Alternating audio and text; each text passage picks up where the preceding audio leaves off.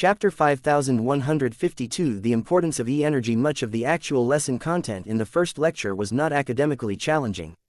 Vase did not hold this class in order to teach the nuts and bolts of mech design, such as how to calculate loads or how to add as many plasma weapons to their mech as possible without causing it to explode. The Eden Institute of Business and Technology already employed professors that could do a much better job at teaching those subjects than him. The school did not hire him based on his meager academic accomplishments, but because it wanted to enrich the vision of its students by exposing them to alternative perspectives. This was exactly what Vase tried to do during the first lecture of his main passion. He could tell so many stories about living mechs that he could literally keep talking for an entire week. It was a pity that the schedule and the attention span of his audience did not support such an endeavor. The more time he spent on unloading his own vision to his students, the greater the extent they became indoctrinated to regard mechs as living objects. As it was, Vase had to keep it rather short in order to make sure he addressed all of the points of today's agenda. Introduction to Living Mech Design was not a heavy course, so he only had a limited amount of hours to make sure that his students comprehended the essence of these subjects by the time the semester came to an end. One helpful circumstance that massively assisted his lesson plan was that Vase could openly speak. Please like and follow the Cultivation Audiobooks channel about E-energy radiation. Now that the Red 2 pretty much pulled the cat out of the bag in relation to psionic power, Vase had no compulsions about mentioning anything related to spirituality and spiritual energy. He just had to remind himself to use the politically correct terminology to make sure he spoke in the same language as every other mech designer. Have any of you attended any classes related to E-energy radiation? All 14 students shook their heads. Has the Eden Institute set up any classes related to this topic? Master Layla DeVos has briefly spoken about this. Alexa Stryker spoke up. The Eden Institute has become part of a joint project that is uniting all of the higher technical institutions of the Terran Alliance. The overall goal is to pool all relevant research and discoveries together in order to form a foundational course on E-energy radiation and its immediate implications for mechs. This is meant to ensure that every Terran mech design student and mech designer can quickly master what they urgently need to know. Vase nodded in understanding. A common base of understanding can promote a lot of innovation, especially in collaboration. The sooner you people master the common rules and traits of E-energy radiation, the sooner you can try to exceed your rivals. This is a race for innovation. How long will it take for those people to publish their theories? It won't be made available until the start of the next semester. What the Terrans were doing was not unique. The Rubarthan Pact and the Red 2 were probably hard at work in trying to do the same. In fact, the Red Association was being the most generous of all by freely publishing much of its findings. The Mechers also put a lot of effort into setting up a public forum where other independent researchers could freely contribute their results. While this initiative helped a lot with raising Red humanity's overall understanding of E-energy radiation, it did not give the Terrans a chance to gain any competitive advantage over their rivals. In order to prevent the Red Association from becoming the sole authority on all matters concerning E-energy radiation, the Terran Alliance's academic community had to band together and produce its own results. Given that systematic knowledge on E-energy radiation wouldn't be made available for roughly half a year, Vase had little choice but to take a step ahead and share his insights about it in advance. While tedious, the advantage of doing so was that he could ensure his students adopted his own perspective on spiritual energy. Living mechs are intrinsically related to E-energy radiation. Vase began. Mechs cannot be alive without E-energy sustaining the invisible and intangible quality that grants them additional properties and enable them to develop their own consciousness, enable them to make autonomous decisions and help them grow stronger over time. Wait, Professor, does that mean that living mechs are controlled by self-learning and self-evolving ice? No. Vase shook his head. He reached down to his tool belt and pulled out his hammer of brilliance. Let me give you an example. Look at this hammer. Can you feel its glow through the connection of my hyperchamber? Can you sense how it is a little bit more special than an ordinary alloy hammer? It is able to possess all of these traits despite the fact that it is solely made out of solid metal parts. That is because it is alive in a similar fashion to how my mechs are alive. Although the hyperchamber was not that good at conveying the full majesty of the hammer of brilliance, the high-quality connection at least allowed a fraction of it to go through. Even the students who did not possess any significant spiritual potential could still sense the difference between the hammer and any other ordinary object. Vase calmly put his hammer back in its place. E-energy makes up for the building blocks of living mechs. When a mech designer shapes it with purpose, they can imbue their mechs and mech designs with additional attributes that are difficult to explain through normal science. You only need a little bit of it to design a functional living mech that possesses all of the basic traits of life. He continued to explain his basic model of living mechs to his audience. All of his students were incredibly smart, so Vase did not have to repeat himself or worry too much that he moved too quickly. The greatest challenge when it came to learning the essence of living mechs was to accept that it was possible in the first place. In the past, Vase had to put a lot more effort into convincing people that mechs could be alive even though it sounded paradoxical. Nowadays, Vase could attribute everything that sounded weird and counterintuitive to E-energy. None of the 14 students showed any indication of rejection or disbelief because of the existence of this powerful factor. "What is E-energy exactly, Professor?" Klaus asked with genuine curiosity. "What is it exactly made of and where does it come from? If E-energy is so essential to living mechs, why have you been able to design them when E-energy radiation is not available in the Milky Way?" Vase directed an approving smile at the young man. "All good questions, Mr. Rabar Fulton. This is the skepticism and inquisitiveness that a mech designer should possess. While this is not a class on E-energy radiation, I will try to explain it as best as I can. As far as I am aware of, there are actually two broad strains of E-energy. Two. Yes, two. There is E-energy that is generated by a high-energy environment such as Messier 87 that you can vaguely observe in the skies. You can ignore this for now as it is not a part of the basic model on living mechs. What truly enables living mechs to come into being and sustain themselves is the E-energy radiation that is produced in small quantities by the mental activity of sentient living beings. What Vase just shared to his students sounded incredulous too. Most if not all of them. Aside from sketchy individuals who may have come into contact with cultivation before such as Gabriel Sekar, it sounded rather crazy that the power of human thought could actually contribute to the strengthening of mechs. I am sure that many of you would like to see proof of this. If I was standing in front of you in person, I can easily do so, but since I'm teaching this class from remote, you will just have to take my word for it. There are higher dimensions than the known material ones where E-energy radiation mainly resides. It is there where all of the interesting activity takes place. While I do not exactly know why, our higher thoughts and emotions can not only affect what is happening in that invisible realm, but generate E-energy that can be used for many purposes. The art of designing a living mech is to shape it into a specific energy foundation in relation to a mech before bringing it to life. This time, not even Gabriel could hold in his curiosity anymore. "Professor Larkinson, that sounds as if you are creating life out of nothing. How is that possible?" "It is impossible to make living organisms by putting together different materials. The only known process that can do so is through organic reproduction. What you have just mentioned is the greatest challenge to designing a living mech, Mr. Sekar. It is the only condition that prevents many of my subordinates from replicating my work. The act of creating a living mech is, well, a miracle for a lack of a better word. It requires you to have a strong motivation and passion for making mechs alive. I will expand on this subject in a future lecture, but you should all be aware that the threshold is high. This introductory course can help you understand the essential theories and help you prepare for this endeavor as best as possible, but you will ultimately have to complete this journey by relying on your own effort. Does that mean we have to specialize in living mechs in order to gain the qualifications to design them?" Paulina Devonshire asked. "Not necessarily," Vase replied. "It certainly helps, but I have a couple of mech designers working in my department that are capable of designing basic living mechs despite possessing drastically different specializations. Their conditions are a little abnormal, so their approaches will not necessarily work for you. The most proper method to design living mechs is to become passionate about them to the point where you are willing to incorporate it into your design philosophy. Living mechs do not necessarily have to be your main focus, but it has to become a significant component of your creative vision."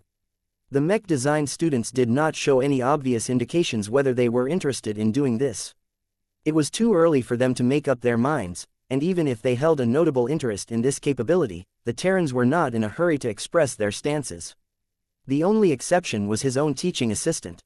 Alexa Stryker had already heard quite a bit about living mechs from Vase.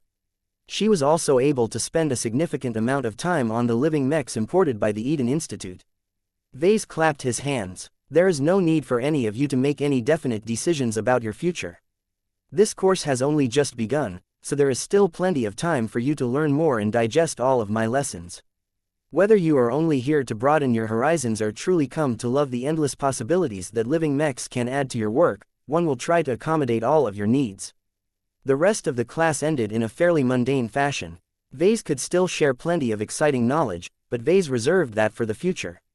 He ended his first lecture for this course with an optimistic message. The Age of Dawn is an exciting time for the mech industry. The existence of exotic radiation has not made mechs obsolete. It complements our work. Mechs that are especially active in their usage of E-energy are able to derive greater benefits from the changing circumstances than others. I believe you have already witnessed how much stronger living mechs can be in my earlier lecture for my Frontier Wisdom course.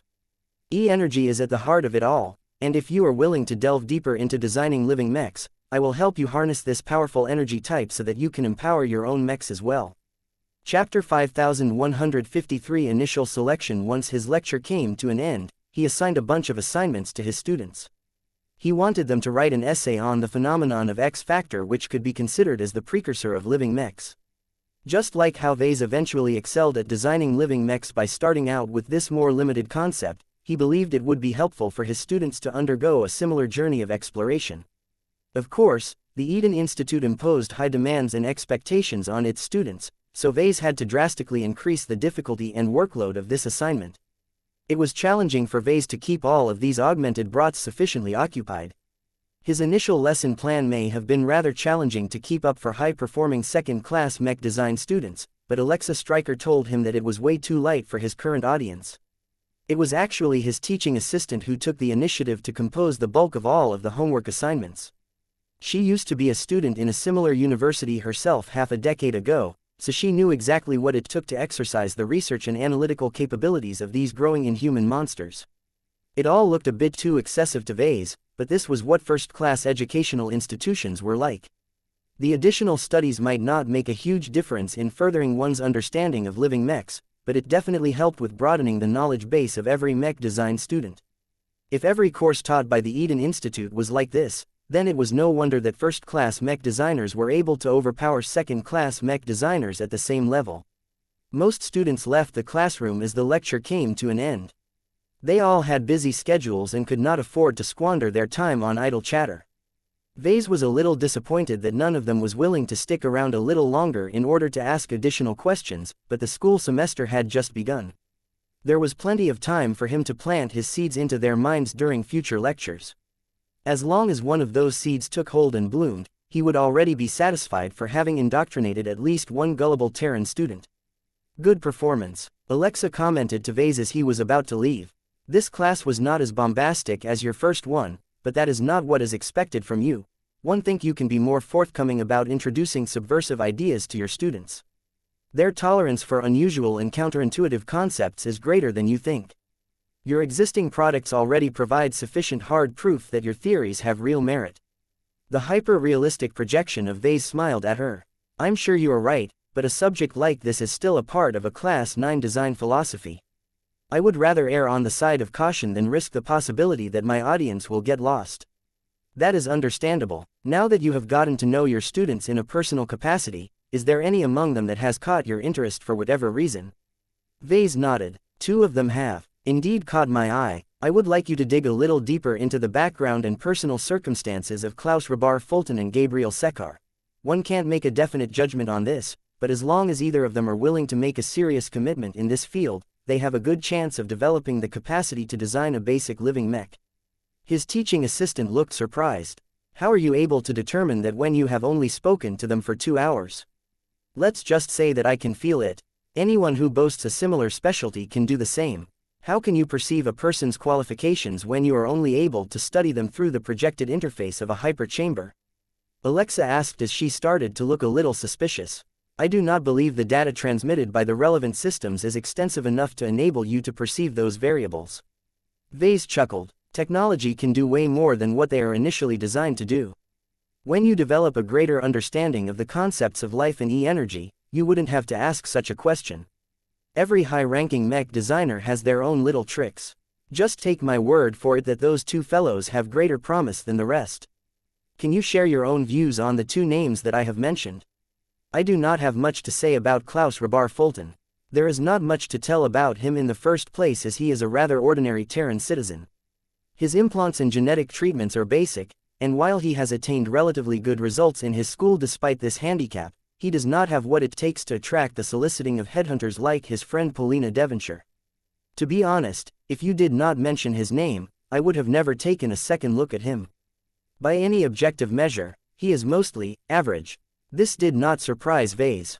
The student body of the Eden Institute was not representative of the larger Terran alliance. It attracted a considerable proportion of young elites who were bound to occupy higher positions in their later careers. Nonetheless, it was not healthy for the school to cater entirely to this specific market.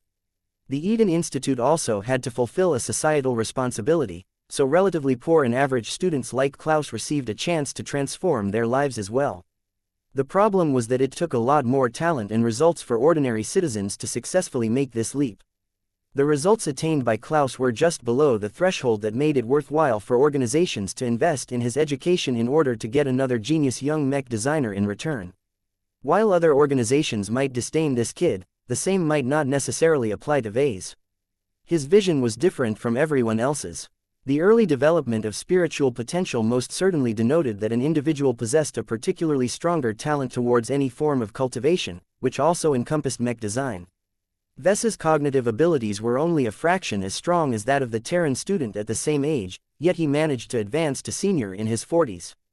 While it was true that Vase relied on several advantages to speed up his progression, he could easily provide comparable benefits to Klaus if he chose to invest in this student.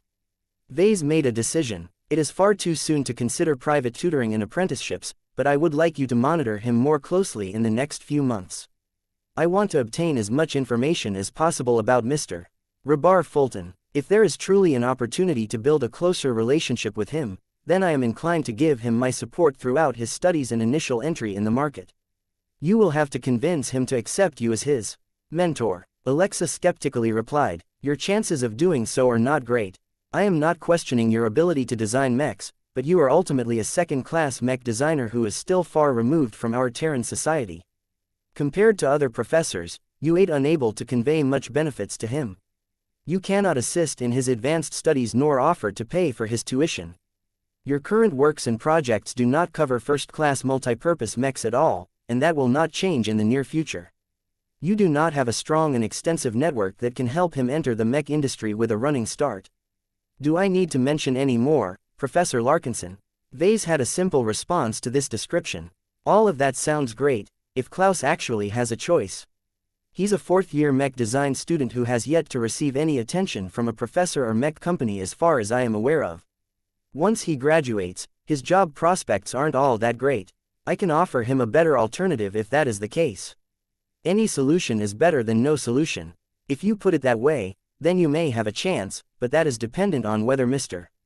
Rabar Fulton is willing to drop his pride and settle for a lesser mentor. His reputation within the Terran mech industry will be tarnished if this happens.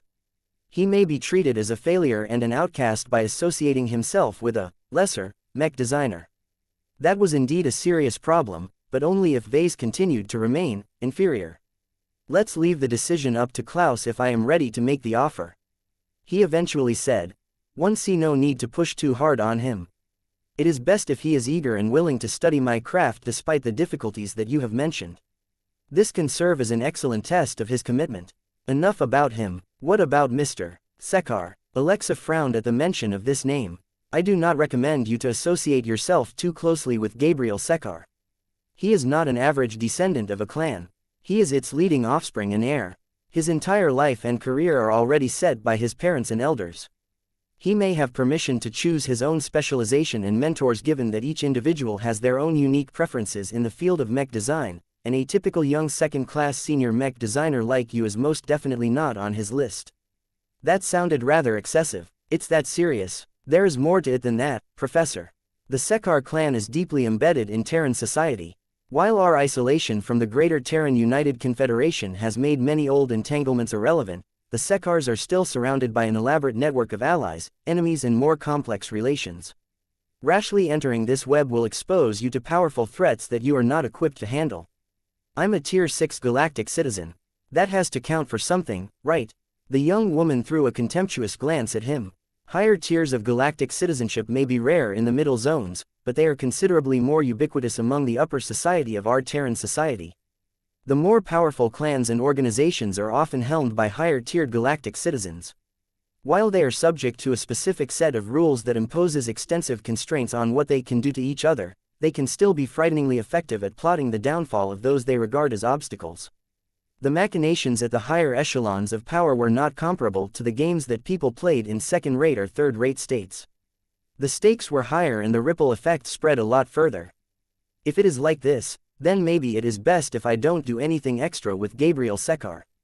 Vase concluded. His standing in the Terran Alliance was still too shaky. Vase did not want to risk his gradual infiltration of Terran society by getting tangled up into exceedingly dangerous affairs that did not matter to him in the slightest. Treat him as any intelligent student, Alexa advised him. Be professional to him. That is all the Eden Institute and the Sekar clan asks of you. You can indulge him if he takes the initiative to ask more questions about living mechs, but you must always have a sense of proportion. You must constantly keep in mind that he belongs to the Sekar clan. He has no other choice in his life. That sounded remarkably depressing to Vase. It prompted him to look back at his own clan. Did he treat his children in the same way? When Vase shut down the hyper-chamber's connection to the Eden Institute's campus, he thought a little more about this issue but eventually shoved it aside. His children were all genuinely happy as far as he knew.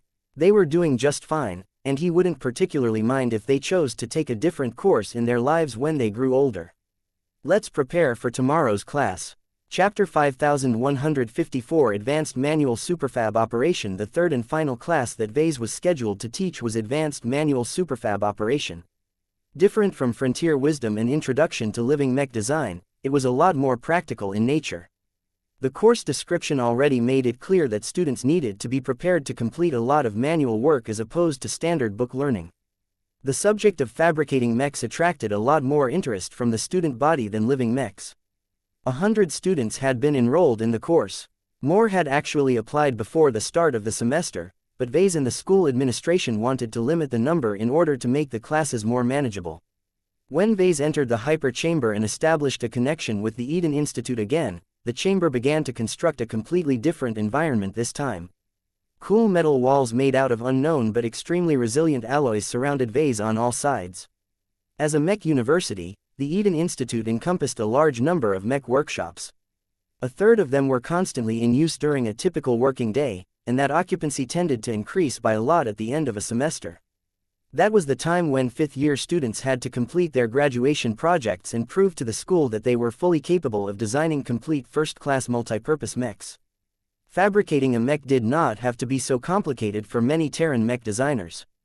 If they wanted to, they could just press a single button in order to have a materializer produce a highly accurate physical copy of a mech that previously existed in theory. Of course, those who truly wanted to produce a more superior mech knew that there were certain processes that materializers were unable to do well.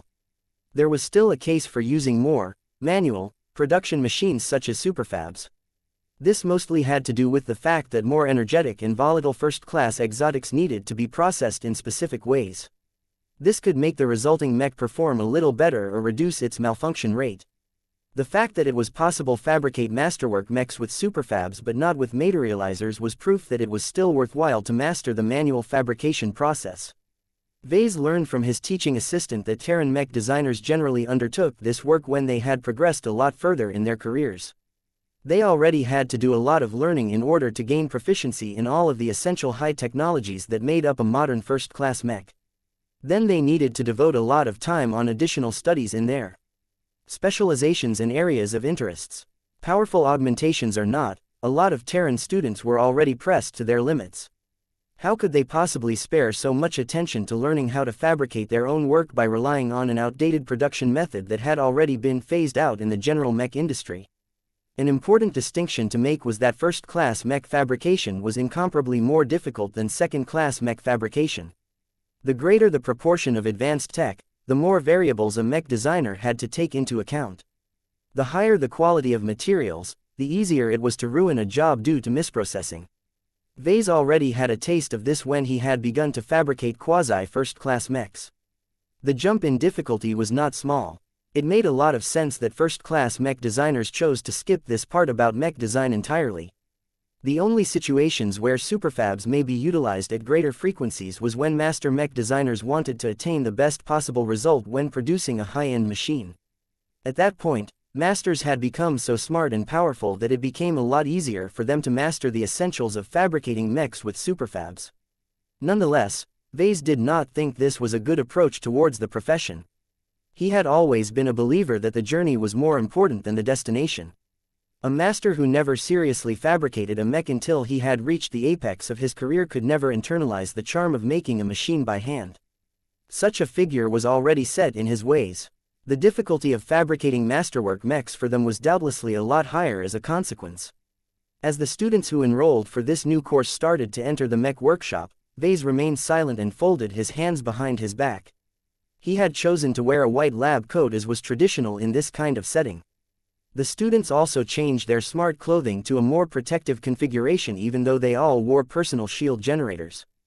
Compared to his previous class, the students who signed up for this course all came with greater and more defined purposes in mind. They knew that Vase was most likely the best mech fabricator that they could learn from. He had done the impossible and fabricated over half a dozen masterwork mechs when he was still in the journeyman stage. This was incredibly relevant to this batch of ambitious 4th and 5th year mech design students. Sure, they could learn a lot about manual mech fabrication from a stuffy 300-year-old master mech designer, but the gap was too great in that case. Vase on the other hand was not as far removed from these students. This meant that his tricks and approaches might actually lead to more apparent improvement to these young men and women. He had taken the time to briefly survey the growing crowd in front of him. Each of them looked particularly more interested and motivated to learn from Vase this time. He knew that there was also a greater proportion of higher performers among this crowd. They were more ambitious and capable compared to their peers, or else they wouldn't have chosen to invest their valuable time on mech fabrication so early in their careers. Once the final student had arrived, Vase started the class on this interesting subject. Welcome to Advanced Manual Superfab Operation, though I prefer to call it Advanced Mech Fabrication because it encompasses more than operating a production machine. I am sure you have already read the documents on this course, so I won't repeat all of that basic information. If you are here, then that means that you have not only gained a basic proficiency in the operation of superfabs in another course, but have developed a yearning for more. Vase grinned at his audience.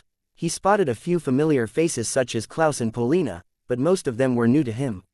They all knew what they wanted from this course, so he wanted to do his best to meet their expectations.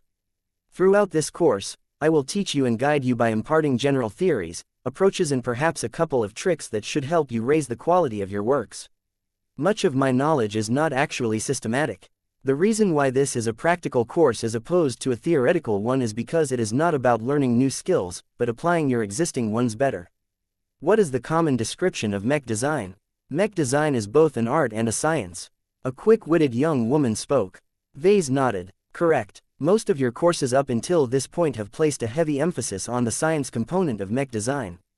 This is completely logical as you need to master the basic rules of the game in order to gain the qualifications to play it. However, if you want to become more than just an average participant, you will need to go beyond the basics. If you ever want to fabricate a masterwork mech by yourself, then you cannot allow the science aspect of your job to dictate your approach to fabrication. You need to bring back the art that you have pushed aside for so long if you want to make an actual artwork as opposed to an ordinary commodity. This was a hard message to the students. This became evident as soon as their expressions and demeanors became more tempered. First-class multi-purpose mechs were vastly more complicated to design and fabricate due to the involvement of a lot of advanced tech and materials. It was practically impossible for the students to stop thinking about convoluted scientific theories and complicated math whenever they did anything with mechs. How can we do that, Professor? Another student asked. Good question. Vase grinned. The answer is a bit complicated. You need to master your craft extremely well. If your knowledge and skills are not up to standard, then you will not even be able to get past the starting point. You also need to find and develop your own style. Just as with musicians, anyone can play the right notes of an instrument with enough skill, but it takes passion and vision to play it with style and flair. What this course aims to do is to help you play the superfab like a rockstar and add your own unique charms to your mechs. His words reignited the eagerness and motivation of his students. Although advanced manual superfab operation would definitely demand a lot out of each of them, the potential rewards were great. As long as they were able to fabricate their elaborate first-class multi-purpose mechs with greater skill, then they would obtain a small but unquestionable advantage over their competitors. After speaking a bit more about the importance of channeling their artistic senses as opposed to filling their heads with numbers, Vase decided to give them a more direct taste of excellent craftsmanship. Please raise your hands if you have ever seen a masterwork mech in person. Over half of the students did so. While masterwork mechs were generally rare, it was still possible for most people to be able to witness them with their own eyes if they visited a mech exhibition hall like the Chance Bay Masterwork Gallery. Who among you have been able to touch a masterwork mech with your own hands? A lot of hands dropped all of a sudden. Only 8 students enjoyed this particular privilege.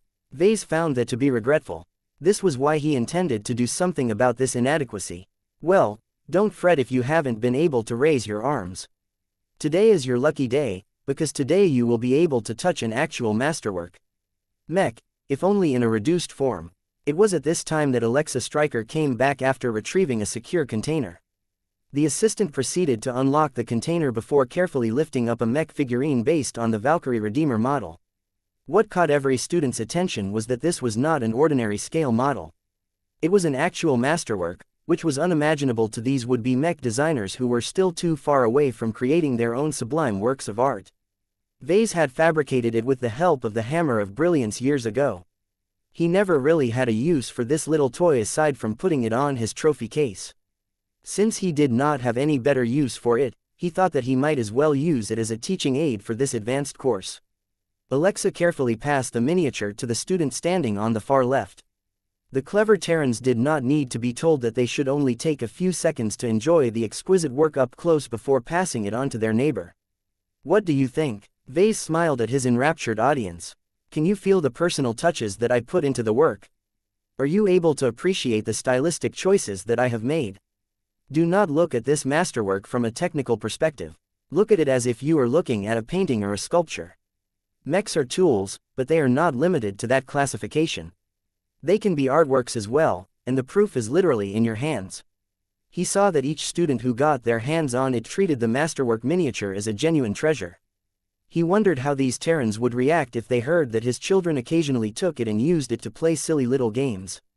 Chapter 5155 Heartfelt Work. Vase loved to share his passion with other people. He had tried to teach his craft to the assistant mech designers of the design department on many occasions. Each time he did so, he came away with disappointment. The novices and apprentices were not all that bad. The design department had always upheld standards that constantly rose over time as Vase and his lead designers continually designed more and more sophisticated mechs. It was inevitable for mech designers who used to be third-raters gradually failed to keep up with the growing requirements imposed by the department. Over the years, a lot of third-raters who used to come from states like the Bright Republic and the Sentinel Kingdom had been forced to transfer to other departments because of reaching their limits too soon. Vase found it rather regretful that these early loyalists who contributed a lot to the early development of his clan and mech company ultimately had to be pushed away. There was no other choice, though. Vase and his highly motivated journeymen could not allow their work to get dragged down by incompetent help. It was not as if the clan had given these low-ranking mech designers enough chances. Aside from giving them easy access to the Larkinson clan's growing internal library, the Larkinson Biotech Institute constantly offered every clansman increasingly better and more powerful implants to help them perform better. If these mech designers still couldn't complete their assignments after receiving all of this support, then Vase had no qualms about setting them aside. It was easy enough to hire more competent replacements to fill up the gaps again. Still, as Vase continued to speak, please like and follow the Cultivation Audiobooks channel in front of his attentive audience of Terran mech design students. He gained a considerably better impression of how quickly these eager kids absorbed new knowledge. Unlike his previous 2 courses, Advanced Manual Superfab Operation did include a fair amount of technical knowledge. Vase already had extensive experience with working a first-class superfab, so he was able to instill a lot of handy little tricks and operations that could measurably improve the quality of a work and a mech in particular. A considerable amount of his lesson content involved a lot of different disciplines. Vase was able to cope with it because he already had several senior-level skills, but he was afraid his students wouldn't be able to grasp the full rules of his methods. The actual situation turned out to be a lot more favorable than he expected. Though Alexa had already assured him that his audience would be able to keep up just fine, it gratified him to see each and every one of them demonstrate their ability to apply his rules and guidelines. Since this was a practical course, it was not enough to dump a lot of information into everyone's heads. This was why each of them had spread out across the available space in the Mech workshop so that they could have enough space to operate a physical projection of a simulated superfab interface. There was no need to project a complete superfab for everyone. Vase just wanted them to replicate the methods that he demonstrated as best as possible. This was also a good opportunity for him to observe and judge the actual fabrication skills of his students. Impressive. Alexa Stryker spoke as she stood at the side of Ves's projection. Their foundations are all solid. None of their records have conflated their skills. What is more notable is that it does not appear that any of them are holding back. It is not uncommon for students to hide their full abilities in a class. Why would they do that? Vase furrowed his brows for a moment. These would be Mech designers or classmates for now, but it will only take a year or two before they graduate. There is a possibility that they may become colleagues in the future, but it is much more likely for them to become competitors. Any hidden advantage can be used to defy other people's expectations and attain a drastically better outcome. Vase understood the value of possessing trump cards quite well. He just did not expect it to be worthwhile for these young men and women to scheme so much when they had yet to complete their graduation projects. Then again, the stakes were much higher at their level. Vase never had to deal with these kind of pernicious games back when he studied at the Rittersberg University of Technology back in the Bright Republic. It could also be that he was not really good enough back then to attract the attention of the top employers. Well, whatever the case, I think you are right in this instance. Vase spoke with a smile. Even by remote, one can feel the passion and motivation radiating from their active bodies. They have become fully engaged in my class. I do not blame them. It was not too long ago that they held an actual masterwork product in their hands. The figurine may be just a toy, but it has greatly inspired them. They either want to replicate some of the charm of your work, or seek to push their skills to a greater height in order to win your approval. None of the students want to miss this chance to take a considerable step closer to making their own masterwork mechs in the future. Vase stopped a short distance away from Klaus Rabar Fulton. The fourth-year mech design student showed a decent grasp of basic fabrication skills, but he was too slow to pick up the more advanced operations that he just learned. It disappointed Vase a bit that Klaus did not appear to possess much talent of ability in this aspect. Alexa knew that her professor had developed interest towards the young man.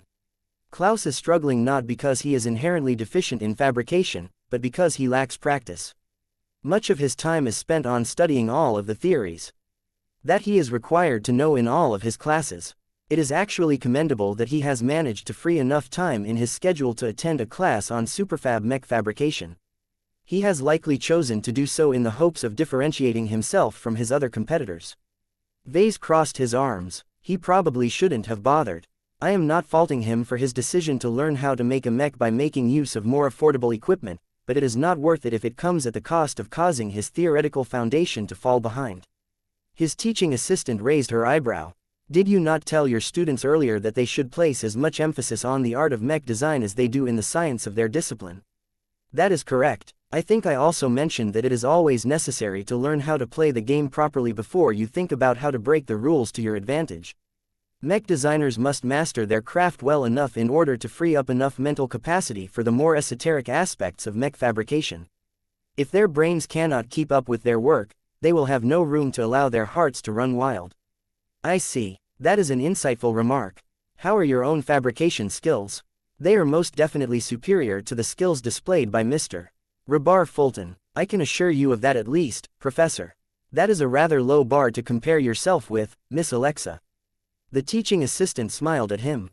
Do not dismiss Mr. Rabar Fulton's fabrication skills so soon. He has not displayed any exceptional talent in this field, but he is not inept in it either. He is still a blank slate for the most part. You should be able to train him in person to ensure his skills are up to par if you choose to do so. He can attain much better results as long as he is given enough time and expert guidance. That was correct, Vase supposed. It was not all that bad if Klaus lacked talent in fabrication. The more essential requirement to becoming a good mech designer was to design a completely working machine. So long as the design was in place, other people could easily take over the responsibility of producing the mechs. Vase moved on to observing the adjacent mech design student. Paulina Devonshire demonstrated a far better grasp of the basics. She also picked up on his teachings faster as well. Her circumstances are better than that of her friend. Alexa commented. Her greater natural intellect and her superior augmentations have done wonders to speed up her learning.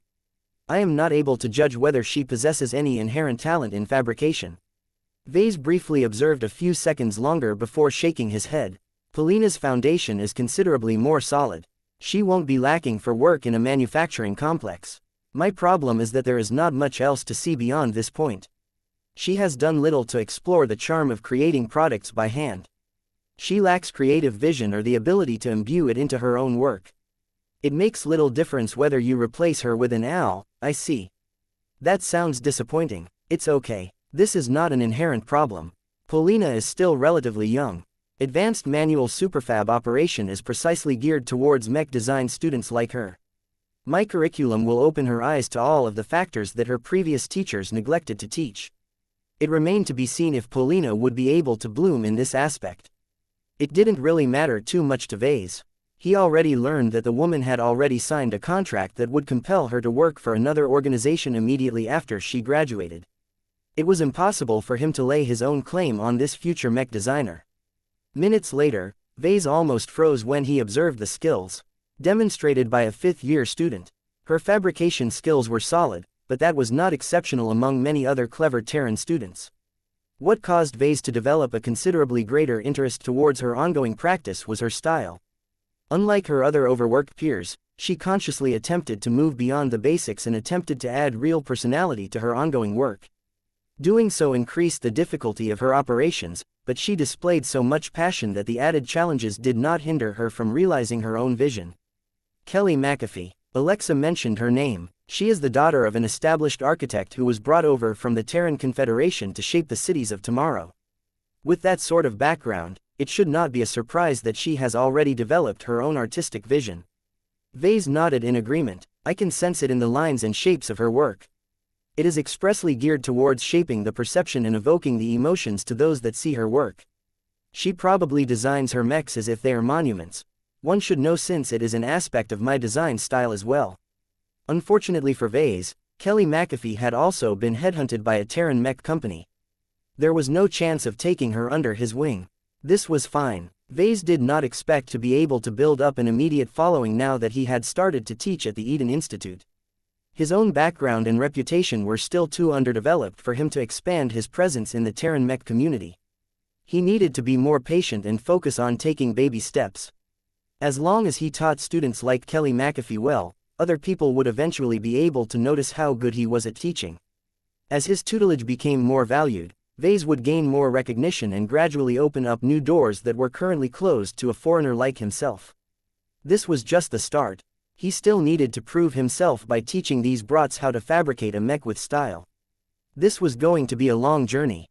Chapter 5156 Practical Homework. As his first advanced manual superfab operation came to an end, Vase gained a good understanding of the state of his students. Few of them were as bad or unpracticed as Klaus Rabar Fulton. The average proficiencies displayed by all of the Terran mech design students fully satisfied Vase. He was confident in his ability to transform each of them into part-time artists who knew how to elevate their mechs into good quality works rather than standard fare. Vase found rather perplexing that the wealthy Terrans did not prioritize good craftsmanship so much, at least when it came to mechs. He expected a society that was mainly dominated by long-lasting clans and organization to pursue quality over quantity. However, as materializers continued to penetrate more and more aspects of their industries, there were fewer opportunities for notable artisans to practice their crafts and earn renown for their artistic skills. The traditional art scene was doing well. Wealthy Terrans were still willing to pay millions of MTA credits to obtain a transcendent piece of art to decorate their opulent mansions. It was not that important for mechs to display any remarkable artistic expression from its maker. The Terrans mainly wanted these complicated and important war machines to function exactly according to their theoretical specifications. They did not want their machines to exhibit any anomalies, as their sheer complexity meant that a lot more factors could go wrong than normal. Vase did not fully agree with this mindset, but then again he was not a Terran. For now, He just hoped that this batch of 2 students would one day be able to go out and express their craftsmanship without restraint. The mech industry could definitely benefit from having a little more personality. As the first class of this course came to an end, Vase ended this session by assigning homework to all of his students. Each of you have the foundation to turn a superfab into a tool that can be used to express your art and vision. There is still a long way to go before you can consistently elevate the quality of your work. If you cannot elevate the quality of your work to a point where you can justify the additional time and effort spent into its production, then your craftsmanship is still not up to par. A superfab had been relegated to a niche production method to the Terrans. Much of their industrial infrastructure was based on the use of expensive materializers. This meant that it was hard for any mech designer to justify the decision to go back into the past and resort to a less efficient method of mech fabrication. Vase did not know whether all of his students could improve to the point of being able to turn their craftsmanship into a selling point, but he was willing to do his best to make this happen. Now I am sure that you are wondering how you can improve your craftsmanship since it is not up to par. There are many ways to do that, but my personal suggestion is to start out small and slowly work your way up to turning your mechs into art. His highly accurate physical projection approached Alexa and lifted up the masterwork mech figurine. I believe that each of you are capable of fabricating a small facsimile mech like this. Compared to a full-sized machine, it only takes a fraction of the time to produce a work of this size. What I want you to do before our next practical class is to take your time in an available workshop and craft your own mech figurine. Do your best to incorporate the lessons that I have taught to you today. This homework assignment triggered various reactions from the crowd. The students were not accustomed to spending their time on such an activity. They were learning to become mech designers, not toy makers. My assistant should have already transmitted a document that sets the requirements and restrictions of this assignment. Vase continued, you will be granted permission to draw from a stock of ordinary materials without cost. You are also expected to complete your own works with the use of manual tools and superfabs at lower automation settings. Don't try to cheat. It is the height of foolishness to present a work that is not your own in front of a masterwork mech designer. Any questions? One Terran immediately raised his arm. Professor, are we expected to create a functional mech figurine? Must it be realistic enough to fly around and fire actual weapons? Vase shook his head. That is not necessary. You can use my own model as a reference to the degree of realism that you should pursue. Just focus on creating a small-scale visual representation of a real mech design. It's the look that matters. You should simplify the internals and the functional parts as much as you think is adequate and within your skill set. You will have to use your own judgment. What mech designs are we permitted to adapt for this assignment? Any first-class multi-purpose mech design will do. Vase shrugged. Each of you have spent at least 4 solid years learning how to design such a machine. I am sure that you have designed a couple of basic designs in your previous courses or in your free time perhaps. It doesn't matter if your prior work is inferior in terms of performance or refinement. What matters is that it is a genuine representation of your work and vision. If you do not have a mech design of your own for whatever reason, you can contact my assistant. Vase wanted these students to start with their own designs because it would be easier for them to express their own personality through their craft. Not only that, but the resulting mech figurines would be able to tell him a lot more about the skills and other traits of his students. After answering a few more questions, Vase dismissed the students. Remember that I will be away on a conference for the next week. This should give you plenty of time to craft a fairly realistic mech figurine of your own. The better you are able to express your own creativity, the closer you are to elevating your craftsmanship to a degree where you can pass this course. Your subsequent assignments will only become more and more difficult, so do your best to get off on a good start. This was probably the most difficult course out of the 3 that Vase currently taught. He was willing to be more tolerant in the other courses that he taught, but this one was truly geared towards the more advanced students. Each of these kids were only a few steps away from graduation. If they could not measure up to his raised standards, then they probably did not deserve to complete their studies so soon. Once the students exited the mech workshop so that they could catch up to their next classes, Alexa returned after carefully storing away the masterwork mech figurine. Would you like us to send back this treasure now that it has served its purpose? Vase shook his head. Don't bother. Just keep it around so that one can make use of it again in front of another batch of students. It may seem valuable to you, but if I really wanted to, I can probably make another small masterwork if one truly put effort into making one. Has your craftsmanship become that good? Hee, I have a lot of tricks up my sleeve. My craftsmanship has improved by a massive extent compared to when I was still a journeyman. It's a shame that I can't display my latest masterwork expert mech to you due to security reasons. I am sure that an apprentice such as yourself would be able to appreciate its craftsmanship. The young assistant genuinely looked regretful for missing such an opportunity. The two proceeded to discuss their plans for the next 2 weeks. The conference held by the survivalist faction loomed big over their heads. Vase would remain out of contact entirely for the duration of this event, which meant that Alexa Stryker had to become responsible for handling any issues brought up by the students who enrolled in his courses. Vase made sure to provide Alexa with enough documentation and explanations to represent him in his absence. It helped a lot that she was apparently a skilled apprentice mech designer with a decent amount of work experience. The Eden Institute of Business and Technology maintains high standards, she explained to Vase. Mech designers who work in the academic sector normally have an extensive grasp of theory. I see. It is good that you are so proficient in the basics. You don't need to do your best to ask every single question. My lesson content is not too difficult so far, so if these fellows cannot work out their solutions within the limits that I have set, then they deserve to fail. Alexa smiled at that but did not comment on it any further. She instead chose to talk about a different topic. How good is your relationship with the Red Association? Pretty good, I think. He said, I have a working relationship with 2 of its factions. I'm not sure what the other mechers think of me, but I have done far more to contribute towards humanity than most other mech designers. I earned that Tier 6 citizenship. Do you expect to improve your cooperation with the survivalists and the Red Association even more during this upcoming conference? Vase grinned and nodded. That is what I am hoping for. I am preparing to present a lot of unique works of mine that may attract their interest. The survivalists are most certainly planning to make big moves. One hope that my contributions, however meager they may be, might become a part of their action plan to save red humanity from extinction. Ordinary second-class seniors would never be daring enough to make this claim, but Vase was different. He had already done it before back when he was a journeyman. Now that he had advanced to senior and received a crash course on cultivation science from his mother, he had become much better equipped to develop new solutions that could drastically improve people's lives. I wish you good luck, Professor Larkinson. Alexa Stryker wished him well before adding a warning. I hope that you will maintain a healthy degree of skepticism towards their claims and offers. The Red Association is no longer able to protect the territories that it is obliged to protect under its own mandate.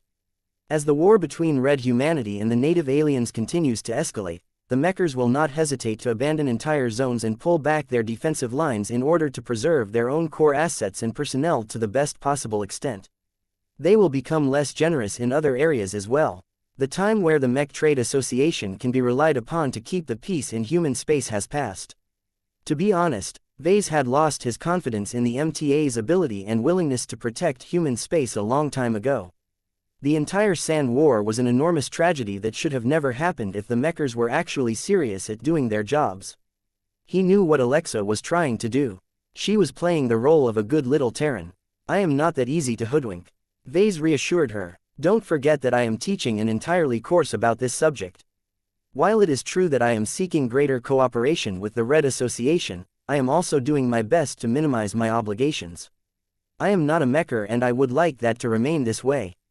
I don't agree with all of the decisions that the mechers have made, and that will not change once I attend the upcoming conference. Vase pursued cooperation rather than subservience. Chapter 5157 Diplomatic Goals. Now that Vase had concluded his first week of classes, he felt quite assured in his ability to maintain his professorship after this trial period. The Terrans were not as unreasonable as he thought.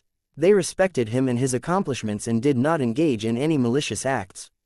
Vase was most impressed by their overall learning ability. Their implants and genetic optimization treatments were so good that it was no wonder that Alexa used the term high humans to describe the Terran population. The more he interacted with the Terrans, the more he felt attracted to become a part of their society. Sure, Vase knew quite well that he was getting a distorted impression of actual Terran society because most of his contacts were students who had yet to undertake any serious responsibilities. Actual Terran society was a lot more cutthroat and also a lot more difficult to promote as the established clans held a tight grip on their power. The Terrans did not actually reject the rise of genuine talents, though. The rebellion that led to the rise of the new Rubarth Empire had taught this arrogant group a painful lesson about managing their underprivileged citizens. What Vase also liked about the Terrans was that they did not obey a single central authority. Power was divided over many ancient clans, each of whom ruled their own territories with great autonomy but nonetheless united into a single common banner when it came to external affairs. What this meant was that all of the clans and major players essentially kept each other in check. Not a single among them could afford to overreach and try to take sole charge of the Terran alliance. The reality of all of this division was that the ancient clans all had to learn how to get along with each other and form a consensus on many contentious affairs. This probably led to the continued perception that the Greater Terran United Confederation was overly conservative and falling increasingly more behind on the latest trends. This was a fair assessment, especially when it was directly compared to the much more dynamic and decisive new Rubarth Empire. However, the Terran ancient clans never made any serious mistakes either in more modern times. They only enacted the changes that the majority of their clans truly felt necessary to implement, and it would often be just the good ones. The Terrans possessed the oldest heritage of modern humanity. They existed as a single defined population group for many millennia. They prized stability and continuity over short-term greed. Was it possible for the Larkinson clan to become a part of the Terran alliance one day? This did not sound as ridiculous to his ears as it should. His clan was still growing rapidly on the basis of its expeditionary gains as well as the constant advancements made by Vase. So long as either conditions remained valid, the Larkinson clan would inevitably be able to promote to a first-class organization and become qualified to operate in the upper zones. Though Vase had always taken it for granted that his clan would continue to hang around in the loose and scattered territories governed by the Red Ocean Union, his responsibility as a clan leader compelled him to consider the alternatives as well. The Eden Institute gave him a solid entry into the Terran Alliance, which was exactly what he set out to obtain when he worked to get employed by this university. The only major power that I don't have any relations with is the Rubarthan Pact. This was a deficiency that was hard to make up. After all, anyone who accessed his record could clearly learn that he had begun to do business with the Terrans. For many centuries, it had long been a tradition for people and organizations to pick which side they were on. They were either allowed to associate with the Terrans or the Rubarthans, but never both. Only an exceedingly small group of exceptions could get away with doing business with both at the same time. Even if Vase was able to place his Larkinson clan into this exclusive group, he might not choose to do so because it would inevitably cause his growing relationship with the Terrans to deteriorate. Did I already pick my side from the moment I chose to accept a job over at the Eden Institute? This was a rather troubling circumstance, but if Vase was being honest, he would have made the same decision if he traveled back in time. There was no use worrying about this matter further. He needed to look towards his more immediate needs. Vase checked his schedule. A Red Association shipper fleet was scheduled to arrive a few days later. The new arrivals intended to come to the Corelix system in order to fulfill multiple objectives. They intended to survey the battlefield and all of the debris in order to calculate the exact amount of MTA merits the Golden Skull Alliance had earned in the last battle. They brought the first batch of supplies and troops to reinforce the vulnerable colony on Corelix 3 and begin the process of transforming it into a serious fortification. They also brought a ship that would quickly take Vase to the planet that hosted the conference. Vase was growing more and more excited. In order to make sure that he could make as much gains as possible when he began to hobnob with the survivalists, he made sure to devote his time on checking the valuable goods he intended to take along. He had big plans in mind for the upcoming conference. From exhibiting the latest version of his companion spirit fruit trees to presenting his current attainments in the Karman system in front of a secret panel, he had a great opportunity to earn a huge amount of contributions so long as he won over his audience. "I wish I could come along with you," Gloriana said as Vases both of them sat in the living space of their grand stateroom. "We can form additional connections if I am able to attend the conference as well." Vase softly patted the back of her slender hand. "I'm afraid I can't bring you along. The survivalists have made it clear that they only want their gathering to consist of people they trust. The decisions they intend to make over there will likely decide their influential policies going forward." As Vase continued to explain what he had been told to expect from this upcoming event, their children relieved the tension built up after another day of intensive studies by keeping themselves entertained. Marvane was off to the side fiddling with his mechanos.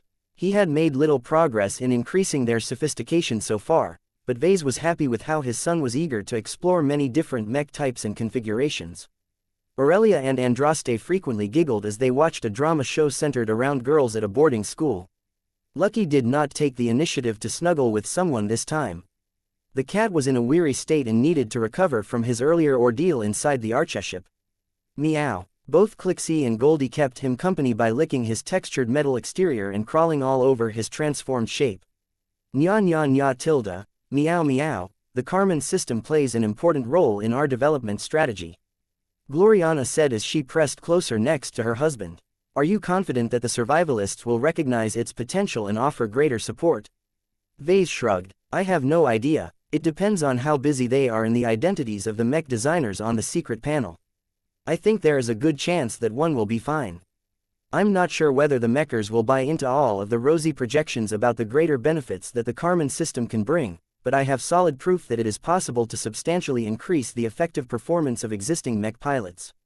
That alone is worth a lot for certain groups of soldiers. The trade-off was serious. Once a mech pilot lost his bonded mech, there was probably no way to continue his fighting career. In a time where Red humanity was under siege, this downside was either inconsequential or a serious limitation. Gloriana believed that her husband deserved more recognition for his work, and that was when Vase was not authorized to tell her that the Karman system could potentially give non-potentates the ability to pilot mechs. I am of the opinion that the Karman system may be especially interesting for senior ace pilots who are close to beginning the mech-body merger process. You only need to be given an opportunity to install your work on an existing ace mech. That is not going to happen anytime soon. The strategic value of senior ace pilots and their mechs are far too great. Only star designers and the very best master mech designers are permitted to work on them. Perhaps the survivalists will acknowledge the possibility that I can help in this matter, but I would have to refine the Karman system a lot further. It is foolish to rely on a highly experimental product to influence the future of a senior ace pilot. What if my invention leads to a fatal accident? I will never be able to bear the consequences of my mistakes. His innovations were not always free from risk and danger. Vase still had a poor understanding of the long-term consequences of using the Karman system. Though neither Venerable Janzi nor his grandfather exhibited any serious health or behavior problems that could be traced back to their interactions with their Karman mechs, that might change over time. Vase also had little idea how effective his Karman system would be when used by ordinary mech pilots. All of this lack of data weakened his case and surrounded his work with a large cloud of uncertainty. Gloriana understood this quite well, so she gave him another piece of advice. I think it is better if you put more emphasis on your more concrete and mature offerings. Those companion spirit fruit trees of yours are especially promising in my opinion. The Red Association should have already spent enough time to verify the initial utility of companion spirits, correct? Vase nodded. I have been out of contact with Jovi Armelon for a long time, but he should have definitely given his fellow mechers an extensive demonstration on how his companion spirit has enriched his life and career. As long as he is available and willing to back me up on this, I think I have a good chance of propagating this invention. What if the mechers try to take over your fruit trees? She asked another pertinent question. Will you agree to surrender your trees and the knowledge that is necessary to grow them if they ask for your work? Vase briefly grimaced. That is a distinctly possible outcome. I won't like it, but I don't object to it. Let them have it if they really want my companion spirit fruit trees. What? Why would you be willing to surrender one of our most strategic inventions so easily? We can't purely think about ourselves anymore, honey. We need to think about the greater good of our own society. Red humanity is under assault and needs all of the help that it can get to become stronger. Companion spirits can help many people adapt to the Age of Dawn.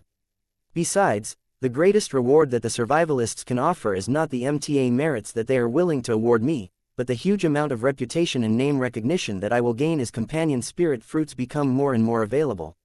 I can cooperate with the Terrans a lot more extensively and obtain much more support from the mechers if that happens. The Larkinson clan could not tackle all of their future challenges by itself. The Larkinsons needed to make more friends and win over additional partners. Vase believed he could make a lot of progress on this front in the coming years. Chapter 5158 Future Support. Do you have to leave again, Papa? Aurelia asked as she sat on her father's lap. I do. I will only be gone for a week, though. One also have other ways to remain in contact even if I am far away. Vase reassured his girl as he kissed her head. In the meantime, your mother and your great-grandfather will keep you company.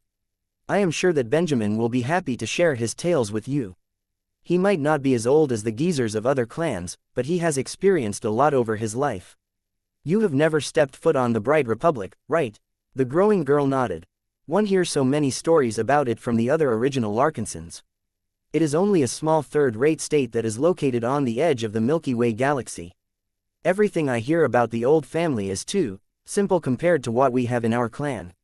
Not everyone can cope with change as well as everyone, Aurelia. Even I yearn for a return to the relative safety and simplicity of the Bright Republic of old.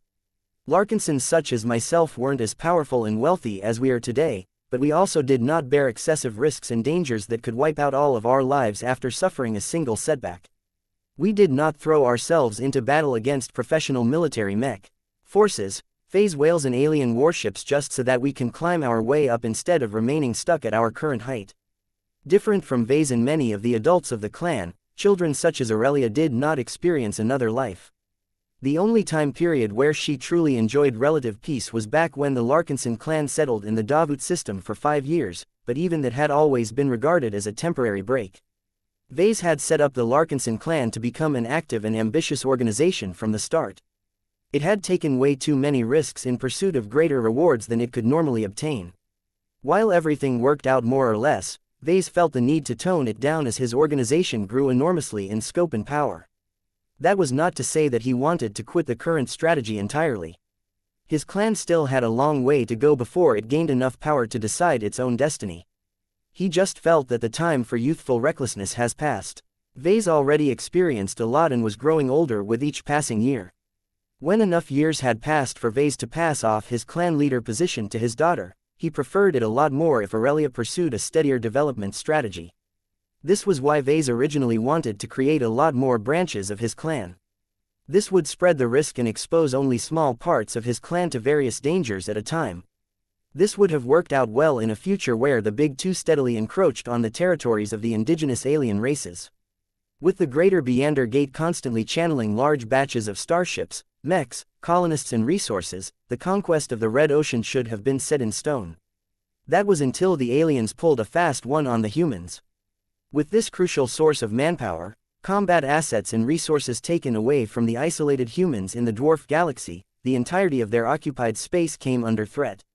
Vase no longer felt it made sense to invest so heavily into expanding the reach of his clan. The aliens were bringing more and more forces to bear with each passing month. The raiding fleets recently defeated by the Golden Skull Alliance hardly made a single dent in the total amount of enemy forces coming to wipe out the extragalactic invaders. The increased buildup in defenses across every star sector did not reassure him in the slightest. Vase had become involved in enough wars to know that the higher-ups just treated all of those fortified star systems as speed bumps. They were all meant to buy time and make the enemy bleed rather than stop the enemy invasion entirely. In this time of unprecedented turmoil and danger, scattering his clan sounded like a foolish endeavor. Vase predicted that a lot of branches set up in contentious regions like the Torald Middle Zone would get toppled within years. The Krakatoa and Megair Middle Zones could fall as well depending on how poorly read humanity developed new technologies to counter the native aliens. The only star systems that had a higher chance of surviving until the end were those closest to Bridgehead 1 and the Vullet Central Star Node. Both were located at the edge of the dwarf galaxy and had been colonized first. Unfortunately, it was far too late for pioneers like himself to buy property in these heavily defended star systems. The first movers had already claimed all of the available territories for sale and fiercely rejected new arrivals. It just so happened that times like these were moments where putting the foundation of his clan in a roving fleet paid off.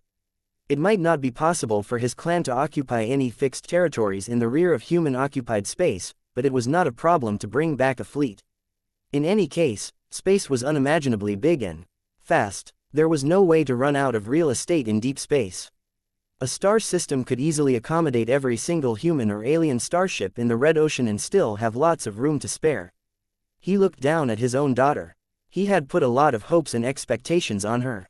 It might not be fair for him to do so, but someone had to take over his mantle.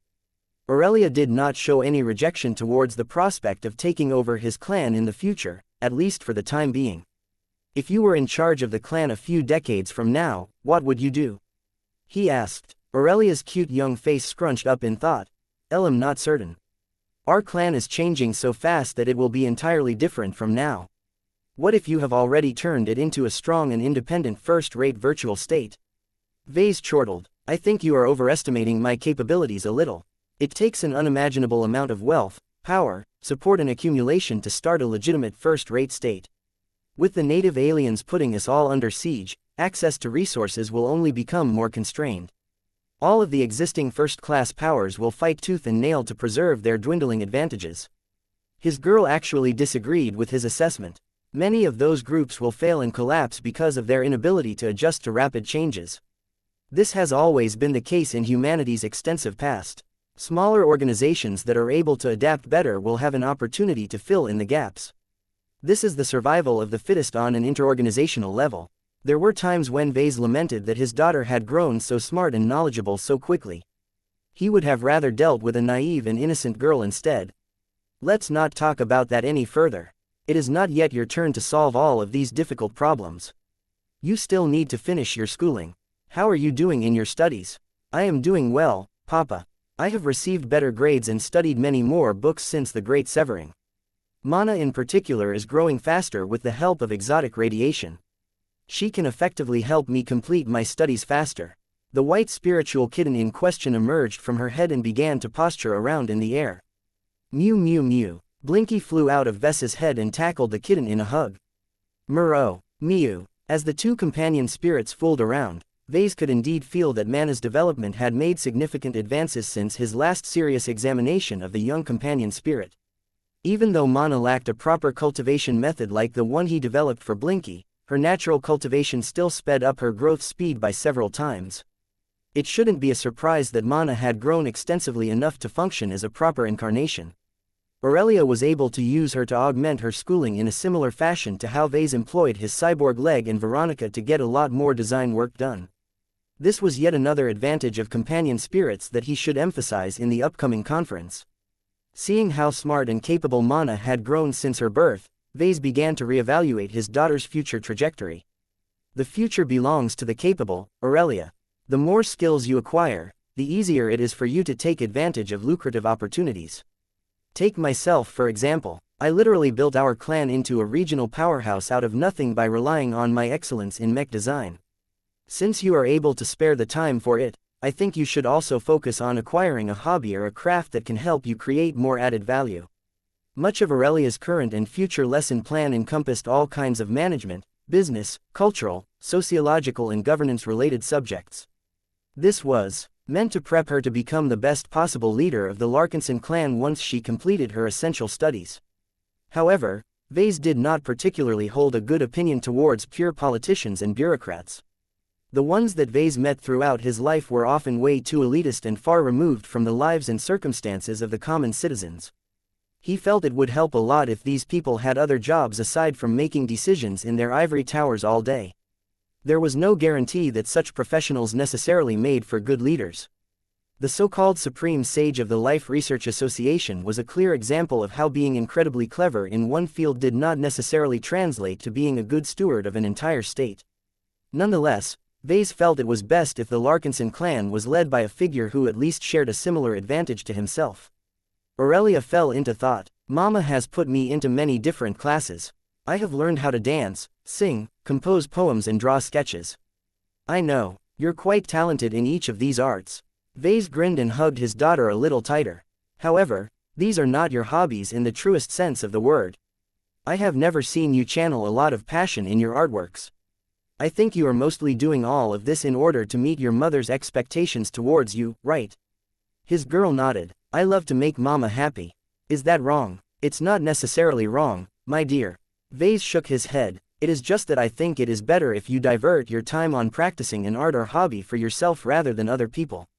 Find your passion. Devote yourself to it. It would be better if Mana can play an important assisting role in your craft. I have managed to accomplish a lot with the help of Blinky, so I hope you can gain advantages that others cannot match.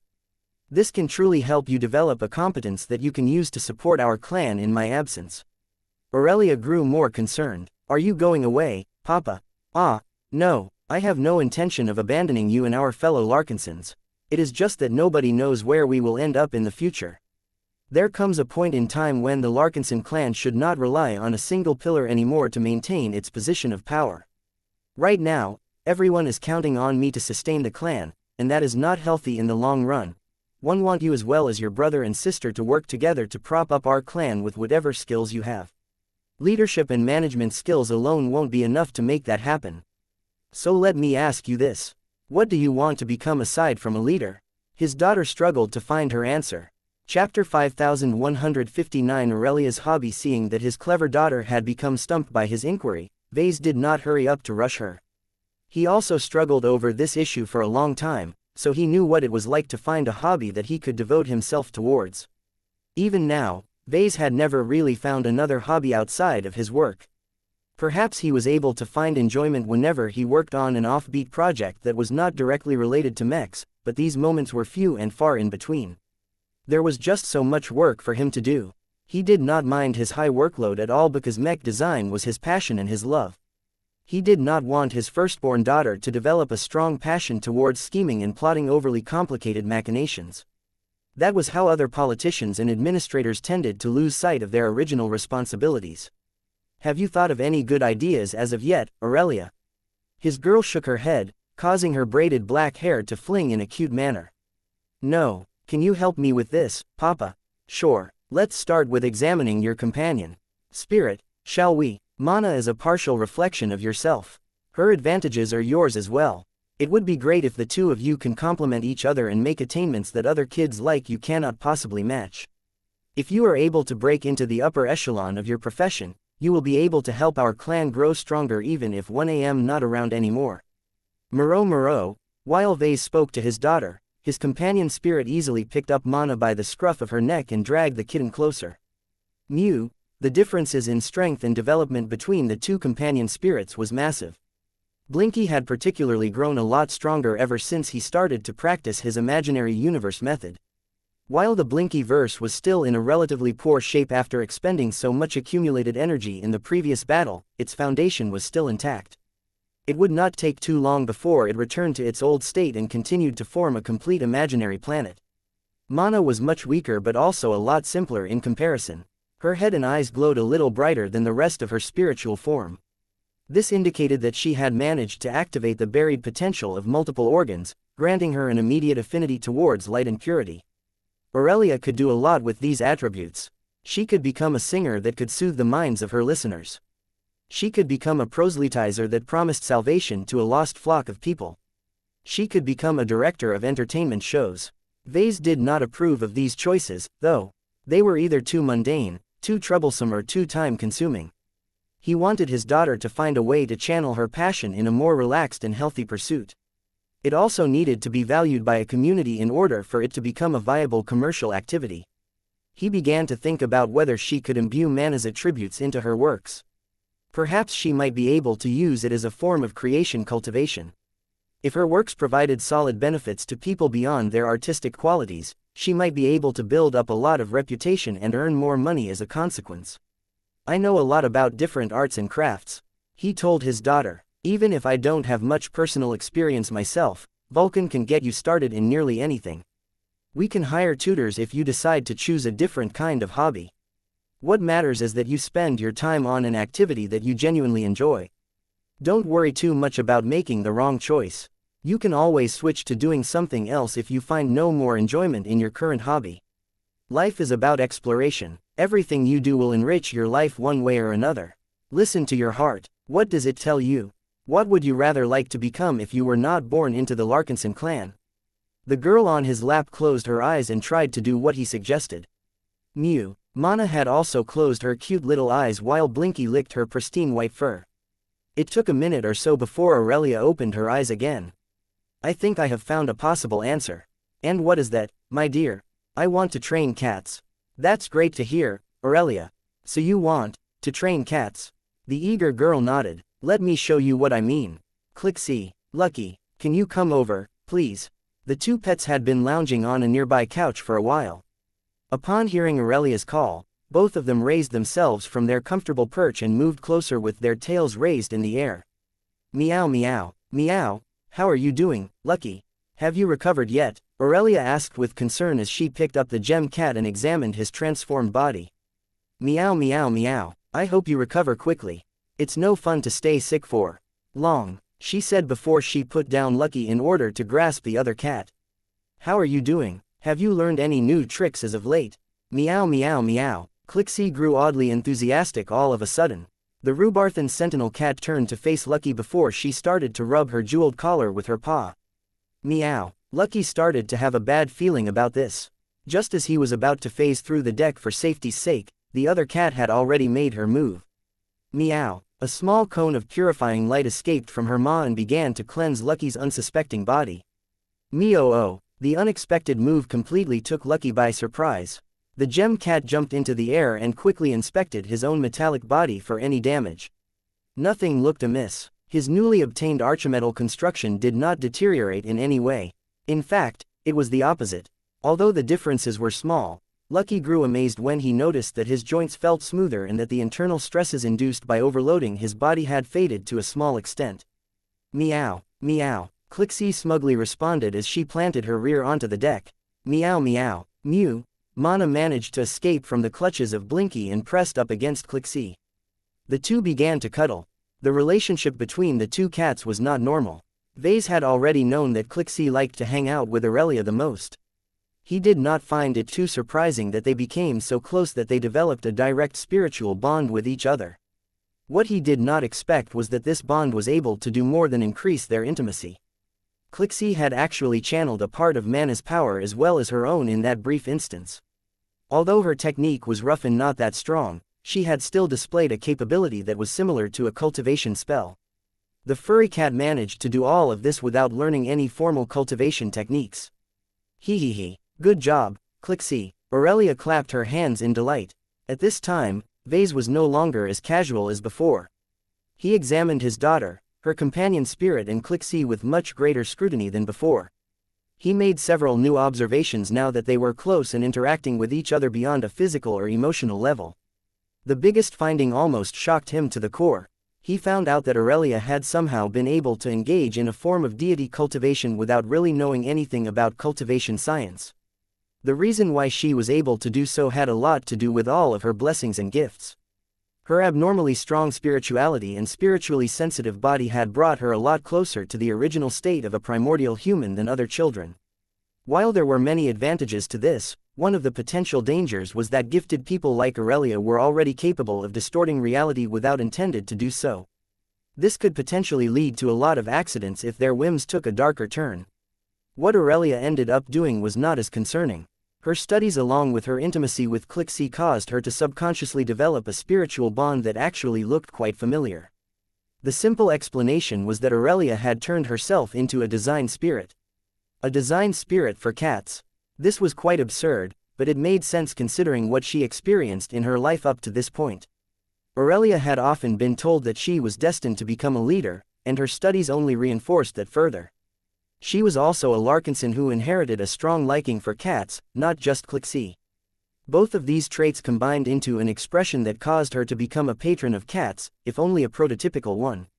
What Aurelia had been able to do was not that impressive, but this was just the start. What would happen if she grew stronger? What would happen if exotic radiation had boosted everyone's strength? Her deity cultivation was bound to produce more dramatic results by that time. There's also you, he said as he shifted his attention towards Clixie. Meow. The Rhubarthan sentinel cat was a biologically impressive creature, but she was originally not supposed to be gifted in a spiritual capacity.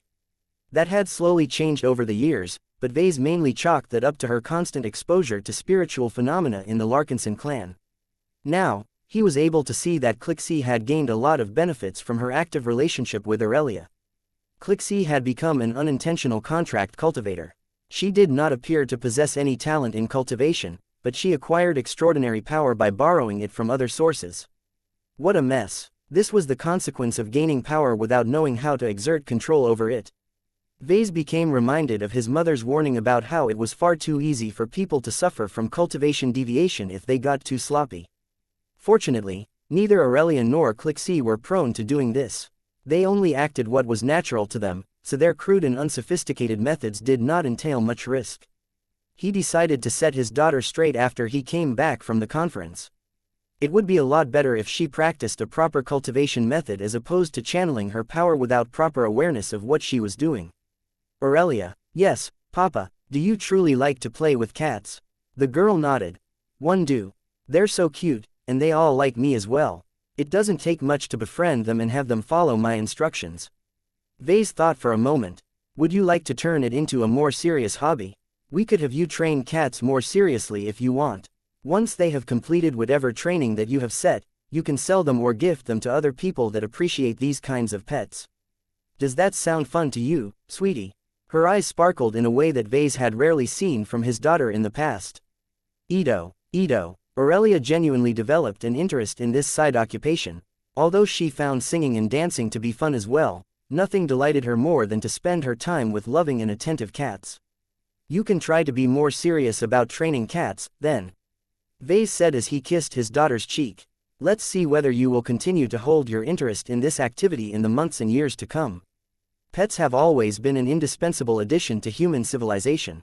If you are able to excel as a cat trainer, you can build an entire army of superpowered cats.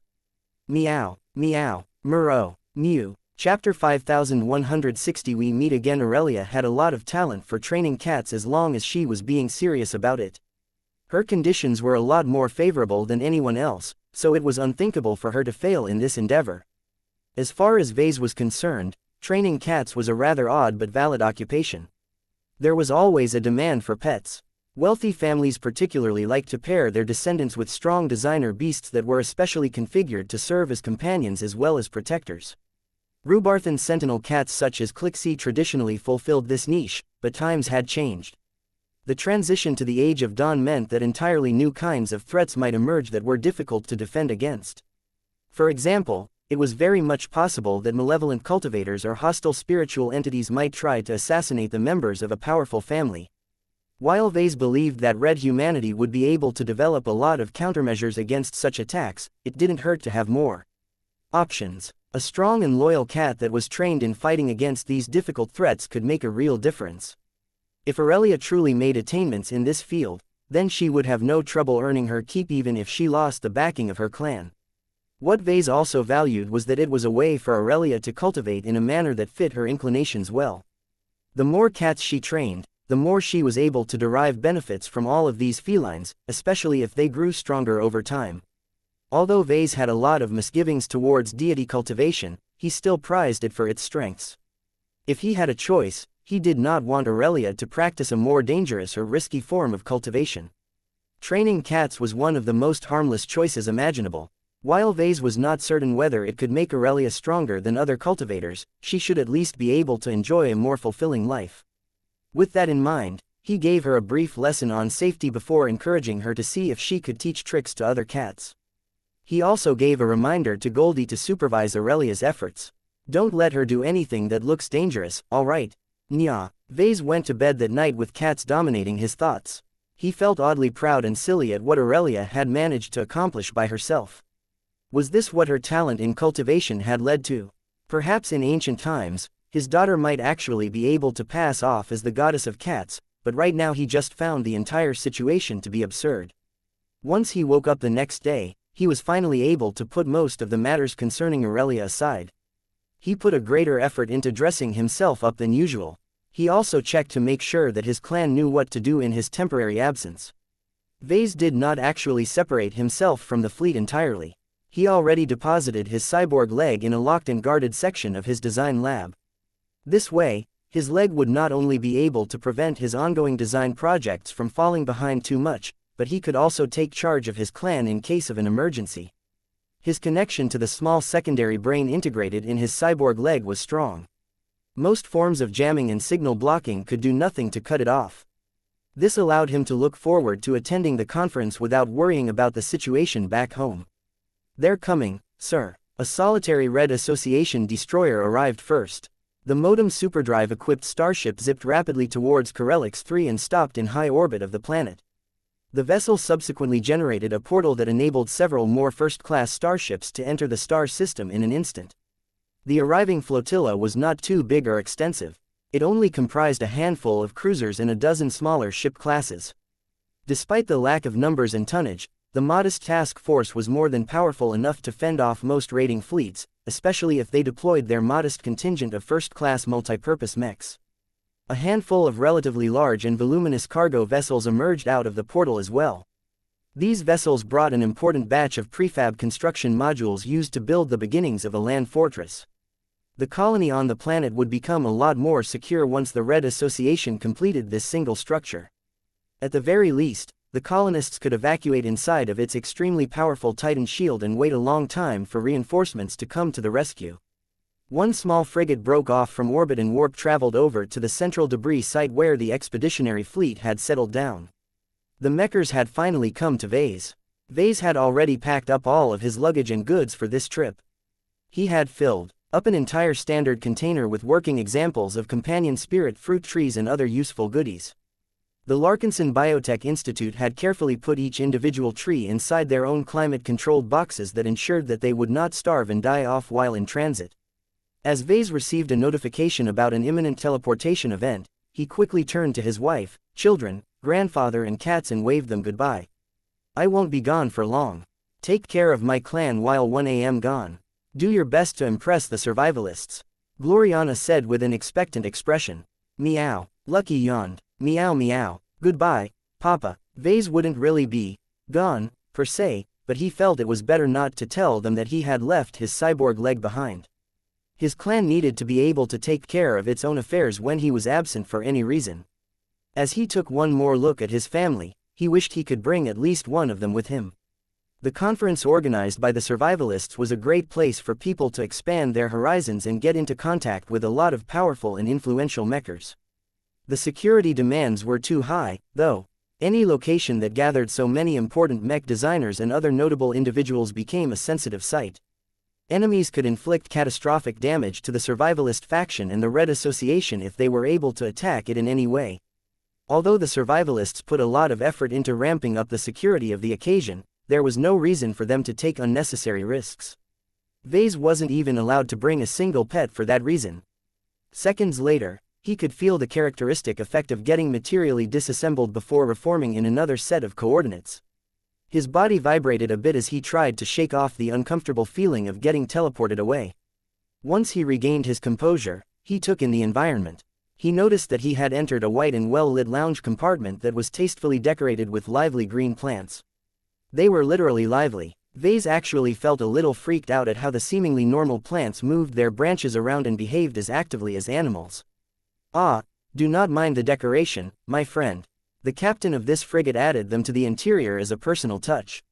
Any ordinary human would find the animated plants to be unnerving at first, but Vase quickly relaxed once he saw that they were not actually sentient and intelligent. So long as these plants were just moving by instinct, they were unlikely to go out of control.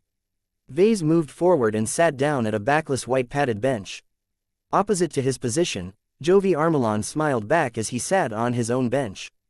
"It has not been long since we have last met and spoken in person." The tall and thin senior mech designer spoke with a delighted smile. "Not much time has passed since then, but much has changed in between." Vase had always been wondering about that. He gazed at Jovi with undisguised suspicion on his face. "Did you manage to pick up what the phase whales were plotting in advance?"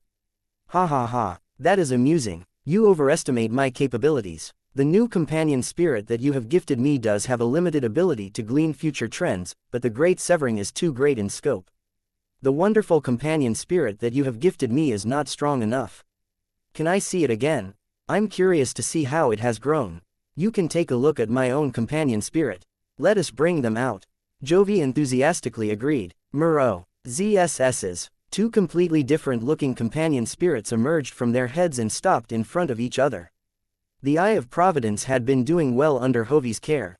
The Mechers must have studied it a lot, but they did not behave improperly and mess around with his work. Jovi and his companion spirit must have gone through a number of interesting experiences, because the Eye of Providence had actually grown and developed more than expected. The companion spirit still fell within a reasonable range of growth and development. It had not grown excessively strong nor showed any artificial signs of weakness. The only problem that Vase had with the Eye of Providence was that it looked unnerving. It was pretty much a spiritual manifestation of a floating fleshy human eyeball.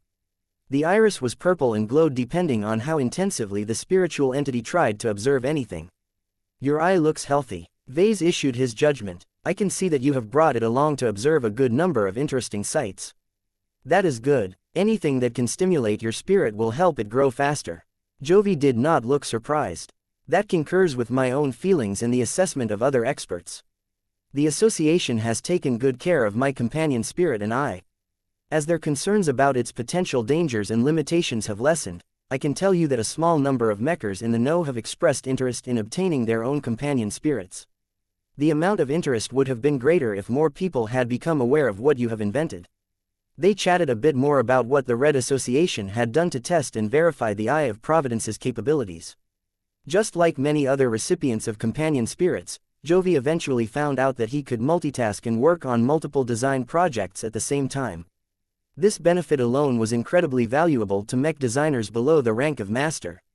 However, the evaluation of the mechers towards companion spirits had recently increased even more as Messier 87's light shone on the red ocean. The Eye of Providence could perceive and interact with E-energy radiation a lot better than Jovi himself. The spiritual entity was literally able to act as his third eye, granting Jovi an undeniable advantage in any research project related to this important phenomenon. Not only that, but the Eye of Providence also increased Jovi's E-energy absorption rate. The spiritual eyeball's natural cultivation process always fed back to Jovi, enabling him to speed up his spiritual development and make his mech designs a little more effective as a result. Under normal circumstances, our association is not inclined to hasten the introduction of new innovations. Jovi told Vase, "We are not living under normal circumstances anymore. A group of supporters have emerged that intends to push for the fast and admittedly reckless adoption of companion spirits throughout our organization and ultimately the general public. The premise to making this happen is your ability to automate and increase the scale of granting these useful companion spirits to human individuals." Vase did not expect the survivalists to move so quickly, but he welcomed this development. "Our work on this project is not completely done, but the initial solution that I have been preparing to present to your bosses should be able to do the job." Is that good enough of an answer? Chapter 5161 Sensitive Matters. Jovi Armelon had a lot to say about the upcoming conference. He first spent his time on explaining the rules and guidelines of this event. Our faction has held conferences on a semi-regular basis for centuries. He told Vase as his Eye of Providence floated by his side like a watchful guardian. These gatherings are opportunities for the most accomplished mech designers among us to share their works, solicit more support, partner up with collaborators and gain the acknowledgement of their peers as well as superiors. Vase nodded as he petted his own companion spirit. That sounds like a professional conference. Is this conference heavily slanted towards mech designers? No. A large number of mech pilots, mech officers, scientists, developers, industrialists, business magnates, sociologists, politicians and so on will be attending as well. It is undeniable that mech designers occupy much of the agenda for the conference, but the enormous changes that have taken place in the Red Ocean makes it important to accept input from other experts as well. Many important decisions are about to be made. We must make certain that they are as informed and comprehensive as possible. That caused Vase to frown. It sounds like your faction has held off on making any big moves all of this time. Jovi nodded. I have heard rumors that certain key leaders wish to introduce several major proposals that will lead to drastic changes in our society if they are implemented. Since they supposedly run against many of our existing rules and customs, matters such as this can only be decided in person. While our faction does not have a sole voice in how our civilization is run, we still have great influence over the other factions. As long as all survivalists agree to unite around a single plan, we can exert our full effort into promoting it and gaining acceptance from the other factions and groups. That sounds really political, Vase remarked. Do the Galactic Mech Counselors have any say? No. Most of them were left behind in the Milky Way galaxy. Very few of them visited the Red Ocean when the Great Severing occurred. According to the regulations of the Mech Trade Association, a quorum cannot be established if too few counselors are available to form a representative governing body. We have also instituted a form of martial law where all decision-making authority is equally divided between every star designer and god pilot. It is not the most ideal approach to govern our association, but when total extinction is only a few steps away, we cannot afford to get slowed down by senseless politicking and inefficient bureaucratic processes. That was an understandable decision, though Vase was not sure whether he liked it. The Galactic Mech Counselors played an important moderating role during the Age of Mechs. They represented the interests of the general public and always made sure to balance the interests between every stakeholder. Now that the Mechers got rid of this inherent restraint, the star designers and god pilots faced less obstacles in their desire to reshape human civilization according to their own ideals. Perhaps that was the point. Vase suspected that those extremely powerful Mechers not only regarded this crisis as a threat, but also an opportunity to grab power and implement all of their suppressed ambitions. Vase glanced directly at Jovi in his unnerving eye of providence. You probably know more about what is in store, right? Can you give me a preview? I have heard a few stories about how the polymath is attempting to push through drastic changes to the rules of a certain kingdom. That immediately caused Jovi to wave his palm in concern. Shush, be careful about what you say. You never know how many ears are embedded in the bulkheads of this frigate. It is not our turn to have a say on Her Excellency's plans. Only the masters and other upper leaders of our factions are allowed to provide their input on this matter. The implications are too enormous to allow unqualified or tainted voices to distort this vital debate. Vase raised his eyebrow. Is my voice unqualified or tainted?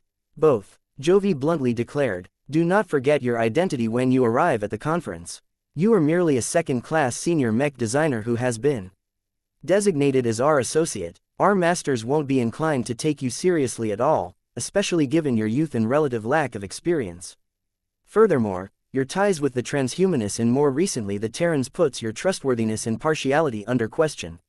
Even I am not allowed to divulge many pieces of information due to your mercenary inclinations. That disappointed Vase, though he accepted that it was more than fair for the survivalists to keep him at arm's length.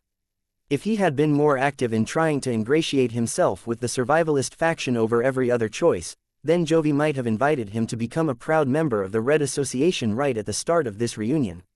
Vase did not regret his choices, though. Whether it was called the Mech Trade Association or the Red Association, both of them instituted a lot of rules that grated on a free spirit like himself. He also did not like to completely commit to any single side in case it turned into a crashing starship at one point in the future. I get it, Jovi. I will make sure to avoid pushing any boundaries at the conference. I know this is a sensitive topic, but can you give me a general overview of the political environment of the survivalist faction? I don't want to come in completely blind and ignorant of what is actually taking place. This caused Jovi to remain silent for a few seconds. The reality trickster idly took hold of his companion's spirit and squeezed it like a stress toy. I suppose you are correct. It would not do for you to unknowingly offend a Mecher due to your lack of awareness. I have told you earlier that the Red Association is effectively led by the god pilots and star designers present in the Red Ocean. There are currently 8 of the former and 14 of the latter. What comes to mind when you think about how they make decisions, Vase? They're not of the same mind. Vase immediately replied, each of them are strong-willed individuals who believe in their own vision the most, some more than others. If they want to get anything done, they will have to gain support from like-minded leaders. Exactly. Many but not all of the existing factions of the Milky Way are represented by qualified leaders in the Red Ocean. A few factions have already become a non-entity for that reason. The Preserving Order faction is a notable example of this. It has no star designers or god pilots who can stand up for them in this dwarf galaxy. The relatively small number of masters and other notable members of this faction have already begun to defect to other factions such as ours. That's handy. Reducing the number of factions indeed helps with improving the governance of the Red Association. Jovi agreed. There are more issues, though. None of us saw the Great Severing coming. Our association has always operated with the assumption that the Milky Way and the Red Ocean will remain interconnected. Every faction decided for themselves how many of their standard bearers they wanted to send over. This has led to an uneven distribution of manpower, assets and top-level leaders throughout the factions. For example, our survivalist faction is helmed by 2 star designers and 1 god pilot. Vase nodded. The list of star designers and god pilots present in the Red Ocean was not a secret. I know. Aside from the polymath, you guys also have the xenotechnician and the Fist of Defiance. Both of them were pretty famous old geezers. They had been a part of the scene much longer than the polymath, who only rose up like a rocket relatively recently.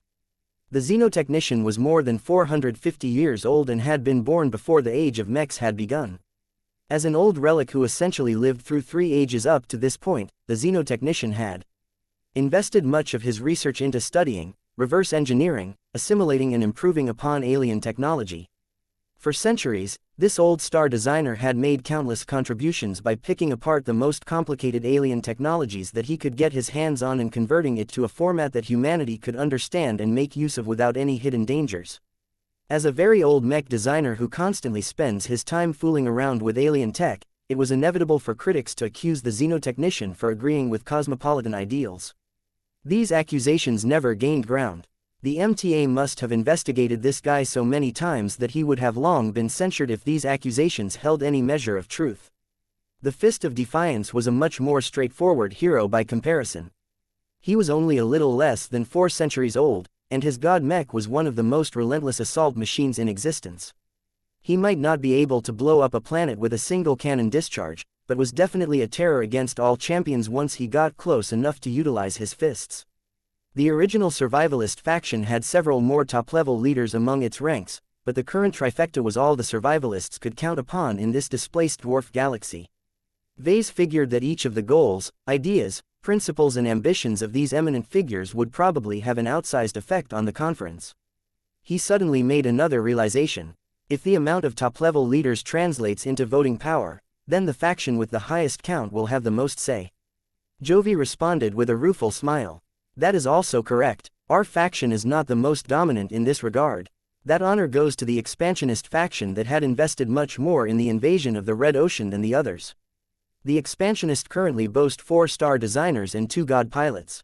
That was a lot. With 22 seats in the new council, that meant that the expansionist essentially controlled a quarter of the entire Red Association. So if anyone wants to push through a plan, they have to gain the approval of the expansionist. That is so. We cannot get around them, especially if they form a united front. Jovi shrugged. This is not your concern. It is up to the leaders of our faction to negotiate with the expansionist. Jovi did not wish to say anything further about the division within the Red Association, so Vase tactfully changed the topic by asking another question. Where is the conference being held, anyway? That is classified. Jovi spoke. Not that it matters too much since the both of us will reach our destination soon enough. I still need to follow the rules, so you will have to be patient. I can tell you that the location is large and expansive enough to host a lot of invited guests. There are many different venues ranging from golf courses to mech arenas. Each of them provide opportunities for mechers and associates to come into contact with each other and establish new forms of cooperation. I highly suggest you visit these venues if you are unable to attend any of the closed conference sessions. Vase received a few more pieces of advice on how he should make the best use of his time. Your degree of augmentation allows you to skip sleep for an extended amount of time, is that correct? Jovi suddenly asked. That is correct. I don't normally skip my beauty sleep since there are many repercussions for doing it too frequently, but I can easily keep myself up for a whole week if necessary. If that is the case, then try to stay up throughout the entire conference. The gatherings do not end at night. Everyone who urgently seeks to advance their own interests will continue to find new opportunities to cooperate and advance their own work during this event. It will be years before we hold another conference, so all of the mechers will do their best to meet as many goals as possible in the starting years of the Age of Dawn. That sounded exactly to Ves's liking. He did not want to attend a big conference only to sip martinis and complain about mundane affairs. I will take that into account. Thank you for reminding me of this. It sounds like there will be plenty for me to do during this conference. Chapter 5162 Hidden Power Struggle. As Jovi continued to talk about the upcoming conference, Vase no longer felt as in the dark as before. He had a much more complete understanding about the context, purpose and significance of this gathering. Although the survivalists did not hold the greatest amount of voting power in the Red Association, their influence reached further than was apparent on the surface. For one, the survivalists were by far the most prepared mechers to cope with the current circumstances. They had a lot of contingency plans that they could immediately implement by virtue of all of the stockpile of strategic materials and assets that they transferred over in advance. Additionally, both the polymath and the xenotechnician were among the most useful technological leaders in the new reality. The former was brilliant with rapidly inventing all manner of technologies that could quickly help Red humanity increase its tech superiority against the aliens. The latter had been busy with assimilating a lot of phase water technology, making it so that people were able to steal more advantages that were previously exclusive to the aliens. The two of them were already brilliant enough on their own, but they could accomplish great synergy if they pooled their efforts together. Vase was not entirely certain about their political stances, though. The two star designers belonged to vastly different generations and likely disagreed on a lot of matters. Then there was the Fist of Defiance. It was no secret that high-ranking mech pilots were moleheads, and enough publications had described this supremely powerful fighter as an uncompromising figure who desired to wipe out aliens preemptively before they ever posed a serious threat. Before the Great Severing, the Big Two likely hadn't put all of their effort into wiping out the indigenous aliens of the Red Ocean. That restraint came to bite the red humans in the rear as the disparity in numbers between the two sides had grown too lopsided. From this perspective, the worst nightmare of the Fist of Defiance had essentially come true. The humans in this corner of the cosmos were all at risk of getting wiped out en masse, and there was no way for the people of the Milky Way to bail them out anymore. Given these circumstances, the Fist of Defiance must definitely feel pissed that nobody took him seriously enough before the Great Severing. He must have become even more uncompromising for that reason. All of these political undercurrents painted the conference in a different light. Vase figured out why Jovi did not dare to say too much and cross too many boundaries. This was because the three leaders of the survivalist faction had likely entered into a power struggle. None of the survivalists would admit to outsiders, but Vase could infer the truth easily enough now that he had collected enough clues. It was not advantageous for the survivalist faction to broadcast its internal divisions to the public. That would undermine its authority and weaken its voice during high-level discussions. Vase speculated that the primary purpose of the conference had changed since the survivalists initially planned this event. They used to assume the conference would mainly center around sharing ideas, meeting with more like-minded people and form a new consensus on a couple of important but relatively mundane policy proposals. Now, the conference gained a huge amount of significance due to transitioning to a new age. Vase already knew that much of the conference would center around presenting possible solutions to combat the rising alien threat. What was not as obvious was that it also served as a competition for the three faction leaders to present their own visions to their shared following. As long as a majority of survivalists threw their weight behind one of them, then the winner would be able to effectively implement his or her own plans with the full backing of the faction. This might not be the most ideal way to run a faction, but the survivalists understood the importance of sacrificing their individual priorities in order to do whatever was necessary to preserve the human race. Vase was able to piece all of this together by combining his existing knowledge of the survivalist faction with all of the vague and indirect hints that his friend was dropping. All of this fascinated and frightened Vase. He had a feeling that the conference was destined to become a turning point in red humanity's history. Once the survivalist faction began to put its full weight behind a single plan, it would begin to solicit support from other friendly factions. If enough of them supported this initiative, then the Red Association would adopt it as their central policy. After that, the Mechers would try their best to win the support of the other major human groups such as the Red Fleet and the first-rate colonial superstates. So long as enough of them played along, much of red humanity would move according to the plan and ideals of a single visionary leader. Though Vase was not certain whether the survivalists would succeed in this grand and ambitious endeavor, the possibility of it was enough to turn the conference into an epic-changing event. Vase needed no more instructions on how he needed to keep his head down and avoid any missteps. He threw a speculative look towards Jovi. Which side did he lean towards? Vase decided to see whether he could squeeze an answer out of his buddy. Which of the three survivalist leaders is your favorite? Who among them do you admire the most? They are all excellent humans. They all have their strong points and have made many contributions to humanity. There is little point in picking favorites as I respect all of them in equal measure. Jovi diplomatically answered. What a boring answer. It was probably the safest one he could give, though. I see. The two took a break at that point. Jovi might not be an important figure in the upcoming conference, but he had an entire schedule of his own. He needed to gain access to more resources and support in order to speed up his advancement to master. Just like Vase, Jovi recognized that seniors were too marginal to play a major role in the events that were unfolding in the coming years. Over dinner, Jovi shared a bit about his own life within the association. As you know, the association gathers many of the best first-class mech designers of human society. There is an abundance of skilled and renowned master mech designers and star designers who design the vast majority of mechs in use. This leaves lower-ranking mech designers with little room to push their own independently designed products to our mech pilots. It would not be fair to force inferior products on them when our association can clearly afford better. That caused Vase to grow confused. Mech designers cannot advance if their mech designs remain theoretical. They need their products to be used by actual mech pilots if they want to make substantial progress. How can the apprentices, journeyman and senior ever make any progress if no one takes their mechs seriously? Jovi chuckled at this question. The masters and star designers fully understand our struggles. They used to be like us as well in the past. The solution is virtual reality. Virtual reality, yes. You have never truly entered the design world or the other virtual portals that our association has set up for mech designers like myself. I think you mentioned the design world to me before.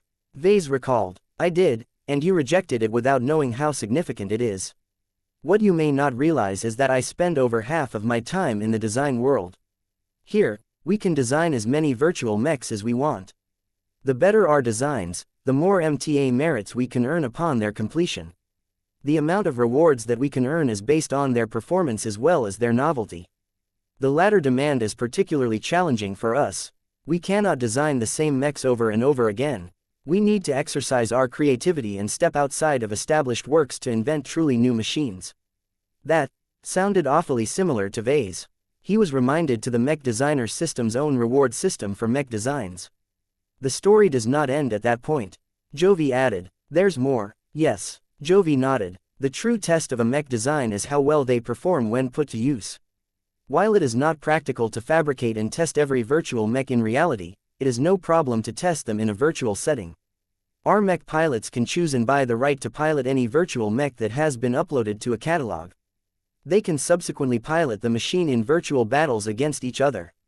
The more victories attained by a virtual mech model, the more follow-up rewards its designer can earn. The matching system has set up specific tiers based on the rank of the designer and other parameters to make this competition more fair. This is how I have earned most of my MTA merits. That also sounded familiar to Vase. He had started his eventful mech design career by designing virtual mechs a long time ago. Vase almost forgot about those distant days, but they had done much to shape his design philosophy and approach towards mech design. The biggest difference between Vase and Jovi was that the latter remained stuck in the virtual mech phase for a much longer time. Vase felt it was rather sad that a young and talented senior like Jovi had any chances to see his mechs in reality. Nonetheless, Vase found it rather impressive that MTA mech designers were potentially able to make breakthroughs while solely working on virtual mech designs. It sounded as if the mechers had deliberately set up the kingdom of mechs to support their younger mech designers. Can you give me a look at your virtual designs? Vase asked. I have always been curious to see how your design philosophy empowers your mech designs. There haven't been many opportunities for me to observe your work despite how frequently we interact with each other. You know all about my own mech designs, but I have only observed one actual mech that you have designed, and that was the Fortune Devil that we played around with years ago. You should have made many improvements since that time. Jovi thought for a moment before nodding. That is fair. It is indeed absurd that you have never seen any of my virtual mech designs. You can only truly know a mech designer by studying their works. I will introduce them to you later on after I have taken care of a few matters. The two continued to eat their meals. Vase found that the food was remarkably tailored to his own physical needs, so much so that he began to grow a little suspicious. How much did the mechers know about his latest physical transformation? Is it possible for other mech designers to advance all the way to master by sticking with virtual mechs? Vase curiously asked. It's too difficult. Jovi shook his head. Don't think about it. Our association enjoys a great advantage on this front. I will not explain why, but outsiders cannot replicate what we can do. It is much better for outside mech designers to stick to what they are already doing. I see. It was not as if Vase had any problems with selling his physical mechs en masse. The only hindrance was his own lack of priority. He hadn't designed too many original new commercial mechs as of late. The second eye had recently gone on sale, but the Rifleman mech model did not make a big splash on the market. It looked like it would take a lot of time before his customers discovered its true utility and learned to value its unique traits.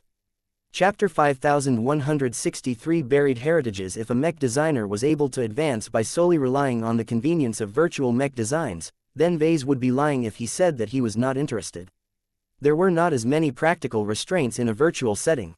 Vase could design mechs by making use of all of the rare and expensive materials that were available in the catalog.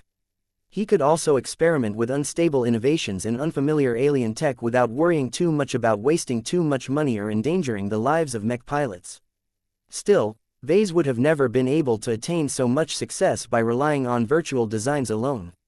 Design philosophies were much less effective in a virtual environment. Unless the mechers found a way to create an incredibly realistic virtual server that could compensate for this effect, Vase would find it a lot harder to sell his mechs. This was especially the case when virtual mechs never really lasted long enough to undergo growth. The fact that virtual mechs got spawned in a match before disappearing once the fight was done meant that none of them would have any chance to grow stronger. Vase would have probably developed his design philosophy in a substantially different direction if he continued to keep most of his work virtual. He much preferred to design and sell his mechs for real despite the innumerable challenges and limitations involved. All of the extra problems were worth it so long as he was able to capture enough market share. What he liked even more was seeing his products exerting a lot of influence on people's lives. Every star sector or zone where his commercial mechs became popular had undergone a lot of changes due to their unique effects. There was no greater validation for a mech designer than to see his work change an entire society. I do envy you at times. Jovi Armelon spoke as he finished his dessert. The only physical mechs that I have contributed to are either competition mechs or projects led by much more competent mech designers. It is very difficult to appreciate my own design capabilities when my mechs are hardly used in reality. Do not get me wrong. I am happy that I have been able to win over a respectable amount of mech pilots in our virtual universe, but it is not tangible enough. Vase finished for his friend. Your mechs have rarely if ever been used to kill other people. Your works have not taken part in any wars.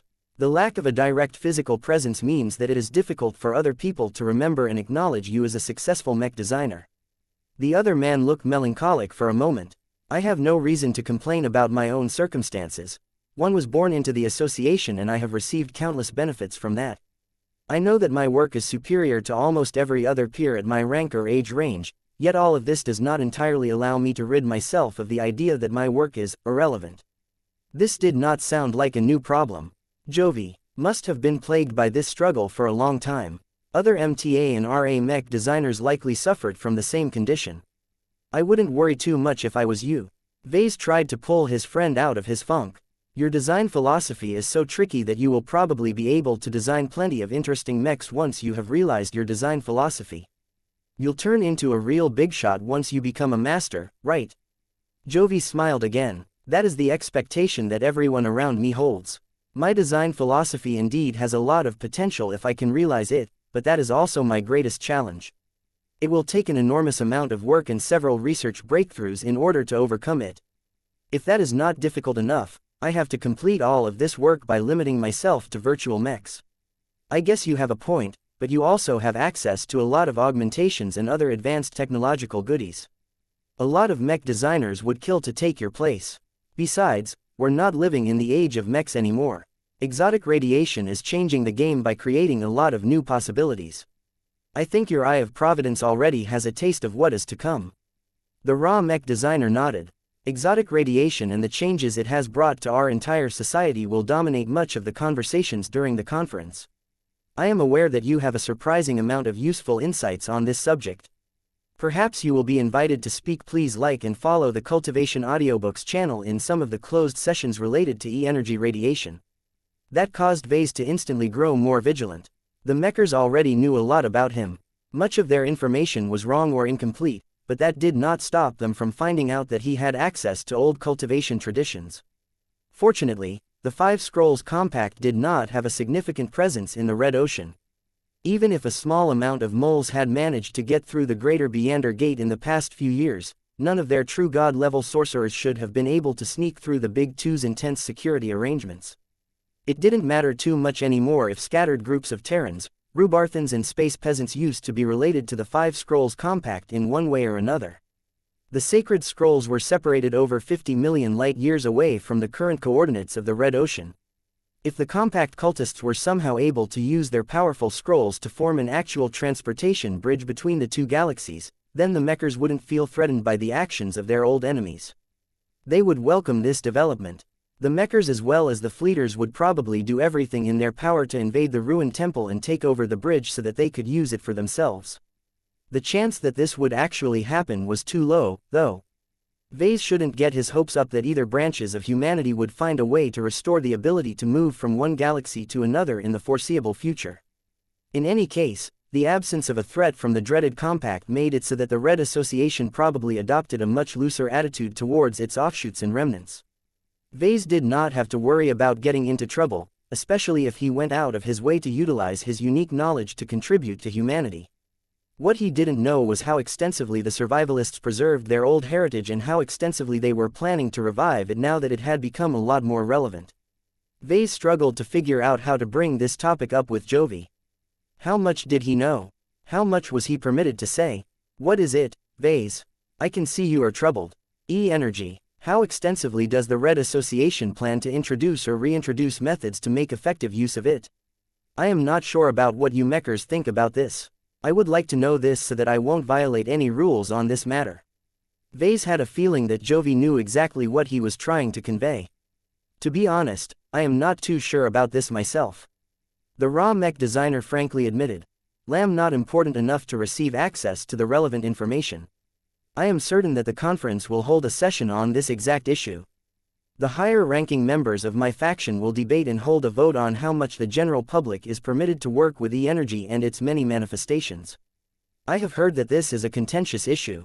There are survivalists who are strongly supportive of widespread adoption and there are others who fear that too many people will abuse this phenomenon or suffer accidents if they attempt to play with forces that they do not fully understand." Oh. The survivalist faction wasn't able to make up their mind on this matter because both sides had a point. Their shared ideology did not give them an obvious answer that they should embrace. Ultimately, the survivalists had to make up their minds on whether they were willing to entrust the general public with dangerous knowledge on cultivation. The faction would have definitely tried to prevent this from happening during normal times, but now that red humanity was literally pushed to a corner, the survivalists might not have another choice. Desperate times called for desperate measures. Vase and Jovi exchanged a few more awkward words about cultivation and E-energy radiation. It was definitely clear that Jovi was at least superficially aware of cultivation, but it was not entirely clear whether he knew enough to call himself a proper cultivator. Vase was inclined to reject this possibility. He already took a good look at the Eye of Providence. The companion spirit did not show any signs of cultivating a specific method.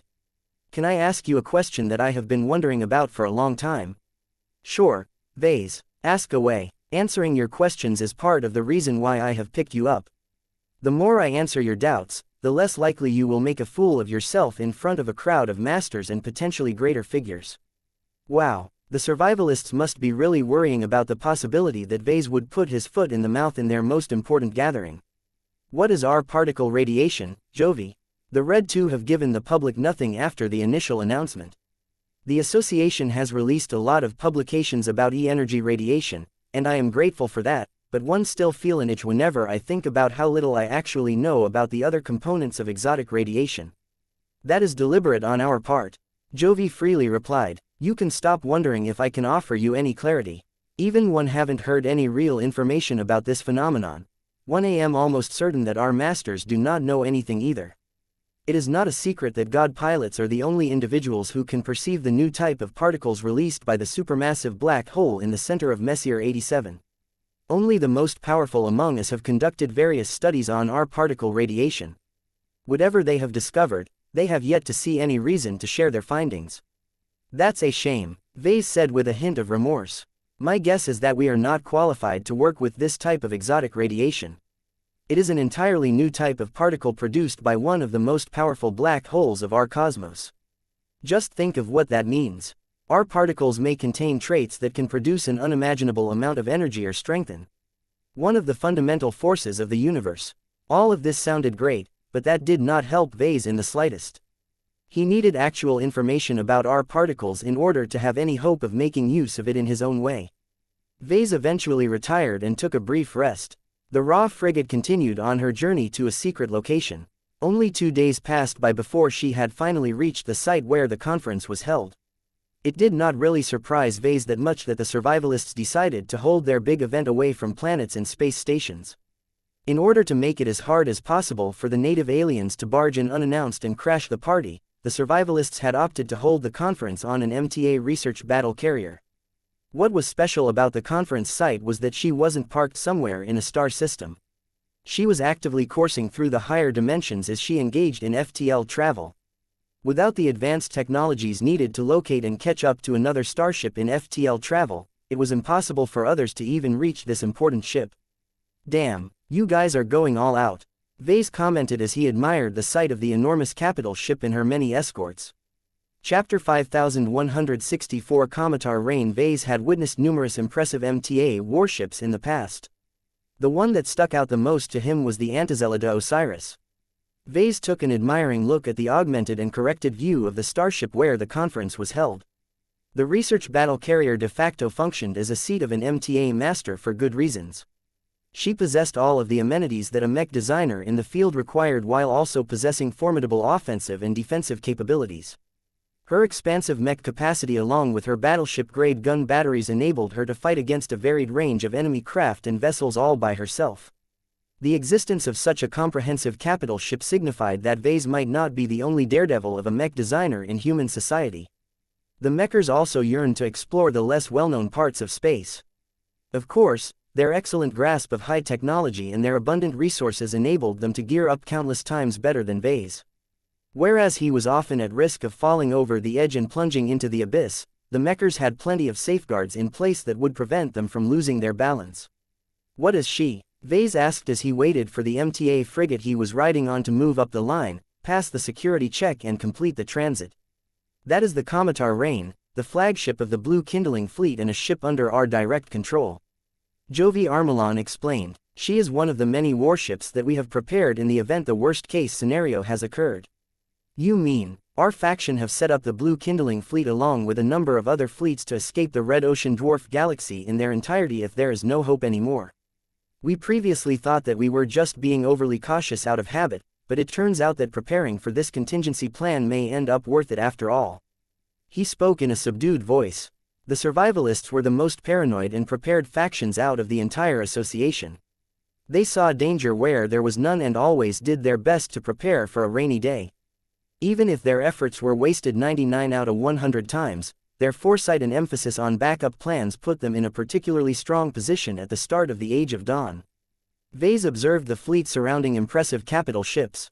Smaller but still formidable fleet carriers, battleships, cruisers and escort ships surrounded the vessel from all sides. Not a lot of first-class multi-purpose mechs were out and about, mainly because it was a lot harder for them to engage in independent FTL travel due to their limited sizes. It still impressed a lot that the survivalists had nonetheless deployed a couple of hundred of them even though it was not entirely necessary. This was as much a safety precaution as well as a show of force. Perhaps the sight might not be much of a surprise to the mechers themselves, but associates such as Vase rarely encountered such an impressive sight. No matter how safe they were while traveling the higher dimensions, the survivalists did not leave anything to chance and maintained the highest security standards. This was also why Vase and Jovi couldn't be teleported into the Comitar Reign immediately even though the mechers definitely had the tech to make it possible. In order to prevent crazy attacks from occurring such as a traitor suddenly teleporting hundreds of antimatter bombs within the flagship of the Blue Kindling Fleet, the mechers had set up an interdiction field that completely negated this capability. Vase could already feel it in his veins.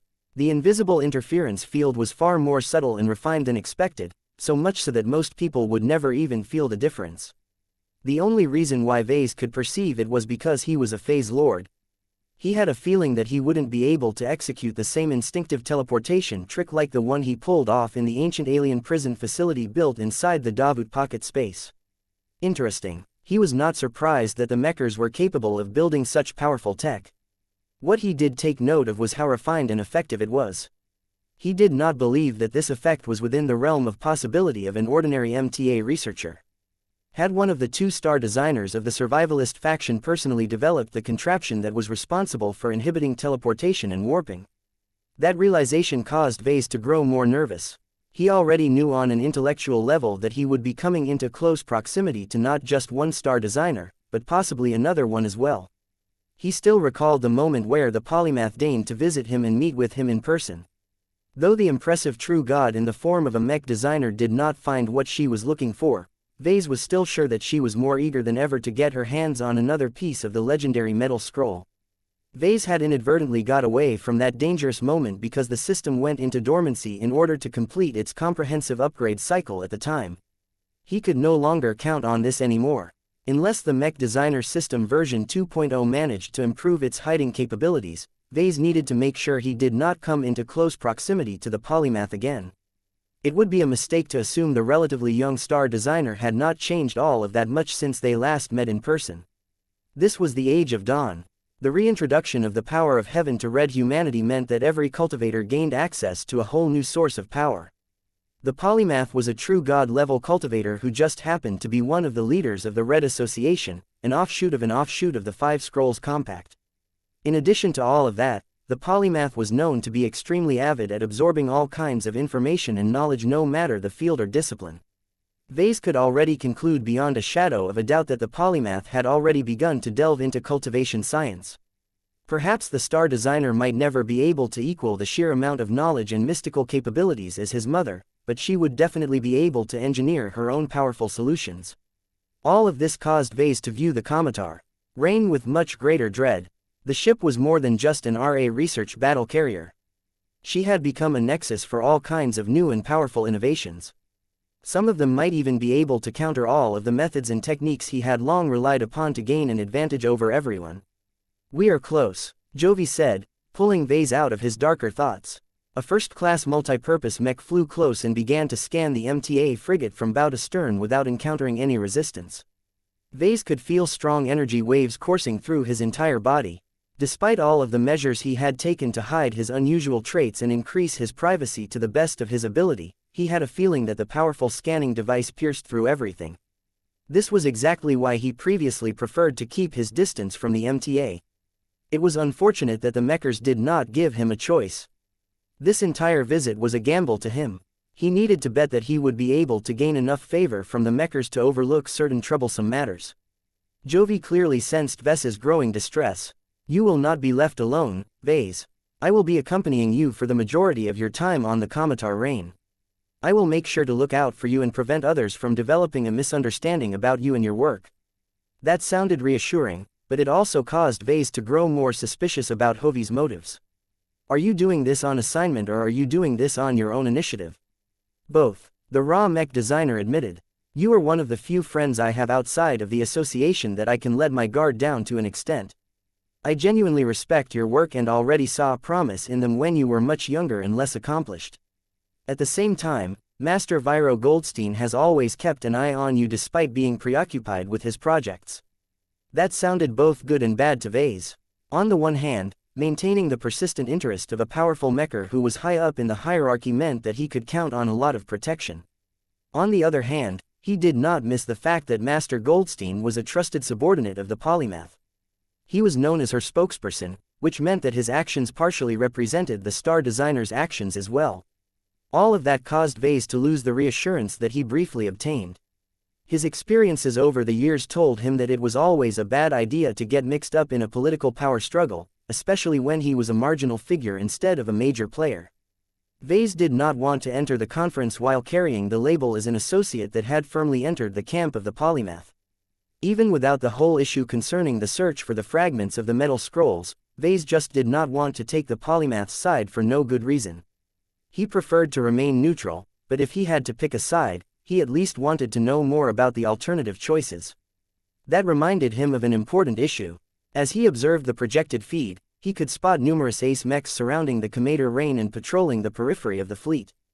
"Jovi, can you tell me whether the Fist of Defiance will attend this conference as well?" "I can answer this for you. As far as 1 am aware, our god pilot won't be attending the conference in person. He is already committed to an important military operation. I do not know anything more than that. He has already appointed a trusted representative to go in his place and speak. Please like and follow the Cultivation Audiobooks channel on his behalf. None of us will have to be subjected to a constantly active god kingdom that can monitor you at all times and eavesdrop on any conversations and transmissions that take place."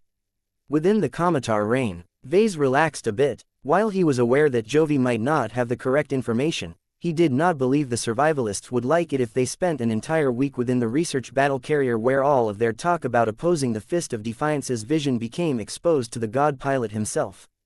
He briefly felt he had entered a powerful field that was highly familiar to him.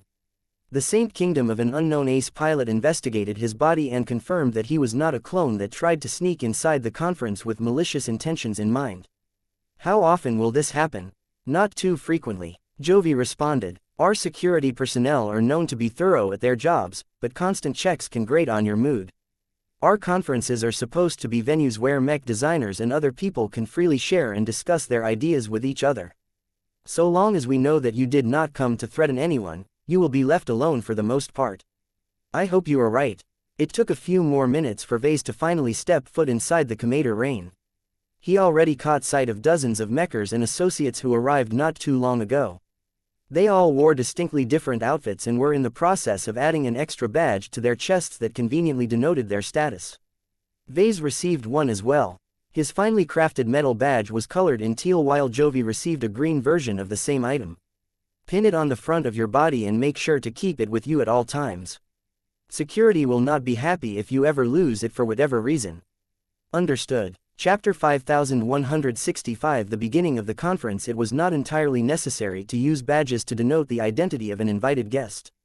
Every mecher and everyone they considered worthy to become their associate all possessed cranial implants. This enabled them to call up additional information in real time on anyone and anything that entered their view. Nonetheless, it was a lot easier and less cumbersome if everyone wore a brightly colored hat or distinctly different uniforms. The survivalists did not force anyone to change their wardrobes to such an extent. They chose to go for the most practical solution, which entailed handing over shiny badges that were large enough to be easily visible from a distance. Members of the Red Association received green badges while associates received teal badges. There was nothing special about the badges. They were clearly mass-produced by materializers and did not contain any circuitry or more mystical components. Vase privately thought that the organizers of the conference could have chosen more contrasting colors, but perhaps there were good reasons behind these choices. The survivalists did not bother to add any further differentiation aside from that, which Vase thought was just fine. He did not want other people to judge him thoroughly before entering into conversation. Not that it mattered all that much. People could still use their cranial implants to look up his colorful record from the Commander Rain's public network if they sought more information. As Vase placed the self-adhering metal badge on the front of his most refined and gilded red uniform, he felt like he was truly part of the crowd. Come, let us stow our luggage in our staterooms and check up on the state of your cargo. Jovi said as he started to move deeper into the interior of the massive vessel. One can give you a small tour while we are on the way. The Commodore Rain possessed a fairly standard interior for the Red Association. The bulkheads were mostly gunmetal gray that occasionally bore functional markings. The deck was made out of similar alloys but oddly did not make any noise when people stepped on them. Vase found this lack of sound to be disturbing at first, but he quickly got accustomed to it once he no longer thought about it too hard. The relative lack of warmth did not last too long. Vase encountered more and more interior halls and compartments where the mechers had put more effort into making them look pleasant and livable. The survivalists still showed considerable restraint, but they went out of their way to place a variety of artworks as well as scale models of powerful mechs in large public spaces. Touches of advanced technology were everywhere.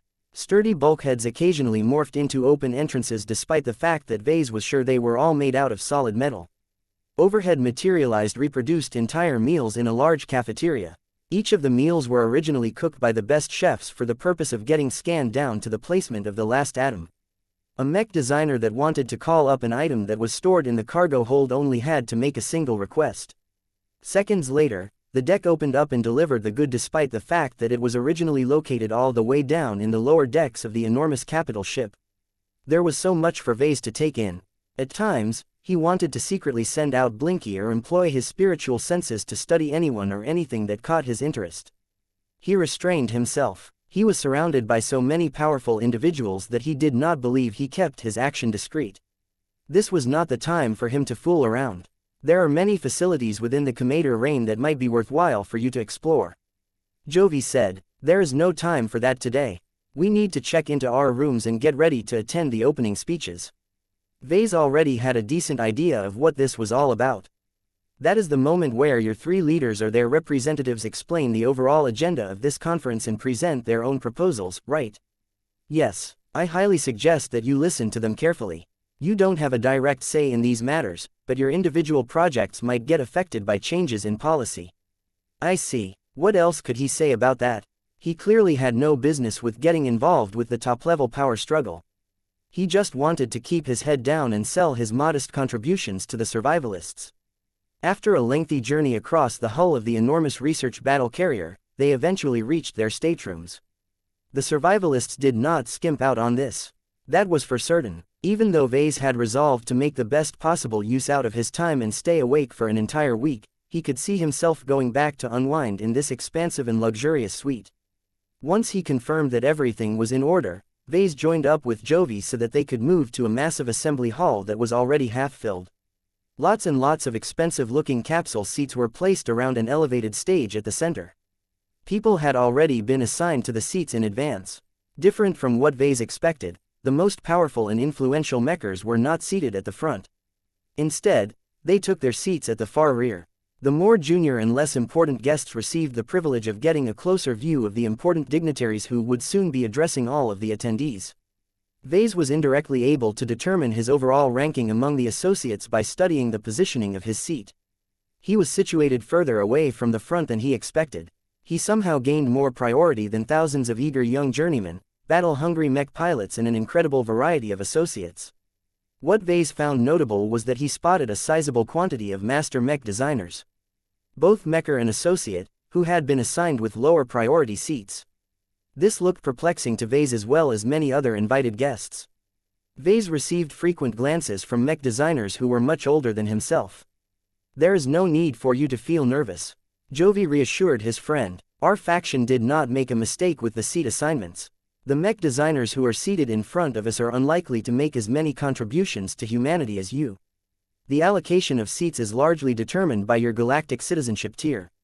This approach is not entirely perfect, but it leads to the least amount of doubt and disagreements." That made a lot of sense. Higher tiers of galactic citizenships were not easy to come by. If a master mech designer did not introduce groundbreaking technologies that permanently strengthened mechs on a universal basis, their citizenship tiers would never move past Tier 8. Vase and Jovi were oddballs in that they were younger and less powerful than typical Tier 6 galactic citizens.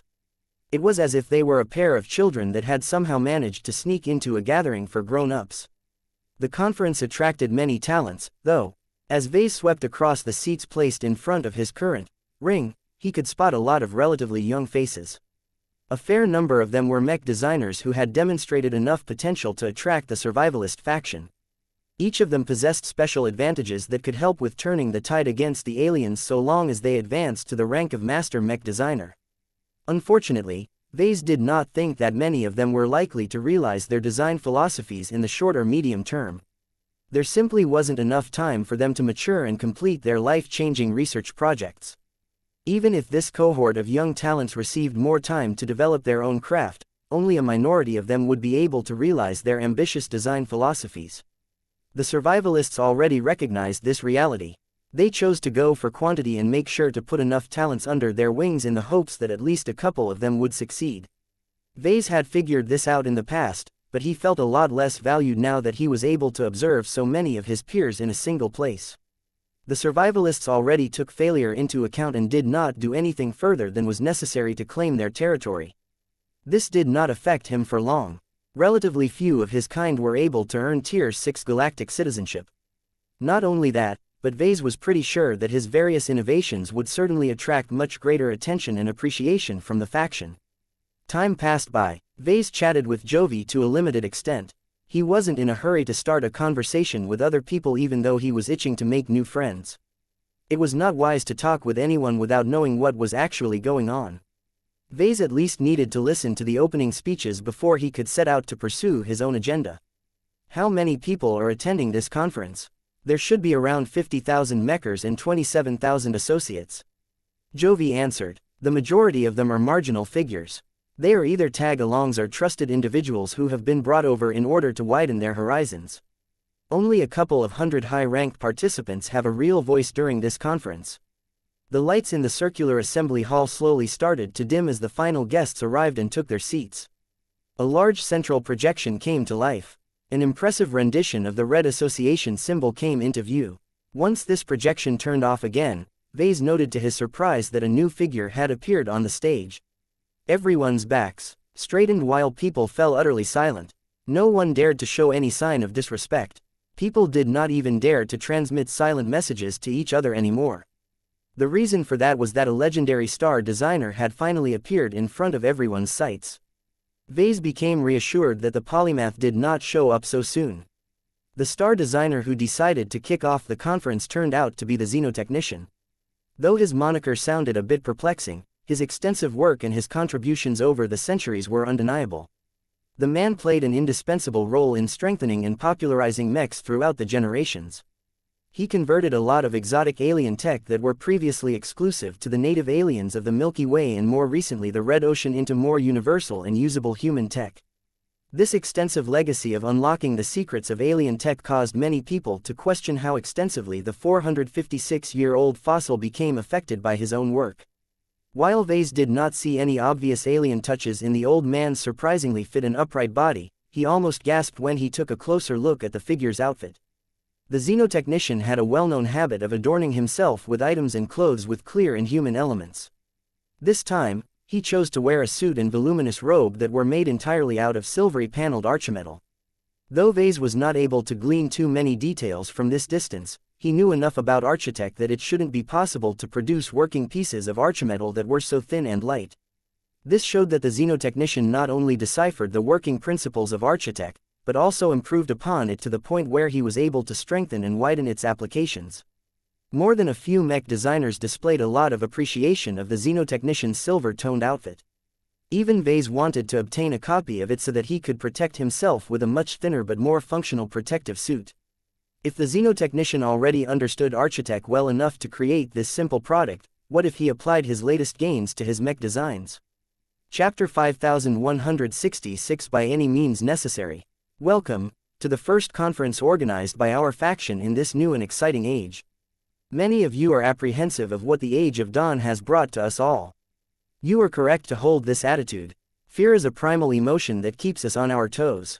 Fear is what drives us to find solutions against problems that threaten our livelihoods. Fear has led us to take action and put an end to the madness in the closing years of the Age of Conquest. The xenotechnician spoke with a voice that was firm but not too overbearing. His voice also contained a deliberate touch of artificial distortion, which was odd as a man of his ability could easily fix. The centuries-old star designer knew exactly what he was doing. He had grown so old that he no longer needed to put so much effort into conforming to societal norms. When a mech designer like him transcended into a post-divinity life form, he had become so far removed from his humble human origins that he may as well be a separate species. Of course, every mech designer voluntarily anchored themselves to their human identities. They dedicated so much of their lives to contributing to human civilization in one way or another that it was unthinkable for them to abandon their roots. Though the xenotechnician kept his power so restrained that he came across as an aging but surprisingly healthy geezer, he did not present himself as anything other than a human. Whether this was an accurate representation of himself remained to be seen. Everyone was just happy that this extremely powerful and capable star designer remained on their side. Fear is a vital reason to act, but we cannot allow ourselves to lose our rationality and make decisions that are in error. We must master our own fears and muster up the determination to do what it takes to fight for our survival. Our faction is formed by the common belief that no taboo is sacred and that we must do everything in our power to safeguard the survival of our race and civilization. A heavy atmosphere fell over the assembly hall. Vase and many other attendees became swayed by the xenotechnician's message. Even though the star designer did not show any deliberate signs of manipulation, his identity along with his powerful extraordinary traits still put a lot of weight in his words. It was a manner of speaking that caused everyone who listened to the speaker to see reality from his viewpoint. As a survivor of the twilight of the Age of Conquest, the xenotechnician clearly maintained an attitude that if humanity already managed to save itself once, it could do so again. The only question in Vase's mind was what sort of strategy the star designer intended to propose. The man clearly had a strong idea on what the survivalist faction and the Red Association ought to do in order to save Red humanity from extinction. The living fossil did not keep his audience waiting for too long. Let me be honest with you all. Our isolated society is under grave danger. Our technology remains superior despite the best efforts of the aliens to close the gap. Our mech pilots stand to gain strength beyond measure once they have begun to unlock the potential of exotic radiation. Given enough time, the disparity in numbers will no longer be relevant as our mechs and mech pilots are able to use exotic radiation as their strongest weapons against our adversaries. Humanity had always relied on ingenuity to solve problems that seem insurmountable. A lot of mechers placed a lot of expectations towards the star designers of the Red Association. Were the star designers up to the task? Would their innovations be enough to strengthen Red humanity fast enough to resist the escalating alien assaults? It is not enough. The xenotech loudly boomed, causing everyone to be taken aback by his abrupt shift in attitude. We sustain ourselves with hope, but empty whims cannot solve the shortcomings that limit our ability to resist. Look at me. Look at this alien tech that one have deciphered. It seems powerful to your eyes. You are not wrong to respect its capabilities. Yet how many products can our society produce? How many raw materials can we extract from the limited amount of star systems under our control? The old man made a simple, sobering argument. Relying on the advanced technologies that everyone wanted to rely upon to reverse the tide against the aliens had a fatal flaw. The most powerful technologies often demanded the rarest resources.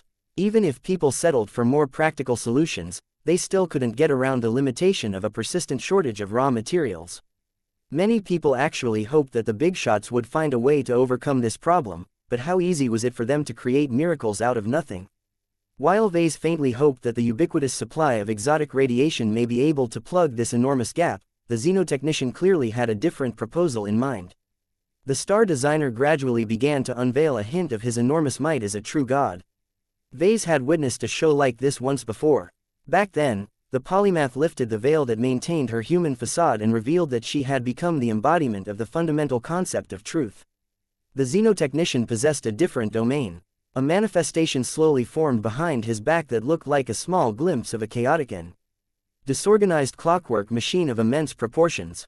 Vase and Jovi weren't the only people who lost control and gasped at the transcendently powerful sight.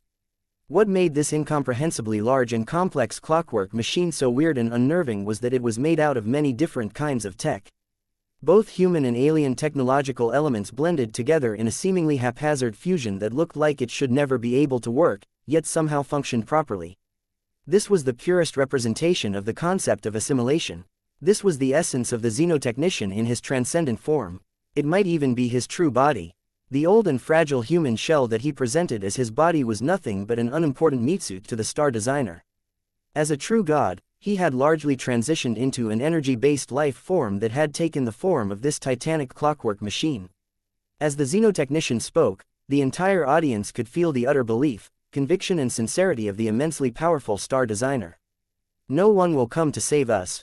Our compatriots that we have left behind in the Milky Way are unable to reinforce us, thereby denying us the advantages granted by the manpower, resources and assets of all of human space.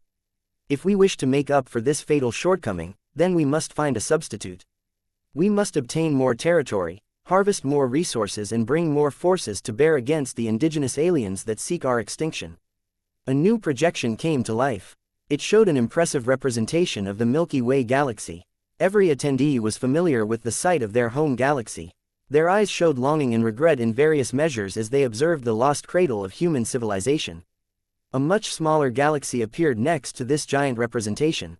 The Red Ocean Dwarf Galaxy was only a little over 1.5% as big as the Milky Way galaxy.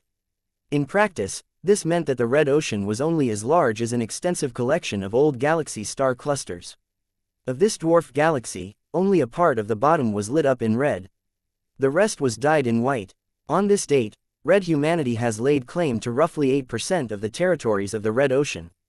The xenotechnician factually explained as he silently withdrew his impressive domain. Do not be fooled by this percentage. Only a fraction of our claims consist of upper zones. The native aliens are in full control over the most resource-abundant territories of their home ground.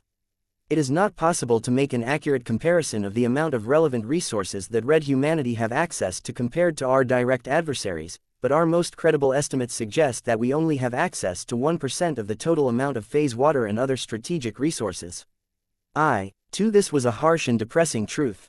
Humanity essentially started its invasion of the Red Ocean by entering the periphery of the dwarf galaxy. It was the equivalent of extragalactic aliens trying to invade the Milky Way by setting up a bridgehead in the Komodo star sector. While this ensured that humanity would not be faced with overwhelming resistance right from the start, Red humanity was now beginning to suffer from the consequences of this fateful choice. Our society is about to enter its darkest hour. As the Red Cabal is preparing to flood our limited territories with alien fleet after alien fleet, we will not be in a position to undergo any further expansion. Instead, the opposite will occur. The balance of power will continue to grow more lopsided until we have reached a tipping point where we cannot possibly win this war anymore. No matter how many battleships and god mechs we can throw at our adversaries, we cannot stem the tide for long. The xenotechnician did not continue to pummel everyone's confidence by hammering home how far Red humanity had fallen behind compared to their enemies. Desperate times call for desperate measures. He spoke in a slightly more uplifting tone. If we cannot guarantee our survival by staying true to our current selves, then we are not doing enough to save Red humanity. We must rethink the fundamental tenets of our civilization. If we release one of our boundaries, how can we use that to increase our advantages and impact the strength of our enemies? No one had a clear answer to this question. The taboos were far too strongly ingrained in everyone's minds. As an ancient fossil who spent his youth in an age where the modern taboos had never taken shape, the xenotechnician possessed a different attitude to the rules that had long been considered sacred by the children of the age of mechs. The old star designer took an audible breath before he finally unveiled his explosive solution. We must revoke the taboo that prohibits us from cooperating with aliens, he announced, much to the shock of almost everyone in the assembly hall. We must be frank about our position of weakness and resort to diplomacy to find allies among the indigenous alien races of the Red Ocean. As long as we employ the right intermediaries that can act as a reliable bridge between Red humanity and a receptive alien race, we can form new treaties and convert deadly enemies into helpful allies. The map of the Red Ocean began to change. Roughly 20% of the territories lit in white suddenly began to glow in red. All of a sudden, humanity and its new allies had access to much more resources, assets and manpower. Combined with humanity's undeniable tech advantage, this might be enough to reverse the balance of power. Realizing this plan will be difficult, but not impossible. The xenotechnician stated, the major alien races are not as friendly with each other as you think. The fault lines that have generated many tensions between them have not faded with the arrival of our race. If we carefully study every alien group, we should be able to find these fault lines and use them to create more divisions among our foes. If Red humanity can form a brand new coalition with a major race such as the Orvans or the Puelmers, we can fight our remaining enemies to a standstill. I cannot promise you that we will be able to win the war, but it should at least be within the realm of possibility to create a stalemate. Everyone was still too shocked to exhibit any other reactions. What the xenotechnician proposed was too radical and unthinkable to everyone. Even though the star designer's logic was simple and clear, the leaps he made were just too shocking. The powerful old man did not care for all of the criticism that he would doubtlessly generate in the coming days. He had a strong belief that his plan was the most viable of them all. Only compromise and diplomacy would save Red humanity from total extinction. I must disclose one more piece of information to you. Our plan has little chance of success if we attempt to engage in diplomacy with the aliens ourselves. As much as we dislike it, we must make do with the choices at hand. There is only one existing group that can act as an intermediary. In fact, this group of outcasts have already taken the initiative to approach me and offer their services. Our relation with this forbidden organization is poor to say the least, but as long as their goals are compatible with ours, we must not let the taboo against cooperating with these generational criminals stop us from saving our race. Wait a second. Vase was starting to have a very bad feeling about the identity of this forbidden organization. The xenotechnician made an admission to all of the gathered survivalists and associates. It is the cosmopolitans who have clandestinely approached my people and proposed this plan in the first place.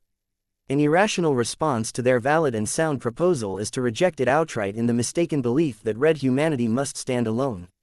The reality is that we do not have the qualifications to do so. We are not the humans of the past. We are not operating in the galaxy of our origin. We are our own people, so we must make our own rules. If our only way out is to swallow our pride and abandon our old principles so that we can engage in realpolitik, then so be it. Survival comes above all. Red humanity must be saved, by any means necessary. Chapter 5167 Forced consensus. The entire assembly hall was frozen in shock. The opening speech of the long-awaited conference of the survivalist faction completely detonated everyone's minds. The hall still remained silent even after the xenotechnician unveiled his radical plan. No one dared to say or transmit anything. Neither praise nor scorn escaped from their lips. It was not wise for them to catch the xenotechnician's attention and receive a black mark in his eyes. Even though the old star designer was generally known to be kind and tolerant towards people, what if a single mistake could cause them to miss out on a promotion or get passed over for an important mission? It was better for everyone to keep their mouths shut and let the big shots make all of the decisions behind closed doors. Small and insignificant figures like Vase and Jovi had no say in the matter. It was the couple of hundred master mech designers and other high-ranked dignitaries that all held enough power and influence that had the qualifications to pass judgment on this matter. That was not to say that the rank-and-file members and associates played no role at all. The xenotechnician, the Fist of Defiance and the polymath still needed to win over a sufficient degree of popular support in order to ensure they could roll out their ambitious plans without hindrance. As the xenotechnician deliberately gave the tens of thousands of gathered attendees enough time to process his explosive words, he steadily finished his pitch. Remember who we are. We are beings of rationality. I hope that you will not allow your unreasonable biases and hatreds to cloud your judgment. We cannot afford to endanger our race and cause the deaths of trillions by acting on our emotions and stubborn attitudes about past grievances. It is all well and good to despise the aliens and reject any notion of collaborating with them, but if that attitude does not result in an improvement in the balance of power, it is an atrocious strategy that will only hasten our collective suicide. The old star designer, who apparently possessed no scruples, pointed at the projected map of the red ocean dwarf galaxy. Compared to the previous situation where only a tiny part of it was friendly towards red humanity, the new scenario looked a lot more optimistic than before. Our race did not always possess the hubris that we are known for today. Back in the age of space, we were at a heavy disadvantage. We kept a lower profile. We did not make enemies out of the surrounding alien empires. We compromised and made concessions in order to bide for time. The cosmopolitans served a necessary purpose for us all. Without their noble sacrifices, humanity would have never been able to survive long enough to enter the age of conquest. Learn from the past. Recognize that there are times where we must bend and stretch. If we have done it before, we can do it again. The taboos have served their purpose during the age of mechs. Do not allow these outdated and ill-fitting rules to prevent us from doing what is necessary. We can violate any principle as long as our cause is just. The xenotechnician's message was clear. He wanted the survivalists, the Red Association and all of red humanity to completely abandon any tenet and principle that made up their foundation for many generations as long as it got in the way of his radical plan. A lot of people silently held mixed thoughts towards the old and respected star designer. A lot of them developed a genuine disgust towards the faction leader's plan and attitudes. If he was any other person, he would have long been jeered off the central podium. In fact, the outcast would have suffered worse consequences. A few of his words sounded so subversive and treasonous that enforcers would have probably taken him into custody and be made to confess all of his illegal plans and rat out all of his fellow conspirators.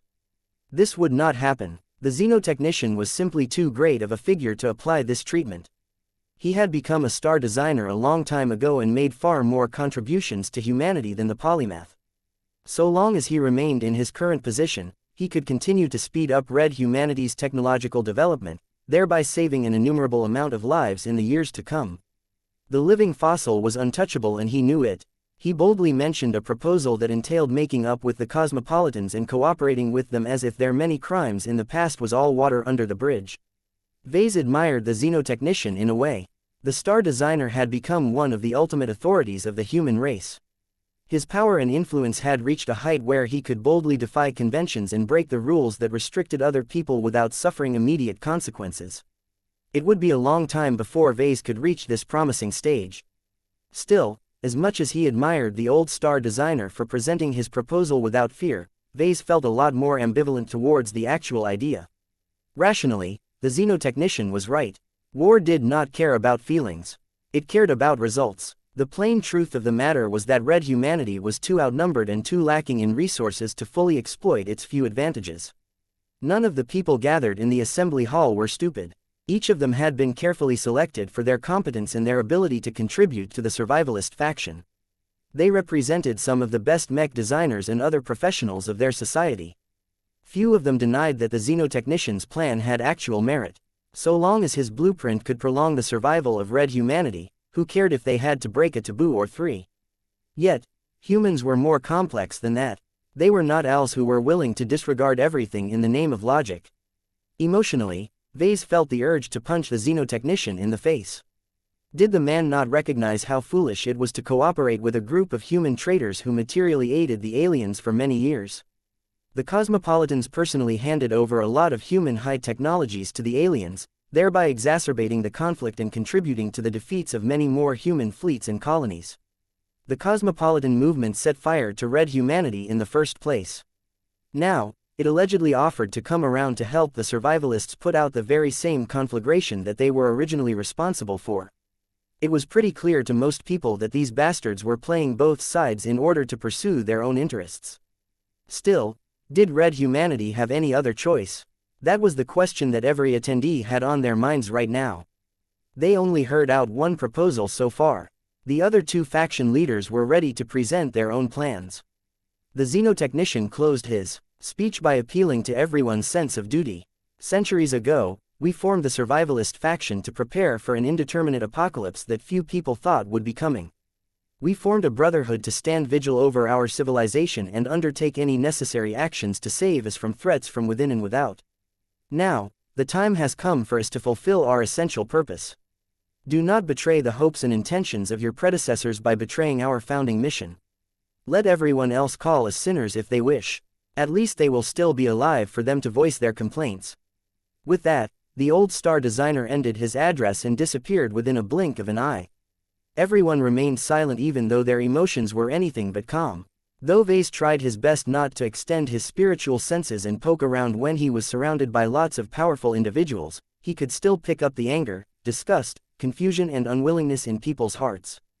No matter whether they were simple young mech officers or master mech designers who belonged to the same generation as the xenotechnician, none of them could remain impassive in the face of this extreme proposal. A brief intermission ensued where the seated individuals were finally given a chance to recover and listen to the next speech with clearer heads. Though people started to chat with each other, they were all clever enough not to voice any direct opinions about the xenotechnician's outrageous plan. So this is going to happen 2 more times? Vase softly asked Jovi. The other young senior mech designer nodded. That is correct. This is part of how we operate. Our faction is founded on the premise that we must cooperate and do anything that is necessary to ensure the continuation of the human race. If a situation ever arises where our members are strongly divided between several alternate proposals, we agreed to gather together so that we can properly hear out every side before discussing the merits of each choice. Once we have cast our vote, our entire faction must implement a winning plan without any further interference or opposition. The worst thing we can do is to allow lingering disagreements to sabotage a course of action that may be the only way to save our entire race. That made a lot of sense. This was a good way to solve a contentious issue, though it clearly had its faults. For example, what if the survivalists voted to embrace the xenotechnician's proposal, only for it to suffer all kinds of setbacks and accidents in the ensuing years? According to the rules, the faction had to double down and continue to push their current plan to the end regardless of whether the actual reality deviated from reality. Jovi understood Vess's doubts. We cannot afford to get bogged down by doubts and second thoughts. In many cases, there is no time to change our minds and do everything over. Our enemies will not accommodate us. We can only make a single bet and ride it all the way. That is why it is crucial for our upper management to be as thorough and inquisitive as possible before they cast their votes. They only have 1 week to essentially decide on how red humanity intends to resist the hostile alien races. Vase frowned as he still felt there were a lot of loopholes to this approach. I can see that you and your fellow survivalists are all pragmatic and reasonable enough to support a plan once it has been decided. What about the other groups? I think you will find it much harder to persuade the other factions as well as the Fleeters, Terrans, Rubarthans to play along with your crazy ideas. Hovi's expression grew stern. We will do what we can to make that happen. At the very least, we will be taking the initiative. Doing nothing is not a solution. That will only lead to our inevitable deaths as the aliens steadily grind away at our forces and territories. If we want to win, we must be proactive. The leaders of all of those other groups are all intelligent and responsible enough to know that as well. So long as we can gather enough support from friendly stakeholders, we can exert enough pressure to convince the remaining holdouts to cooperate with our plan. Compared to us, the other groups and factions are too divided and not decisive enough to present a viable alternative. His description of the other groups was probably not too far off the mark. Vase did not possess a clear understanding of how the other factions of the association were doing, but he was quite aware that the Terran Alliance and the Rubarthan Pact were still mired by lots of differences in opinion. The abrupt isolation from the Milky Way galaxy had caused the displaced people to have no clear plan in place on how to govern their colonies without any further direct support from their home states. They couldn't even make up their minds on how to run themselves. How could they possibly form a consensus and unite around their own plan? The survivalists possessed a strong advantage in this regard. Chapter 5168 Humanity Does Not Bend. To be honest, this wouldn't be necessary if our faction leaders formed a consensus by themselves. Jovi quietly admitted to Vase. You mean if 2 out of 3 of them agreed on the same plan, the last holdout would have no choice but to play along? That is correct. If the xenotechnician and the polymath both united around a single plan, then it is not beneficial for the Fist of Defiance to express any further opposition. His resistance at that point will no longer serve a productive use, but will instead lead to costly delays and a drastic reduction in our chances of success. Even a god pilot who is famed for his stubbornness and defiance as him understands that he must prioritize the greater interests of red humanity over his own feelings. Vase finally understood the true significance of this conference. To think that he originally thought it was just a professional gathering where mech designers could meet with their peers and present their ideas to each other. Since you guys have resorted to these appeals, I take it that each faction leader insists on implementing their own specific plans. A 3-way split has occurred that is paralyzing our faction. Jovi confirmed. Each of the leaders have spent weeks trying to resolve it, to no avail. None of us wants this impasse to persist any further, so our master mech designers and other high officials have been invested with the power to solve this problem. This was an unlikely turn of events. Effective power passed from the most eminent leaders to the cadre who rank lower in the hierarchy. A situation like this not only tested the appeal of every faction leader's unique plan, but also tested the strength of their network within the cadre. He was sure that the survivalists who were not committed to any particular side would become the focus of a lot of appeals in the coming days. In addition to that, the faction leaders also had to ensure that their existing supporters did not change their minds and side with another camp. All of this sounded more and more contentious to Vase. He felt glad that he was a non-entity in this all-important power struggle.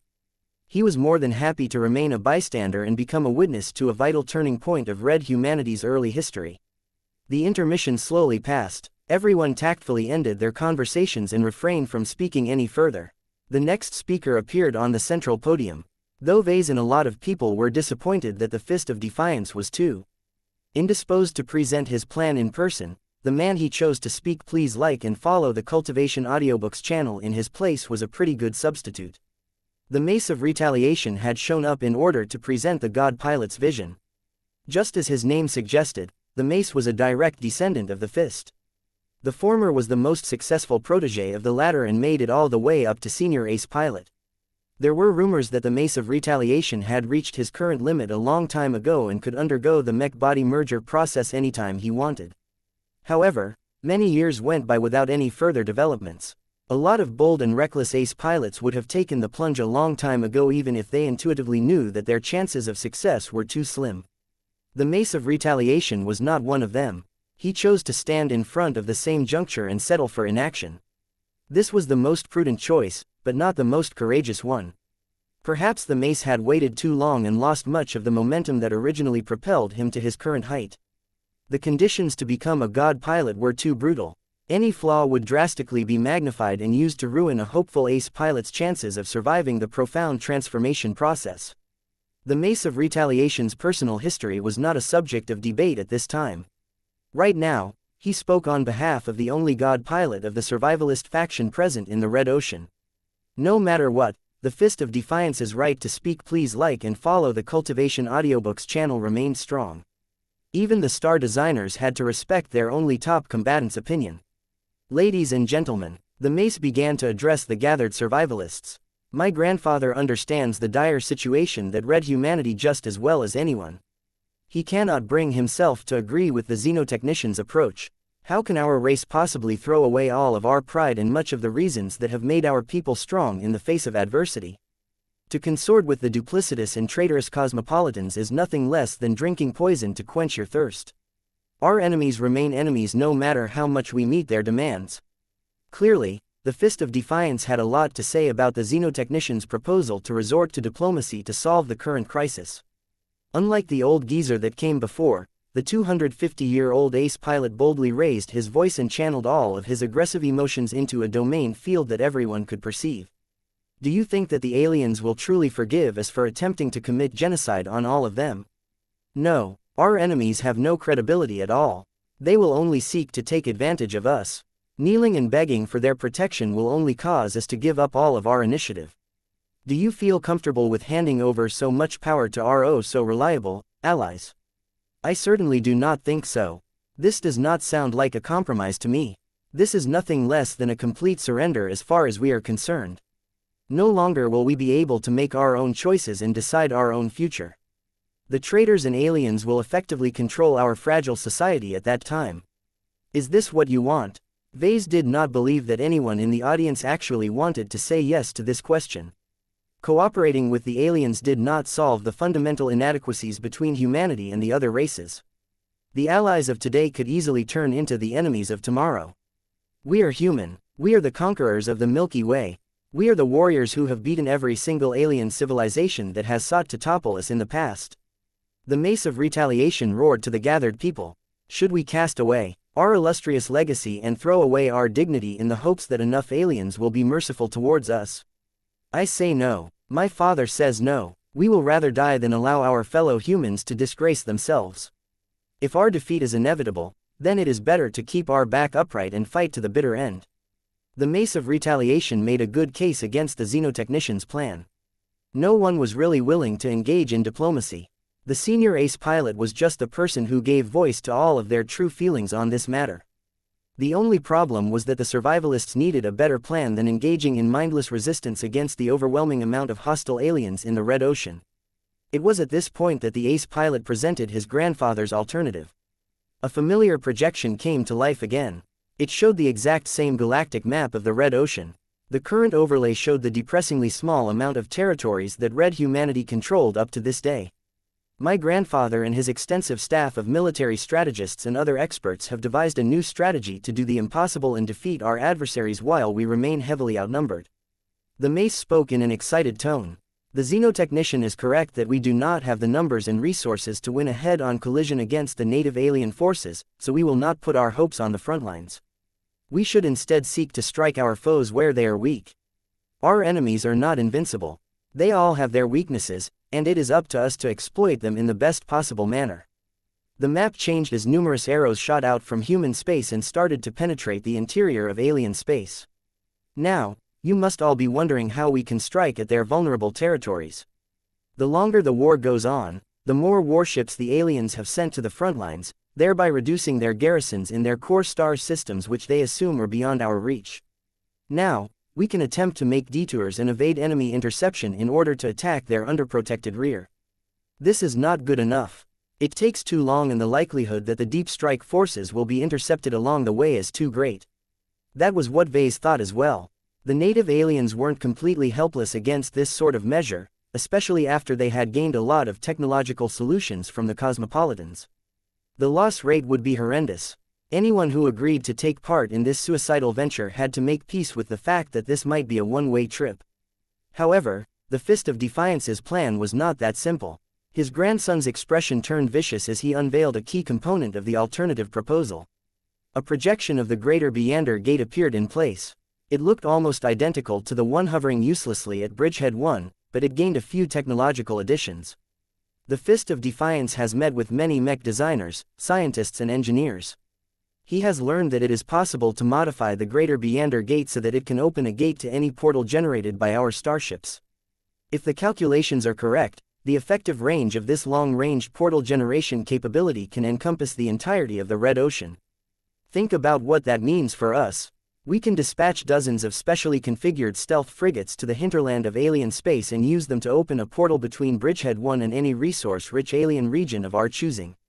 What? Vase, Jovi and many other people reacted with shock at this revelation. They never imagined that the Greater Beander Gate could be repurposed to this degree.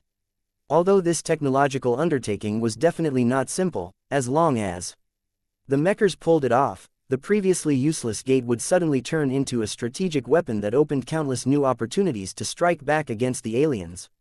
Vase had witnessed the Big Two employ their high-end portal jump technology numerous times over the years. It was a convenient way to quickly transport distant vessels to a star system without spending any time in transit. The journey was practically instant as long as there was already a cooperating ship at the end location. The projected map showed what would happen if the Fist of Defiance had his way. It showed symbols that represented a large number of enemy warfleets leaving their respective territories and converging towards the border to human space. Meanwhile, the Red Humans began to form many deep strike raiding fleets and pushed them all through the modified Greater Beander Gate. Those deep strike forces instantly emerged deep into the interior of alien space. They subsequently spread out and began to launch incredibly violent and destructive raids against all of the highly developed and resource-rich star systems that had lost many of their previous protectors. Once the human raiding fleets had left trails of devastation in their wakes, they would gather up again and somehow generate a portal that enabled them to directly make it back to Bridgehead 1. The Mace of Retaliation grinned. Lack of resources, ha! Instead of borrowing what we need from the indigenous aliens, we should take it directly from their hands. Not only will raiding their hinterland solve our most acute shortcomings, but it will also cause much doubt, confusion and hesitation among our foes. What will all of their warships do when their crew hear that their friends and families back home are under threat? I bet that more than a few of them will no longer spend any thought on the greater good. As long as we can divert enough of the enemy forces away from the front lines, we will be able to prolong our survival by at least several decades, giving us much more time to overcome our disadvantages. The projected map played out the scenario envisioned by the Fist of Defiance and his clique. It displayed a scenario where Red Humanity launched a consistent amount of deep strike raids on specific territories that targeted specific major alien races. When the aliens who were on their way to the front lines started to hear more and more stories about how their old stomping grounds were getting absolutely wrecked, many of their fleets would probably reverse course and go back in order to stop the devastating raids. Vase was utterly impressed by this bold and daring approach. Even though there were a lot of questionable and risky points to this plan, at least the Fist of Defiance gave Red Humanity a way to maintain its dignity throughout this conflict. Chapter 5169 The viability of a plan different from the dour and depressing proposal presented by the Xenotechnician, the alternative presented by the Mace of Retaliation made many of the attendees excited. The thought of modifying the Greater Beander Gate to launch daring deep strike raids to the hinterland of alien space caused everyone to become hot-blooded. Why should Red Humans bow down to reality and seek to compromise with their enemies?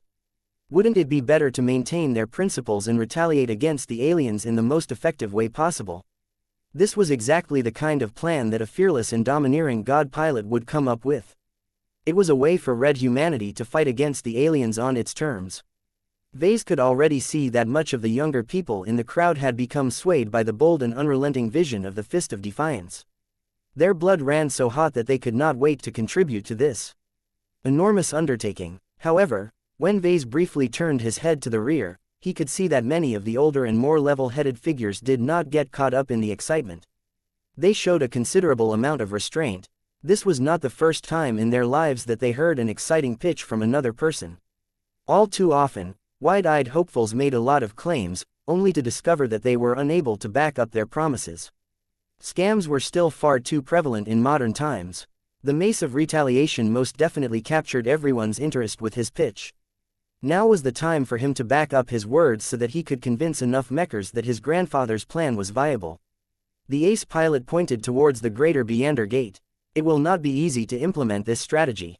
The most essential condition is to successfully modify our Greater Beander Gate to connect to portals that are generated thousands of light years away from Bridgehead 1. We are told that even if every star designer and other relevant experts unite to work on this project, it will likely take years before we can commence our first deep strike operations. That sounded a lot less pleasant to everyone. The hot-headed individuals began to cool a bit now that they became confronted by practical problems. It is not a problem for us to wait for several years.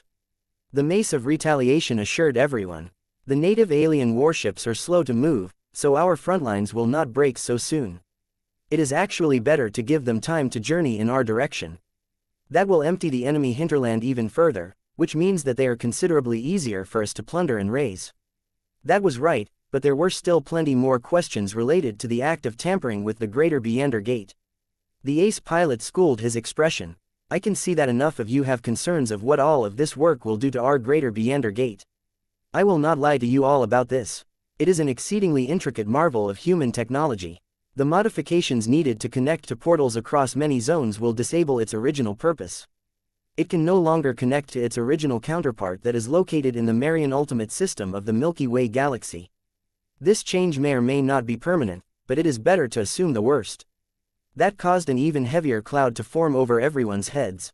On paper, nothing would actually change for anyone in the foreseeable future if the Greater Beander Gate broke. It was not as if it was working in the first place ever since the Great Severing occurred. However, its continued existence gave everyone a safety blanket of sorts. So long as it remained available in its current form, there was always a chance for either branches of humanity to develop a breakthrough that could enable them to successfully bridge a distance of 50 million light-years. Transforming one of these crucial gates did not make it impossible for red humanity to make their way back to the Milky Way somehow. It made it a lot harder, though. Perhaps doing this would rule out any possibility for the people alive today to ever return to their galaxy of origin within their lifetimes.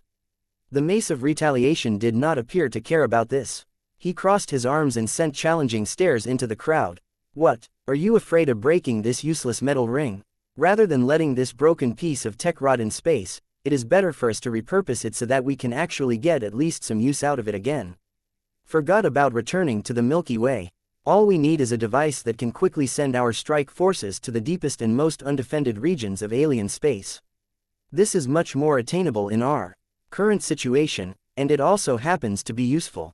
If we want to give every human additional motivation to fight to the end, then let us cut off this illusionary escape route so that no one will vainly hope that our cousins in the Milky Way will come to our rescue.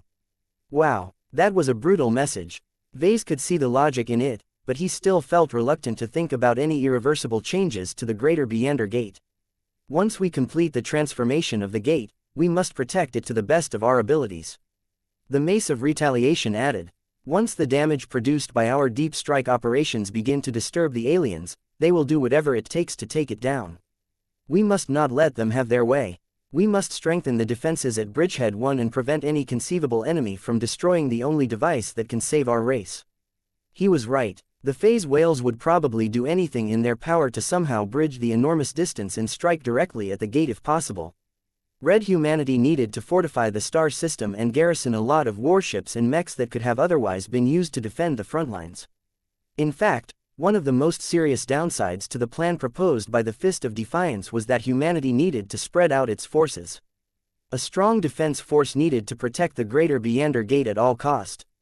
Many different deep strike fleets had to be sent on distant missions in order to quickly gather enough resources.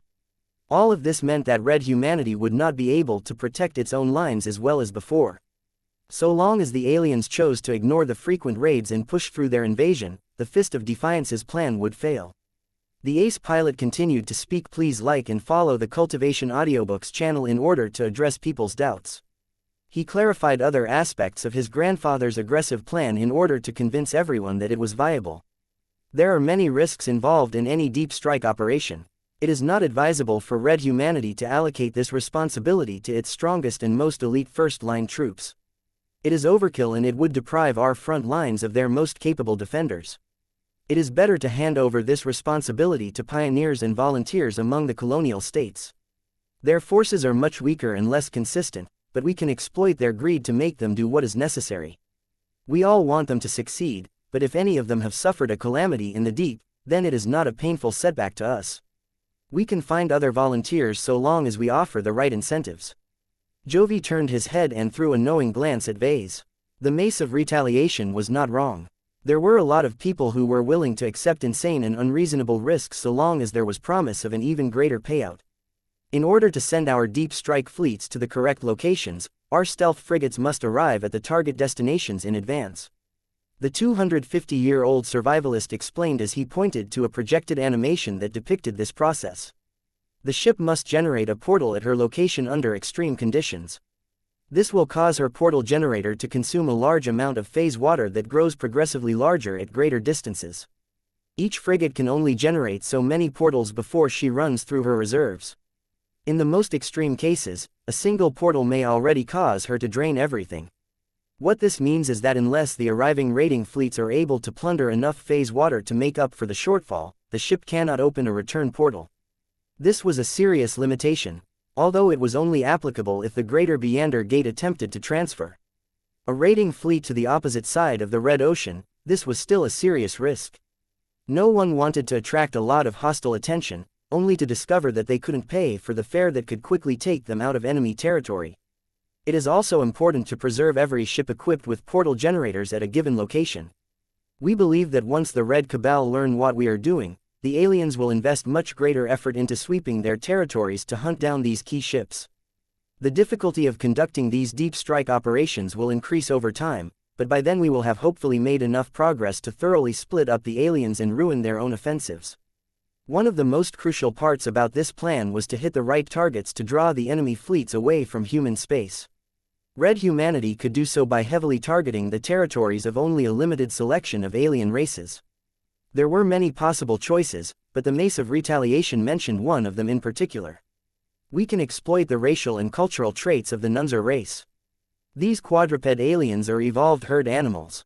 Even if they have become sentient and intelligent, they still possess many vestiges of their ancient origins.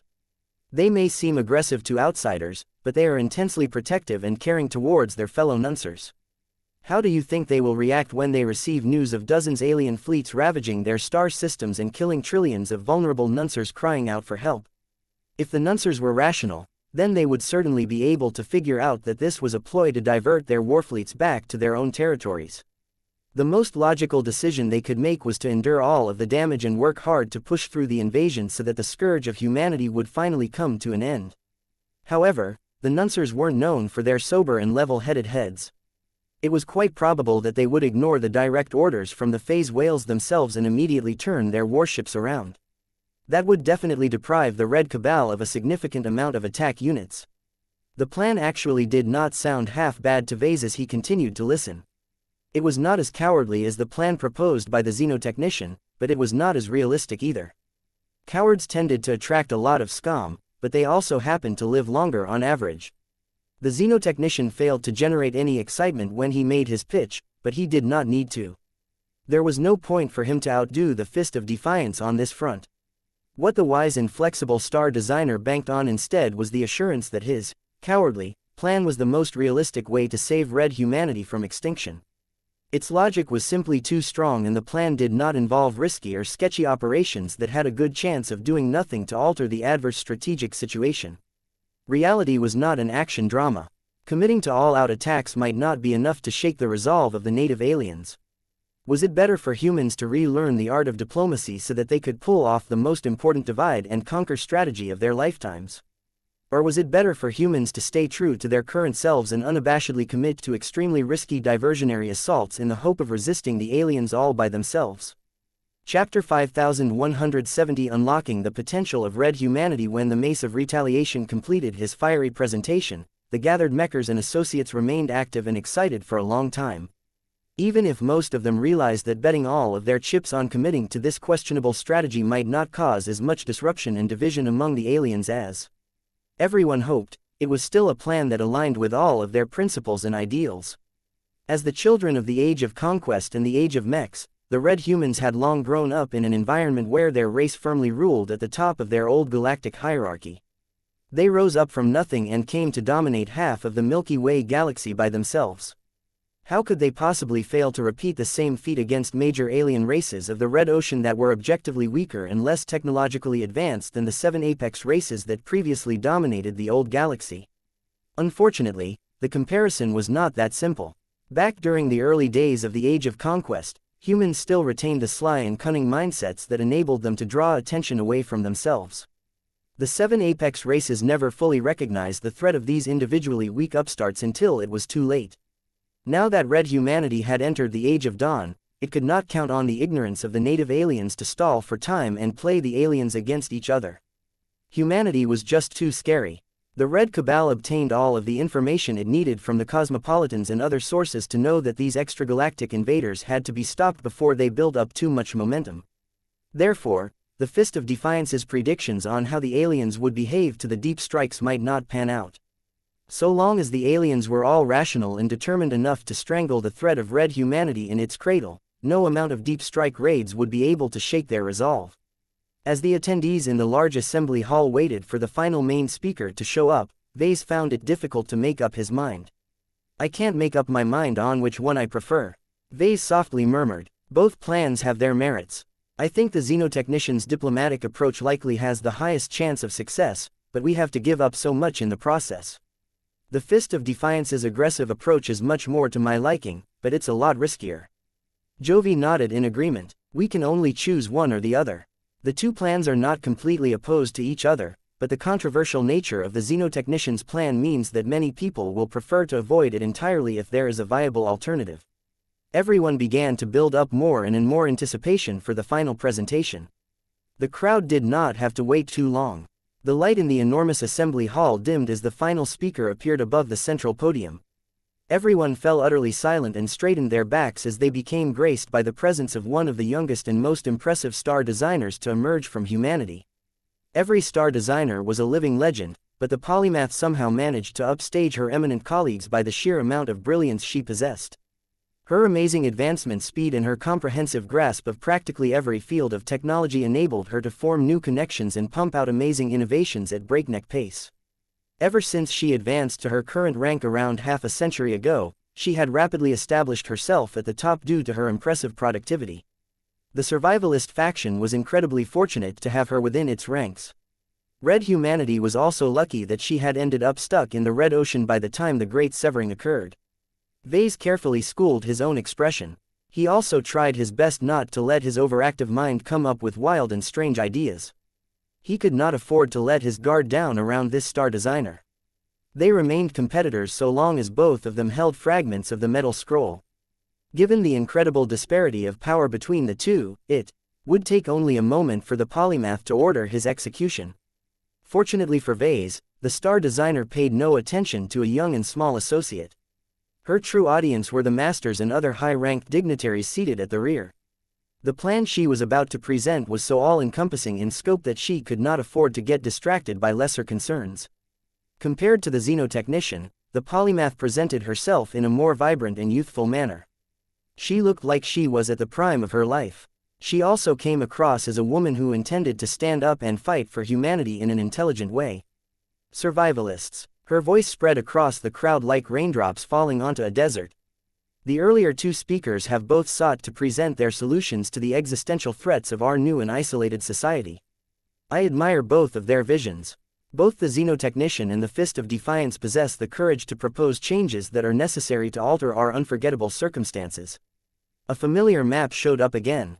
It displayed the same galactic map of the Red Ocean. The projection did not linger here, but zoomed in on the bottom edge where red humanity claimed its own territories.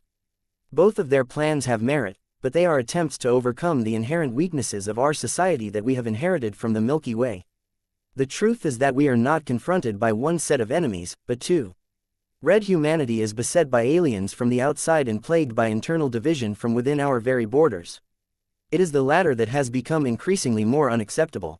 The proof lies in the inefficient and arbitrary division of territories in human space. The projected map highlighted the Red Ocean Union, the Terran Alliance and the Rubarthan Pact. It then proceeded to highlight the individual states and autonomous regions controlled by an incredible variety of groups and rulers. Humanity has always suffered from flawed and inefficient governance. The polymath stated even though everyone already knew that. It was like saying that water was wet or that stars were hot.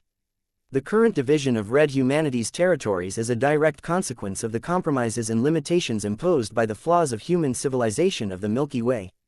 When the latter remained connected to the former, there were enough justifications to divide the star regions in this fashion. Now that this condition is no longer in place, why must we continue to tolerate this division? The polymath brought up a matter that has disturbed plenty of people in the past. However, Nobody proposed to do anything else because the price of trying to change anything was too great. In particular, the first-rate superstates would block any radical changes in the way that human space in the Red Ocean was being governed. Yet what if those dominant first-rate superstates were no longer around to enforce their interests in the new frontier? The polymath's words began to open people's eyes to the incongruity of the current situation. The polymath continued to make her case with facts and logic. It was as if she was holding a lecture in front of a university class. Inertia and outdated attitudes are holding us back from realizing that we have remained unchanged in a completely new and different age and environment. I agree with the xenotechnician's sentiment that the old vestiges that we have internalized for centuries are holding us back. We must rationally rethink every rule and custom and evaluate whether there is any merit to maintaining them in our altered reality. All of this made sense so far. Vase did not think that anyone could refute this argument. The issue was where she was heading for with this pitch. It sounded like a setup to a much more expansive intervention. The polymath's expression remained stern as the projected map that displaced all of the individual colonies and states started to get flooded by many different arrows. What you are looking at is a summary of all of the open conflicts as well as hostile relations between different colonial states. Each of these overt or hidden wars continued to consume large amounts of manpower, assets and resources for marginal reasons. While there are many valid justifications to enable the space peasants to vent their urges on their fellow peers in the Milky Way, it is pure waste to allow this to proceed when our entire collective is being targeted by the sum total of sentient alien races of this hostile dwarf galaxy. We may be able to suppress infighting to a certain extent, but without implementing more permanent changes to our society, there is a high likelihood that the population at large will invest too much resources in unproductive activities. This was one of the persistent flaws of the human race. Pride and traditions gave them strength, but they also gave people reasons to fight against each other. Internal competition had been a fact of life for humanity for as long as it existed. Even when the Terrans were at the height of their power, their empire did not last long because they ultimately failed to suppress the rising discontent and animosity from within their expansive territories. After the age of Mechs commenced, the Big Two did nothing to resolve this flaw. Instead, the Mechers and the Fleeters did the opposite and promoted internal division for many reasons that made sense at the time. The polymath essentially acknowledged this prior truth, but also pointed out how inefficient it was to continue to maintain the current order when they were all beset by so many hostile aliens. Given all of this waste and lack of productivity, we must quickly address this problem while the population at large is still malleable enough to accept radical changes. What I wish to propose to you all today is a multifaceted plan to completely reform our society as we know it. It consists of multiple prongs. One is focused on reforming the governance of our territories. Another is focused on unshackling the technological boundaries that hold us back. The last is to revive our ancient legacies and maximize our usage of a new source of power. This is all we need to secure our objective. Red humanity already possesses all of the capital it needs to defeat our adversaries. We merely have to draw out all of the potential that is currently put to waste. Let me present our near-total separation from the existing order of the Milky Way presents us with an opportunity to institute our own order, one that has been carefully designed without any historical baggage and is completely tailored to our current circumstances. In order to emphasize her words, the map showed a complete change in the organization of Red humanity's space. The Terran Alliance and the Rubarthan Pact existed no more. Both of them had been subsumed by the Red Ocean Union. Upon this merger, the polymath proposed a complete redivision and reorganization of all existing colonial polities. The various zones were each divided into a handful of evenly sized provinces, all of which were interconnected and dependent on each other to promote greater cooperation. We must remove all existing divisions and integrate our society as much as possible. In this possible new human empire, its citizens will no longer identify themselves as Mechers, Fleeters, Terrans, Rubarthans or by any other irrelevant label. They will all become citizens united under a single banner of a new galactic order. Our order. What? Vase along with many other survivalists were completely shocked by the polymath's proposal. It was not every day that a leader would boldly propose to erase millennia's worth of cultural traditions and historical grievances. Although all of this made a huge amount of sense in theory, Vase did not think it was possible for the polymath to overcome the sheer amount of opposition to her proposed new galactic order. Since he had begun to teach at the Eden Institute of Business and Technology, he had interacted with the Terrans often enough to know that they would absolutely resist this insane plan with all of their might. There was no way they would roll over and allow the Mechers to erase their proudest heritage. How could the polymath possibly push through her reforms in the face of overwhelming opposition? Chapter 5171 Coercive Means. In theory, the polymath's proposal up to this point made a lot of sense. The previous way in which the Big Two purposefully divided human space into many somewhat autonomous states before letting them compete against each other was an artifact of a past age. At the time, the worst enemy of humanity was itself. The lack of strong and acute external threats caused people to turn their hostility towards each other, to devastating effects. The best way the MTA and the sea could cope with this situation was to control and regulate the conflict to prevent a repeat of the dark days of the Age of Conquest. Now, the polymath summed up the courage to tell everyone that they needed to pick up a sledgehammer and shatter the existing order in its entirety to implement her radical reforms. Nothing less than total destruction would suffice. This was because any lingering attachments to the old order would continue to divide the population. For example, Vase personally knew that Davut still kept its guard up towards Karlach. Even if the Red Two forcibly prohibited any open conflicts, there were still plenty of ways for either side to trip each other up. The colonial states would continue to hold back a large proportion of manpower and assets that could be used to fight the aliens just so they could respond to any surprises from their regional rivals. The same applied to the Terran Alliance and the Rubarthan Pact. Alexa Stryker talked a lot about how her people were constantly on guard against the Mechers, the Fleeters and the Rubarthans. The Terrans fundamentally distrusted the other three major groups because of historical disagreements and injustices. Due to all of the scars the Terrans had accrued throughout the ages, they had become a lot more insular and defensive about what little autonomy and cultural traditions they had left. They resisted attempts to break down their superstate so much that even the Big Two had to back off and compromise with these prickly people to an extent.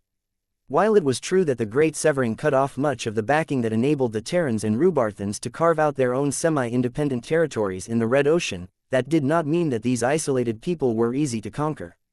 The Terrans and the Rubarthans would resist the forced integration of all of red humanity with all of their might. Sure, the aliens might be their common enemies, but that was not enough to persuade them to abandon their identities and become a part of this proposed new galactic order. A lot of survivalists were clever enough to realize this. They paid close attention to the polymath. A woman as smart as her must definitely have a plan in mind to resolve this intractable problem.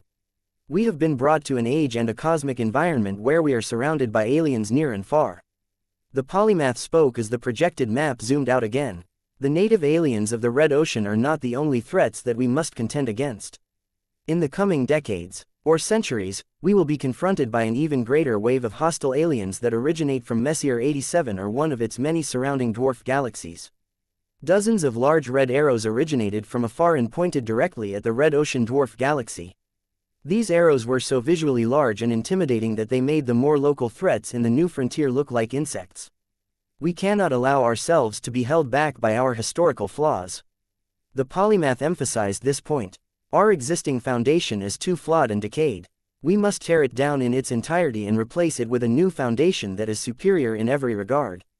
This transition will not be painless. There will be many parties who will resist this change out of irrational and sentimental reasons. Even if they possess sufficient awareness to recognize that their illogical decisions will benefit our alien adversaries more, their resistance will magnify the cost and time needed to complete the bloody reforms to an unreasonable extent. This would probably be the point of all of the resistance. The Terrans and Rubarthans did not actually want to fight the Red Two to the bitter end.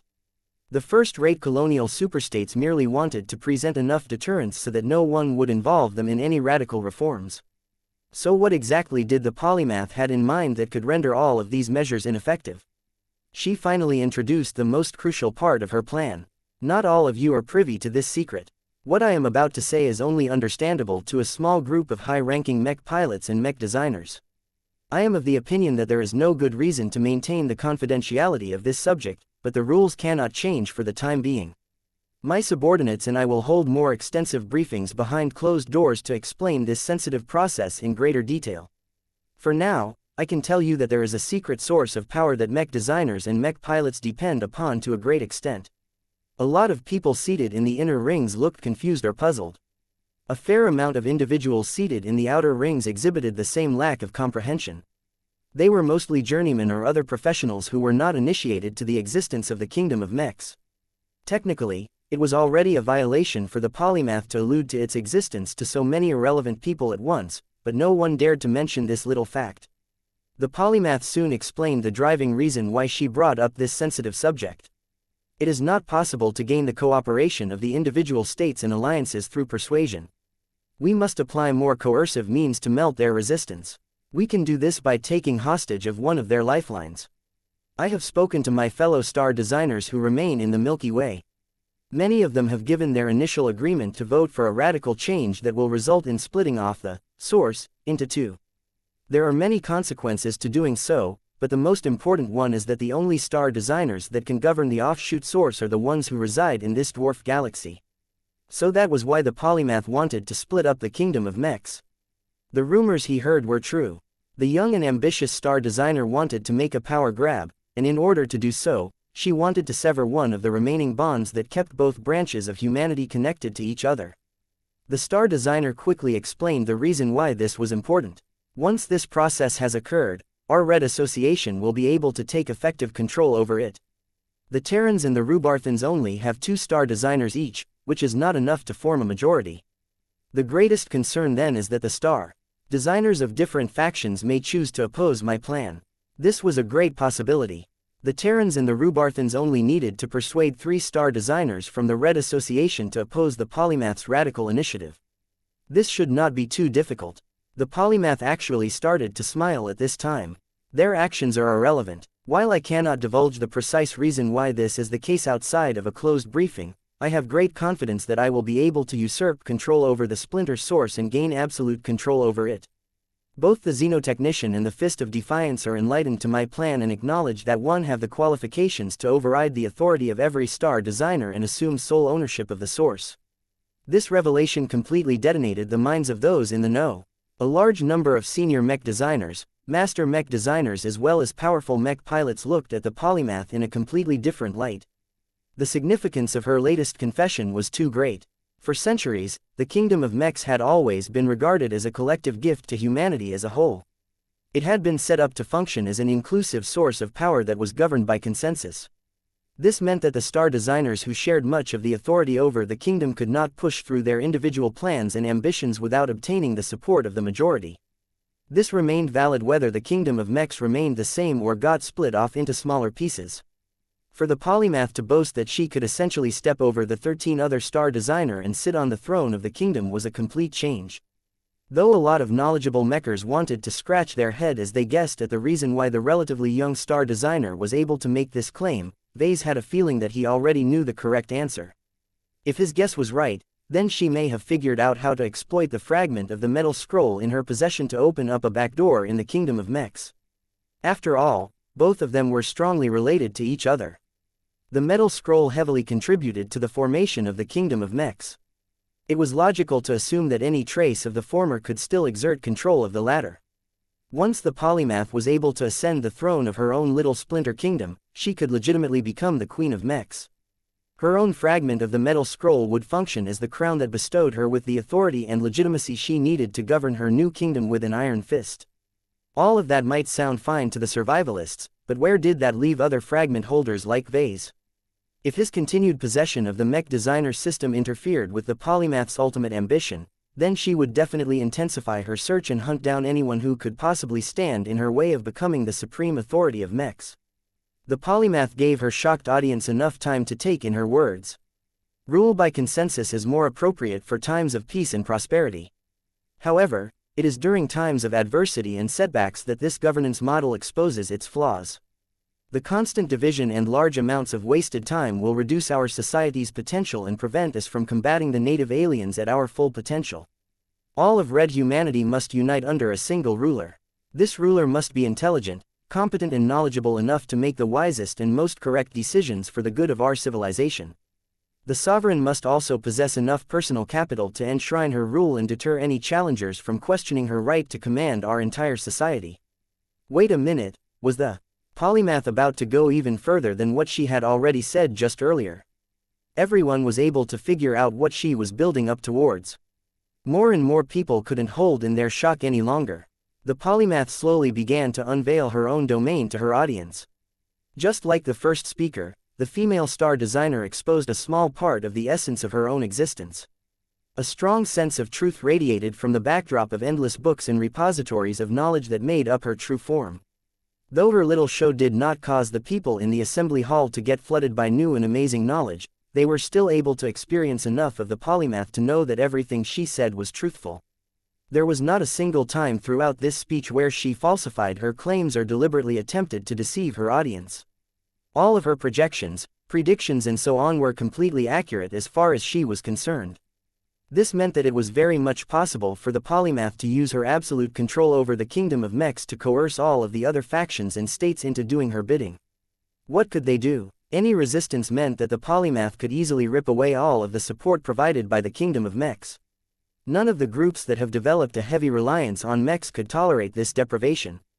With this powerful club in her hands, the polymath could essentially manipulate all of red humanity into doing anything she wanted. This included the act of recognizing her as the empress of a new red human empire.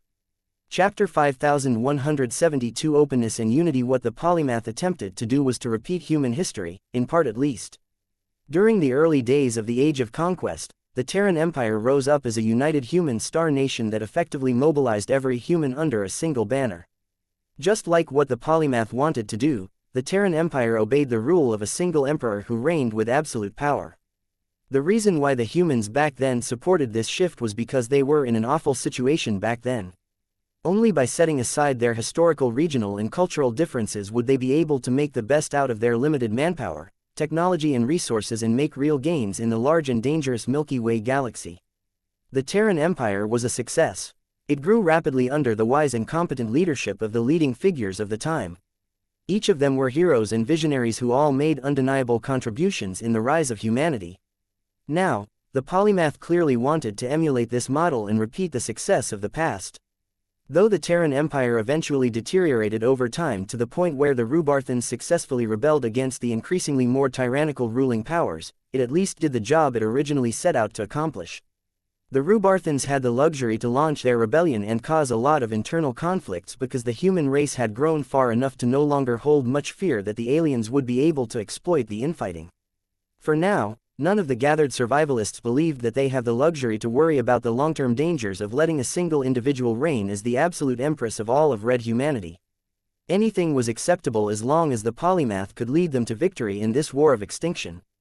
As the polymath reigned in her impressive domain, few people questioned her qualifications to rule over their entire society. She was indeed intelligent and enlightened enough to be able to make well-reasoned decisions without any apparent flaws or biases. She also demonstrated a relatively pure and selfless attitude towards power. She did not propose taking charge of their entire civilization because she was power-hungry. She did it because she believed that she was the most qualified to assume this heavy responsibility. Whether all of this was actually as truthful as the polymath portrayed, Vase did not dare to think any further. All he knew was that the female star designer wanted to convince everyone that she was qualified to become the savior of red humanity. In order to do that, she proceeded to detail a portion of the changes that she wished to make to fully maximize the potential of their society. I have already explained how I intend to dissolve all existing human states in order to form a single united empire. This is a necessary step that will open up our new star nation to further policy changes. For example, one of the shortcomings that will become increasingly more evident is the lack of manpower. The polymath called up the map of the red ocean dwarf galaxy and applied a different overlay to it. The new data markers showed the estimated population of every race. As you can see, humanity did not have enough time to transfer enough individuals to the new frontier to give us an abundant pool of manpower. While the average qualifications of every immigrant is considerably higher than the average standards of the Milky Way, our modeling has projected that we will suffer a progressively greater shortage within the next 10 to 20 years. The plain truth is that no matter what war strategy we adopt, we will suffer more loss of human life than we can replenish through natural childbirth and lengthy education. The projection showed a time-lapse of a possible scenario. It showed that the relentless alien invasions would steadily nibble at human colonies while also causing a lot of human forces to suffer serious attrition. All of this was very bad news. Without enough manpower, how could red humanity muster up enough soldiers and workers to keep up the fight? This was why the polymath proposed a radical and previously unthinkable solution to this problem. My proposed solution aims to address this latent danger. She spoke with apparent confidence in her plan. We must set up new facilities across human space where we can produce a large amount of batch humans. We possess the technology and the knowledge to cultivate trillions of artificially bomb and raised humans based on special human gene templates. We only need to possess the willingness to resort to this solution. Vase and a lot of people couldn't help but feel repulsed towards this idea. The entire notion of producing humans en masse as if they were nothing but factory commodities was profoundly disturbing. Only a small number of groups engaged in the practice, and the results were always less than stellar. The polymath did not seem to care about the feelings of others. At our current technology level, we can rapidly grow a test tube human and have this newborn organism undergo accelerated growth so that he can reach his adult form in as little as 5 years. During this rapid organic growth process, we can rapidly prepare this batch human for service on the battlefield or in the factory floor by relying on a combination of advanced technologies, such as connecting the subject's mind to a virtual reality teaching environment, to injecting packages of standardized knowledge. While all of this sounded like it could actually work, what would be the result? What would happen if billions if not trillions of freshly graduated, batch humans started to enter human society and lived among regular humans? There was no way that the two groups of humans would be able to get along. However, as long as most people were willing to endure the new complications, it may lead to a lot of relief over time. Batch humans could relieve much of the burden of keeping humanity's war machine running while attrition continued to harvest so many lives. Increasing our manpower is only one component to my comprehensive reform plan. The polymath stated, we must also alter people's relationship with technology. At this moment, we are withholding too much technology from the general public, mainly out of fear that they will abuse it to the detriment of our society. We can no longer afford to let this hinder us from resisting the aliens as effectively as possible. The warship quota program is too conservative. We must permit the use of warships to every vetted and trustworthy force. If they continue to rely solely on mechs to fight against alien forces, then they will continue to suffer excessive losses due to an inability to deploy the most optimal force composition in their battles. Vase happened to agree with the Star Designer on this point. The prohibition against warships was outdated as far as he was concerned. The Golden Skull Alliance and many other pioneering forces would have been able to stave off losses and win their battles a lot more easily if they had warships at their disposal. Nonetheless, a lot survivalists still looked uncomfortable with this proposed change. The fear that stupid people would inevitably abuse their power and use the might of warships to indiscriminately kill a lot of fellow humans remained ingrained in their minds. This was why the polymath found it so important to take charge of Red humanity. Only she could disregard all of the misplaced sentiments of the past and ram through the necessary changes. The same applies to weapons of mass destruction. She continued as if she was not done with breaking taboos. We should be ready to extend limited permission to any forces that are assigned to defend humanity against the native aliens. For now, neither side has resorted to them too much for fear of escalating this war to apocalyptic proportions, but we must be ready to escalate if we stand to gain more from it than our adversaries. The polymath proceeded to announce additional tech-related reforms.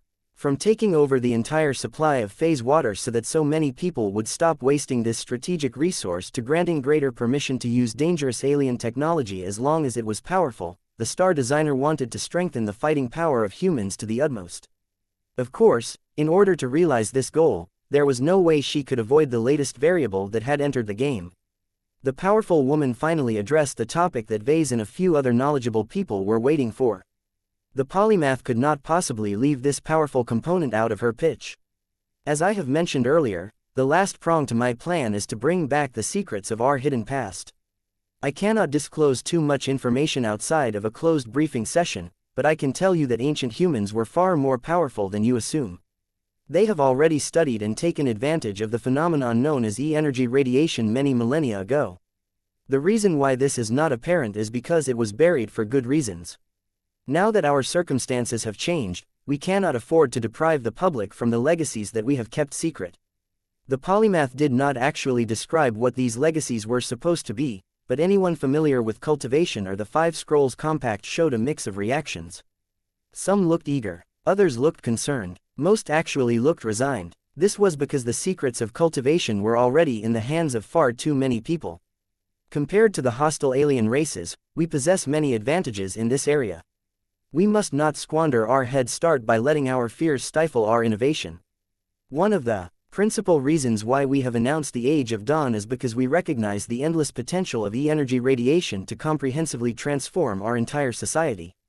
We must create a new discipline that is specialized in the study and exploitation of E-energy radiation and the changes it exerts on our reality. Although this suggestion did not evoke as much of a reaction from the crowd because it wasn't as drastic, Vase still found it to be a radical shift from current policies. For the Red Association to go from suppressing any mention of cultivation to making much of it available to the public was an enormous reversal from the past. Just as humans have founded mech universities and mech academies in order to better educate people in the design and use of mechs, we must do the same for E-energy radiation. The polymath declared, "We must not keep our ancient legacies hidden, but put them into libraries and teach their contents to a large number of students.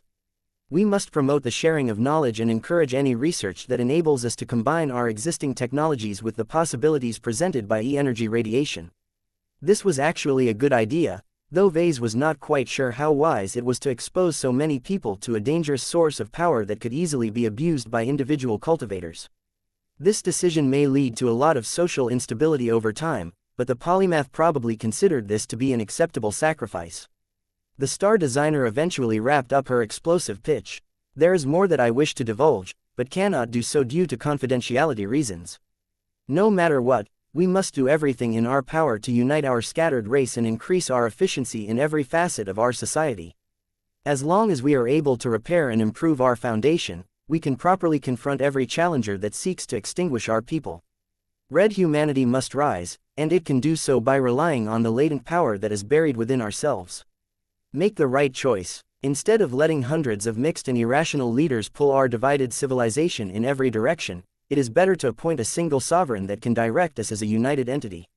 Chapter 5173 Political Conference. That was something. "I can understand the sentiment," Jovi said. When the opening speeches came to an end, both Vase and Jovi decided to wheel back and retire to a nearby restaurant. Neither of them were particularly hungry, so they just ordered a pot of afternoon tea along with a few snacks. As their order silently materialized on the delicate crystal table, Vase sank back into the unnaturally soft embrace of his recliner and tried to sort out his rampaging thoughts. He was not the only person to do so. The restaurant was gradually filling up with groups of survivalists and associates. They sat around their own tables and started to order a range of drinks ranging from alien fruit juice to heavy spirits.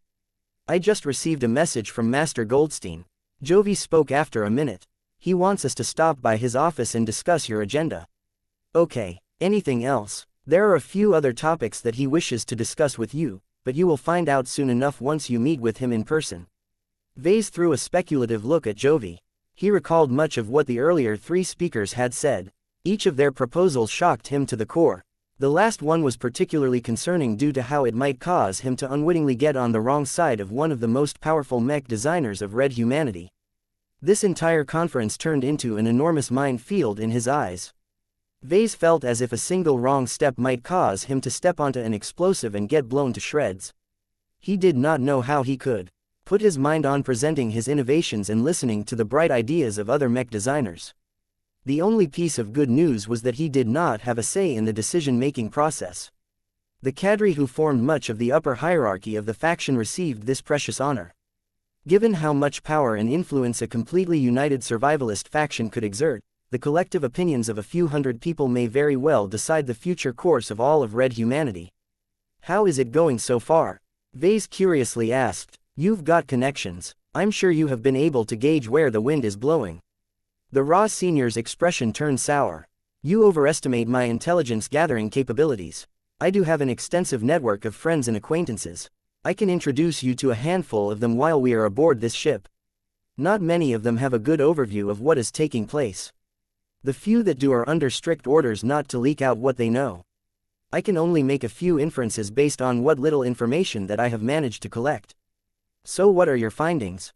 "It is still too early to make any solid judgments, Vase. Opinions can change and many of the voters will not easily reveal their leanings unless they are already in an existing camp.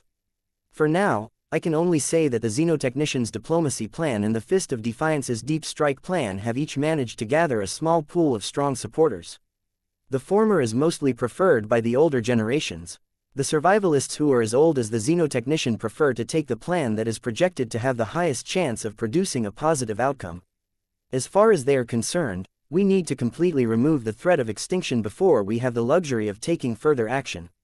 That was a sound approach, if also a cowardly one. It made complete sense for the old geezers who survived for several centuries and ideally wished to live longer in order to experience the glory of the Age of Dawn.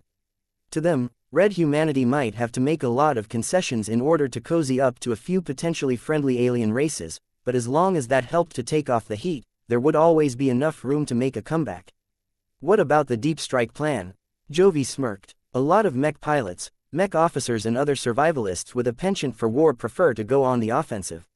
Many of them have principles and values that make them highly unwilling to make any sort of concessions to the aliens. Even if the odds of winning are not great, they would rather put their all in the fight just so they can produce a miracle that might enable them to reverse the course of the war. However, they are not completely unreasonable. Each of them will obey instructions from above. The greater good of red humanity's survival cannot be imperiled by the reckless actions from a handful of stubborn fools. Even the Fist of Defiance was willing to abide by the survivalist faction's consensus rules. If he could accept this arrangement, then so could his son and all of the other powerful fighters. Where does that leave the last plan, Jovi? From what I am hearing, the Unity plan has attracted the most supporters so far. The survivalists who find the diplomacy plan and the deep strike plan to be equally appalling have started to lean towards the polymath's proposal for safe harbor, though I am not certain if they strongly believe in her either. It is bold of her to claim that she can single-handedly take control of our society. I am inclined to give her the benefit of the doubt seeing that she is so clever and knowledgeable, but the backlash we will incur from so many corners of our civilization will not be light. The Terrans, the Rubarthans, and many other groups would probably be pissed if the polymath took away their autonomy, their pride, their heritage and their culture. While a lot of people would undoubtedly acknowledge that the polymath might have a good point about the need for people to cooperate more efficiently with each other, that would not take away the fact that the survivalist faction would probably become the most hated group in human space. In the past, the Mech Trade Association had always tried its best to present itself in a benevolent and fairly unobtrusive light. This was a deliberate strategy meant to prevent people from regarding the powerful organization as a tyrannical authority. What the polymath was trying to push would completely upend this strategy. From the moment she crowned herself as the empress of a new red human empire, she would undoubtedly be branded a tyrant. While Vase did not really care about how people thought about this star designer, it was a different story if his status as an associate of her faction branded him as an accomplice to the new regime. Of course, there were also upsides to this development. If his good relationship with the survivalist faction translated into greater access and privileges, he might not feel it was all that to be on the side of the reigning authority. Ultimately, every plan had its upsides and downsides. Vase was confident that he and his clan would be able to benefit from all of them so long as he carefully navigated the unfolding situation. He still couldn't make up his mind which one he preferred, to be honest. It would be good to have a few powerful alien races on humanity's side. Vase was greedy for all of the rich spoils he could obtain by raiding the underprotected star systems of his adversaries. Living in a society ruled by a technocrat that no longer tolerated any stupidity sounded pretty nice. It might be better that he did not have any say in which plan the survivalist faction eventually embraced. Vase truly did not want to bear this crushingly heavy responsibility. The remainder of the conference will take place under the shadow of this vote. Jovi felt the need to inform Vase. Every other invention of proposal will be judged by how much they can contribute to any of the three plans. One of the ways in which the camps can build up more support for their causes is to find more support among the solutions introduced over the course of this week. What does that mean for us, exactly? You should expect subordinates and envoys from the xenotechnician, the Fist of Defiance and the polymath to pay attention to attend every presentation or briefing in the hopes of finding anything that can strengthen the case of their patron. That caused Vess's expression to sour. That means that everything will turn political, whether we want it or not. One take it that my own presentations can't escape this development. I am afraid so, Vase. I am sorry for that. I can tell you are not overly enthused to get caught up in this competition. You should expect greater scrutiny. What about you, Jovi? You are on the side of the polymath, right? Will you begin to advocate that red humanity needs stronger direction? The Ra senior laughed. That is not exactly true. I do cooperate with her people from time to time, but I am not really qualified enough to truly run with them. I will have to realize my design philosophy before I can truly take part in their circle. You don't have to be afraid that I will be ordered to steer you to any side. It would also be inappropriate for me to do so given that I have a responsibility to guide you throughout this week. Vase was not quite sure whether he should believe everything that Jovi said, but he was willing to put his trust in his friend. Hey, that little pet of yours should be able to see what most people cannot see. What does Providence have to say about this situation? The other mech designer shook his head. Providence is quite apprehensive to say the least. The Comitar Rain has become the site of a great debate that will have enormous implications to every single life in the Red Ocean. Not only that, but the two-star designers are still in close proximity. I do not think it is a good idea to encroach upon their boundaries. You're right, it is better not to tempt fate. Is your eye able to see other stuff, then? I have caught bits and pieces of information. Jovi replied in a more relaxed tone. You will attract a notable amount of attention once you begin to present your work to different audiences. Don't think that you will be able to blend among the other associates for long. You can't avoid it by downplaying your work. We survivalists are nothing but intelligent and resourceful. I see. Thank you for telling me that. I will make sure not to conflate my words. Once they finished their tea, they stood up and left the restaurant compartment. Both of them navigated the halls and corridors of the enormous research battle carrier and finally entered an upscale section that had been converted into office spaces for the guests that had need of working spaces. Good afternoon, Mr. Larkinson, or should I say Professor Larkinson. The bald master greeted him in a business-like tone. Hello, Master Goldstein. I'm still not used to getting called by my title. You should acclimate to it as soon as possible, then. Our professional circle normally does not acknowledge mundane titles such as Patriarch, Lord or King because they have little to no bearing on your work as a mech designer. Becoming a university professor is different. Every teacher is respected among our kind. For you to be able to take this step is an indication that you are starting to get ready to bear greater responsibilities. I quite like it, actually. Vase smiled as he sat down. Teaching a bunch of eager young mech designers partially reminds me of my own days as a student. My situation was a lot different at the time, but there is a lot about mech design that remains constant no matter the class. Chapter 5174 Light Schedule. Vase and Master Goldstein actually had a pleasant chat about teaching. Just like any other high-ranking mech designer, Viro Goldstein spent a lot of time on teaching students as opposed to designing mechs. He did not see this responsibility as a diversion, but saw it as an addition to his life and progression. You have reached a stage in your career where you will encounter more and more obstacles to work. Goldstein sincerely advised the relatively young associate. You may be of the opinion that your relatively fast progress and frequent successes does not require you to depend on others at all, but that is not correct. As brilliant as you may be, you are only one mech designer. Have you faced situations where you wish to pursue an interesting new research project or develop the urge to design a new mech design, but ultimately choose not to do so because of your existing obligations? Yes, I am not surprised. You are being confronted by a problem that plagues almost every mech designer at your stage. Mech design is a discipline that offers endless possibilities. We are plagued by choice, and this problem becomes more and more severe as you go deeper. You can only choose to pursue 2 or 4 directions of research as most. You do not have the time to take on any further projects. This is where carefully selected apprentices and protégés can relieve your growing burden. Vase nodded in agreement. I already understand the benefits of spreading my craft. I am not opposed to taking on apprentices, but it will take a lot of time for my teaching efforts to bear results. I haven't actually experienced too many years as a mech designer. One finds it difficult to wait for years or even decades for a younger mech designer to become a journeyman with a related design philosophy. Goldstein smirked. This is the downside of rapid progress. Your vision is still directed towards the present. Your perspective on time is still skewed towards the short term.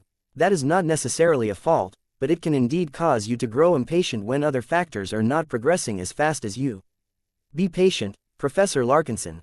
The further you go, the longer you have to wait to see your efforts bear fruit. When Vase thought about how Michael and Xanthar were taking their sweet time figuring out their design philosophies, he couldn't help but grow frustrated and impatient. It was not fair to fault his 2 former students for making as much progress as other apprentice mech designers, but there were times when he wanted to smack their heads and tell them to stop dilly-dallying around. Not every young mech designer can advance up the ranks as fast as you. Goldstein said as if he knew exactly what Vase was thinking. It is not uncommon to wait for 3 or 5 decades for a young student who has benefited from your teachings to finally reach the stage where he or she becomes useful to you. At least your former pupil managed to succeed in making progress. There will be cases where they will continue to disappoint your expectations without any indication that they will change. That is when you need to learn to let go and invest in other hopefuls. The older mech designer's advice ultimately helped Vase a lot. Mech designers already had a lot of experience with the selection, teaching, supervision and management of apprentices. It was a good idea to take a closer look at their best practices and copy their methods. Once Master Goldstein was done with providing friendly advice, he soon turned to more relevant matters.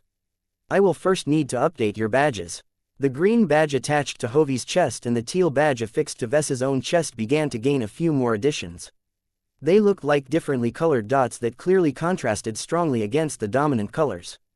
What is this all about? Vase asked as he tried to decipher the meaning of these extra symbols. They are visual shorthands that can quickly communicate your expertise and whether you are permitted to discuss or attend closed sessions on certain topics. The red dot is the most important one. It signifies that you possess useful expertise on E-energy radiation and that you are qualified to exchange with others who possess the same recognition. That was actually a clever system. Vase would know whether another mech designer was worthwhile to talk to about a specific topic by glancing at the dots on their badges. What about the purple dot? That identifies you as an expert on traditional psionic power manipulation. Some of my colleagues along with a small number of associates will hold many closed sessions related to this topic that may or may not have massive implications to our society. I highly advise you to attend as many of them as possible since it is strongly related to one of your core competences. Vase had to admit that he was incredibly interested in what other people had to say about cultivation science. He was also a bit disturbed by how well the survivalists knew about his past entanglement with cultivators and their practices. I will keep that in mind. Do you have any recommendations? Not per se, Goldstein said as he tapped his own badge. He had a lot more dots than Vase and Jovi, but none of them were in purple. My expertise lies in different areas. You can decide on your own. Pay close attention to the rules and attitudes of the lead speakers. There should be enough open-minded researchers who are more than willing to enter into a debate or discussion, but there are also less impatient professionals who will not have the patience to do the same. Understood. I will pay close attention to that. What about my own presentations? You do not have any obligations for the remainder of this day. You will be expected to hold a closed session on your companion spirit fruit trees. Few people are aware of what that even means, so you may find it challenging to attract much interest at first. You should be able to remedy this as long as you can produce immediate results that can support your claims. Vase smirked. That should not be a problem. I have made sure to strengthen the effect of the companion spirit fruits to ensure that they will produce a more noticeable effect than normal. Good. I know from Jovi that your product can augment humans so that they can work with E-energy radiation with much greater clarity and awareness than before. This can become a vital boon in our society's transition to a new order. It sounded as if Master Goldstein was a strong supporter of the Unity Plan. Vase expected nothing less from an important subordinate of the polymath. The older man soon moved on to the next obligation that Vase had to meet. There is nothing scheduled for you on the third day, but you must ensure that you are in your best possible condition to present your work on your Karman system. You will not be doing so in an ordinary closed session, but rather a secret session where a carefully selected panel of mech designers and relevant experts will evaluate and discuss the merits of your invention. This was the big presentation, and one that Vase cared about the most. The Karman system was directly relevant to his design philosophy, so he wanted to make sure that the mechers saw it as a beneficial addition to the mech community as opposed to a threat to its existing order. I will be ready. I will make sure of that. Vase promised. There was no need to question the competence of a senior mech designer. If Vase wasn't able to hold an adequate presentation on a subject that he prioritized so much, then he would have never been able to reach his current rank. The composition of the panel is not entirely clear at this time. Master Goldstein informed Vase. This is because many important figures are too preoccupied during this week. I think you can understand that they have greater concerns than to spend a few hours of their time on judging a peculiar invention of a relatively young associate. Vase shrugged. One get it. I'm not asking for much. The only result that I need is to receive permission to continue my research in this area. I don't want to inadvertently break a rule or affect the interests of others without any cover. My innovation has the potential to change the definition of mech pilot forever. I will make sure to help you advance your research without hindrances, Professor Larkinson. I am not afraid of what you may unleash with your work, and one will try to find like-minded mech designers who possess similar outlooks. This was the benefit of having friendly mechers by his side. Vase felt quite fortunate that a powerful master mech designer within the faction was willing to cover his back. What about my third presentation? We have discussed this subject matter with the transhumanist faction in advance. Master Terminio Dervidian has approved of your request to present your work on your Transcendence Glow during a closed session. The only condition is that we must make it clear that this application falls under the supervision of his faction. The survivalists cannot make any decisions by themselves. They will have to pass on their quests to the transhumanists. I see. One have no problem with that. The transhumanists are supposed to be the ones who will manage this stuff on their end. I just want to make more people aware of the Transcendence Glow so that they know that this option exists. One think it has become more relevant than before due to the urgency of these times. I share your opinion in this regard, Professor Larkinson. This should be it. Vase did not have too many obligations in his schedule. His presentations were also spread out over different days, so he should have plenty of time to adjust and prepare for each of them. Outside of that, he should be able to spend plenty of time on other people's sessions. There were so many brilliant people aboard the Comitar Rain that he was eager to expand his horizons over the course of this exciting week. There is more. The master mech designer unexpectedly mentioned. You have received an invitation to attend a secret session held on the 6th day. It is organized by a research group that has spent years researching an augmentation method to produce human phase lords. As a subject of interest, your presence is expected at this session. Vase blanked out for a second. I do not recall participating in this kind of research. I am not a geneticist or an exobiologist. I have a pretty good grasp of phase water theory, but I think that any high-ranking mech designer of the Red Association can blow me out of the water in this aspect. Goldstein directed a stern stare at the younger mech designer. You do not need to show any false modesty to us. You have made unique and unprecedented accomplishments in your short career. Associate or not, my colleagues and one are not close-minded enough to disregard your input solely due to your identity. Results speak. Please like and follow the Cultivation Audiobooks channel louder than words. The fact that you have succeeded while our research group has not is clear to all. There is no need for concern. This is not an interrogation. It is a research exchange. There will be rewards based on how much you can aid our research efforts. Oh, that sounds nice. The master did not mention this openly, but it was pretty clear that the survivalists figured out that he had become a phase lord at one point. Even though his phase water concentration was still minuscule, that was already a groundbreaking result. There was no way the mechers would miss the opportunity to study and question an individual who actually managed to turn their unattainable dream into a reality. Chapter 5175. The first open session. It was too much to hope that the survivalists never figured out that Vase had technically become a phase lord. He didn't even know how he was supposed to explain how he ended up this way. Should he tell them that he stole and adapted an Orvan ritual to transform himself? How would he be able to avoid mentioning the system's role in vastly increasing the success rate of this sketchy procedure? Then there was the tribulation lightning that rained down upon him for an awfully long time. It undoubtedly contributed to his successful transformation, but he did not have the faintest clue why that was the case. Unfortunately for Vase, Master Goldstein's tone made it clear that there was no way he could reject this invitation. Oh well, at least it is scheduled on the 6th day. I don't have to worry about it for a while. He shrugged. Vase was confident that the survivalists valued him enough to prevent him from getting arbitrarily detained. The possibility that the avid researchers of the Red Association would capture him before stuffing him inside a lab so that they could dissect him was low. However, just because the chance was low did not mean it was zero. If Vase wanted to make sure that he would be able to leave this conference without issue and return to his expeditionary fleet without any incidents, he needed to do his best to increase his value in the short term. I need to do a good job at making people appreciate all of my work. He concluded. He gained extra motivation to do well in his upcoming presentations. Aside from that, he also needed to give this research group enough data and information to keep them busy. If they were able to gain nothing that could help them make actual progress, then they would probably keep pestering him for more assistance. As Vase stood outside the closed hatch of Master Goldstein's office, he wondered what he should do next. I am free, right? Jovi nodded. You don't have any obligations on the first day. You can choose whether to spend time on your upcoming presentations if you want, but one thing you would rather like to hear what other people have to say.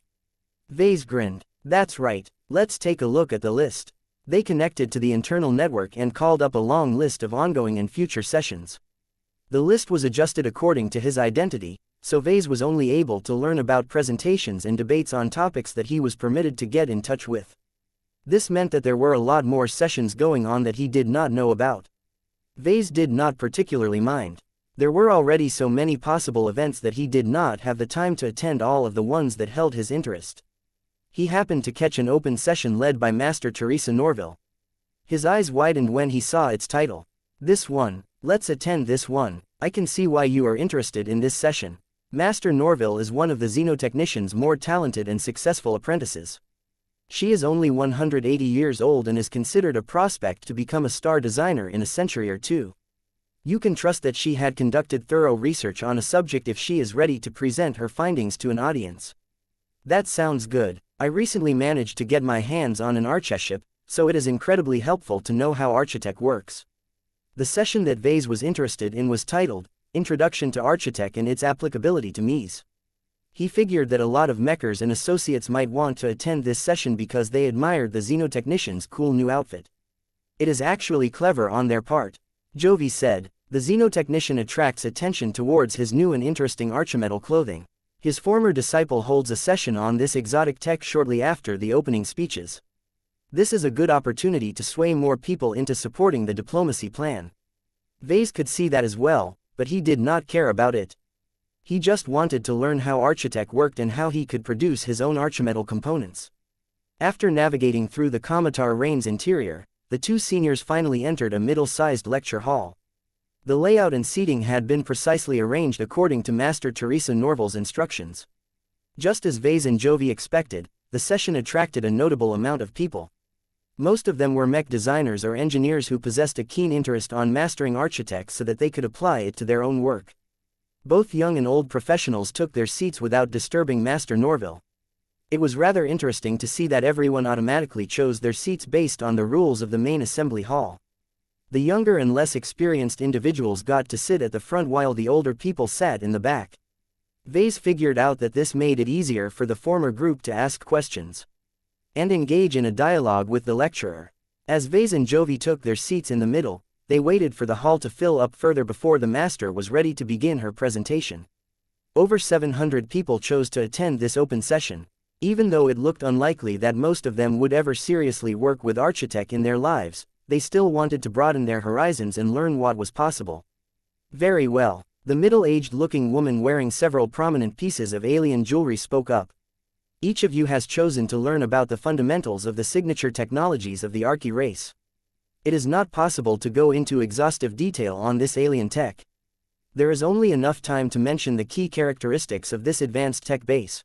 One have condensed the contents and the technical information as best as possible, but it is hardly exhaustive enough to enable you to reproduce this tech by yourselves. With that out of the way, Master Norville immediately began her lesson by projecting a turtle-like alien. The root of architect lies in the organic structure of the archi.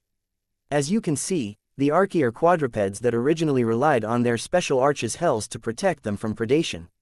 What distinguishes them from most testudo species is that their shells can not only absorb and integrate a large variety of exotic materials, but are also capable of generating electronic resonance, which provides the species with a large variety of abilities. The master quickly summarized a lot of basic information to get everyone up to speed. She soon began to mention an interesting finding. As far as our research has shown, the archi are completely naturally evolved. We have not discovered any clues in their genomes, their historical records or their constructs that signify that they are artificially conceived. Their arches hells naturally evolved to their current form based on the complex and special conditions of their former home planet. The implication is that it is unlikely that any other race in the entire cosmos is able to form anything similar. This is because arches hells and by extension architect derives much of their power from a specific group of exotics. A second projection came to life that displayed over a dozen different exotic materials. Their individual compositions were different and so were their properties, but they still shared a few traits in common. This is a new classification of exotics that we have designated as electrosensitive. A number of them used to be prevalent in the home planet of the Archaea. Once the aliens took to the stars, they have later discovered a number of other exotics that can meet their needs for this type of materials. Vase didn't even know that. Learning this was already worth the decision to attend this open session. Electrosensitive exotics have many beneficial effects to Archaea. The master continued. The main benefit is that it is a powerful amplifier of electronic resonance. All high-powered versions of Archaea's Hells and Architect are dependent on these materials. Without them, the Archaea are unable to produce the power that is necessary to cement their place as a major alien race in the Red Ocean. The Archaea are known to set aside many lesser priorities in order to obtain a notable quantity of this group of exotics. Much like other exotic-dependent races, the growth and expansion of their civilization is directly correlated by the availability of these materials. That had many implications for both the Archaea and the humans who desired to reverse-engineer Architect. Vase actually became disappointed by this discovery. If Architect was not as universal as he initially thought, then it meant that he would not be able to produce as many mechs made out of Archimetal as he desired. Electrosensitive materials are not rare in the Red Ocean, but they are not too abundant either. Much of the reason why the Archaea have become nomadic is because there are few star systems that can offer them an adequate supply of these exotics. One of the common goals of all hidden archeships is to constantly survey star systems for deposits of these key materials. They may even be equipped with modest mining facilities so that they can quickly and covertly extract them from an asteroid or a planet. That actually made the Archaea sound like roaming beggars who would trawl many different trash piles for food. It completely ruined their previous mystique. However, Master Teresa Norville was not done with her presentation. As you can foresee, the material dependencies of Architect heavily limits any further applications by our race. We would have to compete against the Archaea for the limited supply of electrosensitive exotics. The aliens are already struggling to obtain enough of them. We will struggle even more to accumulate these resources. Architect sounded similar to phase water technology then. The latter had become the playground of the rich and powerful due to the persistent shortage of phase water. It wasn't even sold on the market anymore. It was then that Master Norville presented a new research result. We do not think that the usage of Architect should be restricted by this condition. We have dedicated a team of material scientists to study all known samples of electrosensitive materials. Their objectives are to discover a method to synthesize them with the help of industrial methods, or to develop an artificial exotic alloy that can be used to produce effective archimetal in their stead. We have succeeded. The projection displayed a handful of new lab-produced alloys that indeed possessed similar properties to electrosensitive exotics. Master Teresa Norville smiled with satisfaction. These are only preliminary results. The performance, toughness and cost-effectiveness of the early versions of these alloys are not up to standard. We expect to make rapid gains in these parameters in the ensuing months and weeks.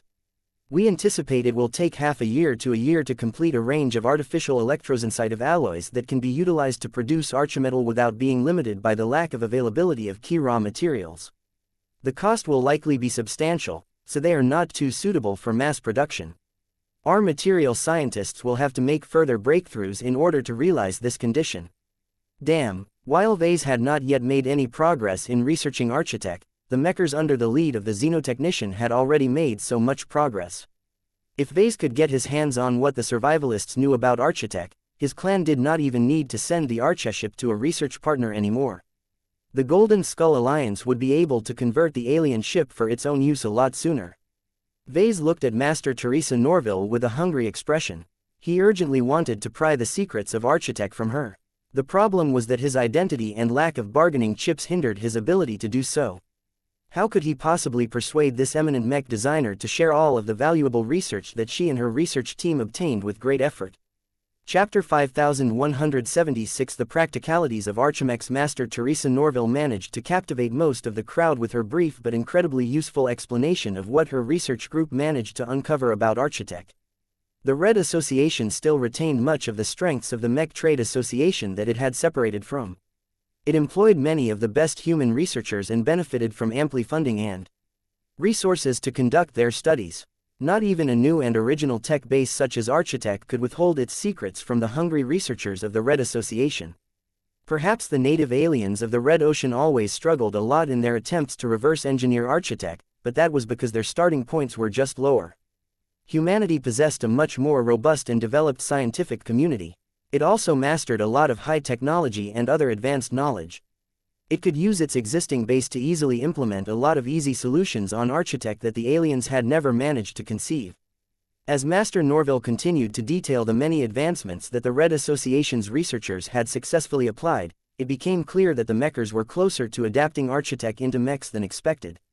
She even unveiled a relatively simple first-class multi-purpose mech design that was completely made out of architect in front of her audience. A lot of people immediately tried to decipher the design as much as their own expertise allowed. It became clear that the vast majority of them couldn't understand it at all. This was because all of the design schematics portrayed large amounts of metal blocks that were somehow pushed together into the vague form of a humanoid machine. Even the joints and other moving parts looked almost completely alien due to their complete lack of circuitry, power lines, communication lines and traditional structural subcomponents. The only parts that vaguely looked familiar and understandable were the ones that architect could not fully replicate. The neural interface as well as an extremely potent power reactor were mostly conventional, though they utilized relatively inert archimetal as structural reinforcement. This is the experimental design of a working prototype, Archimech, to use the colloquial term for a mech that is not only predominantly integrated with archimetal, but also functions almost entirely through architect. In order to fit this definition, the entire frame, barring a number of unavoidable exceptions, is completely controlled and powered by electronic resonance. What an amazing design! Even though it was clearly designed to be as barebones as possible due to the relative lack of modules and weapon systems, it already looked more advanced than the typical mech utilized by first-rate states. A mech designed with a completely different tech base truly tested the analytical capabilities of mech designers. Many of the professionals in the crowd tried their best to decipher and understand the projected machine. It was easy enough to figure out what the more obvious blocks of metal were supposed to do. Engines were engines, limbs were limbs and sensors were sensors. Just because they were made out of other materials such as crystal or archimetal did not mean that they suddenly had to look or behave completely differently. However, the fact that archimetal could perform the role of a lot of conventional components meant that the design offered far less details than Vase would have liked. Sure, archimetal also boasted intricate internal structures that substituted the role of circuitry, but the charm of this material was that it contained many functions that were solely generated by combining different combinations of exotics together in specific ways. What was so brilliant about archimetal was that programming its functions did not necessarily require the exact same type of materials to make it do anything specific. It could take a large range of exotics, dynamically combine them together and still produce the same effects, such as releasing a bolt of electricity or making a part glow at a precise luminosity. All of this meant was that architect became fiendishly hard to decipher and figure out if one was not already an expert in their workings. No matter whether it was a young 30-year-old journeyman or a 300-year-old master, none of them could fully understand how the Archimech worked just by studying its design for a long time. The only way to realistically analyze its workings was to fabricate the Archimech and test its individual capabilities, either as a whole, or by isolating its specific parts. All of these boring data-gathering activities took a lot of time as well as a lot of expertise. The Larkinson clan did not possess a research institute that could tackle this kind of experimental study, which was a major shortcoming now that he thought about it. The clan had never really put too much effort into deciphering most alien technologies it came across. Compared to an equivalent first-class mech designed with conventional technological principles, this experimental Archimech possesses clear advantages and disadvantages. The Archimech is considerably denser as its internal volume is being utilized at a considerably higher proportion. It can withstand much more damage to its internals as much of it is as resilient as the external plating. The mobility of the mech has suffered, but that can partially be mitigated by integrating the archimetal with phase water. Essentially, an Archimech was much more of a solid construct of metal than a more conventional mech. It made a lot of sense for it to become a lot heavier and sluggish compared to a machine of the same size. According to our preliminary investigations, an Archimech can maintain its combat effectiveness 3 times longer on average. Its chance of surviving a typical battle where it would otherwise lose functionality is 65% higher, although this percentage is significantly lower when the opposing force consists of warships. What is especially important is that the chances that the mech pilot can survive an encounter increases by 187%, even when accounting for cockpit ejections and attempted interceptions. Now that truly caused all of the gathered attendees to take note of this experimental Archimech concept. While the numbers mentioned by Master Norville should be taken with a huge grain of salt due to the impossibility of using a handful of numbers to calculate the parameters of an endless variety of combat scenarios, they could still be used as rough measures. If the subordinate of the xenotechnician hadn't been exaggerating too much, then an Archimech could not only withstand a lot more damage and keep fighting, but its mech pilot also had a much higher chance of surviving. Both of these factors were important to any serious mech force. The increased resilience of an Archimech made it a lot easier to win a battle. After all, if an enemy had to invest several times more firepower to take down a machine, then that meant that the Archimechs had a lot more time to fulfill their objectives. It also reduced the costs of maintaining a force of mechs over time as less machines needed to be replaced or restored at heavy cost. However, what a lot of mechers truly cared about was the drastically higher survival rate of mech pilots. The use of archimetal made a lot of previously necessary components obsolete, and there was a lot more room to accommodate a stronger and sturdier cockpit. Not only was it able to accommodate larger and stronger energy shield generators, but it could also integrate a lot more armor plating without reducing the performance of the Archimech too much. A lot of weapons of modest power and caliber simply wouldn't be able to threaten the life of a mech pilot as easily anymore. It took a lot of effort or a lot of numbers in order to quickly down the pilot as well as the Archimech itself. Even then, once the cockpit ejected and flew to the rear, it would become a lot harder to destroy or knock down on account of its resilient archimetal shell. So long as Archimechs could be rolled out on a wider scale, this trend could completely revolutionize the mech community. Archimechs would gain a lot of resilience, allowing them to close the gap with warships to an extent. However, the solution was not all that perfect. As much as archimetal could make a mech more resilient, they also became noticeably slower and less maneuverable due to their substantial increase in density. Not only that, but the large primary gun batteries of typical alien warships could easily wipe out several Archimechs with a single shot due to their immense power. Master Teresa Norville was quite frank when it came to the shortcomings of this design. Archimechs remain experimental as they are not yet suitable to replace the use of conventional metallic mechs. Their lower mobility is a major weakness. Archimetal is currently difficult to produce with the use of materializers. It is better to utilize the hybrid production method employed by the Archi. This is an approach that simulated the organic archeshell growth method of their own biologies. While this may be a tried and true method to the aliens, it is also slow and inefficient. We are currently working to develop a more industrialized production method, but it may take years to complete this project. The repair and maintenance of archimetal is also a great issue. Only mech technicians and engineers with a moderate degree of understanding of archimetal can effectively repair damaged Archimechs. All of that dampened the enthusiasm of some of the gathered mech designers, but not all. They were all clever enough that Archimechs were not economical for low-tier mechs, but that they were still viable enough to shake up the market for high-end mechs. Master Norville continued to mention a few other points where the RAS researchers and mech designers encountered more problems and shortcomings of Archimechs. It surprised Vase that she was being so frank about exposing the failures and the inability to make progress in all of these areas. Then he realized what the master was truly doing. She was trying to fish for specific solutions from her audience. She listed out all of the problems encountered by the research group and hoped that at least one of the attending guests just happened to possess a specialty that could play a role in solving a difficult technical problem. Perhaps this was one of the correct ways to take advantage of a conference. An event like this sucked in a lot of smart and clever professionals that never met with each other under normal circumstances. Compared to trying to solicit for help through a network or other channels, it was a lot easier to ask for help in person. Vase even thought about adopting this approach himself. Master Norville's example taught him a lot on how he could potentially milk more benefits out of the people who chose to attend a session. The underlying theme of this conference was mutual exchange. Norville clearly withheld a lot of useful knowledge about Architech and Archimech. What she revealed was only the tip of the iceberg.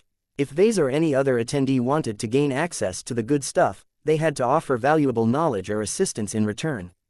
Vase inwardly sighed. Compared to all of the older and more established masters in the crowd, he was not quite certain that his bargaining chips would suffice.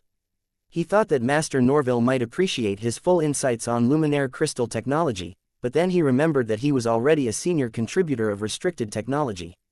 He had already traded away his knowledge on luminaire crystal technology to the Red Association in essence. Vase would have to come up with new tech that the association had yet to master for whatever reason. He looked down at his badge and spotted the 2 dots that visually identified his permissions. Why'd I only have 2 dots? He had seen mech designers wearing badges that were adorned by 5, 6 or even 8 differently colored dots. While Vase was not conceited enough to think he was just as knowledgeable as a centuries-old master, he should at least be able to obtain permissions to take part in more varied sessions. Chapter 5177 Unattainable. Once Master Teresa Norville ended her highly interesting presentation on Architect and its potential applications in mechs, everyone who attended the session saw a lot of promise in this unconventional alien tech base.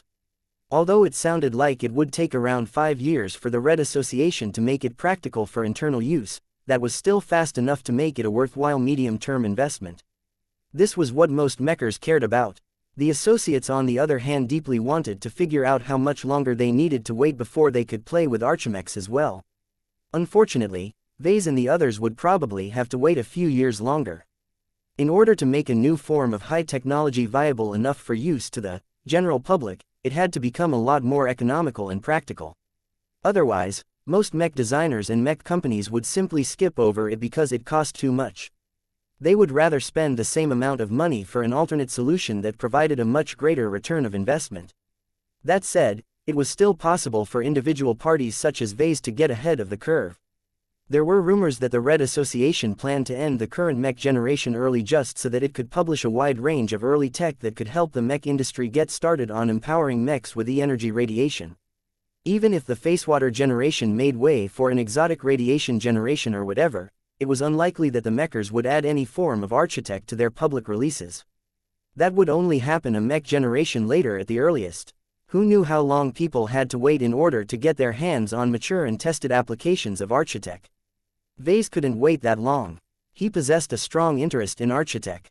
It was perfect for him as far as he was concerned. The Larkinson army had always taken the high-end route, so the excessive costs and troublesome maintenance. He also recognized the fantastic synergy between Architect and the Karman system. One of the greatest downsides of the Karman system was that it permanently locked a mech pilot to a specific mech for the rest of his or her life. Although Vase had yet to actually test this, he knew it was an actual restriction. Venerable Janzi outright refused to consider the idea of piloting any other mech even though she physically possessed the ability to do so without problem. The Blood Pact was a literal pact. It was a contract and binding that went beyond the physical and acted on the spiritualities of the involved parties. In any case, the existence of this restriction meant that it became a lot more important as well as worthwhile to prevent the demise of a Karman mech. If Vase could choose between a conventional metallic mech and an Archimech, Vase would pick the latter over the former anytime. While slower, an Archimech was simply more durable, not only in single instances, but also over many years of service.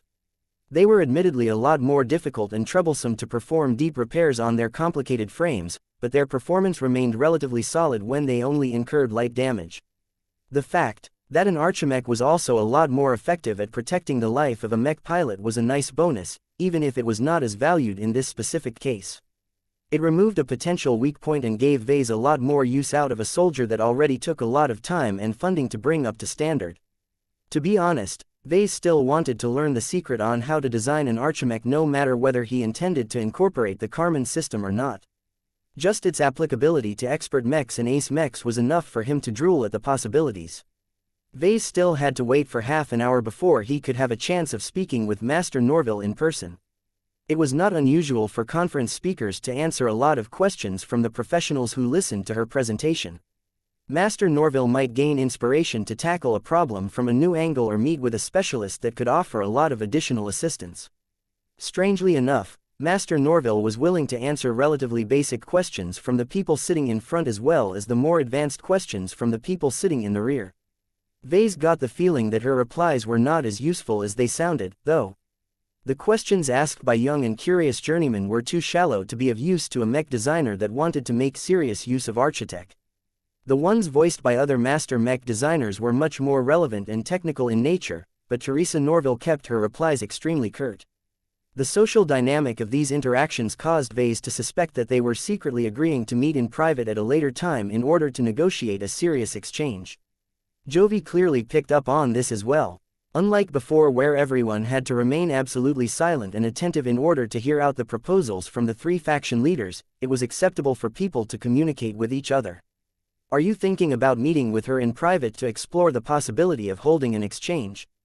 Jovi transmitted to Vase over a private communication channel. Vase nodded. I am, but I am not sure what I can trade for it. Architect has become a high priority to me. It is especially relevant because my expeditionary fleet has an actual archship in its possession. That puts me ahead of almost everyone else in this hall. It would be a waste not to take advantage of this rare and precious opportunity to learn how to combine architect with mechs a few years sooner than normal. The Ra Senior actually shook his head at that. I do not recommend you approach Master Norville at this time. She will not take you seriously, and that will greatly hinder any negotiations.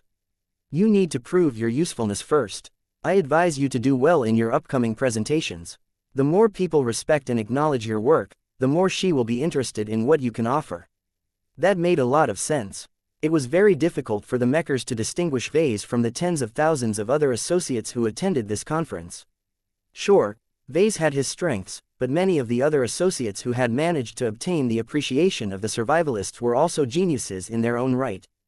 Vase needed to make a splash and make sure that the survivalists fell in love with his companion spirit fruits and other works. He sighed. Okay, I won't pester Master Norville right away. I will try to seek her or one of the people who can speak. Please like and follow the Cultivation Audiobooks channel about this at a later date. Try not to wait until the 7th and final day. Jovi advised. That is when the great vote will be held. The debate around the three proposals will reach its most intense stage on that day. None of the serious decision makers will have any attention to spare on less important matters such as an ordinary technological exchange. That was good to know. Once Vase and Jovi exited the hall along with the rest of the crowd, they called up the list of sessions in order to choose which one they should attend next. Vase developed an interest in attending sessions related to phase water technology and transphasic products. He tried to search anything related to this new sphere, but did not find anything with enough substance. The list only mentioned a few sessions related to phase water technology, and many of them sounded as if they were oriented towards clueless newcomers. Wait a second, Jovi, are there any sessions related to phase water that are not on the list? Yes, the other mech designer confirmed. Phase water and tech derived from it is still a major research interest of the association. Several sessions related to phase water technology are starting in the next block. The reason why you cannot see them is because your badge lacks the dark blue dot. Vase had seen dozens of figures, mostly older ones, who happened to have this dot on their badges. He was not pleased that the survivalists did not see fit to give him this permit. Don't you think it is odd that my badge lacks this dot, Jovi? Given my past experiences as well as my current schedule, I think I have more than proven my ability to work with several applications of phase water. It is not that simple, Vase. The threshold to take part in these closed sessions on phase water is high. Look at my own badge. I do not have the dark blue dot either, despite the fact that I have spent years of self-study on doing my best to get up to speed on phase water technology. You are a professor at a first-class university, correct? You should have a good understanding of what first-raters must learn in order to earn the academic credits of an advanced course on this subject. The survivalist faction did not allow any random mech designer to attend its closed sessions. These were much more sensitive and strategic gatherings that often strained into restricted and confidential subject matter. Vase did not feel resigned by this, though. He was a bit upset that he was only getting a glimpse of all of the wonderful sessions taking place within the Comitar reign. There ought to be a way for me to earn additional dots. Is there a testing center where I can update my badge? There is. I can take you there if you are confident in your ability. The survivalists initially assigned these dots based on the information in their possession. It was conceivable that their expansive intelligence-gathering efforts missed a few details from people's lives. As such, they had to give people an opportunity to correct any oversights, or else a lot of people would grow angry about being left out of the truly useful sessions. It took 15 minutes before Jovi led Vase to a rather busy department on the ship. Several halls became filled with mech designers and other professionals who appeared to be doing nothing. They were all preoccupied with completing difficult exams in a virtual setting. The application to earn an additional dot was simple. Vase had to approach a projected menu and made his selection out of a surprisingly extensive list. A dark green dot represented that its bearer possessed a notable amount of expertise in biotechnology. Vase really wanted to earn this qualification, but he was afraid that his rather basic grasp of biotechnology would cause him to waste his time in vain. Let's start with phase water technology, then. People don't know a lot about it in the first place, so it shouldn't be too hard, right? Less than 10 minutes later, Vase left the exam hall with a dejected expression. Jovi did not look surprised at all as he stood a short distance away from the entrance. The Raw senior had not even bothered to move from his spot.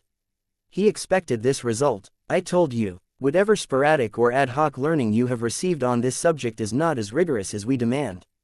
The fact that you were disqualified so soon means that you have been unable to resolve the more basic exam problems. You need to be able to speak. Please like and follow the Cultivation Audiobooks channel with true authority if you want to earn a dot. Vase let out a sigh. I get it. I guess there is no way to add more dots to my badge. He at least learned what many of the colors represented. An orange dot was related to sociology and psychology, while a pink dot was related to intelligence and covert operations. The only dot that was not on the list was a black one. He had only caught this particular variation a handful of times. Only the most distinguished and high-ranking mech designers boasted this unassuming color. Vase already formed a couple of guesses about what this was all about, but he did not bother to think about it any further. The probability that he could earn this super exclusive dot was pretty much zero. Jovi softly patted Vase on the back. Don't think about it too much. Focus on what you can do. There are already plenty of other sessions that enrich your understanding.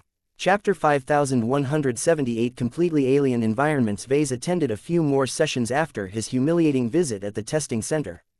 He came to respect the dots on people's badges a lot more this time. Everyone who possessed any dot had genuinely earned it. No one with a dot was a fool when it came to the field in question. Perhaps the only reason why Vase was able to carry a red and purple in the first place was because studies on E-energy radiation and cultivation science were not as mature.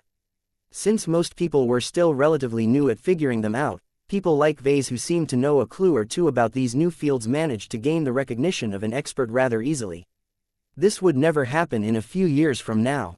The fact that this conference was held only a few months after the Great Severing meant that far too many people were starting from scratch. Geniuses or not, it was unlikely that they would be able to gain any sort of advantage over Vase.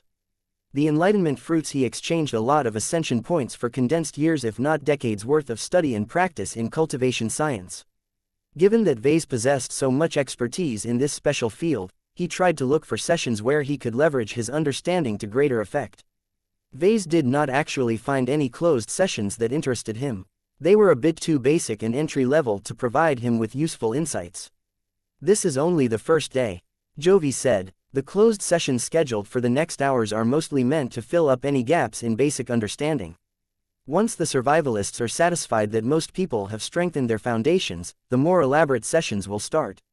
This includes yours as well. I see. I guess that makes sense. Vase eventually chose to attend a closed session on hypermaterials. This was a really popular session that was actually repeated at different time slots just so that more and more mechers and associates could get up to speed on this new type of materials. Although the lecture and explanations on hypers did not go into too much depth, the presenters actually explained a lot of interesting new discoveries that the Red Association had yet to release to the public. Our analysis of signals and emissions that have radiated from Messier 87 reveals that there is a high prevalence of hypermaterials in this supergalaxy.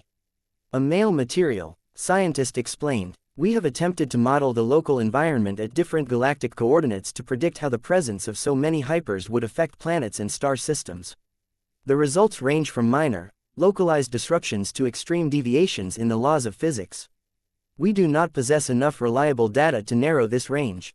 The conditions also undergo massive shifts depending on whether we are studying a star system at the outer edge or close to the center of the dwarf galaxy. A female scientist projected a vague galactic map of Messier 87 and began to overlay it with different colors that represented the estimated occurrence of hypermaterials. The prevalence of hypers in the outer rim of this supergalaxy is relatively low, but already far more abundant than we can ever expect to find in the Red Ocean. The impact on the local environment should not be high, but it is likely that it is engulfed by a noticeable degree of interference in all bands. The effect grows progressively worse when moving towards the core. At one point, the presence of hypers is so high that their effects on the local regions will essentially turn them into large-scale hazardous regions where the laws of physics are bent and broken at a much greater frequency. An exobiologist spoke up at this point. It is impossible for humans in our current forms to survive in any of these new hazardous regions. We lack the adaptations to maintain our functions in an extreme high-energy environment. It is highly probable that these regions contain novel ecosystems that are completely centered around the prevalence of specific hypers as well as specific variations of E-energy radiation. The alien species that have evolved out of these special regions may possess unimaginably powerful personal strengths, but are likely unable to leave their native environments without suffering severe consequences. They would be like fish out of water. That sounded somewhat reassuring. The power of these super aliens sounded incredibly scary, but they should have little interest reaching out to areas outside of the core regions of their massive galaxy. This made it a bit less likely for the more powerful and established alien species to reach out to the new dwarf galaxy that appeared all of a sudden. Even the weaker alien species who resided in the galactic rim of Messier 87 might not find it worthwhile to travel all the way to the Red Ocean. The difference in exposure to E-energy radiation was too great. However, Vase knew that he could not completely assume that the natives of this big galaxy would stay away entirely. There were always a few exceptions. Who knew what kind of oddball threats might seek to plunder the Red Ocean before anyone else arrived? There was also R-particle radiation that might attract unwanted attention. The dark source spurted 2 jets of matter at relativistic speeds in directions that were almost impossible to capture at close range. It was only when the jet began to lose power and dissipated into expanding particles that it became a lot safer to harvest them. The Red Ocean dwarf galaxy might not be positioned at an ideal location to capture a lot of R particles flying into space, but it still received a light share of them at all times. We have employed several experimental procedures to artificially increase the concentration of E-energy radiation in limited areas to tentatively simulate these high-energy environments. Our methods are still rudimentary and not yet up to our standards. We are reluctantly able to simulate the environment at the furthest edge of Messier 87's galactic rim, but our exposure to exotic radiation is so low that it is impossible to replicate an environment at the galactic center. We are still developing new solutions that will allow us to increase the concentration of E-energy radiation even further, but we are uncertain how many years it will take to achieve a breakthrough. Vase looked intrigued when he heard that. He had already managed to increase the concentration of E-energy radiation.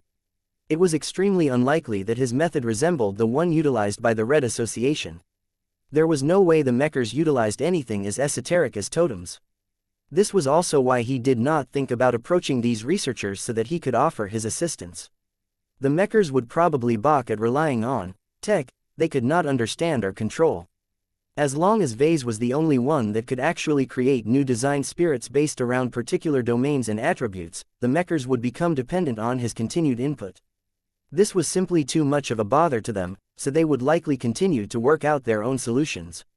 That did not mean that there was no possibility for cooperation at all.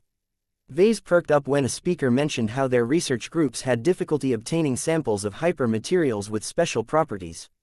A large variety of hyper-materials are sensitive to select variations of E-energy radiation. Hypers that are responsive to a single variety often possess common or related properties that are interesting for many reasons.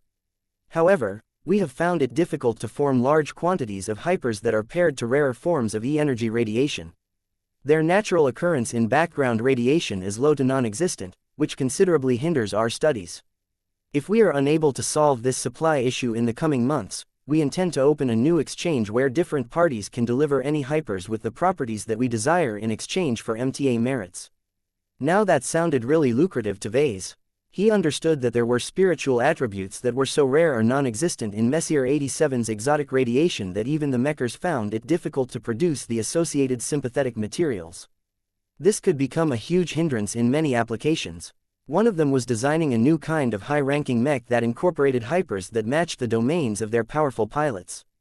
The Red Association should be willing to pay a large price for rare sympathetic materials, especially in the short term when everyone was just getting started in this field. Vase smelled a potential deal here. He felt that he would not have to wait a few months before this rumored exchange came online. He looked at Jovi and quickly communicated his desire to meet with one of the speakers in private. "Are you sure about that?" Jovi transmitted back over their private communication channel. The Mechers detest anyone who approaches them and waste their time in vain. I do not believe my offer will be a waste of time. I have only just begun in my own efforts to produce hyper materials, but one should have already amassed a decent variety at this time. I can also broaden my efforts and produce hypers of other attributes that I have developed a familiarity with. A few of them are definitely not a component of E-energy radiation. Jovi sent one deep look towards Vase before he nodded. I will quietly arrange a meeting after this session is over. You shouldn't have to wait too long before you will get your turn. It took over an hour for the session to come to an end. The attendees asked a lot of questions, and the answers actually helped Vase to enrich his understanding of this new classification of materials. Once Vase managed to get his turn, he entered a small office compartment. Professor Armelon, an older woman, acknowledged her fellow Mecher. Since you are willing to vouch for this gentleman, I shall grant him 3 minutes of my time. Begin. It took a moment for Vase to realize that he had to make his pitch. I think it is best to give you a small demonstration of what I can do on the spot. He spoke. Would you agree to this? I can promise you that it is harmless, though the effect might surprise you, Master. He noticed that her green badge boasted purple dot among other ones, so he felt it was okay to display this particular capability. The Master looked intrigued, but showed no fear. If you are of the opinion that it will aid in your case, then you may proceed. I shall lower the responsiveness of the security systems in this compartment. It would not have you do to make the monitoring system regard you as an acute threat. That disturbed Vase a bit, but not enough to deter him from his next actions. Blinky was still recovering from his earlier ordeal at the moment, so Vase would have to do this more directly. He called up a bunch of design spirits and began to channel their glows. The Master showed a faint reaction as she was being subjected to the glows of Helena, Lufa and the Solemn Guardian. This was a careful selection on his part. E-energy radiation already possessed a death attribute component, but it did not contain the purity and duty attributes as far as Vase knew. This meant that it would be a lot harder for the Red Association to produce hypers that were related to these attributes, at least for a time. Vase did not believe that the clever and inventive Mechers would remain stifled for long, but the timing was important. So long as he could meet their demand of rare sympathetic materials faster than the alternatives, he might be able to secure a modest business deal by relying on other parties' lack of patience. Chapter 5179 Elite Bazaar negotiations did not progress smoothly. The Master that Vase tried to extract benefits from had little patience and wanted to obtain immediate benefits. The problem was that Vase did not have any readily available samples to trade with. The T-Institute was mainly preoccupied with producing death-sympathetic materials at the moment, but that was not particularly troublesome for the Red Association to obtain by relying on their own proprietary methods. Jovi helped a lot. Having him vouch for Vase and his claims did not entirely persuade the older woman to accept a deal that was based on shaky grounds, but it at least prevented him from getting kicked out right away. There is no need to conduct a trade straight away. Jovi interceded on Vase's one behalf. He will need to return to his fleet and work to produce the hyper materials that you seek. He has the ability to provide you what you need, though he is probably limited by his stock of materials. It would benefit you if you keep your communication lines open and wait until he has successfully produced what you need to expand upon your collection. The female Master paused for a moment. She glanced at Vess's badge. Although it only boasted 2 dots, they happened to be of the right colors. Very well. It does not hurt to wait if your associate here can supply the desired materials. I am willing to exchange other materials, MTA merits and certain favors in return. The value of my remuneration is dependent on the speed in which your friend can supply a rare hyper material that we have yet to discover anywhere. Mind you that 1 am already in contact with many different suppliers. If any of them are able to supply an unregistered material first, I will only provide 1/10 of the original reward. 1/10 is not enough. Vase shook his head. It takes a lot of trouble and effort to artificially produce these hypers by leveraging rare E-energy variations. The Master crossed her arms and tilted her chin. I care not how you supply the goods that we require. I can only promise you that our remuneration should satisfy you if our demands are met in a timely manner. Our research and development projects must progress as quickly as possible. Our time is limited. The sooner we are able to deepen our understanding of hypers, the sooner our society can make use of them on a wider scale. We must endeavor to strengthen humanity's collective strength as quickly as possible. I understand. I share the same sentiment. I will do what I can to contribute to our cause. Vase seriously spoke. Of course, it wouldn't help to obtain a lot of benefits in the process. The two hashed out a more detailed agreement in the next few minutes. Since everything was so vague, the two did not hold on to too many solid definitions. The numbers might become outdated after a few months. Vase did not fear that he was getting ripped off with Jovi by his side. Although the raw senior mech designer was supposed to be on the side of the association, his current capacity allowed him to look after Ves's best interests for the duration of his assignment. The only setback that Vase faced was that he could not use this exchange to obtain exclusive knowledge on Architect. I work in a different department and research group from that of Master Teresa Norville. The woman explained. I cannot arbitrarily take their research and transfer it to others. You must approach her or a member of her department if you wish to gain access to this type of knowledge. I see. In the end, the female master promised to reward Vase with hundreds of millions of MTA merits or a selection of rare materials that was useful in all kinds of different projects. As Vase and Jovi exited the office, they took a brief break. As Jovi walked up to a railing and looked down at a hall where hundreds of mechers and associates were walking to their next sessions, he glanced at Vase, who was studying the list of events that were starting in the next block. How do you like the conference so far, Vase? It's great. You don't sound very certain. Vase shrugged. It is definitely a great place to be for a mech designer like myself. All of these presenters are offering free lectures on a lot of advanced and cutting-edge subjects for free. It's a bit annoying that my badge has to possess the right dots, but I can live with that. It is just, you are not satisfied with what you can obtain for free. Nothing comes for free. I feel like that no matter what these people are giving to us, it is only an advertisement for greater services that you need to pay for. It's quite hard to gain enough satisfaction when I don't have what the other party needs. Jovi did not look surprised at that. This happens more often than you think. Even in an organization as rich as the association, we must still fight to obtain the resources we need to further our own projects. No one can make much progress if they attempt to rely on their own individual efforts. We are encouraged to specialize in our own narrow fields and use our strengths to trade what we need from each other. The more productive and successful mechers who are able to establish enough working relationships will climb the hierarchy faster. This is how the system works. The Mech Trade Association had always worked like this, and the Red Association was no different in this regard. Vase kind of appreciated this as it gave him an opportunity to make trades with the mechers who were already accustomed with making these kinds of deals. I think that I should dial back my expectations a bit for this day. He eventually concluded. I did not expect this conference to work like a bazaar for elites. One don't have many bargaining chips at the moment, at least ones that others will value. One think I can change that for tomorrow. So long as I can convince people that my companion spirits are valuable, I can use that to obtain greater benefits. That may be possible to a degree, but do not forget that you are pushing to make your companion spirit fruits available to the masses. How our association intends to roll them out is still up for debate, but you cannot charge a fortune for goods that are intended to be sold at more accessible prices. Vase knew that. That is true, but one can offer more customized services to the people who want to obtain a little more than a blank slate. Those fruits aren't all that impressive, as they can only get people started with a basic companion spirit. That is already an unimaginable benefit to most individuals, but it is hardly the best of what I can offer. Are you planning to provide a boutique service? Yep, I can offer better if I can spend a bit of time with individual recipients. I can't do this too much as it takes a bit of effort. I am also limited to providing this service to relatively weaker individuals. I have already tried and failed to impart one to an ace pilot. I think it is also beyond my ability to give one to a master mech designer. They are simply too strong. Their inner qualities have transcended so much that it is difficult to create the openings I need to mold a new companion spirit. Do these restrictions apply to your companion spirit fruits as well? I have never tested that, but theoretically that should be the case. The way they work is a little different, but their mechanisms are too fragile and will break under pressure. That will limit your options.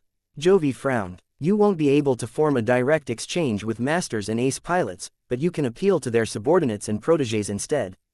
There are also plenty of other people who are willing to offer substantial benefits for a companion spirit that not only promises greater benefits in the future, but also grants an immediate advantage right from the start. Let us go over the possibilities. If you target the right people with the right needs, you can gain the most benefits out of your efforts. He was right. Companion spirits were useful to everyone, but some people benefited a lot more from them than others. Irene Mox's Emma was a prime example of that. Kedis also gained a unique opportunity by taking advantage of the fact that Sharpie was a second version of herself. The two refined the planning of tomorrow's conference. Now that Vase knew what these sessions were truly all about, he revised parts of his upcoming presentation to put less emphasis on wavy explanations and more emphasis on examples of existing companion spirits. He felt a little reluctant to explain the companion spirits of other people as it represented a violation of privacy. However, the benefits were more than worth it. Vase felt it was a worthwhile trade-off to expose the strengths of a number of his people in order to persuade the Mechers to take his work more seriously. The potential gains were just too great. Once Vase completed his revision for the upcoming presentation, he pushed this matter aside and continued to attend various sessions throughout the night. He learned a lot from each of them. The open session on the Nunzer race and their strong herd instincts taught Vase and others how they could potentially take advantage of this trait. The session also helped to persuade people to gain more confidence in the Deep Strike plan. So long as humanity struck the Nunzer territories in the rear with thunderous force, the quadruped aliens would become so concerned about their kind that it was quite likely for them to turn around to prevent any further massacres. However, this was not a long-term solution. The Nuncers were known to launch devastating counterattacks after suffering heavy blows. This was why people did not automatically assume that the Deep Strike plan would work out. It relied on too many assumptions of alien behavior that might not necessarily be accurate in reality. Vase decided to attend a closed session next. This one was more of a debate rather than a presentation. The speakers wanted to open a dialogue on whether it was appropriate to grant pioneers and other authorized individuals the right to utilize weapons of mass destruction against alien adversaries. Suffice to say, Vase was a strong proponent in this debate. He did not hide his real opinions on this matter, but he did not speak please like and follow the Cultivation Audiobooks channel too much either. It was enough for him to provide his input as a pioneer who fought against multiple alien forces. What he truly paid attention to was the opinions of other Mechers. He wanted to gauge the overall sentiment within the survivalist faction and determine how likely it was for the association to ease this taboo. From what he heard from the various Mechers, there was not too much support for permitting the use of superweapons. They distrusted space peasants so much that they were afraid that these impulsive humans would cause its own extinction shortly after getting their hands on extremely destructive toys. Mechs have enough potential to satisfy the masses. The Age of Dawn has introduced new factors that can radically alter their properties and their uses on the battlefield. It is better to rely on superior technology rather than crude and indiscriminate weapons. The Mechers all shared the same fault more or less. Their entire lives revolved around mechs, so they had so much confidence in these machines that they were prone to discounting the benefits of warships and superweapons. While it was possible for first-class multi-purpose mechs to put up a good fights against most adversaries, the problem was that a lot of people didn't have access to all of these fancy and ridiculously expensive products. Third raters and second raters were unable to fight against serious alien forces. They were the ones who benefited the most from constructing lots of large but crude warships that could deploy an array of formidable superweapons. To deny them these options out of fear of repeating past mistakes was knee-jerk behavior as far as Vase was concerned. Chapter 5180 Introduction to Companion Spirits. Vase began to question whether it was a good idea to stay awake for an entire week. He had learned so much on the first day that he needed time to think and internalize his gains. "I'll keep going for now," he decided after a moment of thought. "If I get too tired to properly hold a presentation, then that might be a good idea for me to take a quick nap." He would regret it if he missed a few sessions because he was too lazy to make better use of his time. Vase had the illusion that valuable information had become a lot more accessible now that there were so many people handing it out for free. It would only be once he departed from this conference that he would go back to a reality where exclusive knowledge became a lot less accessible. Knowledge is power. The more one learned from all of these impressive speakers, the lower the chance one will be flying blind. He needed to make sure he was at the top of the game, especially considering that it was almost time for him to lead his first session. Now that the second day had arrived, Vase and Jovi moved over to a medium-sized compartment that had defaulted to a blank and empty state. "Here is where you will hold your first closed session," Jovi stated as he called up an interface that could dynamically control the layout of the entire compartment. "Word about your companion spirits have already gotten around among the survivalists, so hundreds of people have already signed up. I have already taken the initiative to invite a handful of my friends. I will introduce them to you later on if there is enough time." Vase called up the same interface and began to specify changes that would turn the empty compartment into a modern lecture hall. He made a few adjustments in order to offer enough room for the companion spirit trees he brought to this conference. By subtly changing the lighting so that a warmer light shone on the plants, he hoped to increase their mystique and attractiveness. Once the ship's systems quietly delivered the trees from one of the Commander Rain's storage compartments, Vase carefully checked each of their conditions to confirm that they were still in good condition. He paid especially close attention to the state of every fruit dangling from the branches of the surprisingly fleshy tree. "The appearance of your trees will unnerve your audience," Jovi remarked as he looked at the fleshy white trunks with distaste. "It is clear to see that their structures consist of repurposed alien organic tissue. It may be too much to ask for people to eat their fruits. It will be their loss, then. They can always obtain a customized companion spirit directly from me as long as they are willing to offer greater concessions." The compartment soon completed its transformation. Since there was a bit of time left, Vase took the initiative to paint a few stylized and exaggerated images of different companion spirits on the bulkheads. There was not enough time for him to depict spirits such as Blinky, Alexandria, Sharpie and Kuroshi in greater detail, but he personally thought that he did a good job at making them look impressive despite their stylized appearances. He did not just sketch their appearances, but also added a few touches to the background to hint at their abilities and domains. Vase even felt tempted to paint an image of Emma, but he thought better of it after a while. "That does not look too bad," Jovi said as he studied the images of the different spirits. "You can definitely make a more memorable impression to your audience with the help of your art. However, I am afraid it will look as if you are trying too hard." "I know, but 1am fine with that. One need to stand out one way or another. My identity is not good enough, so I have to strengthen my case by relying on gimmicks. Whether I look like an amateur is not that important. As long as one can win over enough people who are receptive to my message, one should do okay." People started to pass through the entrance after a short period of time. The Mechers and associates who wanted to attend this peculiar closed session all passed the requirements to attend it. Their badges either boasted a red dot, a purple dot or both. Vase actually wanted to make it an open session in order to reach the widest possible audience, but he did not get to make up the rules. By limiting attendance to people who were already initiated into certain secrets, Vase could speak please like and follow the Cultivation Audiobooks channel more freely about the mechanics behind companion spirits. He could make a stronger case as his audience should be able to understand their benefits a lot better. The seating order remained the same as ever. The younger and more ignorant guests sat at the front while the more senior and knowledgeable Mechers sat at the rear. People had already begun to talk with each other. The curious trees placed in the front and the strange images painted on the side served as excellent conversation starters. A lot of the attendees were quite clever. They could already infer from various clues that the fruits on these odd trees were supposed to give magical animals to people. The images painted by Vase were examples of what companion spirits could become. More than a few of the arrivals looked and gestured at Jovi. He had already showcased his Eye of Providence numerous times. His peers wanted to find out if they could receive anything similar at an acceptable price. A bit more people came than Vase initially expected. Almost 700 people came. It was easy for Vase to tell that a decent chunk of them consisted of relatively young journeymen and occasionally seniors who sought to gain an advantage over their peers and rivals. The masters probably expressed little personal interest in these peculiar companion spirits because they had already built their own systems to further their progression. Vase also took notice of a modest group of mech pilots.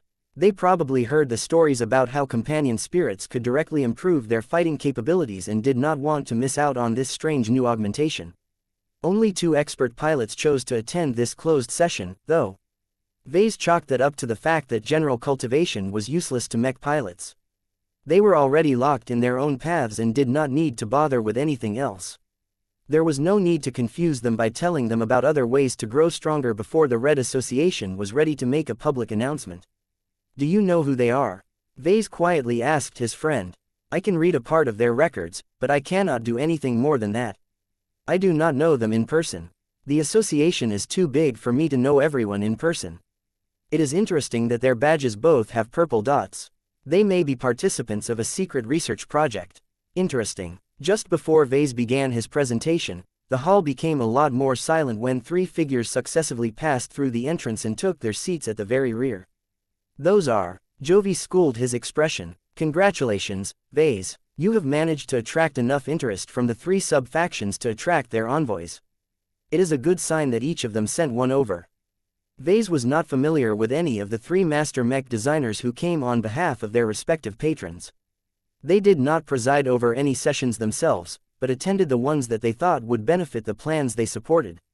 He soon learned from Jovi that Master Zeno Wintress was tied to the Xenotechnician, Master Henry Erbeck was tied to the Fist of Defiance, while Master Talarian Cerny was tied to the Polymath. Vase had already met so many master mech designers on the first day.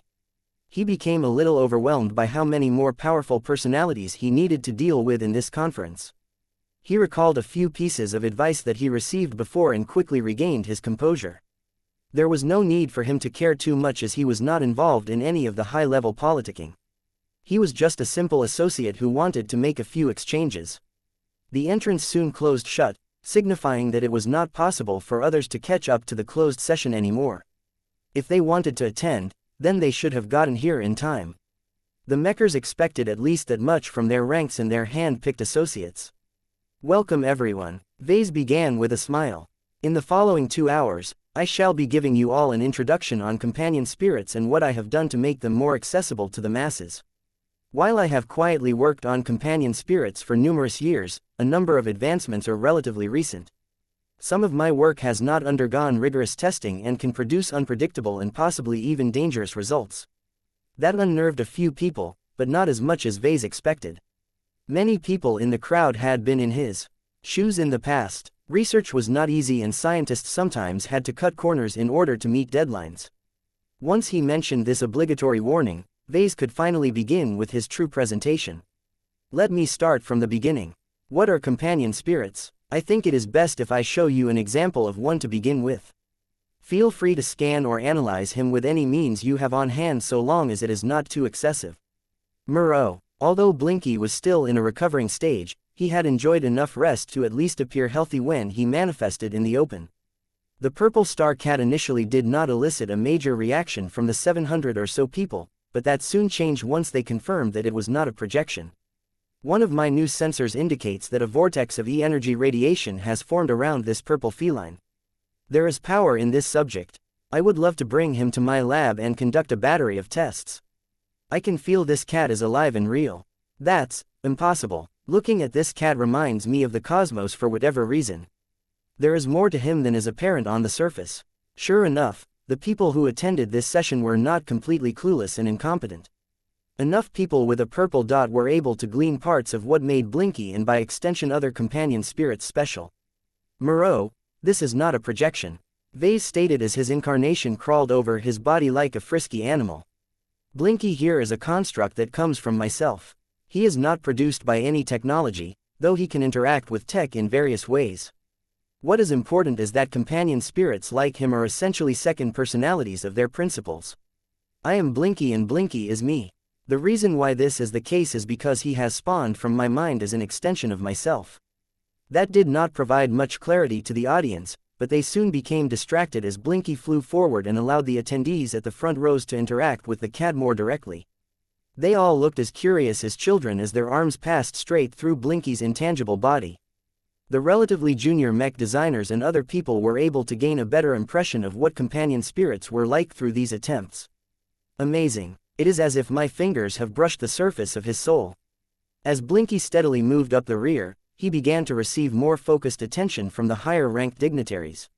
Even the masters began to understand that this companion spirit was special, especially given as many of them were sensitive enough to feel that this deceptively cute pet actually practiced a strange but unusually powerful cultivation method. Chapter 5181 Companion Spirits Possibilities. Vase had the illusion that he was lecturing another class of university students.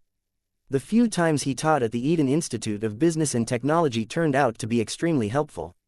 He gained a valuable amount of experience on how to speak please like and follow the Cultivation Audiobooks channel to a crowd of really smart first-raters.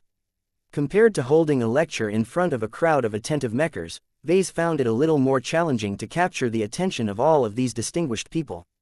His current audience represented a small portion of the very best survivalists. Their visions were much broader and higher. Their comprehension was greater and they demanded more proof to back up all of his assertions. Vase was able to oblige them a bit better based on the fact that everyone in this hall had a red or purple dot on their badges. It actually felt liberating for him to talk about spirituality and cultivation on a more open basis. They were all a part of the in-group, so to speak.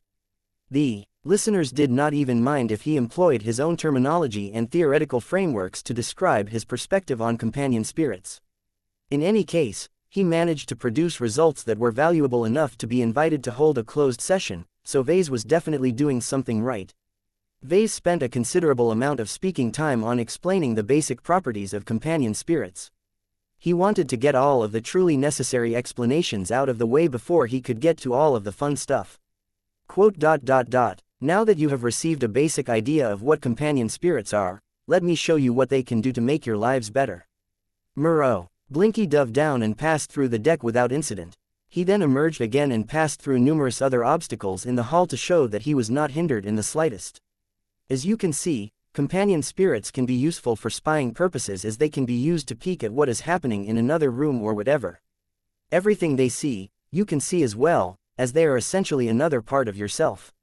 There are range limitations to most spirits, but there are cases when they can be overcome. You can make them invisible to most forms of detection as well. Blinky turned invisible, though not perfectly.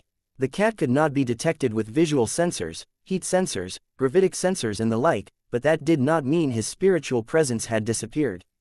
Although Blinky tried his best to dampen his own presence, he did not excel in stealth, so those with unusual means of detection were able to sense his location easily enough. Even so, the potential applications of a companion spirit in the intelligence community were still great. Vase could already see the attendees with pink dots looking a lot more attentive than before.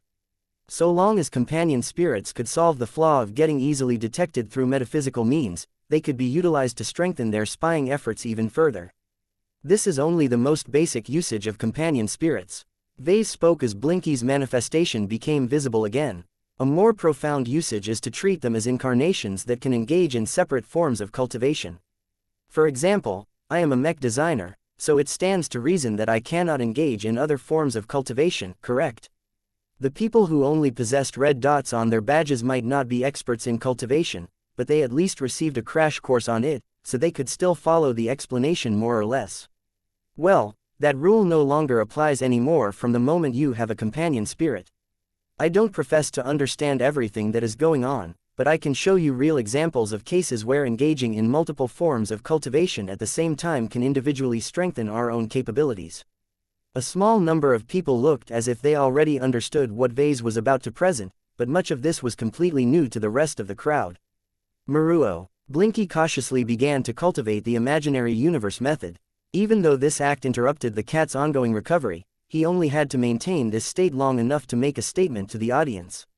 I am a mech designer, but I have also become a chi cultivator. Vase boldly stated, my companion spirit is not bound to my limitations as a mech designer. By engaging in a cultivation method that is suited to a pure energy-based life form like himself, Blinky is able to absorb a lot of E-energy radiation and use that to fuel all kinds of applications. The Star Cat demonstrated one such application by converting a moderate amount of his enormous reserves to life-attributed spiritual energy. The newly produced energies began to spread across the entire compartment and even spilled into the surrounding spaces as well. The audience showed a much greater reaction at this time. What was happening was supposed to be impossible for ordinary mech designers. Even if they somehow gained control over their own internal energy, they couldn't afford to spill it out so unscrupulously. The fact that Vase, or rather Blinky, was able to do so without suffering any serious consequences made this session a lot more important than before. More than a few experts among the attendees were hidden cultivators or possessed an extensive understanding of cultivation. They fully understood the advantage of having a companion spirit that can supply a specific variation of E-energy in larger quantities. Vase actually held back the fact that Blinky was actually able to disgorge large amounts of unconverted energies of different attributes as well. While he was not sure whether it was possible to keep the red association in the dark about Blinky's internal universe, there was no need to volunteer sensitive information for free. Would you like to demonstrate your own companion spirit, Jovi? Sure. The other senior mech designer stepped forward and showed off his Eye of Providence. ZSSSSs. Many of the attendees were already familiar with it, but now that they received more context, they understood how valuable it was to a mech designer. Professor Larkinson here has customized a companion spirit for me based on my individual traits and requests. Jovi said as his eye of providence stared at all of the attendees with an unnerving gaze. My eye cannot absorb and release E-energy as unscrupulous as Blinky, but as its shape suggests, it is good at detection. It can not only help me observe E-energy radiation and various related phenomena directly, but it also has special abilities related to probability manipulation. Vase had already explained before that the traits of a companion spirit was largely based on the strengths and inclinations of their principals. It did not take much for a lot of smart mechers to make a reasonably accurate guess of what the Eye of Providence could actually do. The very name of the companion spirit made a lot more sense to them all of a sudden. These were brand new metaphysical capabilities that were either impossible or incredibly difficult to obtain through traditional cultivation. It was also unheard of for mech designers to gain access to all of these extra abilities without giving up their ability to work with mechs. Vase grinned. There is more. I can only show you Blinky and the Eye of Providence to you in person because that is all one have on hand. 1 am more than happy to give you a closer look at the companion spirits that I have created for other people, but this conference of yours is strict about the people who can come along. I can only show you clips of archival footage. Everything you see is real. You can ask my friend here if you want confirmation. A projection came to life that began to show different companion spirits as well as their abilities in action. A lot of mech pilots suddenly grew a lot more interested and excited as they witnessed numerous expert mechs in action. Even though they were just second-class mechs, that could not take the shine away from them. When they saw that the Prometheus single-handedly burned down entire alien starships by using Kuroshi, it became clear that companion spirits were useful in combat as well.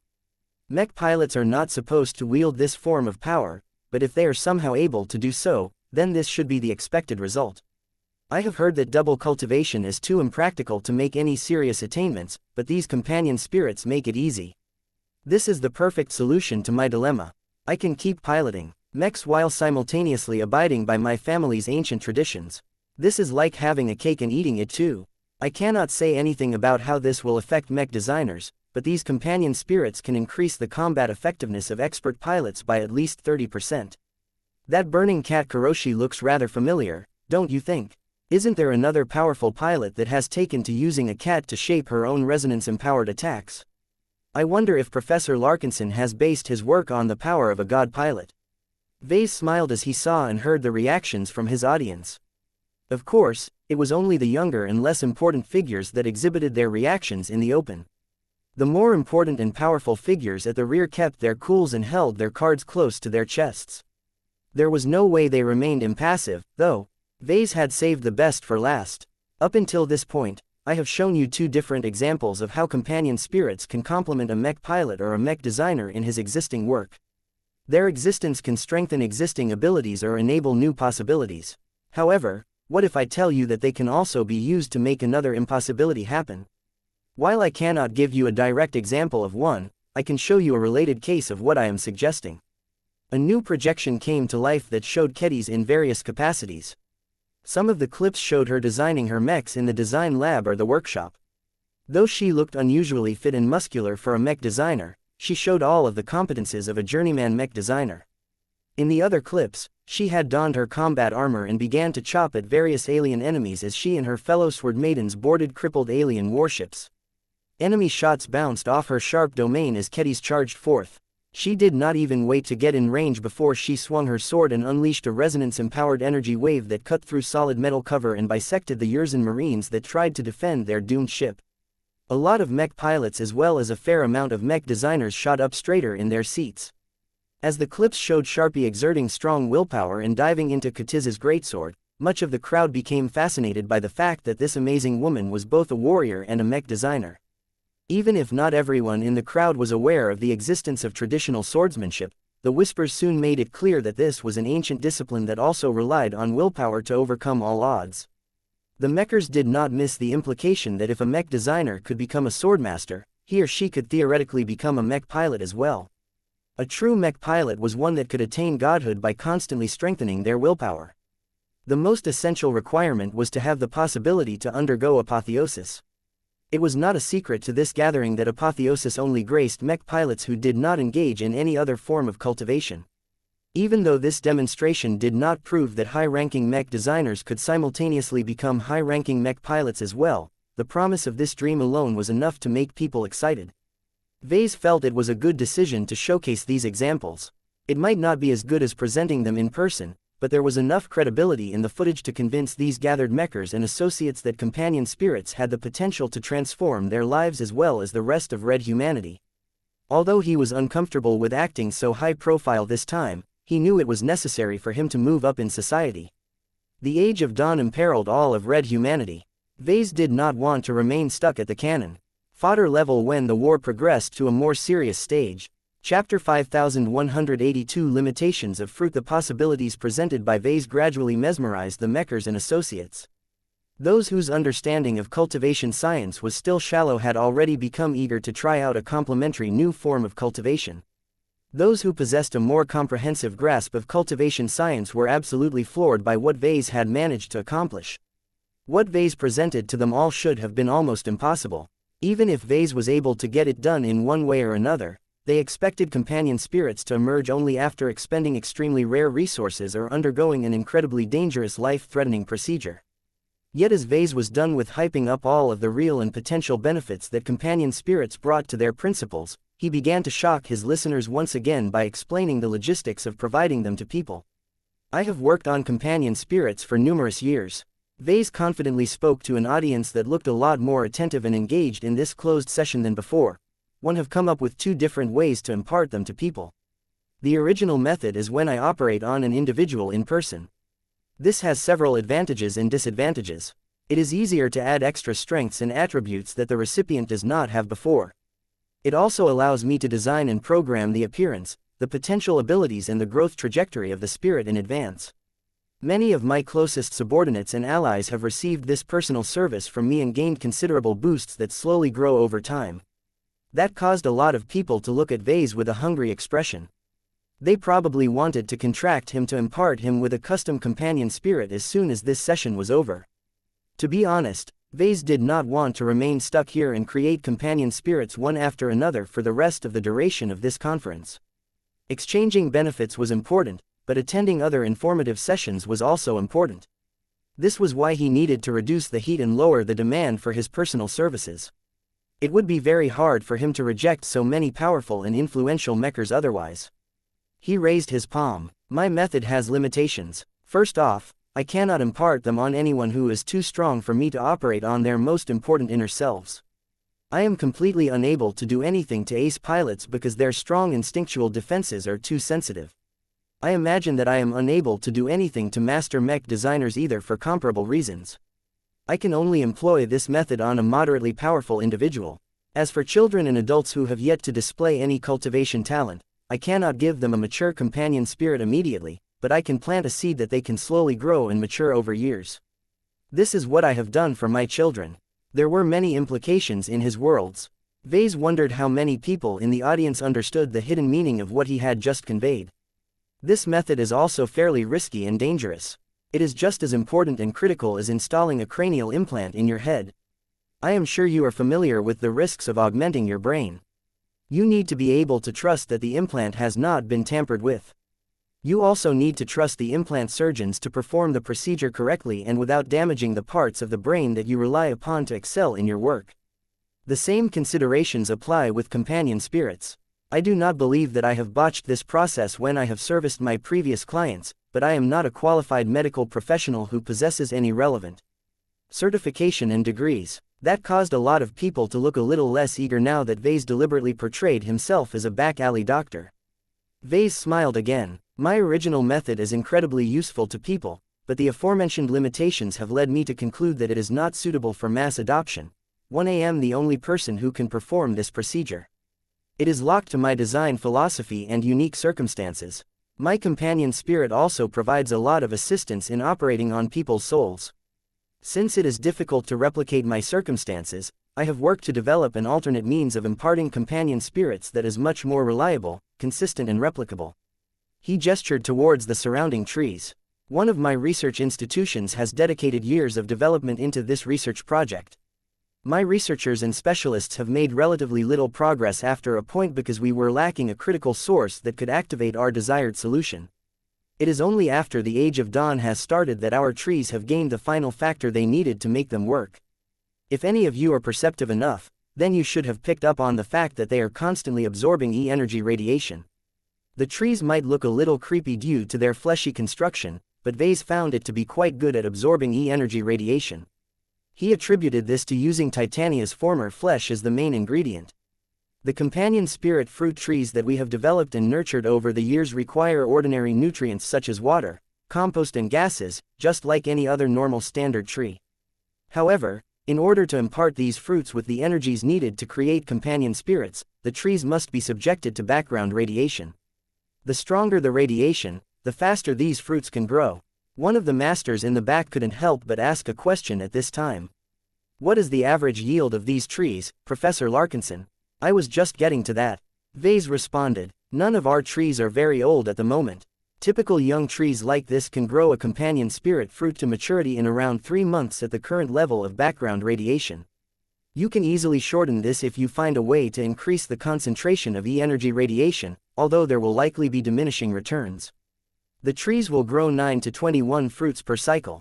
You can either leave the fruits in place to enrich their energy content and produce stronger companion spirits as a result, or you can pluck them right away and use them to augment anyone who meets the requirements. What are the requirements of these fruits?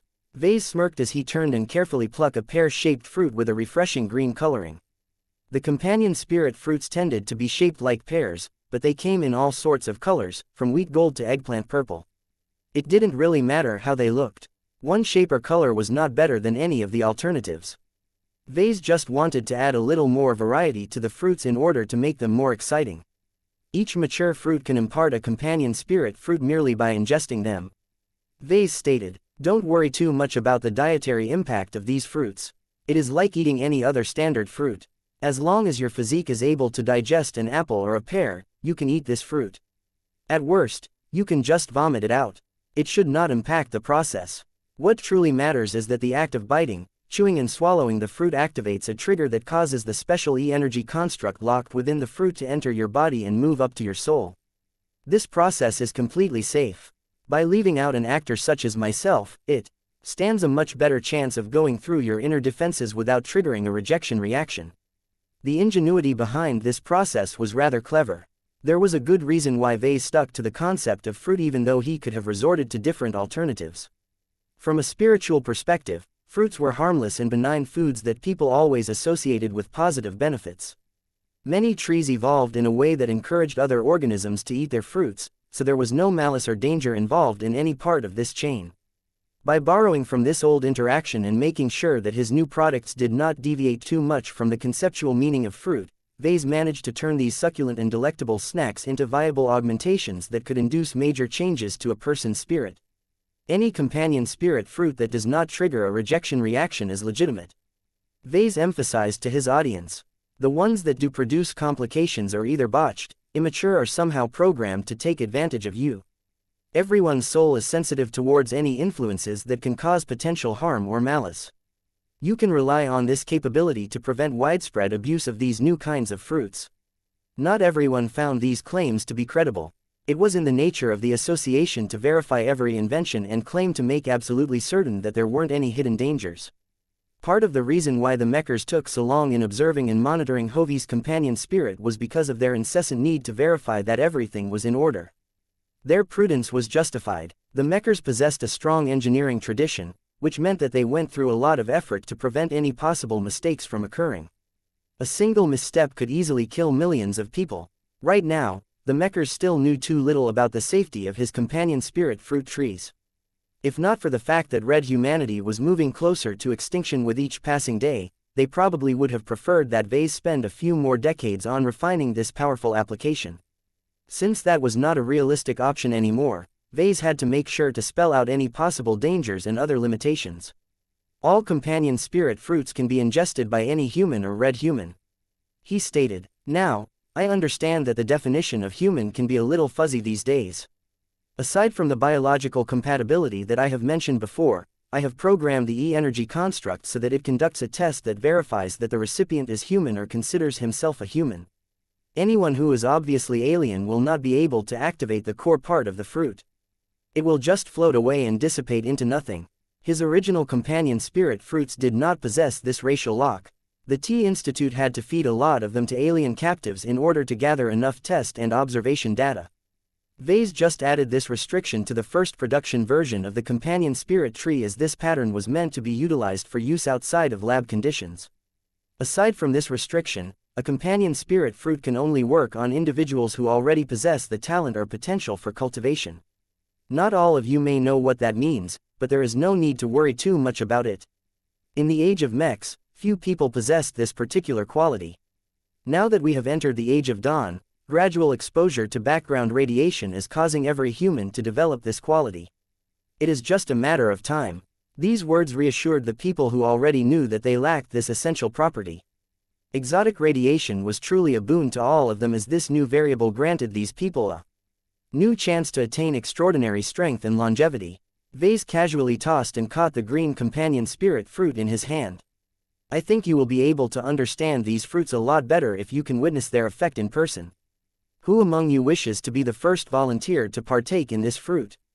As long as you are not strong enough to resist the process, it should grant you a brand new companion spirit within a couple of minutes. Who wants to try? Over 100 hands immediately shot up in the air. Chapter 5183. A new bank slate. Many people in the audience had become attracted to the idea of obtaining a companion spirit. Blinky and the Eye of Providence had attracted a lot of mech designers. The ones portrayed in the archival footage had a lot of appeal for mech pilots. The mechers and associates who attended this conference were highly successful because they constantly worked to bolster their advantages. They were highly competitive in nature and did not want to miss out on a potential benefit that could put them leagues ahead of their immediate rivals. Everyone understood that red humanity was about to undergo drastic changes. A lot of the old rules would soon be thrown out of the window. Those that did not move quickly enough might get left behind forever. Many of the attendees understood that cultivation was about to make a comeback due to the ubiquitous availability of E-energy radiation. This made companion spirits especially relevant to their lives and careers. The benefits to their own cultivation were too obvious for them to miss this opportunity. After all, who knew how long it would take for the Red Association to accumulate enough trees and grow enough fruits? There were many members who could make good use of these fruits. If the supply was too low, then it could take years and a lot of MTA merits before they could have their turn. Both Vase and Jovi scanned the individuals who raised their arms. Just as expected, many of the volunteers sat towards the front. They were the ones who were most hungry and eager to augment themselves. The older people sitting in the rear were much more prudent about this kind of stuff. They already possessed a full suite of high-quality augmentations that already produced a lot of satisfying results. Adding a completely new and unanticipated improvement to the mix might disrupt their equilibrium and cause them to become unbalanced. There was a remarkably high proportion of people who possessed spiritual potential in the audience. This made sense as the weakest mech designers who attended this conference were journeymen. However, that still left a lot of mech pilots, mech officers along with regular scientists and engineers who did not possess any advantages in this area. Vase automatically left them out of consideration. He focused his sights on a younger candidate who would likely exhibit a strong reaction and express a lot of appreciation for gaining a new companion spirit. He quietly communicated with Jovi over a wireless connection to refine his selection. I think it is best to go for a mech pilot as opposed to a mech designer. Jovi advised. I am already an example of a mech designer who has benefited from a companion spirit. The real decision makers want to take a closer look at how a mech pilot handles this new addition. Good idea. It's a shame that neither of the two expert pilots in the crowd have raised their arms. The companion spirit that emerges from one is always a lot stronger from the start. Does your fruit even work for them, Vase? I have never tested it, but it should work in theory. After a quick discussion, they chose to select a 35-year-old expert candidate who was in his prime.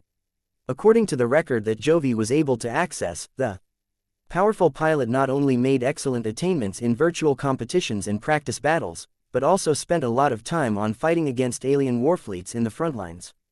Although the man had yet to undergo apotheosis, his willpower was strong and vigorous enough to stand out from the audience.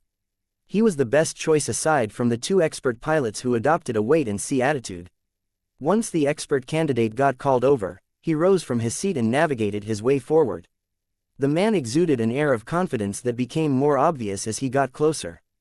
Vase actually did not know how obtaining a companion spirit would affect his chances of breaking through. There was a very real possibility that all of the changes to his mind and spirit would cause him to get pushed away from apotheosis. However, as long as the delay was not too great, it was always worthwhile to get a new companion spirit. Here you go, Vase said in a friendly tone as he passed the green companion spirit fruit. Just bite into it and eat it whole.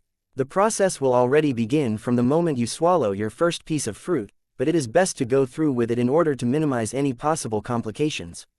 Understood, Professor, the expert candidate responded as he regarded the fruit in his hand with a careful glance. Any other instructions? You should relax and allow the fruit to do its work. It might feel unnerving once it goes into effect, but do your best to remain calm and trust that the process will do its work without complications. I think it is best if you sit down. The expert candidate immediately lowered himself until his uniformed body knelt onto the floor. He then proceeded to lift the fruit to his mouth and bit into it like he would an apple. The fruit was actually a lot softer than a standard apple or pear. The flavor and density of the fruit was light. This made it easier for the man to swallow it down to his stomach. The transformation had already begun at this time. A projection came to life that displayed the detailed physiological state of the expert candidate. While the sensor readings showed clear signs that the expert candidate was growing more active and excited, they did not show any further abnormalities. The changes to his body were entirely caused by emotional fluctuations. The real magic took place in a different layer of existence. Many of the individuals with stronger perception leaned forward in order to try their best to track what was happening to the expert candidate. Not all of them possessed the ability to observe the transformation process as clearly as Vase, but even they could feel the progressively stronger ripples emanating from the man. It's happening. While the expert candidate exhibited intermittent signs that he wanted to resist the changes induced by whatever the fruit slid inside of him, he took all of the advice in mind and forcibly maintained a state of calm. The spiritual construct imparted by the fruit actually worked a little slower than usual, but everything fell within expectation. Vase did not show any concern that the process would fail as he saw that the expert candidate remained under control.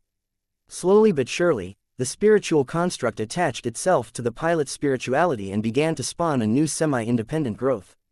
The process looked parasitic, but Vase had designed it to be as painless and gentle as possible. Several minutes passed by as the expert candidate occasionally frowned in discomfort. He could feel himself expanding in a manner that he could never describe. It was like birthing a new child, but his offspring happened to be himself. Slowly but surely, the spiritual add-on imparted by the fruit took root, borrowed the strength of the recipient and began to activate the small amount of life energy that was vital to the entire transformation process. A blank new companion spirit steadily came to life. As the expert candidate finally opened his eyes, he took a moment to take a few breaths and explore his strange new condition. The audience remained completely silent as they waited to see and hear what was coming next. Did the process succeed? Had this expert candidate obtained a powerful augmentation that set him up to do greater deeds on the battlefield? I feel as if I am in control of my own body, but also another one that is new and unusual in so many ways. The man described, you should be able to control your new companion spirit right away. Vase gently said, to be more precise, it is an inherent ability of any companion spirit. You are him, and he is you.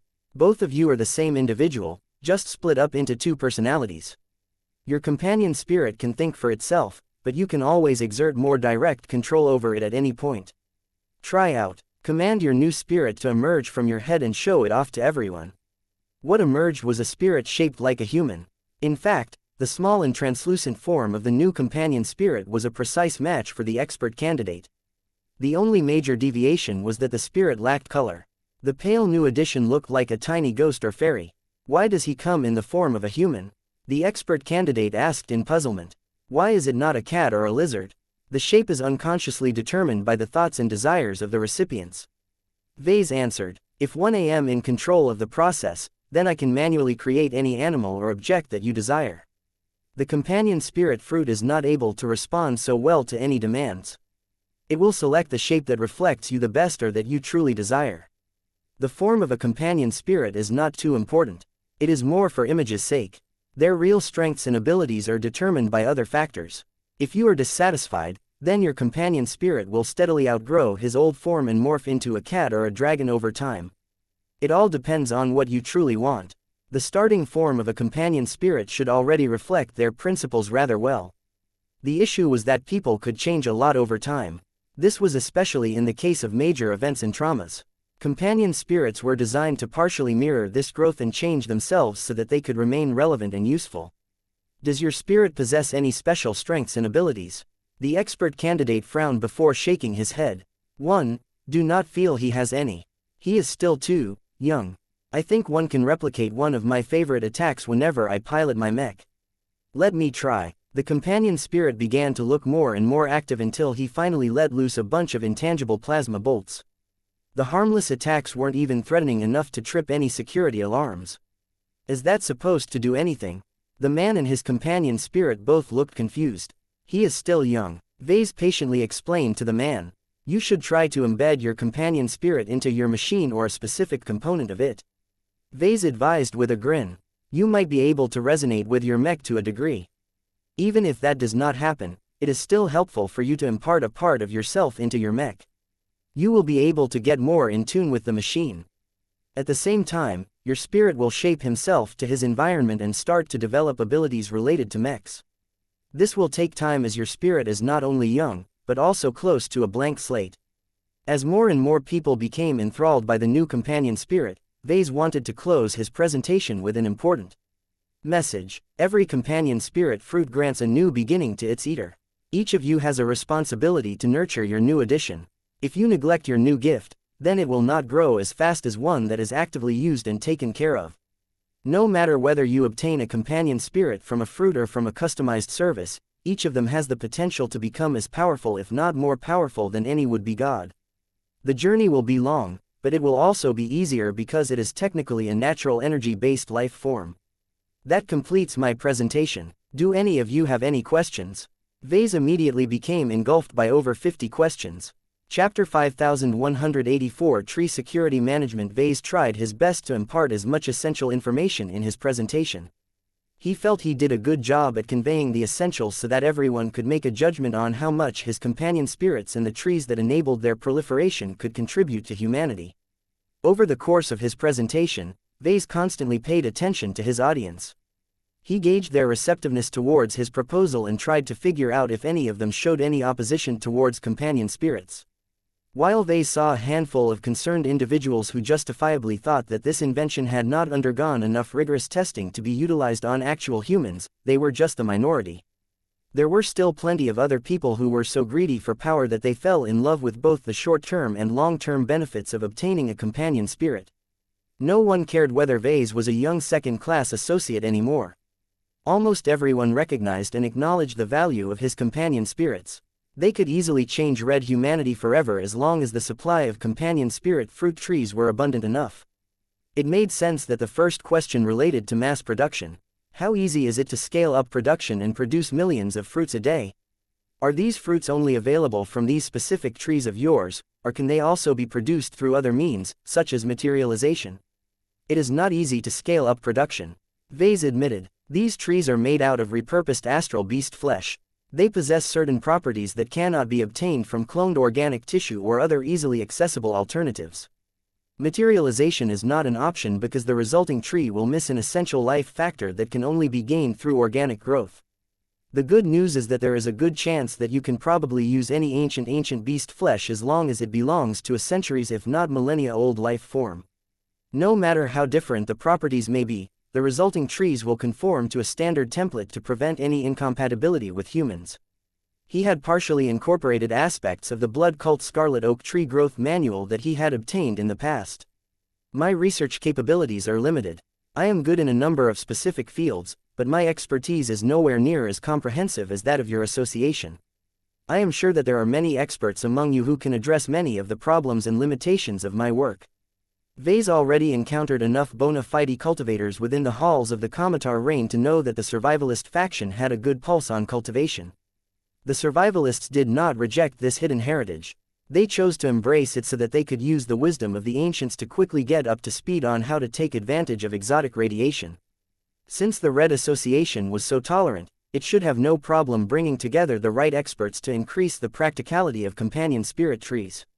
Perhaps they might even be able to improve the efficacy of its fruits. Vase essentially handed over the responsibility of mass production to the association. If the Mechers wanted to make companion spirits available to the masses so badly, then they were free to allocate as much manpower and resources into this project as they wished.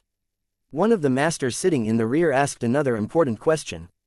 How well are your companion spirit fruit trees protected against theft and unauthorized use? If our alien adversaries have managed to obtain samples of your trees and fruits, what is your estimate on whether they can reverse engineer them and develop their own variants that work for their species? This was a real risk, but Vase had already thought about this problem in advance. I have implemented numerous safeguards to prevent that from happening. Vase responded. You might not be able to see it, but the most critical factor that allows the fruits to create companion spirits is a rare variation of E-energy. It is not present in background radiation and can only be produced through extremely limited means that are under my control. Vase did not feel comfortable with explaining the real mechanism that ensured that others were unlikely to succeed in their effort to create unsanctioned imitations of his work. He had made a deal with Gaia to manage and oversee every single companion spirit fruit tree. Vase was not able to make this happen by himself, but the aloof true god was able to lend a hand to make it happen after implementing a few adaptations. Just as Vase supported all of his products from afar, Gaia had become akin to a tree spirit to every companion spirit fruit tree. It was subtle, but Gaia's faint influence played an essential role in creating the right life energy that could make the companion spirit come to life. If her contribution was absent, then the companion spirits would possess no real life. They would end up as flawed and malformed extensions of an individual's spirituality. Vase could not foresee the consequences of stopping the transformation process before the most critical step occurred, but he did not think it would end up well for the subject in question. The more senior attendees found the answer to be overly vague, but they understood that it was not quite convenient to ask for further clarification. Security was a sensitive matter. It was best for Vase to limit any further explanations in front of a more limited panel of Mechers. For now, they just had to take his word that the aliens would not be able to replicate the effect of his companion spirit fruits so easily. Vase did not believe that his companion spirit fruit trees would remain limited to humans forever. He already possessed a few ideas on how to circumvent his own security precautions. If he could do it, then there had to be other powerful beings out there that could produce a similar result. Aside from that, as exotic radiation continued to transform the Red Ocean, more and more humans and aliens would gain spiritual capabilities. Who knew if one of them happened to circumvent the security measures of his trees with ease? From the moment Vase or the Red Association chose to introduce companion spirit fruits to Red humanity, Pandora's box had truly opened. It was no longer possible to contain what was unleashed. Vase calmly answered a few more tricky questions. While he did not divulge too much information, his words increased people's trust in his companion spirit fruits. Professor Larkinson, is it possible for us to acquire and make use of the remaining fruits? It did not miss everyone's notice that there were a lot more fruits that were just begging to get eaten. Vase had thought about multiple ways he could sell these precious goods.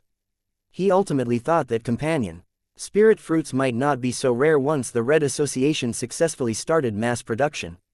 If that happened relatively soon, then anyone who paid a fortune to obtain these relatively weak fruits would probably get pissed because they felt they had been scammed. It was best for Vase to rein in his greed and offer a more reasonable price for his goods. It was fine to charge a premium based on how the people could gain a head start, but it was not wise to treat them as fools. Besides, the real gain was to create more companion spirit holders. They would inevitably show off their new additions and perform a lot better with their help. Once word of mouth about companion spirits began to spread within the association, the demand for them would definitely skyrocket. I plan to offer two kinds of opportunities for you to obtain a companion spirit. Vase addressed the crowd. I will sell each fruit for 100,000 MTA credits each. Make sure you read the accompanying instruction manual to avoid wasting them. After that, I will hold an auction for 5 possible opportunities to receive a customized companion spirit from me that is much more powerful than what you can get from a fruit. Jovi had actually been the one to suggest an auction. It was an excellent way to maximize his profits out of a limited number of clients. By preying on their wealth and desperation, Vase would be able to limit the amount of time he wasted on this chore but still make it worthwhile enough. This immediately made a lot more people excited. A lot of Mechers and associates would probably converge towards this hall if not for the fact that this closed session did not permit any further entry. I do not intend to buy these fruit for myself, but I wish to reserve them for my disciplines. An older gentleman spoke from the rear. How long will they remain effective after they are plucked? Lamb not entirely certain about that. Vase honestly admitted, I have not tested this. I predict that they will remain active for several months. They are designed to last at least that long. 1 am not sure whether they will deteriorate after that. Their efficacy may gradually weaken over time, which is not good as that increases the chance of complications. It is safest to take them within a week. Don't try to freeze them as that will not really preserve the most important components of these fruits. He needed to remind himself to task the Tea Institute with testing the longevity of the companion spirit fruits. The best way to do so was to pluck a lot of fruits, keep them in storage under different conditions and gradually feed them to the alien captives and test subjects imprisoned within the dragon's den. All of those aliens were troublesome to manage and support.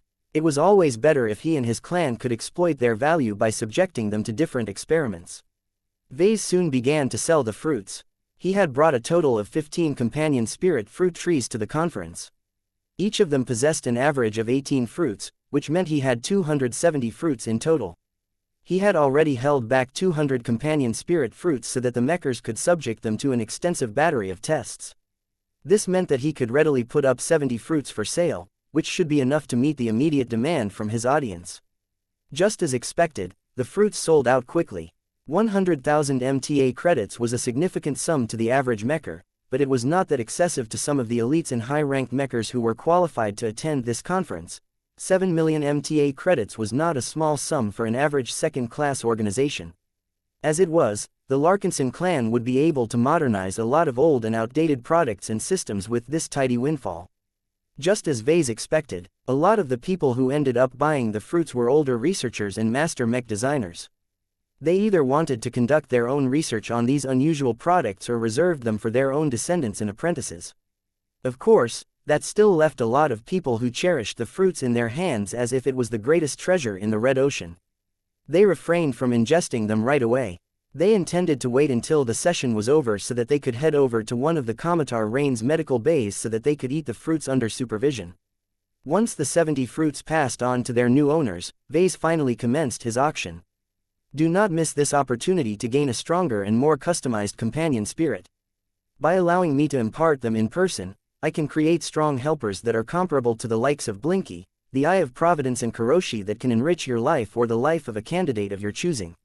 My capacity is limited, so I will only do this 5 times during this conference. Commence the bidding. Chapter 5185 Messy Auction. Vase rubbed his hands in clear anticipation of what was about to proceed. He had already spent a lot of time on hyping up the value and utility of companion spirits. Through the use of words, archival footage and a bit of promotional artwork, many of the mechers and associates who had attended this closed session developed a strong appreciation of his work. It was a rather odd sight. It was usually the mechers that looked down on second-raters. Now the situation had reversed because Vase introduced a product and a service that they could not provide themselves.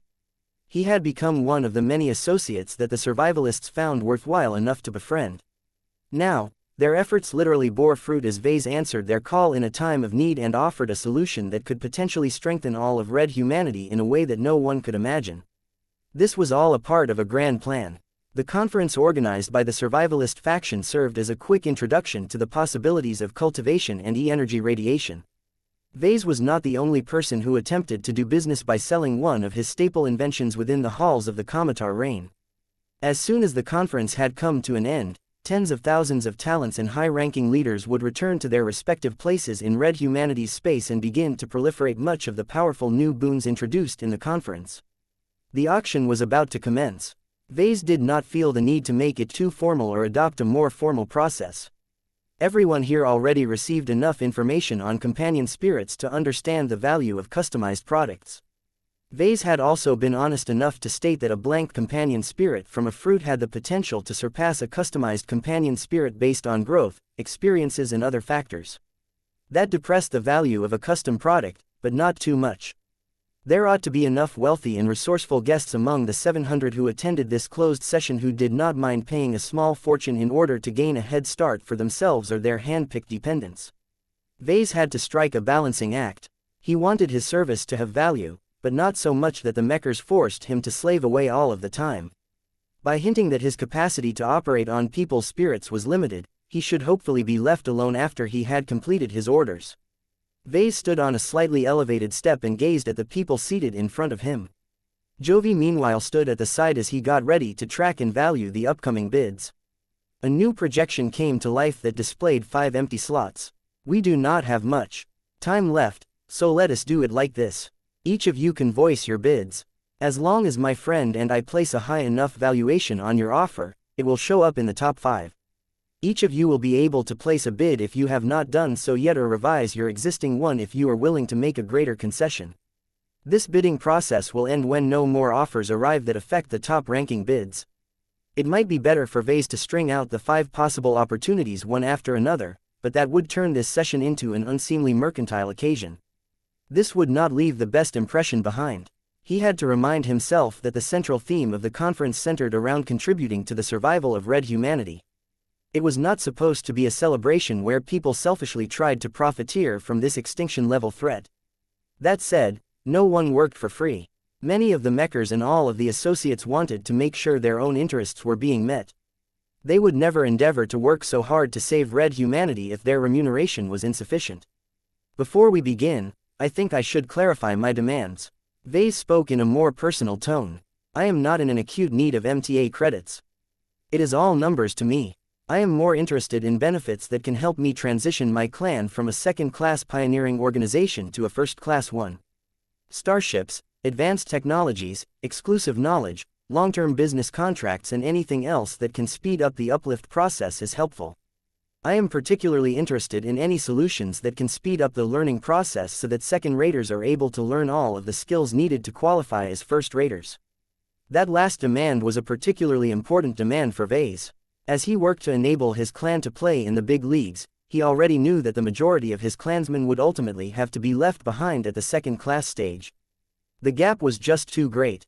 Only the smartest, most talented and most hard-working of second-raters would be able to follow Vase to this greater stage.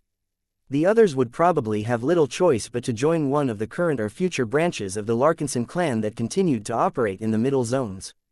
Vase still wanted to give the Slowpokes a chance to gradually move their way up. As long as they performed well enough and made enough contributions, the clan should be able to provide them with high-quality augmentations and other forms of assistance that would hopefully speed up their own efforts.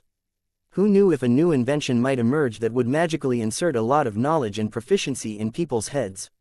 If the system was able to create enlightenment fruits, then others might be able to create similar products. It was not necessary for the substitutes to be as good. Vase only cared about whether it was safe and whether it was available in larger quantities. The expressions of certain Mechers frowned when they heard his last demand. The truth was that the Mech Trade Association and by extension the Red Association did have methods to quickly accelerate the learning process. It was one of the ways in which the Mechers were able to get a lot of its recruited members up to speed. It was actually the same kind of tech that the polymath proposed to transform huge batches of hastily grown batch humans into ready-made soldiers and other service personnel. No matter what flaws or sequela was associated with this high-tech solution, Vase wanted to try and see if he could secure access for his clansmen. Vase spent another minute on explaining his expectations for this auction before he opened the bidding process. You may begin to place your bid. You can do so by voicing it in the open. If you wish to be more discreet for whatever reason, you can transmit an encrypted message to Jovi Armelon, who will place it on the list but keep the details hidden to the public if necessary. A lot of people voiced or transmitted their bids right away. Both Vase and Jovi had to maximize their mental capacity in order to quickly value and rank the opening bids. Of course, more than a few of the attendees just threw out low bids for fun or in the hopes that no one was willing to offer more. Vase and Jovi outright ignored them and focused on the more lucrative ones. It was hard to quantify the exact value of non-monetary offers. Vase did not even try to do so. He settled for deciding upon their ranking instead, which was much less demanding. 7 million MTA credits, 15 million MTA credits, 130 million MTA credits. 1 first-class superdrives fitted for sub-capital ships. Just 1. That is too modest. I will offer 2 first-class superdrives. 150 kilograms of phase water. I will agree to collaborate with you on designing a commercial first-class multipurpose mech. I will introduce you to the Harma Vess family that has settled in the Zelmer upper zone. The family can help you source materials and open up new business channels when you are ready to market your products to first-raters. Vase tried to suppress his grin as more and more attractive bids continued to arrive. The projected list constantly changed as people tried to upstage the current top 5 offers. He found it challenging to determine whether a certain good or service deserved to be ranked on top of another attractive bid. There were many times where he and Jovi had to make quick and sloppy judgment calls because it would take too much time and effort to evaluate them properly. In any case, Vase went by his gut and relied on his feelings and intuition to navigate this exciting process. I am the majority shareholder of a top implant development company. One of the master mech designers spoke up. Most of the company remains stuck in the old galaxy, but our local subsidiary in the Red Ocean has enough researchers and data to continue their development in this new age. I can offer you or your chosen candidate a chance to replace an outdated cranial implant with a customized premium first-class model that is adapted to the new variables. Ves's eyes lit up. While he did not feel the need to replace his transformed and mutated bio-implant, his wife urgently needed this improvement. He could save a lot of MTA merits and give Gloriana a fantastic anniversary gift if he could secure this valuable boon. My spouse and my children could make use of high-performing first-class cranial implants. Vase spoke as he set the master mech designer's attractive offer at the top of the current ranking. If any of you are able to equip them with high-quality implants, that would be great. High-performing cranial implants were expensive and difficult to procure. They not only demanded the best first-class exotics in order to produce the high-quality miniaturized components that made them work so well, but they also had to be designed, configured and installed by the top implant experts in their respective fields. Only the most renowned and established implant development companies could service this exclusive market. While it was not that difficult for raw masters to purchase this product for themselves, they were not able to buy it for others at an affordable price. These people had to come up with other ways to win an opportunity to obtain a custom companion spirit. We have constructed a small but fully equipped first-class outpost on a planet in the Caesarian upper zone. An associate spoke. We initially planned to use it as the base of our operations to support our expansion into the interior of the Red Ocean, but recent events have caused us to shift our strategy. We originally intended to disassemble the outpost and ship back the modules to the Agamemnon upper zone, but I will transfer ownership to you as long as you agree to exchange 2 companion spirit quotas. Vase shook his head. 2 is too much. The Caesarian upper zone will soon be engulfed in the flames of war as it is too close to the current frontlines. By the way, please take into account that one will only provide 1 quota per individual or group. This was still an incredibly attractive offer despite all of the pitfalls. Vase was not sure whether he would want to keep the outpost in its current location. If not, he could always arrange for it to be moved to the rear, though the location probably wouldn't be as desirable due to excessive crowding. At this point, the bids started to slow down as the top ones were already pretty expensive. Is there anyone among you who is willing to offer a first-class starship? Nobody obliged, much to Ves's disappointment. The value of starships had skyrocketed even further after the Greater Beander Gate got cut off. Even first-raters struggled to accumulate them given that they demanded a lot of expensive resources to build. No one was crazy enough to trade a starship for a custom companion spirit. Chapter 5186 ED Net. Now that the auction had reached this stage, few people continued to make their bids. They carefully weighed their options and tried to tailor a bid that would successfully allow them to squeeze into 5th place. While many of these people possessed a lot more assets than that, they needed to be careful about giving away their core assets for a rather abstract return. No one was able to quantify the value of a companion spirit. While it promised to grant immediate short-term benefits, it took years of continuous growth in order for them to truly come into power. This waiting period was a bit too long for many people. The coming difficulties meant that they needed to ensure they possessed sufficient capital to tide over the next few years. This was why nobody gave up their own starships even if they had plenty in their possession. I wish to bid with 5 copies of my Kemen Devar C variant mech model. Another master mech designer spoke. My Kemen Devar is a line of first-class multi-purpose mechs targeted towards security companies and other mid-range consumers. The C variant is adapted for spaceborne use and can help with defending fleets against threats at multiple ranges. If you agree to provide the phase water, I can change the model to the more powerful and luxurious F variant, which is several times more effective in combat. Vase looked tempted. 5 serious commercial first-class multi-purpose mechs could massively increase the combat power of his fleet. He quickly shook his head. First-class multi-purpose mechs sounded nice, but his clan lacked the pilots who could make full use of their advanced capabilities. It took a lot more training and learning to be able to operate these machines in a way that justified their inclusion. Besides, the moment his clan started fielding first-class mechs was the moment where he and his clan would have to abide by an entirely different set of rules and obligations. It was not wise to trigger this transition too early. Nobody in his clan was ready as of yet.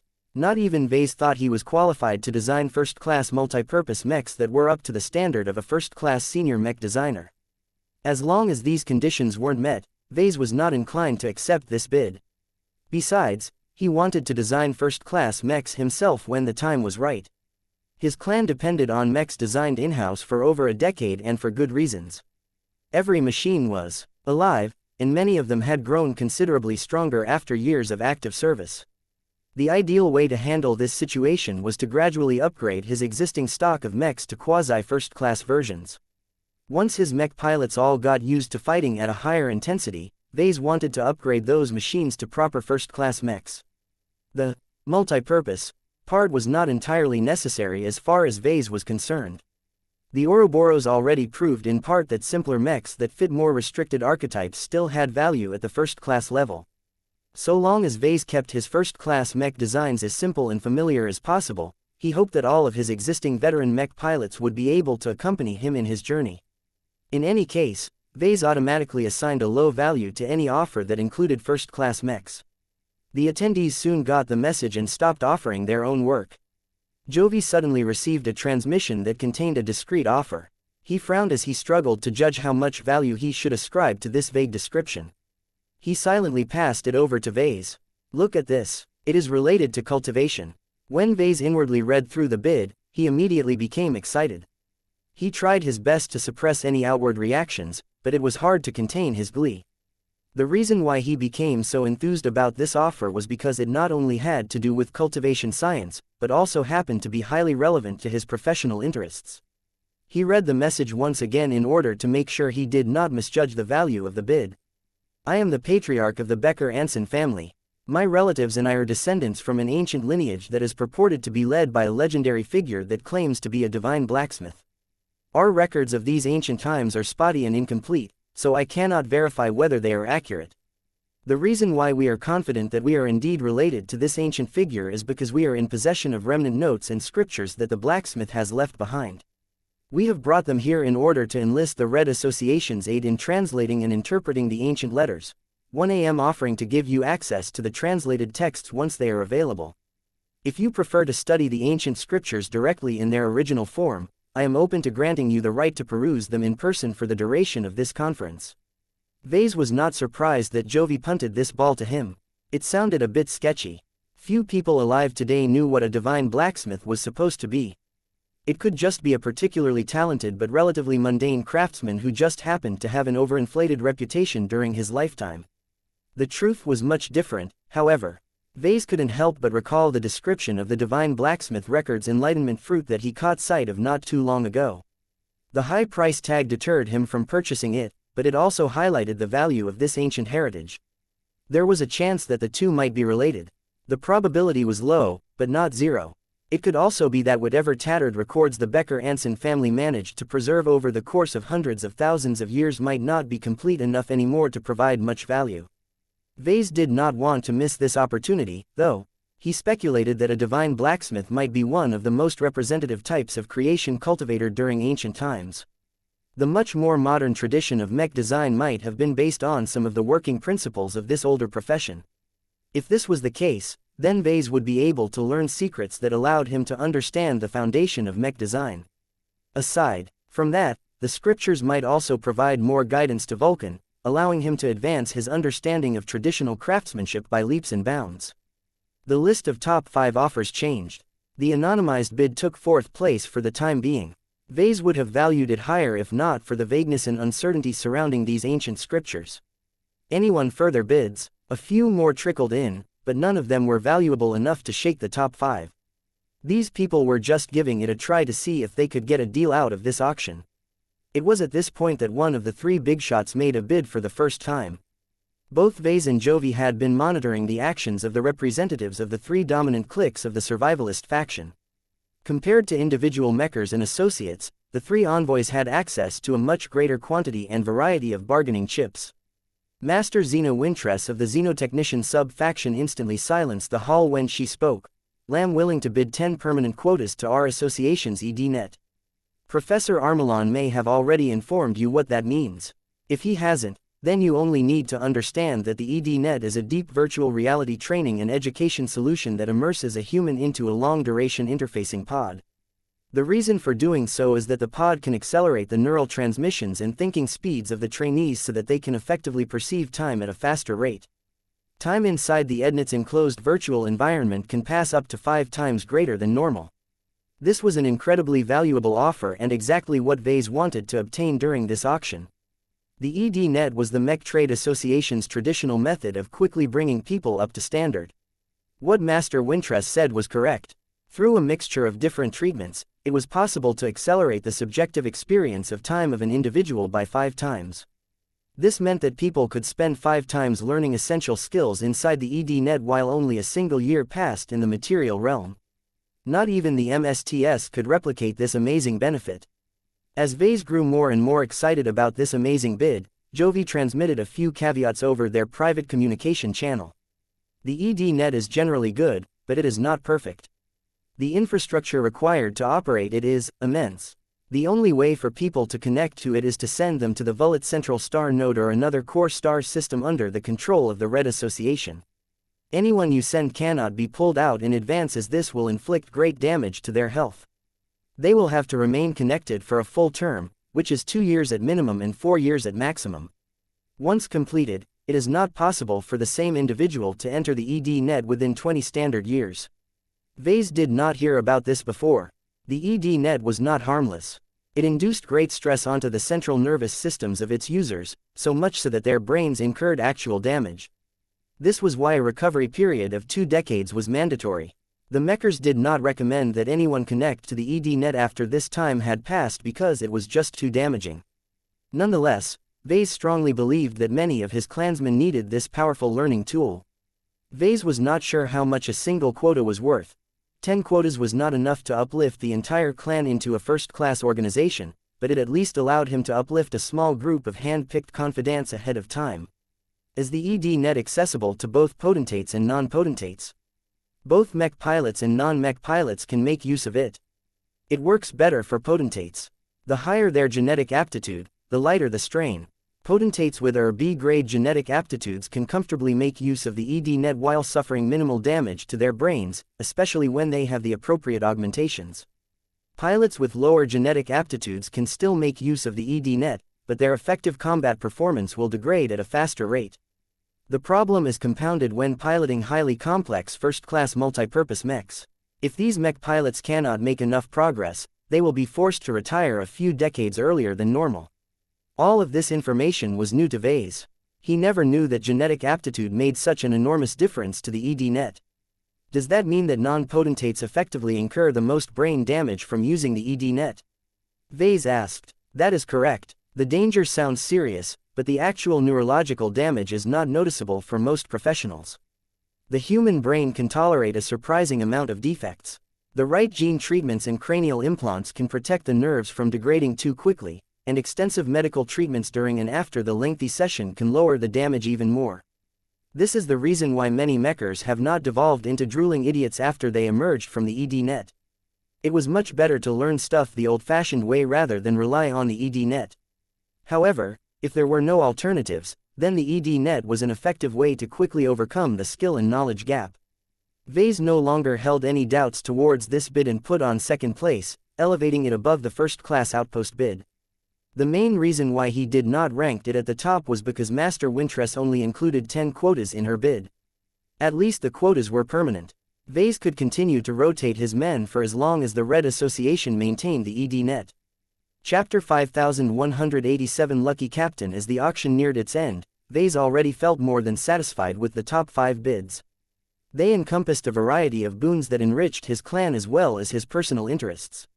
The mechers normally never offered these bids to associates under normal circumstances.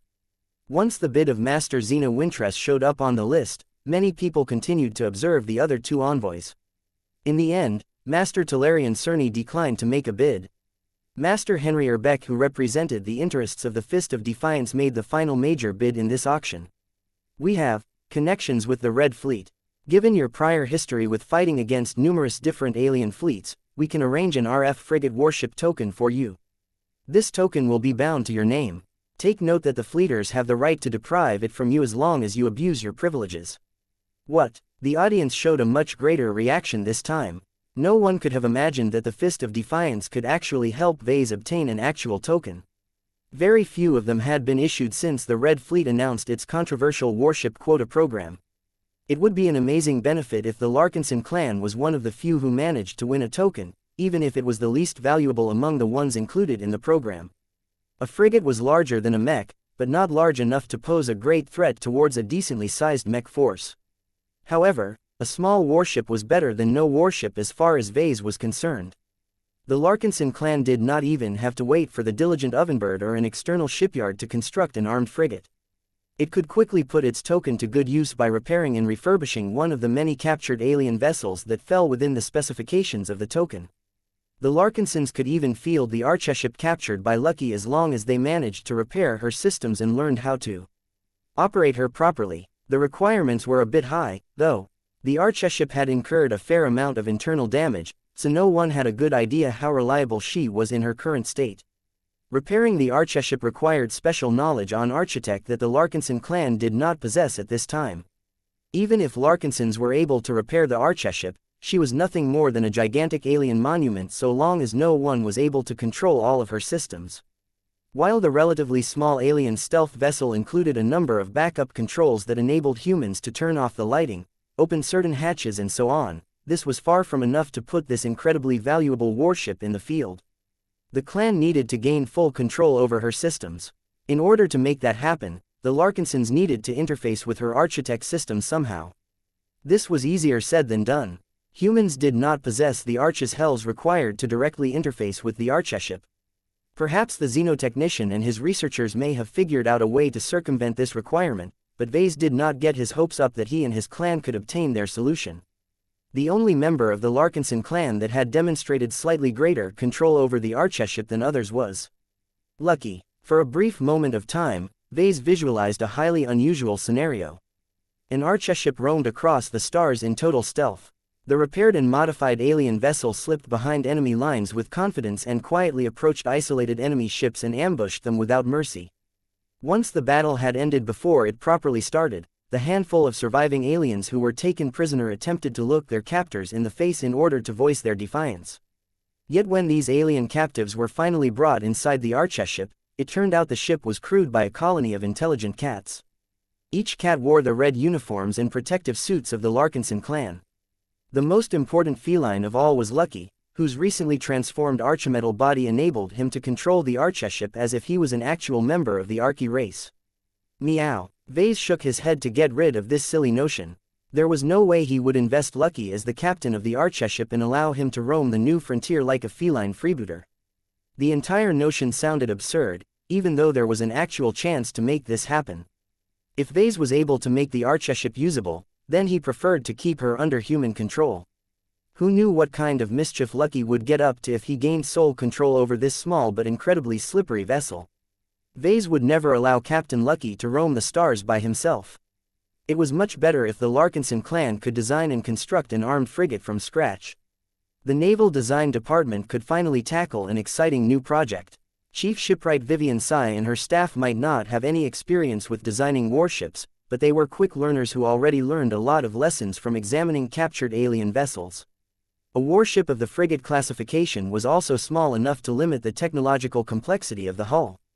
There was simply not enough capacity to fit a lot of advanced and powerful ship systems. Even the gun batteries had to be fairly tame and limited in size in order to fit the hull.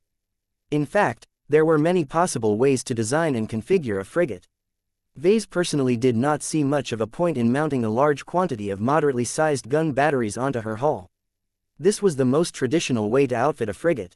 They excelled at point defense and shredding small craft, but were awful at damaging larger vessels. A warship token did not. restrict the caliber of gun batteries of a vessel as far as Vase knew, so it was completely possible to adopt the opposite configuration. Instead of equipping a ship with guns, the Larkinsons could equip an enormous cannon with ship modules. In other words, Naval Design Department could essentially design a dedicated ship-killer frigate. In this case, the entire length of the frigate's hull wrapped around an oversized naval cannon. This disproportionately powerful gun imposed such a heavy load on the frigate that the ship had no capacity left to accommodate any other weapon systems or useful auxiliary functions. In order to maximize her firepower to the best possible extent, the ship designers would also have to make compromises in many other areas. The frigate would move as slow as a capital ship and become awfully vulnerable to attacks. Was it really worth it to sacrifice so much just to field an unbalanced ship-killer frigate? Hell yes. Vase couldn't count the number of times where he wanted to gain a lot of hard firepower to overcome the absurdly strong transphasic energy shields of alien warships. It took a lot of mechs or expensive transphasic weapons to chew through those defenses. The time and effort expended on this chore resulted in significant delays and led to the deaths of a considerable number of mech pilots in every battle. A ship-killer frigate might not be able to fight an alien warship by herself, but she was an excellent complement to a mech army that did not have access to any other large-caliber weapon systems. As long as Vase was able to apply some of his unique solutions to the warship, her effective firepower may exceed every other comparable frigate. This was a much more palatable alternative to putting the token to use by putting Lucky in charge of the Archeship. Vase no longer held any doubts and ranked Master Urbex's bid at the very top. An RA frigate warship token was just that valuable. Though the changes triggered a small discussion among the attendees, nobody expressed any serious objections towards the ranking. It was largely based on Ves's subjective needs. The Mechers might not have a high opinion of the Red Fleet, but that was because they already fielded their own warships. The Larkinson clan did not enjoy this privilege, so a warship token sounded particularly attractive to Vase. There was no way that he wanted to let this permit slip from his grasp, so he put it right at the top. A few more minutes passed by as a handful of individuals issued cautious bids. None of them managed to get in the top 5, so Vase was ready to conclude this event. He found it a bit odd that Master Talarian Cerny did not make a bid on behalf of the Polymath's clique. Don't bother waiting, Jovi communicated to Vase. I already have a companion spirit. The Polymath and her followers have already examined my Eye of Providence in great detail. Companion spirits are not as mysterious to them anymore. That made sense, sort of. Vase clapped his hands in order to signal the end of the auction. The bidding window has closed. Thank you for participating in this auction.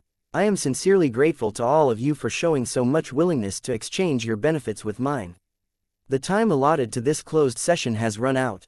This ends my presentation on companion spirits. I hope that each of you as well as the Red Humanity can gain strength from them. If you can, please convince your colleagues and superiors to support the initiative to grow companion spirit fruit trees en masse and make their fruits available to the wider public. The more humans become empowered by companion spirits, the faster our race can assimilate in our new cosmic neighborhood. Much of the 700 attendees chose to clap their hands and applaud Vase for taking the initiative to share this potentially life-changing invention. All of them recognized the magnitude of his contribution even though nothing had happened as of yet. As long as companion spirits were truly as safe and useful as Vase claimed, there was no way the Red Association could stop their adoption. The only questionable part was mass production. The Red Association's research groups still had to solve a lot of problems before these vital trees could be multiplied to a point where their fruits could readily meet all of the demand. As Vase and Jovi surrendered the hall to the next assigned speaker, the 3 envoys called the 2 over so that they could hold a discussion in a more private setting. Come, there is a secure meeting room on the next deck where we can discuss our initial decisions towards your proposal. It did not take long for them to enter a secure meeting compartment that was already configured for sensitive talks. The 2 groups sat on the opposite end of a square metal table. Vase understood that the most important moment had come. The only survivalists who had the right to decide upon this enormous matter were the 3 faction leaders. It was not necessary for 2-star designers and a god pilot to pass judgment on this matter in person, so the envoys effectively possessed the power to make the initial decision on what to do with companion spirits. Professor Vase Larkinson, Master Xena Wintress broke the silence. First of all, congratulations for holding your first presentation in our conference. Your reputation and word of your innovation will have undoubtedly spread among our members and associates. We are not satisfied with the lack of extensive testing data, but we judge your work to be practical and useful enough to permit an initial rollout among a select group of humans. Once we have solved the mass production issue, we will decide on how extensively red humanity can gain access to companion spirit fruits. Master Talarian Cerny spoke next. There are arguments in favor of universal adoption. There are also arguments in opposition to this stance. As the inventor of companion spirits, we would like you to provide your input on how companion spirits should be utilized by our race. We will take your opinions into account when we draft our follow-up policies. Regardless of our decisions, we will credit your work to your name. Master Henry Erbeck said with an approving smile. We have not overlooked your selfless dedication to the cause of our collective survival. Depending on how extensively we make use of your invention, you are entitled to receive much greater rewards than a raw worship token. The mention of greater rewards immediately caused Vase to grow more excited. The following discussion was critical to his ambitions. Chapter 5188 Mobilize the population. The closed sessions on companion spirits was already a fantastic success as far as Vase knew. He constantly gauged the mood and receptiveness of his audience during his presentation. While the attendees did not form a representative sample of the larger population of mechers and red humans, not many of them exhibited any serious signs of rejection or concern. There were always small groups of people who valued the sanctity of their mind and souls. The very notion of eating a strange fruit that caused them to spawn an entirely new personality in their own bodies sounded like the beginning of a horror drama to their ears. Vase did not expect to win over everybody. He just wanted to obtain sufficient support from both the grassroots and the upper echelon to attain widespread adoption if not acceptance across society. From what it looked like, he sold the benefits of companion spirits well enough to build up a huge amount of demand to anyone who became aware of their existence. He could already imagine the conversation spreading across the halls and corridors outside of this secure chamber. Much of the details surrounding companion spirits had to remain confidential in order to prevent anyone with red or purple dots on their badges from getting the wrong idea.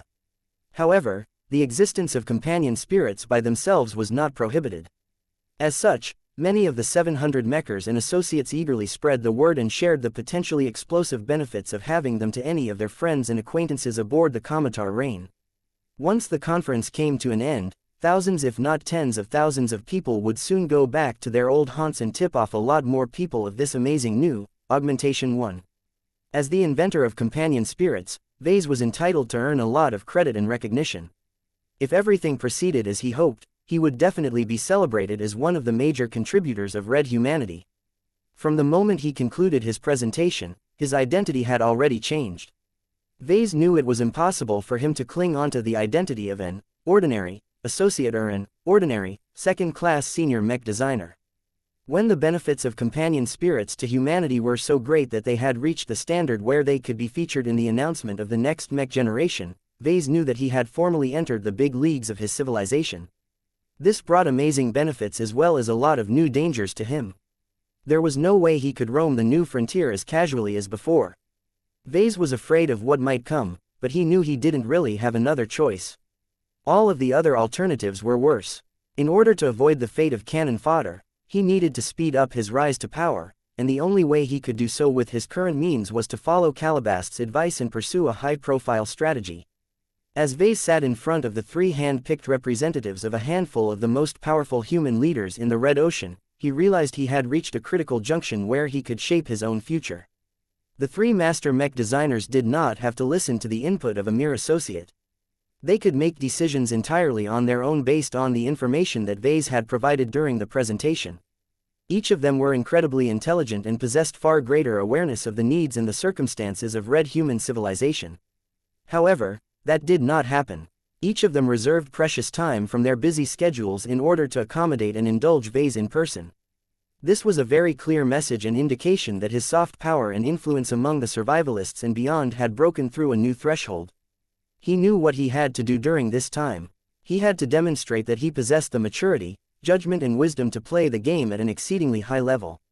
There was no need for him to be as brilliant as a first-class politician raised from birth. His value rested in his ability to innovate fantastic new solutions that could help red humanity tide over the current crisis. He just had to avoid sounding like a fool. He also had to avoid any irresponsible remarks. As Vase mulled over the question that he was supposed to answer, he decided to voice his true opinion. When I initially came up with companion spirits, I did not expect this to be more than a privilege that is reserved for my closest friends and family. He said, it was only recently that breakthroughs in the relevant research project opened up a lot more options for everyone. Given how cultivation is on the rise and how companion spirits can amplify the extraordinary growth efforts of any red human, my invention can easily raise the comprehensive strength of our people and civilization to a whole new level. If everyone has become as strong as a dragon with the aid of their own companion spirits, is there any reason for us to fear the native aliens of the Red Ocean? This was the dream that many people had in mind when they learned about companion spirits. Whether it could come true was not entirely certain. The Red Association still needed to find a way to mass-produce companion spirit fruit trees, but this should not be too difficult given how much research ability it commanded. Master Talarian Cerny appeared particularly receptive towards this vision. The polymath is in favor of any initiative that can enhance the potential of our entire race. It does not appear that the cost of production is a major burden. The most important input is E-energy radiation, and the trees can absorb that for free in any location. If that is the case, then we can turn companion spirit fruits into a universal benefit. This should have massive implications for our entire society. An uncountable amount of lives will transform forever. What we find particularly encouraging about your companion spirits is that they offer hope to the weakest and least capable of our population. That was right. Vase understood what Master Cerny was talking about. To the individuals who already had easy access to augmentations and superior education, companion spirits were like icing on the cake.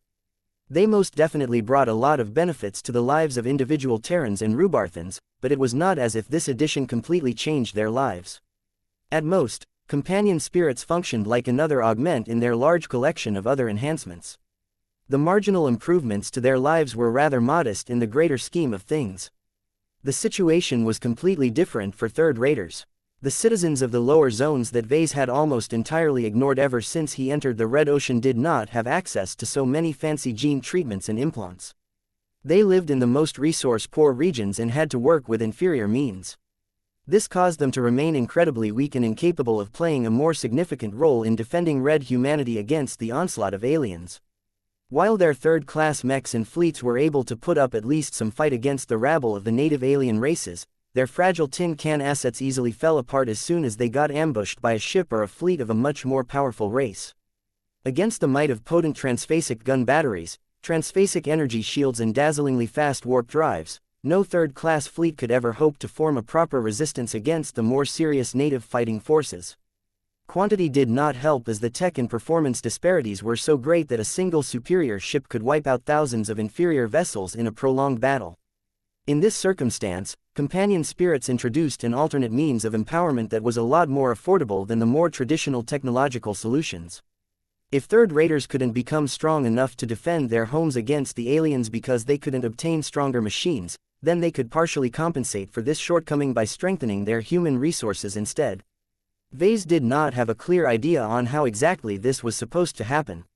Companion spirits gave people a much easier path towards cultivation, but the choice of cultivation methods played a crucial role on how they developed in the future. This was not his problem. He was sure that the survivalists and the Red Association would prepare tailor-made cultivation methods for the masses that enabled a large proportion of them to become a lot more useful in the escalating conflict. Vase constantly had to remind himself that not every problem was his problem. He was part of an enormous community. There were plenty of clever people around who could handle these affairs a lot better than a simple mech designer. However, not everyone was in agreement with this universal approach. We cannot afford to pamper the weak. Master Henry Erbeck espoused the view of the Fist of Defiance. Propping up the third-raters just so they can play a minor role in the war is not worthwhile. By giving out these fruits for free, we devalue them. People will begin to take their companion spirits for granted since everyone else already has them. No matter how cheap it is to mass-produce these fruits, we need to restrict their spread by raising the threshold of earning them. Only by making them earn their companion spirits through hard work will they continue to invest significant effort into growing them. This way, we can ensure that the limited resources at our disposal will mainly be used to benefit the strongest and most hardworking human heroes. This opinion did not sit well with Master Cerny. The other man felt it was a waste to heavily restrict the spread of companion spirit fruits and completely disregard the possible contributions that third-raters could make. Our population is too small as it is now that we are cut off from the Milky Way. The polymath's envoy critiqued, do not exacerbate the problem by limiting this new augmentation to a select few elites. Master Urbeck crossed his arms. A companion spirit must become the mark of heroes. The way I see it, we should reserve the fruits that grant them to those who seriously contribute to the survival of our race. If our faction has chosen to settle for our deep strike plan, we can issue these fruits as a reward for every human who participates in a deep strike operation. Each and every soldier who risks his life by going deep behind enemy lines deserves to earn this life-changing reward. Others who do not bear the same risks but contribute in a different form may also earn companion spirit fruits without necessarily risking their lives. Think of financing the operation, providing the essential starships or designing many of the mechs chosen by the raiding units. Whatever the case, people who sit back and do little to increase our chances of winning the war are not deserving of this reward. That will split our society in half. Inequality will increase to a level unseen since ancient times.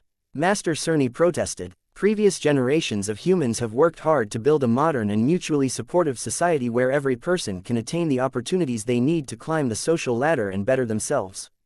Professor Larkinson here is one of the best success stories of that. Many more hidden talents may be buried among the third-class colonists that occupy the lower zones. They only need a single opportunity to reveal their impressive talents. Companion spirits have the potential to lift them out of their mudballs. Universal proliferation is the right course of action if we want to uplift red humanity as a whole. Not everyone deserves to be uplifted. We have entered a time of unprecedented danger and turmoil.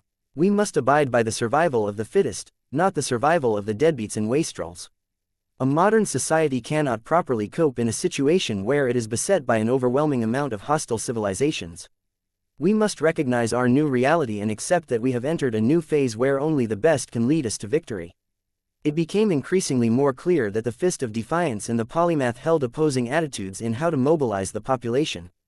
They did not appear to be able to find a compromise on this contentious issue. Chapter 5189 Unique Trade Good Vase had unintentionally triggered a highly contentious and acrimonious debate on the utilization of companion spirits. Inventing it was one thing. Deciding on how to make use of it was another thing. Although Vase did not mind it if he had to wade into this discussion under normal circumstances, what complicated it was that it also came with enormous political implications. The Fist of Defiance and the Polymath were completely different people, but they were also powerful visionaries who possessed extremely strong opinions on how to lead red humanity in the new age. To be fair, Vase thought that both of their arguments made a lot of sense. On the one hand, much of red humanity actually consisted of third-raters who were largely useless in the current conflict. From a strategic perspective, their main purpose was to provide a lot of low-level labor and resources. They could occasionally spawn superior talents for second-rate powers, but the vast majority of them remained almost entirely irrelevant in relation to the war that had engulfed the entire red ocean dwarf galaxy. Turning each of them into cultivators could completely transform their usefulness to society. In a time where red humanity did not have the luxury to wait for better solutions, this might be the best way to slow down the increasingly more serious alien onslaught. On the other hand, Vase found himself resonating with the vision espoused by the Fist of Defiance. Vase had always taken a lot of risks and ventured into the less explored regions of space for riches and rewards. He made a lot of gains in his expeditions, but there were many times where he felt that those who did not take the same risks were somehow inferior to him and his clan. The differences between his people and the general public became more and more obvious over time. The civilians who lived in an ordinary settlement did not have the slightest clue about what true hardship looked like. Their lives were placid as they behaved like drones that never thought about moving outside of their highly structured places in society. It was easy for the Larkinsons to look at these ordinary people with contempt. The Red Ocean offered so much wealth and opportunities, but all these colonists had done since they came here was to repeat the old routines of their original lives in a different environment. Vase inwardly shook his head whenever his thoughts strayed in this dark direction. This was not a healthy or proper mindset. Not everyone was cut out to be a soldier or a risk-taker. Even ordinary civilians had a place in society as they worked on new scientific developments and kept the factories running. He spent so much effort climbing up the ladder that he was starting to forget his humble roots. This was a natural development brought about by a widening perspective and increasingly greater isolation from the grassroots, but it was a depressing change nonetheless. Vase glanced at Master Henry Urbeck and Master Talarian Cerny. Their opinions were not their own. They put voice to the thoughts and the ideals of their powerful leaders and their large base of followers. Neither of them were entirely right or wrong. They just preferred to solve a problem in different ways. When Vase was asked for his personal input on this issue, he found it difficult to pick a side. He could choose not to voice an opinion, but that was a cowardly decision. Vase could not avoid politics now that he had climbed up to this height. He took a deep breath before he issued his response. Exotic radiation is changing all life in the Red Ocean no matter what we decide. Our race is transforming into something completely different over time. Decades from now, Red humanity may have diverged so much from original humanity that we can hardly recognize each other anymore. What are you trying to convey, Professor Larkinson? Power will come to people for as long as Messier 87 floods the surrounding space with exotic radiation. A lot of third-raters will experience certain degrees of mutations and additional powers. Their ability to cope with them is not good. They can easily harm themselves and the people around them if they do not know what to do. Companion spirits can provide a lot of help with learning how to handle E-energy radiation in a safer and more effective manner. As energy-based life forms, they are much better suited to operate in an environment with greater energy density than before. Master Henry Urbeck frowned at those words. So you are of the opinion that companion spirits must be given to the masses regardless of whether they are deserving of them or not. I can understand the noble sentiment behind this approach. You care about their health and well-being. However, your compassion will not avail us anything if our soft and benevolent policies ultimately fail to stave off total defeat. Though the powerful master exerted a considerable amount of pressure, Vase maintained a straight posture as he continued to voice his own opinions. I do not accept the premise that a single invention, no matter how life-changing it may be, can decide the life and death of Red humanity. There are so many brilliant and amazing innovators among us that it is our collective efforts that will help us turn the war around. Don't get me wrong, Master Urbeck. I do not oppose the strategy that you have espoused. I do not mind cooperating with it if the survivalists end up voting for it. I just think that with all of the changes happening around us, we should endeavor to cling to the remaining pieces of our humanity. Those words caused the three masters to fall silent for a number of seconds. Vase had offered a gracious response. He stuck to his own stances without fear and without nakedly sucking up to anyone. The sincerity struck a tone in the hearts of the older Mech designers. The only female master in the chamber broke the silence. She had remained silent for a long time as she allowed her other two peers to collide their ideas against each other. The xenotechnician had a very different use in mind for companion spirits. I would like to ask a question, Professor Larkinson. You have already told us that you have made precautions that can prevent your fruits from being used to empower our adversaries. Are you certain that your security measures will hold? I do not think I need to explain how much of a calamity it will be when the phase whales and our other more intractable alien opponents gain the power to properly harness E-energy radiation. It won't happen, Vase stated with confidence. There is a strong entity that regulates every companion spirit tree. Since she is the sole supplier of the sole type of E-energy needed to make the fruits work, she can easily deny any unauthorized applications of my work. The mention of the word entity caused Xena Wintress to grow more suspicious. Would you like to elaborate on this key factor? Is she a human, alien, or one of your design spirits that are prominently associated with your iconic products? The last one, Vase honestly answered. She may not be human, but she is fully aligned with our race. I am aware that it is not entirely ideal for us to rely on this factor to maintain the efficacy of our companion spirit fruits, but any solution is better than no solution. That caused Master Wintress to offer a slight grin. So if we make use of your companion spirit fruit trees in any capacity, our race has already begun to cooperate with an alien. You may very well be the first red human in our society to embark on cross-species collaboration that is highly beneficial to our species. That assertion caused everyone else to be taken aback. Vase never regarded this work in this light. No matter whether it was his mech designs or his companion spirit fruits, he mainly considered them to be the results of his efforts alone. After all, his design spirits weren't really external factors given that he had created most of them by his own hand. However, Master Wintress was not wrong to characterize his work in this manner. She continued to press Vase by asking another question. We are aware that you have spent years on testing your fruits onto an extensive number of alien test subjects. This means that it is possible for you to develop fruits and trees that are specifically locked to races of your choosing, is that correct? Vase nodded a lot more reluctantly this time. That is the case. Master Wintress grinned at this point. That is an excellent response. We can make use of companion spirit fruits as an exclusive trade good. This can become a powerful point of leverage that can help us convert one of the hostile alien races into allies of convenience. So long as we limit and control the supply of companion spirit fruits that are attuned to our new friends, we can incentivize them to keep cooperating. That sounded crazy. However, it might actually work. The allure of companion spirits was undeniable. Both humans and aliens had the potential to benefit enormously from them. This presented additional support for the diplomacy plan. There weren't a lot of means for the relatively weak and outnumbered red humans to maintain the allegiance of foreign allies. Without sufficient leverage, those seemingly friendly aliens could turn their faces at any time and stab red humanity in the back during a critical time. This was where companion spirit fruits could make a crucial difference.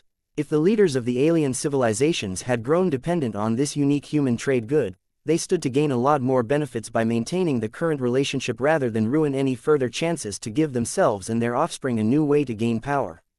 All of this sounded great if not for the fact that this entire plan might become the prelude of an even greater future disaster. What if all of those friendly aliens who gained companion spirits became a lot more powerful than before? What if those friends grew so fast because of this that the disparity in power had become a lot more severe? There was a good possibility that those aliens would choose to crush their former pals in an attempt to rob humanity's heritage by force. No alliance could survive in the long run when the parties diverged so much. Handing over companion spirit fruits to friendly aliens was a short-term solution that could buy more time for red humanity. Everyone still needed to rely on other measures to truly prevent red humanity from going extinct. We cannot proceed with sharing one of our new and most significant advances with our alien rivals. Master Henry Erbeck declared, "We shall only tempt fate if we do so.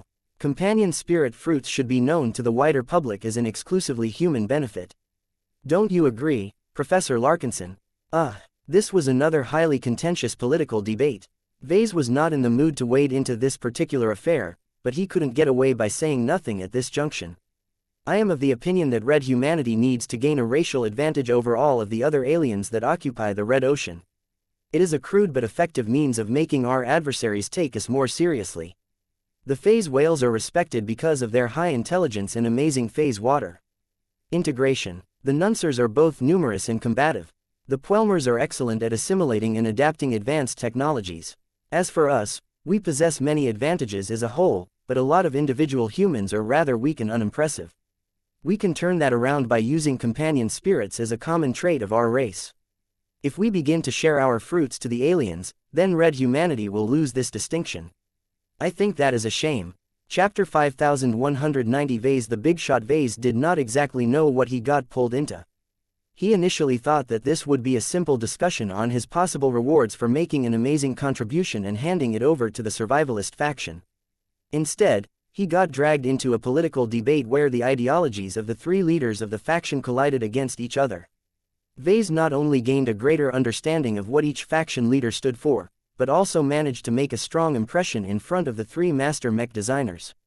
It was incredibly fascinating to hear how the top leaders dealt with these kinds of affairs. Vase had never come closer to decision-making on a level that could not only affect red humanity as a whole, but also the lives of every other alien in the same dwarf galaxy. A huge amount of responsibility rested on the shoulders of these decision-makers. They were all tasked with defining a strategy that could help red humanity survive the adverse circumstances it was facing at this time. Vase did not think he was close to ready to wield this kind of responsibility. A single mistake no longer risked the lives of himself, his family and his clan around him. A misstep might instead doom the lives of trillions of red humans that sought salvation from the wrong messiah. As the interesting and unusual debate slowly came to a close, the three masters finally chose to move on to more immediately relevant business. "We have not decided as of yet how we wish to roll out your companion spirit fruits," Master Talarian Cerny informed Vase. "Our policy concerning this particular contribution will be decided after the vote is held. I can already tell you that we will endeavor to use it on a larger scale in at least some capacity. This means that we already recognize and accept your major contribution to the common good of our race and civilization. Unless a later discovery has been made that puts the safety of your work into question, we will make extensive use of it to strengthen ourselves one way or another. Vase nodded in understanding. That is why one have taken the initiative to present it to you all. It would be a tragedy if my hard work and effort remains unused. Your contribution, as impressive as it may be, also puts us in a quandary. Master Henry Urbeck mentioned. How so, Master? We are not accustomed to situations where we are confronted by an invention that affects our society to such a drastic degree that originates from a young independent mech designer. That was probably the most gracious way to describe Vess's inferior identity and status. Master Xena Wintress concurred. It is much more usual to receive contributions of this level from fellow master mech designers, renowned and established research institutions and top developers. They are predominantly first-raters who already have lengthy track records of progressively greater contributions. There is not much harm for them to earn slightly greater recognition than they have already attained. You are in a different position from them. Your success is too abrupt. Let us be blunt with you. Master Henry Urbeck spoke. Our study and analysis of all of your work up to this date suggests that you are being wasted in your current position as a second-class pioneer. You can make significantly greater contributions and help us defend our limited territories much more effectively if you have become a proper first-class mech designer with a strong organization and an extensive network of contacts. Master Talarian Cerny folded his hands on the table. The issue is that this description does not match your current conditions. It is in our best interests to pull you into this higher orbit, but doing so has often proven to produce mixed results. The gap is too wide to make the transition instant. You must undergo a gradual but still relatively brisk transition period where you can become an actual first-class mech designer that is ready to assist our entire race against the predations of native alien races. Vase figured most of this out himself. To hear that even the survivalists struggled to do something about it said a lot about how difficult it was for them to come up with an adequate resolution. So what happens now? He asked in a more casual tone than he should. He was growing a little impatient with all of the dancing around. He wanted to hear a verdict right away so that he could move on to fulfilling his orders and attend other interesting sessions. You are scheduled to preside over other sessions in the following days. In anticipation of subsequent contributions, we think it is best that we defer our announcement of your combined rewards until the end of this conference. We can already give you a preview of what to expect. Master Xena Wintress spoke with a generous smile. Your galactic citizenship will rise from Tier 6 to Tier 4. This is what you are entitled to after you have presented your companion spirits to us for the good of this branch of humanity. Galactic citizenship is not necessarily earned. It is a formal recognition of a fact that has already been established. It mostly serves to signal to the wider public that you are a valued human contributor that has become a living treasure to our entire race. Higher tiers of galactic citizenship are associated with progressively greater benefits, privileges and most importantly protection. A Tier 4 galactic citizen is much more prominent than a Tier 6 galactic citizen. This is a stage where hundreds of powerful first-class organizations will begin to scrutinize you in an attempt to exploit you to their own advantage. Even if they show considerable restraint, they may not necessarily have your best interests at heart. As such, one of the permanent benefits of Tier 4 galactic citizenship is that you have the right to be accompanied by a small escort from the Red Association or the Red Fleet. The combat strength of this escort may not necessarily be high, but their presence serves as an open reminder and deterrent to other parties that your continued survival and well-being is of material importance to our entire civilization. Not every Tier 4 galactic citizen makes use of this privilege. Terran and Rubarthan master mech designers can already count on formidable protection from their respective states or organizations. This benefit primarily exists to serve as essential protection for more vulnerable contributors such as yourself. You may choose to reject it for whatever reason, but we can guarantee you that you will fall into entrapment within the year if you do not reconsider during this period of time. The three masters exerted a lot of pressure to Vase all of a sudden. They constantly emphasized how his high-profile development strategy had been a little too successful to the point where he had turned himself into a target for all kinds of powerful opportunists. As much as Vase disliked this turn in conversation, he could not deny the reality of his new situation. From the moment he completed his first closed session, he had already painted a large target on his back. Fortunately, the mechers weren't entirely clueless and impersonal. Master Talarian Cerny gestured to Jovi, who had remained silent like a rock all of this time. Our records indicate that you value your autonomy. In no way do we wish to impose upon your space. We can assign Professor Jovi Armelon here to be the head of your security escort. He will have the authority to choose the composition of the escort fleet as well as its personnel. Do you agree with this arrangement? As much as Vase wanted to keep his distance from the Mechers, it was unrealistic to push him away now that he had made so many eye-catching contributions. This wasn't even the end of his contributions. He still had to speak. Please like and follow the Cultivation Audiobooks channel in several more sessions before he was done. All of this gave the survivalist faction even greater reasons to accompany him and ensure his safety. If this was the case, Vase might as well accept this new reality rather than object it out of irrational feelings. I like to travel to many different places. Vase spoke. If my fleet ever ends up in a confrontation against a human or alien fleet, will the escort ships and mechs from your association stand by or actively participate in battle? The rules are slightly different this time. Master Henry Urbeck replied. All acts of aggression towards you and your immediate group will not be tolerated. It goes without saying that our fleet will endeavor to defeat any alien opposition without hesitation. We will not show mercy to your human adversaries either, as they are not supposed to resort to aggression to you, whether openly or covertly. Master Talarian Cerny issued a word of caution. This is not an excuse for you to wield our power like your own personal club. We will permit you to use our assets to assist you in any battles against alien forces.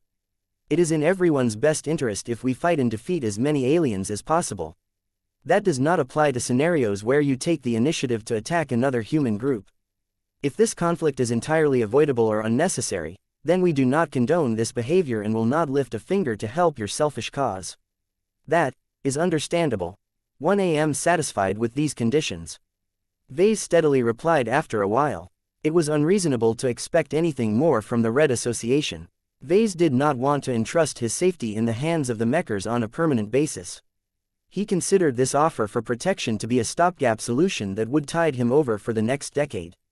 Once he had successfully uplifted himself and a select group of clansmen to the first-class level, then that would be the moment where he surrounded himself with strong protection that was under his complete control. By the time he had amassed a sizable first-class force, it was not entirely necessary anymore to have the Mechers hovering so closely to him all of the time. Of course, their presence could still be useful in numerous ways. They could continue to pose as a form of deterrence towards miscellaneous troublemakers. Do you have any other questions with regards to your presumably galactic citizenship tier promotion?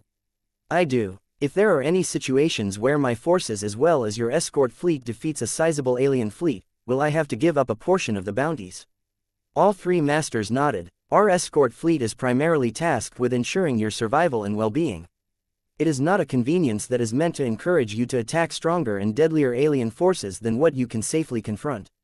Every participating group is entitled to the shares that they deserve. If our escort mechs and warships have produced the greatest results in a battle, then our association will withhold a proportionate share of the rewards. You can choose not to deploy our forces in a fight. You can earn the full reward in this scenario. That reassured Vase a lot. The escort fleet therefore functioned as a safety blanket of sorts.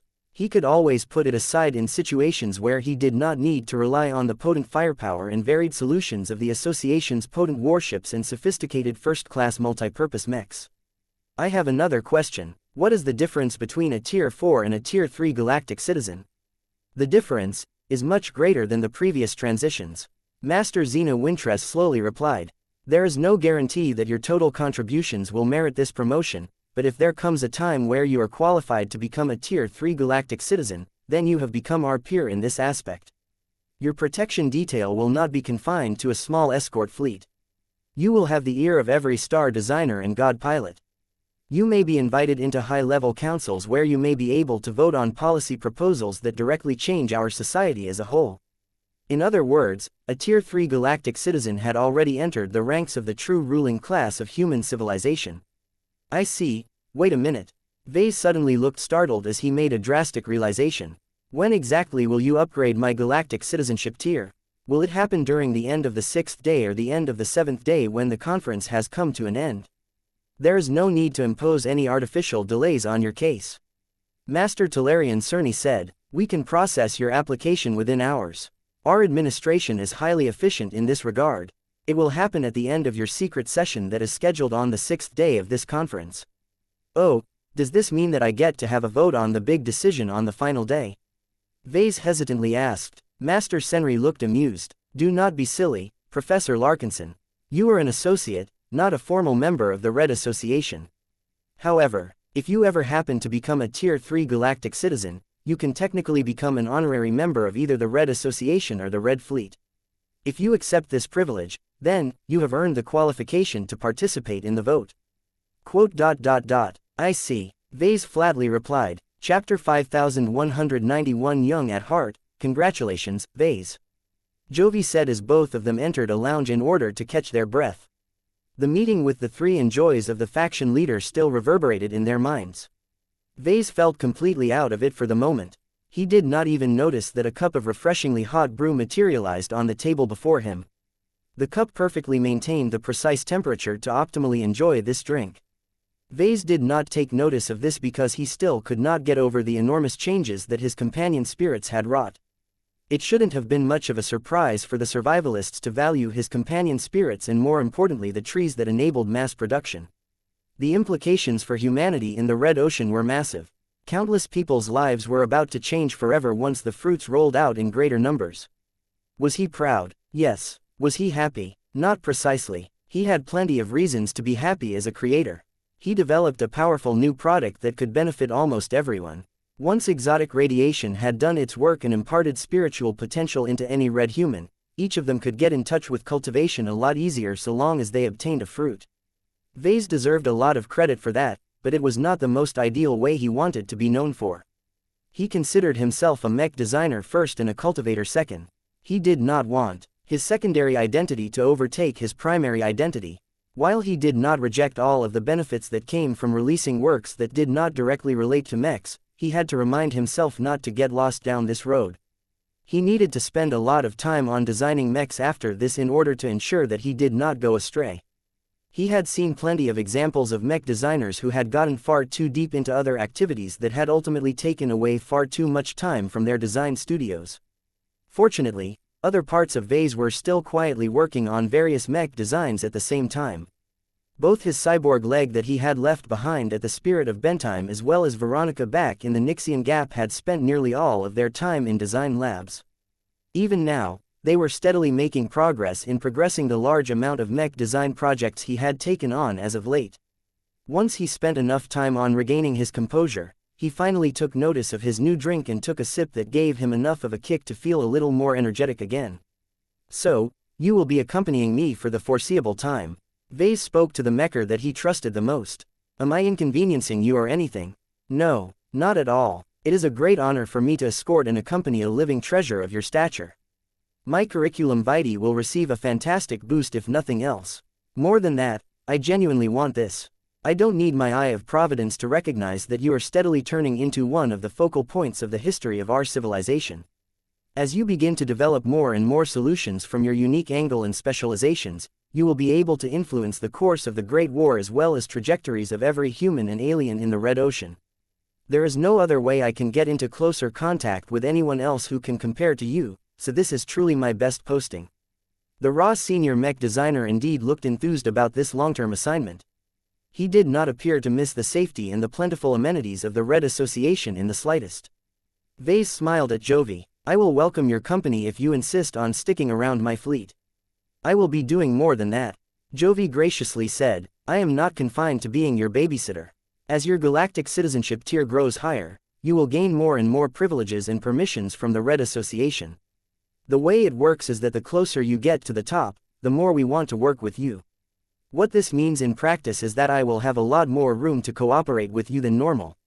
This includes collaborating on mech design projects. What? Vase straightened his back when he heard this. I thought that mechers are supposed to be neutral and avoid getting entangled in more mundane affairs. You are not wrong, but didn't you hear what I just said? The higher your citizenship tier, the more you become a part of our hierarchy and organization. Even if you are not a formal member of our association, you can be treated as one in many situations that we find convenient. The reason why this custom has come into being is that Tier 4 galactic citizens and higher are generally old and highly accomplished professionals who have already made enough attainments in their normal careers. At that stage, they begin to involve themselves more into galactic affairs. Since they have the qualifications to cooperate with us at this level, We are more than willing to lower the barriers so that we can work together with the best of the best. I see, I guess that makes sense. Vase said, does this mean that I can contribute to your mech designs and vice versa? Yup, that sounds great, right? I do not think we should collaborate all of the time, but we should explore ideas on how our specialties can synergize together to produce superior results. You can begin to learn what it takes to design first-class multi-purpose mechs from me, and one figure one can learn many lessons from you as well. That indeed sounded great to Vase. It would help his transition a lot if he was able to get into contact with first-class mech design a lot sooner. This was probably one of the motivations why the survivalists assigned Jovi to his escort fleet. Just as those masters had already said, Vase was wasting his talents if he remained stuck in second class. He became more and more eager to move up in society and interact with the Terrans, Rubarthans, Mechers and maybe even the Fleeters on a more equal basis.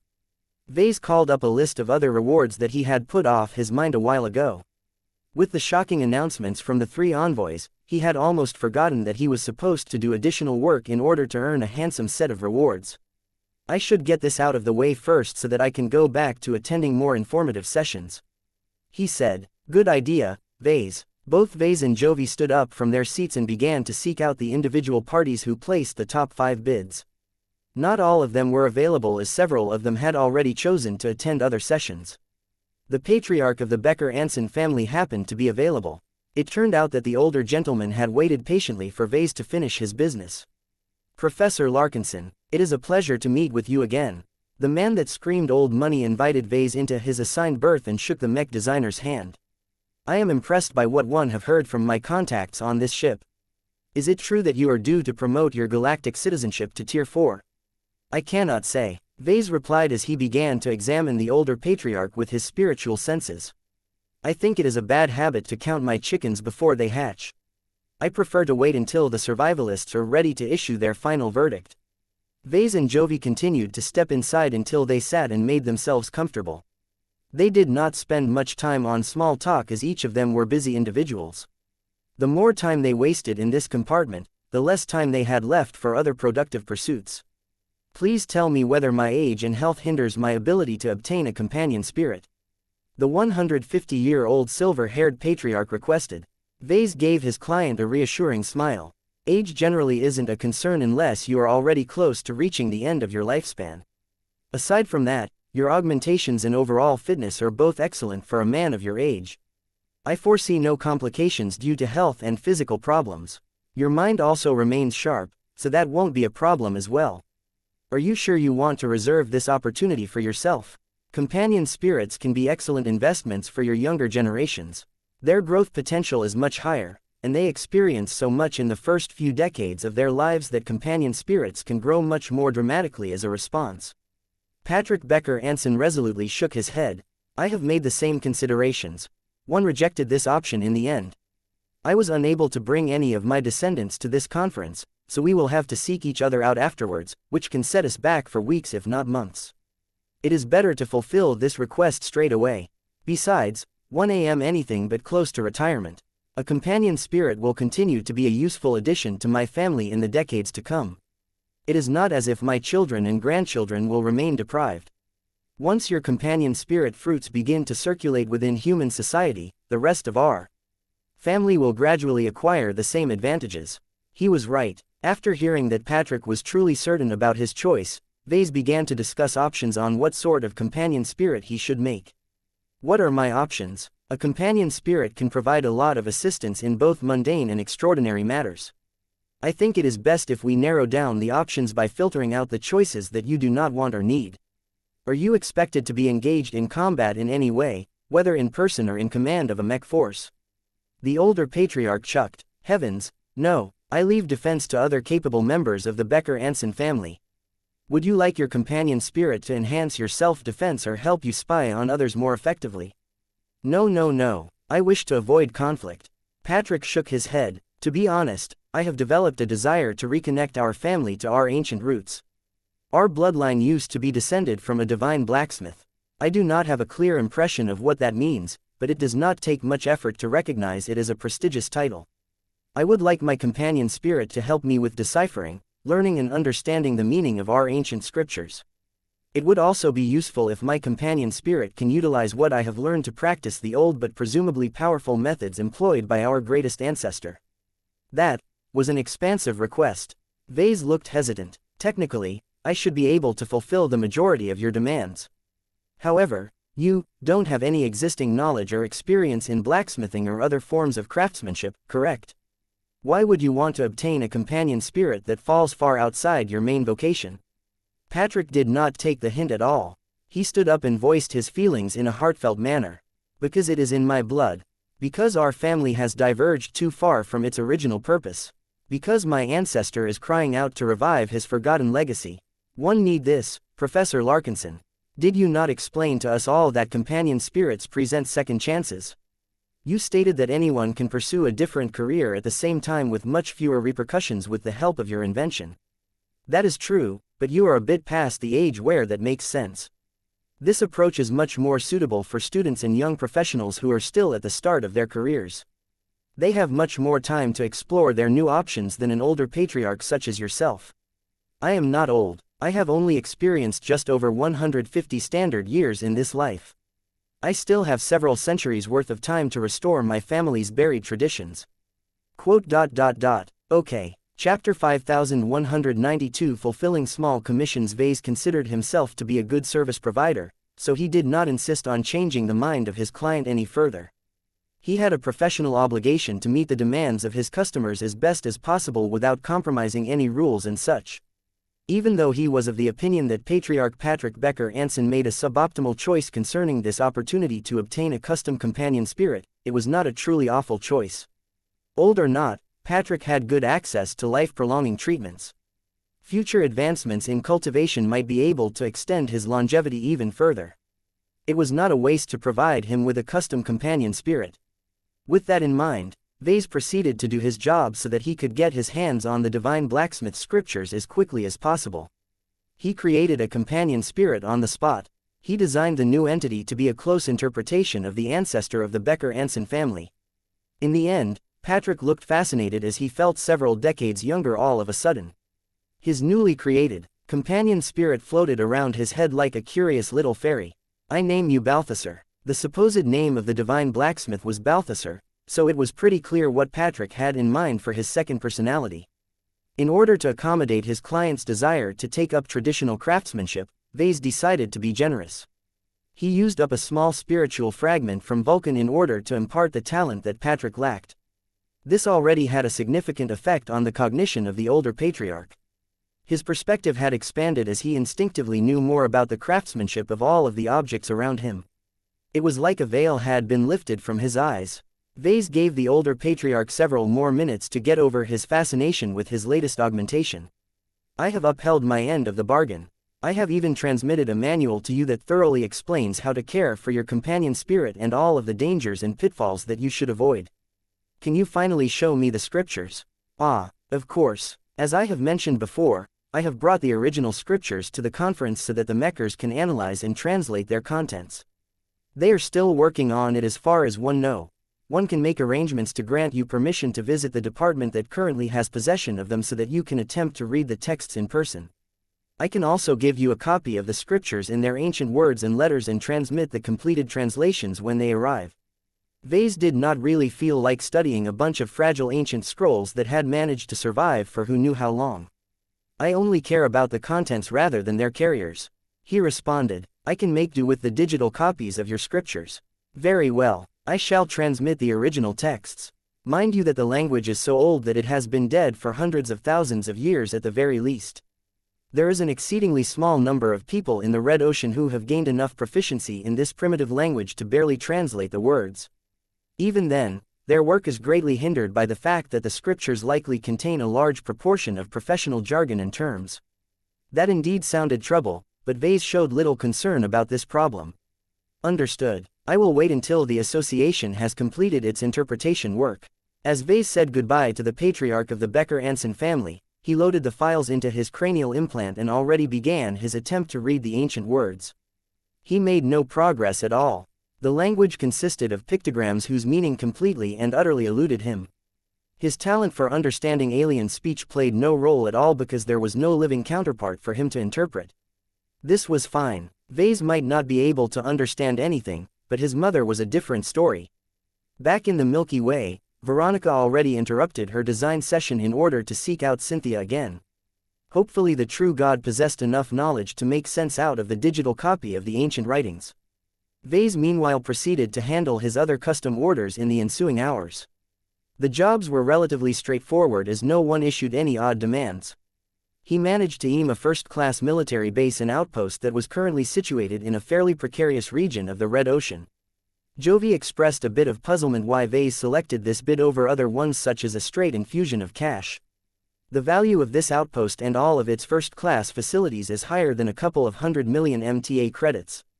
Vase replied, "So long as I can pack it up and sell it on the second-hand market, I can already earn a greater sum of money. I am not getting rid of it, though. I intend to use it as the foundation of the first branch of the Larkinson clan in an upper zone. We might not be able to make proper use of it in the next few years, but it is extremely handy to have on hand when I am finally promoted to a first-class mech designer." He needed to have a first-class counterpart to the cat nest in an upper zone to facilitate his future operations. Jovi looked a bit skeptical. "You will have to move the outpost from its current location to a safer position that is further away from the front lines. Your clan cannot accomplish this by itself. You will have to pass on this responsibility to another trusted party." Vase grinned. "One have already thought about that. Once this conference is over, I plan to get in touch with the Eden Institute of Business and Technology to disassemble the base and bring it back to a safer location. I will also ask for assistance in hiring a small maintenance crew to keep everything in good condition." "That might work. Does that mean you have decided to keep the base within the Terran Alliance?" "Yes. Don't worry, Jovi, I do not intend to completely align myself to the Terrans. I am also planning to open up a couple of small branches in the Red Ocean Union and the Rubarthan Pact if possible. I think my work shouldn't be confined to select areas of human space. Everyone deserves to have a chance to pilot my mechs." Even though Vase gained a lot more recognition and appreciation from the Red Association, he still rejected the notion that he should bind himself to any single major power. The mechers might remain in a dominant position for the moment, but that was not necessarily the case in the future. Vase wanted to keep his options open and hedge his bets as much as possible. "Let's proceed with my next commission."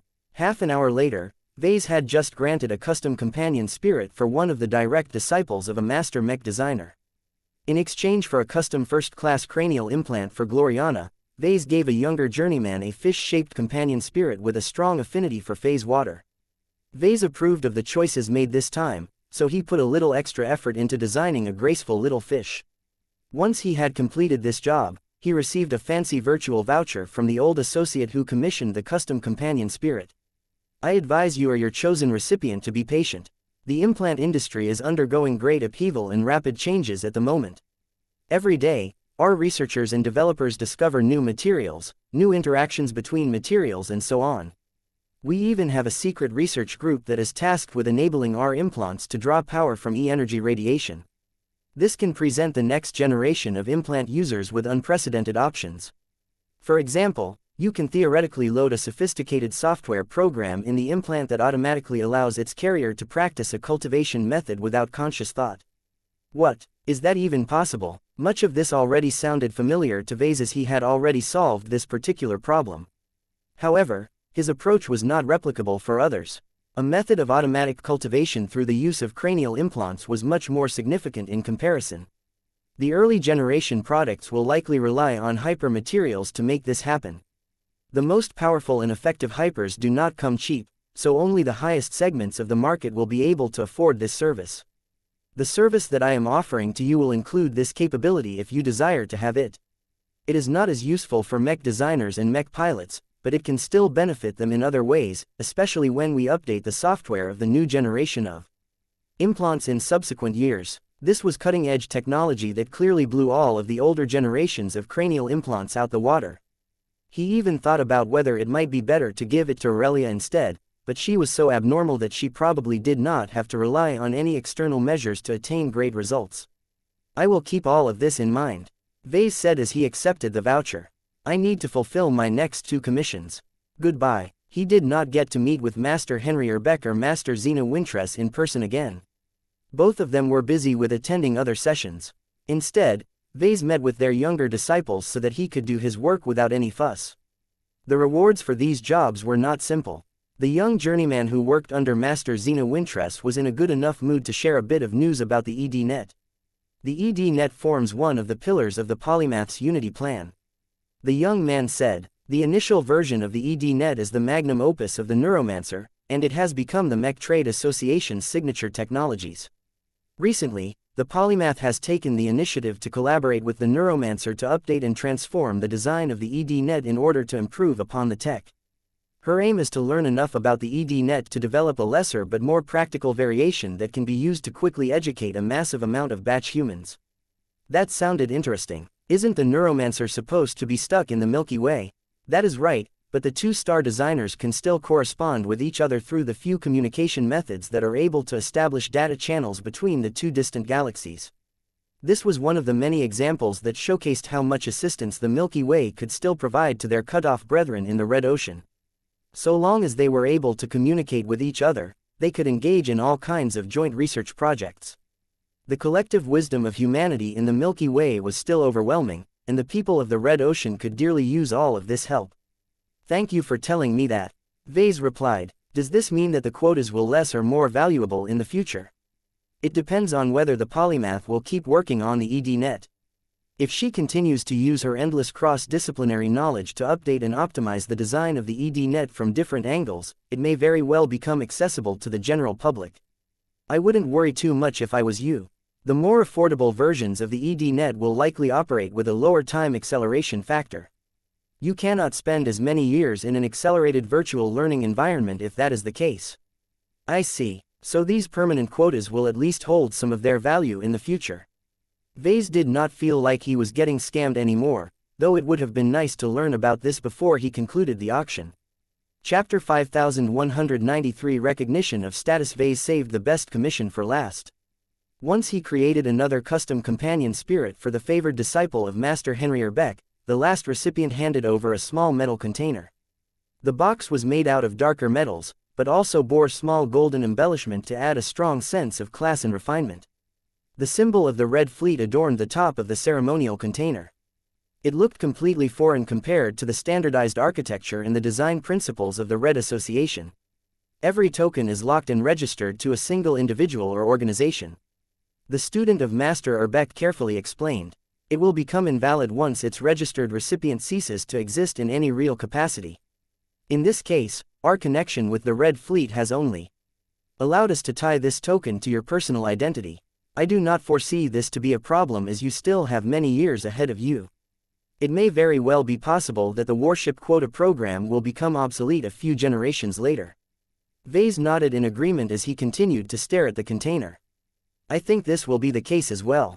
This change is unlikely to happen in the short term, so these tokens will still be able to give their holders a head start on Red humanity's reintroduction to warships. You can train personnel, establish a supportive infrastructure and formulate the doctrines on the use of armed starships far in advance of other groups. Vase couldn't hold in his curiosity any longer. He opened up the box and lifted up a metal medallion. The token displayed a stylized frigate on the front and a bunch of data on the rear. It was a remarkably small object given the enormous power it bestowed to its registered holder. Is there anything else I should know about these tokens? The tokens will grant you access to a private section of the Red Fleet's galactic net portal. You can read the full instructions over there. One of the more important conditions that you should know is that the Red Fleet retains the right to come unannounced and inspect the warships associated with the tokens at any time. You cannot just install any weapon system on a warship. Having a frigate is not an excuse to turn it into a missile platform that can launch dozens if not hundreds of antimatter warheads at your enemies. That was a shame. I see. I will make sure that my people and I don't accidentally stuff any weapons of mass destruction inside our upcoming warship. Vase promised. You will need to procure a warship through your own means. Neither the Red Fleet nor the Red Association will be able to help you in this regard. This should not be an insurmountable challenge to a mech designer as impressive as you. Just be certain that the warship that you use conforms to the definition of a frigate as recognized by the Red Fleet. Frigates were quite small and could only fit a handful of mechs at best if they made heavy compromises in other areas. Their length and volume had to remain on the small side in order to avoid entering the territory of destroyers. The difference in firepower between the classes was considerable. Destroyers might not look that much larger, but their exponentially greater volume allowed shipbuilders to mount considerably larger and more powerful ship systems in their hulls. This in turn resulted in much greater firepower and defenses. Still, Vase could do a lot with a frigate. He actually had several possible ideas on how to make good use out of this token. He needed to get back to his fleet and discuss his options with his inner circle as well as Vivian Sai in order to make a good decision. In any case, Vase eventually bid goodbye to his last client and took stock of his situation. He collected a handsome amount of rewards, each of which he could benefit from in many different ways. The RF frigate token alone opened up a lot of exciting new options for his expeditionary fleet. Even if it was unlikely for the Larkinson clan to obtain a small warship that exceeded the performance of the Red Association's escort fleet, the advantage was that the little vessel was completely under his control. He could decide the type of frigate to build. He could instruct what sort of weapon systems and other useful modules the ship should mount. He could dictate the appearance and the colors of the hull. Most importantly of all, he could order her crew to go on offensive missions and attack any target he designated without bumping into the restrictions set by the Mechers. "What you have gained is of great significance, Vase," Jovi remarked. "I doubt that Master Henry Beck would have gone out of his way to arrange this reward for you if your contributions were any lower. You have earned your token through unusual means that falls outside of the boundary of the RF's warship quota program. That is bound to attract a great amount of accusations of corruption and complaints of favoritism under normal circumstances. Now that you are bound to become a Tier 4 galactic citizen at minimum should stifle much of the criticism. Your rise in identity already elevates you above some of the rules that ordinary people are subjected to. You should not be bothered by ordinary restrictions as you continue to work on other ways to contribute to red humanity." That sounded rather dark. As people became richer and more powerful, they became increasingly less constrained by laws and other rules. Vase already experienced this effect to a certain degree, but he did not expect his status to rise so quickly in the short term. The transition was so abrupt and jarring that he needed a lot more time to take stock of his new reality. Even the way that the people invited to the conference looked at him had changed. He used to be a relatively forgettable individual as his age, rank, reputation and so on were not remarkable among all of the impressive Mechers and associates. All of that changed after the conclusion of his first closed session. The introduction of companion spirits had the potential to elevate all of red humanity to a whole new level. Vase could see and hear that a lot of people initially looked surprised when they learned that the inventor of companion spirits was just a second-class senior mech designer. However, this did not stop them from admiring him as one of the success stories of this conference. This conference is truly a gathering of hidden tigers and crouching dragons. We would have never been introduced to these impressive companion spirits if not for the survivalist faction. Professor Vase Larkinson is one of the greatest successes of the associate program. Uncovering talents like him is the reason why our faction never closes itself off from our wider society. There are always geniuses buried among the space peasants. I do not understand the hype around Professor Larkinson. Master Econ's advancements in transphasic energy shield technology is much more significant in my opinion. His breakthroughs will allow the next generation of mechs and starships to resist more damage. These companion spirits on the other hand look identical to projected mascots. What are they supposed to do on the battlefield? They do not have any substance to them and they are too small to function as a distraction. So many people began to talk about Vase and his recent work that it actually became embarrassing for him to walk in crowded areas. Fortunately, few people were stupid enough to approach him without invitation in order to solicit his input or services. Vase assumed a demeanor that made it clear that he did not seek distraction. Jovi also helped with conveying the same message. The two eventually passed through an entrance that led them to a hall where over 1,000 Mechers and associates had already found their seats. Vase was just about to move towards the middle of the room, but Jovi stopped him by holding his arm. "Wait, you don't belong there anymore, Vase. Your place is here among other Tier 4 galactic citizens." It took a few seconds for Vase to register the break in routine. "I do not think that is appropriate. As far as I know, my record still states that I am a Tier 6 galactic citizen. We both know that won't last much longer," Jovi said as he shook his head. "As the masters have explained before, the only reason why they have yet to update your record right away is because they want to add up the rewards for all of your contributions on the 6th day. Anyway, you are already a de facto Tier 4 galactic citizen. If you want proof, look at the people around you. None of them will disapprove of you if you sit further in the rear. Jovi was right. Vase appeared like a rock star to them. He had become larger than life, and all because he had decided to dedicate one of his many inventions to humanity. It still felt surreal to Vase. He already messed around with companion spirits for so many years that their shine had already faded from his perspective. To him, they were just another part of his life. This was not the case for the people outside of his clan. Vase needed to adjust his mentality on the value of his own inventions in order to understand why so many people gazed at him as if he was a savior or a hero. As Vase and Jovi moved to the rear and took their seats among distinguished company, they both felt odd and out of place.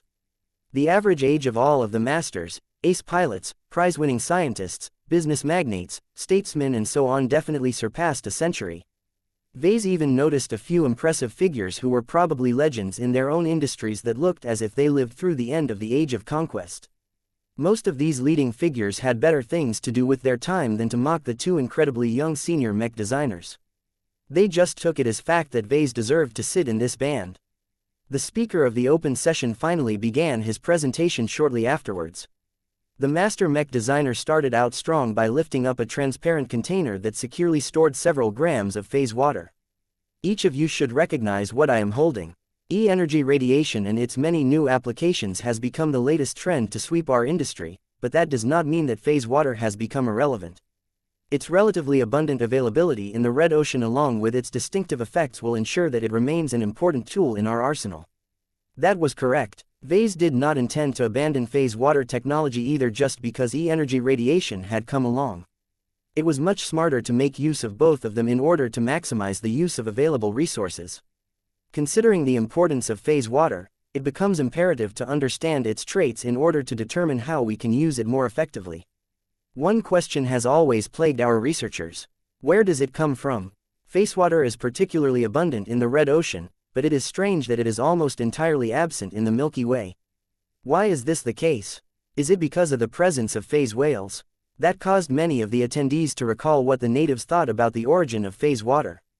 If you believe in the myths and stories of the native aliens, then phase water is the liquid that flows through the veins of this god race.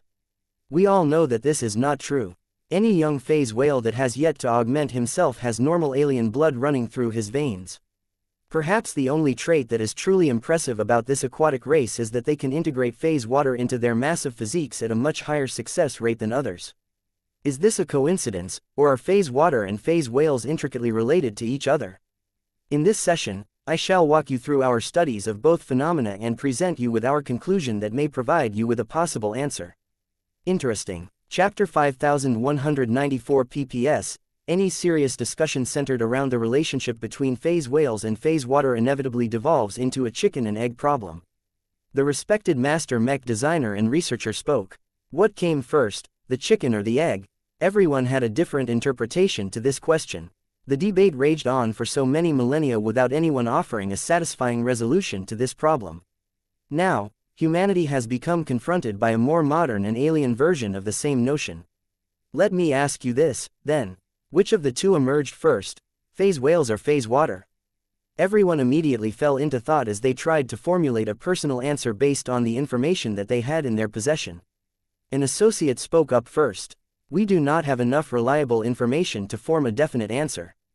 One of the greatest uncertainties is whether phase whales are a naturally evolved species that is indigenous to the red ocean or whether they are artificially created by a hypothetical predecessor race that is colloquially known in the local alien community as the mythical elder gods. If it is the former, then phase whales most likely evolved under the influence of the abundant quantities of phase water in their home planet. If it is the latter, then there is a greater possibility that they were specifically designed to synthesize phase water in their bodies. The master at the front grinned. There are a great number of assumptions packed in your response. Let us go over them and consider whether they are viable, shall we? Let us start with the first assumption. Phase whales are capable of synthesizing phase water in their enormous physical bodies.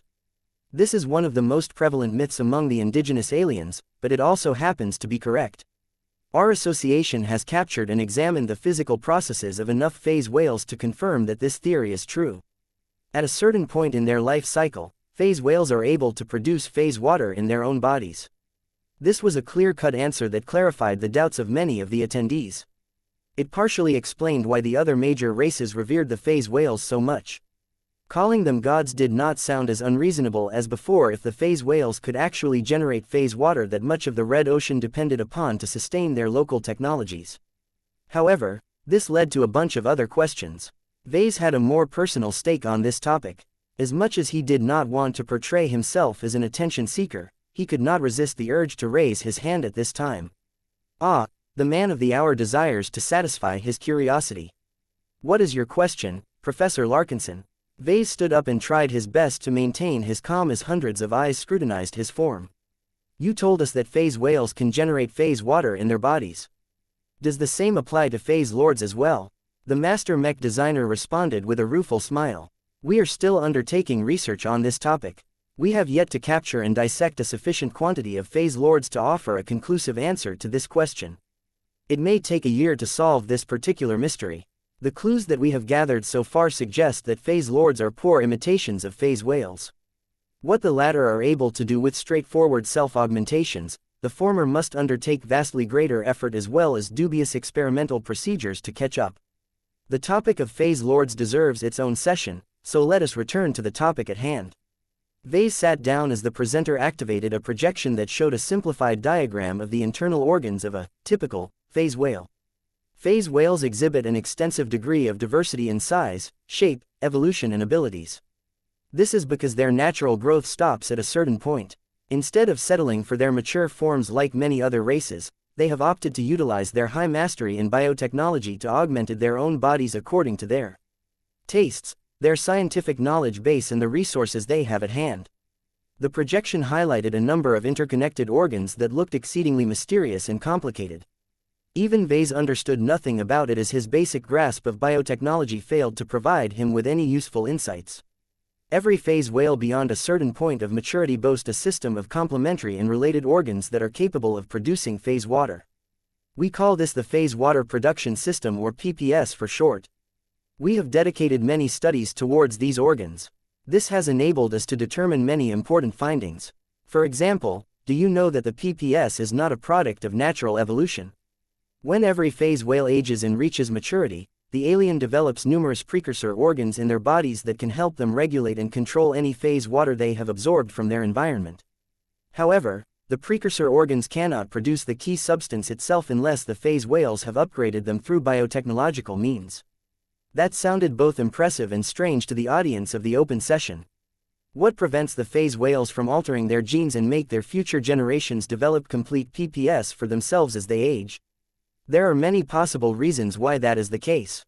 The master replied, we do not have any definite answers to this question. A probable answer is that a PPS is resource intensive. A phase whale must obtain a sizable quantity of phase water in order to develop a means to produce it.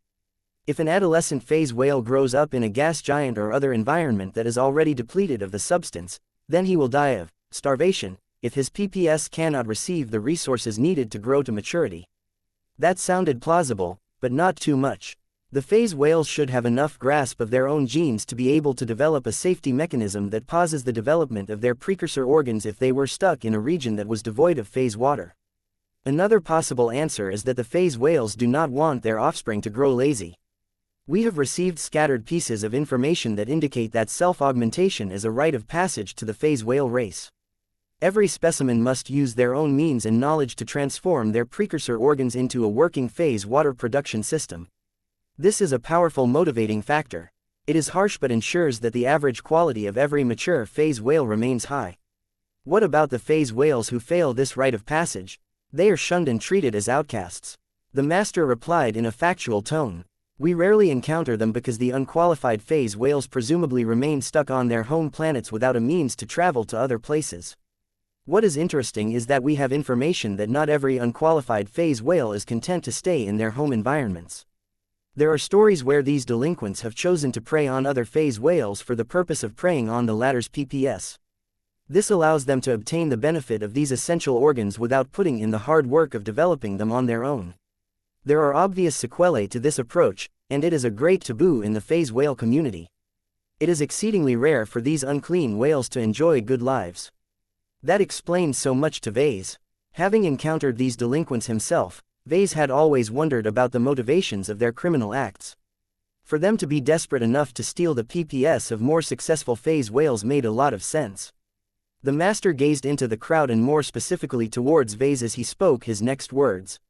While I have agreed to limit the scope of this session to phase whales, it may be interesting for you to learn that phase lords do not possess the precursor organs of a phase water production system.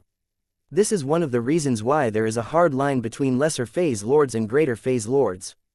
The vast majority of other native aliens who have attempted to imitate the so-called descendants of the elder gods have never moved beyond the stage of a lesser phase lord due to their inability to produce phase water. That caused Vase and many other people to look puzzled or curious. If that is the case, Master, then how have greater phase lords managed to come into being? The answer is simple. They have obtained and assimilated the PPS of mature phase whales. What? Vase never expected to hear such a shocking revelation in an open session. This is not an absolute certainty, but our confidence level in this conclusion is fairly high. The presenter spoke. This is because in the rare cases where we have managed to obtain the bodies of greater phase lords, we have always found PPS embedded inside that are clearly foreign body tissue with vastly different genes and other biological markers. It is impossible for these native alien gods to evolve their PPS on their own or develop it through their own biotechnological efforts. They have gained the capacity to produce phase water by taking it from the descendants of the elder gods. That should be impossible, a woman interrupted. The native aliens revere the descendants of the elder gods too much to do the latter harm. The very notion of it is regarded as blasphemy. Sinners will be treated with the same degree of contempt as unclean whales in alien society. The presenter shook his head. That is a highly simplified perspective on alien society. The rules and relations between the different alien races are not as clear-cut as they like to present to the public.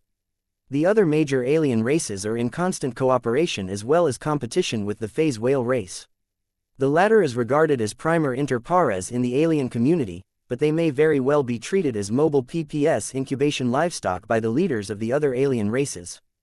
The actual truth is more complex, multifaceted and nuanced. Is it possible for greater phase lords to come into power by relying on different solutions that do not depend on obtaining the PPS of other phase whales? We do not know enough about them to issue a definite verdict. Our most predominant theory is that it is technically possible, but the threshold is too high. It is far too impractical for lesser phase lords to develop a means to produce phase water themselves when they lack the tech and possess no native precursor organs to work with. The most accessible solution is to receive a PPS by any means necessary. We are not quite certain, but our studies on alien society has shown that there are a number of prominent greater phase lords who have most likely promoted their bodies by stealing the PPS of other phase whales. We do not know why they have not received any sanction from the phase whale race. It may be that checks and balances prevent the latter from overreaching. That sounded rather complicated and hinted at a complicated web of interspecies relationships. However, we have also identified a number of greater phase lords that have been awarded with PPS by the phase whales after earning great merit. This shows that there is an avenue for a member of another alien race to obtain their own phase water production systems through legitimate means. The greater phase lords who have come into power through this fashion are often regarded as the strongest supporters and sycophants of phase whales. This is logical as the latter only wishes to promote aliens that can promote their interests. It sounded as if a large chunk of greater phase lords were effectively traitors to their original races. They were the Red Ocean versions of cosmopolitans. The presenter quickly went back to explaining his views on the relationship between phase water and phase whales. Vase listened with rapt attention as every piece of information he learned about this broad subject matter was highly relevant to his own interests. Chapter 5195 Can't Fit Inside, Wow. Vase spoke as he left the hall after the open session had concluded. There is so much depth to phase whales that I never realized how little we actually know about this incredible species. The presentation provided many answers, but also generated a lot of new questions. Red Humanity was doing its best to understand the nature and the properties of phase whales, but there was simply too little time and not enough manpower to lift all of the mystique surrounding this power race. Nonetheless, Vase came away from this highly informative session with a lot more information about how the natives engaged in their own brand of body cultivation. One of the most important factors that determined the power and the future growth of a native alien was whether they possessed the capacity to produce phase water within their own bodies. Vase was not quite certain why it was necessary to acquire an internal mechanism to produce phase water. It sounded as if this was a necessity rather than a convenient way to reduce one's reliance on phase water harvested from the environment. Whatever the case, a lot of phase lords deeply desired to get their hands on a PPS. They weren't entirely complete without this set of phase whale organs. It explained so much about what he had heard and encountered over the years. It also gave Vase a new perspective on phase lords. Each of them were both individually powerful and incredibly influential in their own societies. Phase lords had long been equated as the beings who had stepped beyond the limitations of their original races and stepped onto the path of godhood. Their former comrades all worshipped them as living gods and did not dare to treat them as if they were equals anymore. To hear the presenter equate lesser phase lords as an underclass was a radical change in perspective. These alien beings who succeeded in transforming their lives indeed managed to ascend to a higher state of being. Yet their journey forward became so difficult that they essentially needed to slave away for the phase whales for a long time or violate a taboo by stealing the PPS outright. It was unclear how many phase lords resorted to the former or the latter. There simply wasn't enough information as most aliens remained ignorant of what went on at the higher levels of their society. Even if they did know anything, they knew better than to gossip about their supposed gods. What was clear to most people was that a lot of lesser phase lords were about to descend upon human space.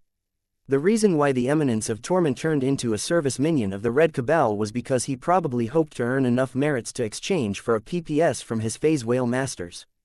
More lesser phase lords were bound to arrive in the ensuing months and years as they trickled to inform the other parts of the new frontier.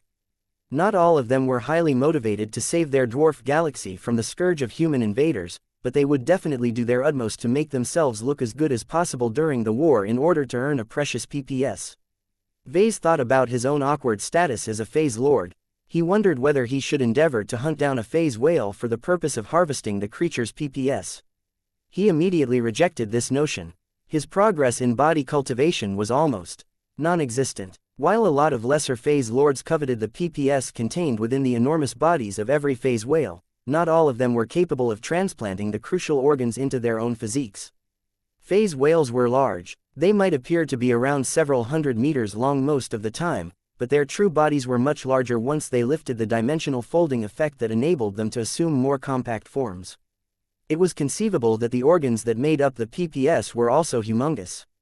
Even if a lesser phase lord had reached the limits of his current stage, he might not be able to fit a complete PPS if the latter came from an elder phase whale that had grown to the size where his titanic body generated its own gravity well. Perhaps the native aliens developed methods that enabled them to cut the PPS down to size so that they could fit into their smaller bodies, but there was probably a limit to this miniaturization process. There was no way that Vase could fit a full or reduced version of a PPS inside his own body. His phase water concentration still remained at the pathetic level of 0.01%. He could barely call himself a phase lord despite the fact that he had already managed to overcome one of the most difficult hurdles. While his status as a phase lord allowed him to pull off a couple of cool tricks such as teleporting him a short distance away, he remained otherwise unimpressed by what he had gained. Part of it was his own fault. He never put any serious time and effort into exploring how to increase his phase water concentration and develop more spatial manipulation abilities. It all seemed unnecessary to him. As he continued to climb up in society, it became less essential for him to rely on his own abilities. He was a mech designer. The only advantage that Vase cared about was that phase lords developed a stronger affinity towards phase water. He indeed benefited a lot from this, and wished to strengthen it even further. The opportunity costs were too high, though. He could spend his time and resources on much more productive pursuits. Designing mechs would always remain his primary occupation. This was his main, cultivation method, and one that he could not afford to give up just so that he could play at being a better phase lord. Vase proceeded to attend a number of other sessions for the remainder of the second day. He tried to catch up on a decent variety of subjects as opposed to focusing on one subject in particular. This reflected his varied interests and his engagement in so many different facets of reality. He attended an open session on the predicted changes to red humanity as E-energy radiation continued to affect every part of people's lives. Since this session was organized by a supporter of the polymath, the presenter tried to sway her audience into supporting a total reformation and centralization of their scattered and divided society. The lengthy history of the human race has taught us that we are our worst enemies. Each period in history where humans gain too much power in a short period of time, conflict, misery and instability follow suit. From the invention of gunpowder in ancient times to the rapid conquest of large swaths of the Milky Way galaxy, humans have shown time again that they are unable to restrain themselves when granted power beyond their prior means.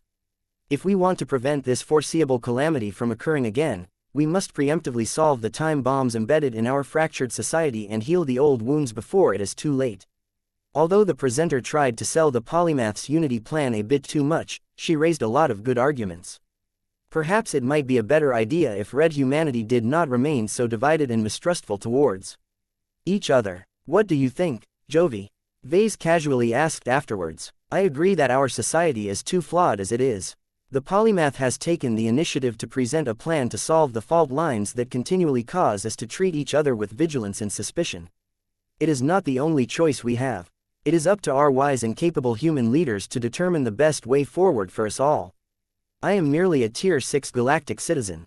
My voice is irrelevant. It was not hard to pick up the mocking and jesting tone in Hovi's voice. The raw senior mech designer indirectly reminded Vase that he might also find himself in the company of those wise and capable human leaders by the end of the week. It all depended on the final verdict of the faction leaders or their chosen representatives. Vase had learned that the gap between a Tier 4 and a Tier 3 galactic citizen was enormous. It took way more than a large quantity of average contributions to bridge this enormous void. Tier 1 and Tier 2 galactic citizens consisted of the contemporary leaders of both branches of human civilization. They were the god pilots, star designers, the galactic mech counselors, the grand admirals and so on. Even though none of them possessed absolute power to rule as they wished, their collective authority was near total in human society. Tier 3 galactic citizens existed only a single layer below all of these major leaders. They were typically MTA masters and ace pilots who had made amazing contributions and had reached the threshold to the next rank. They also encompassed CFA admirals who led their own fleet with a wide degree of autonomy. The leaders of most first-rate states also qualified as Tier 3 galactic citizens so long as they wielded enough real power. Figureheads were out of luck. To think that Vase could become as powerful as those widely recognized and celebrated leaders was unimaginable to his current self. He was just over 40 years old. He had only advanced to the rank of senior mech designer a short time ago. The gap between himself and people such as Master Terminio Dravidian was too great. Vase forcibly calmed himself down before his head became too inflated. Why is it the case that only a select few people get to decide on the plan? He changed the topic by asking another question. Tens of thousands of people have boarded the Commander Rain. Each of them are talents and leaders in their own right. None of them are stupid or immature. Why don't you survivalists extend a voice to them as well? I think that will allow your faction to make a decision that is more representative of human society. That is the thing, Vase.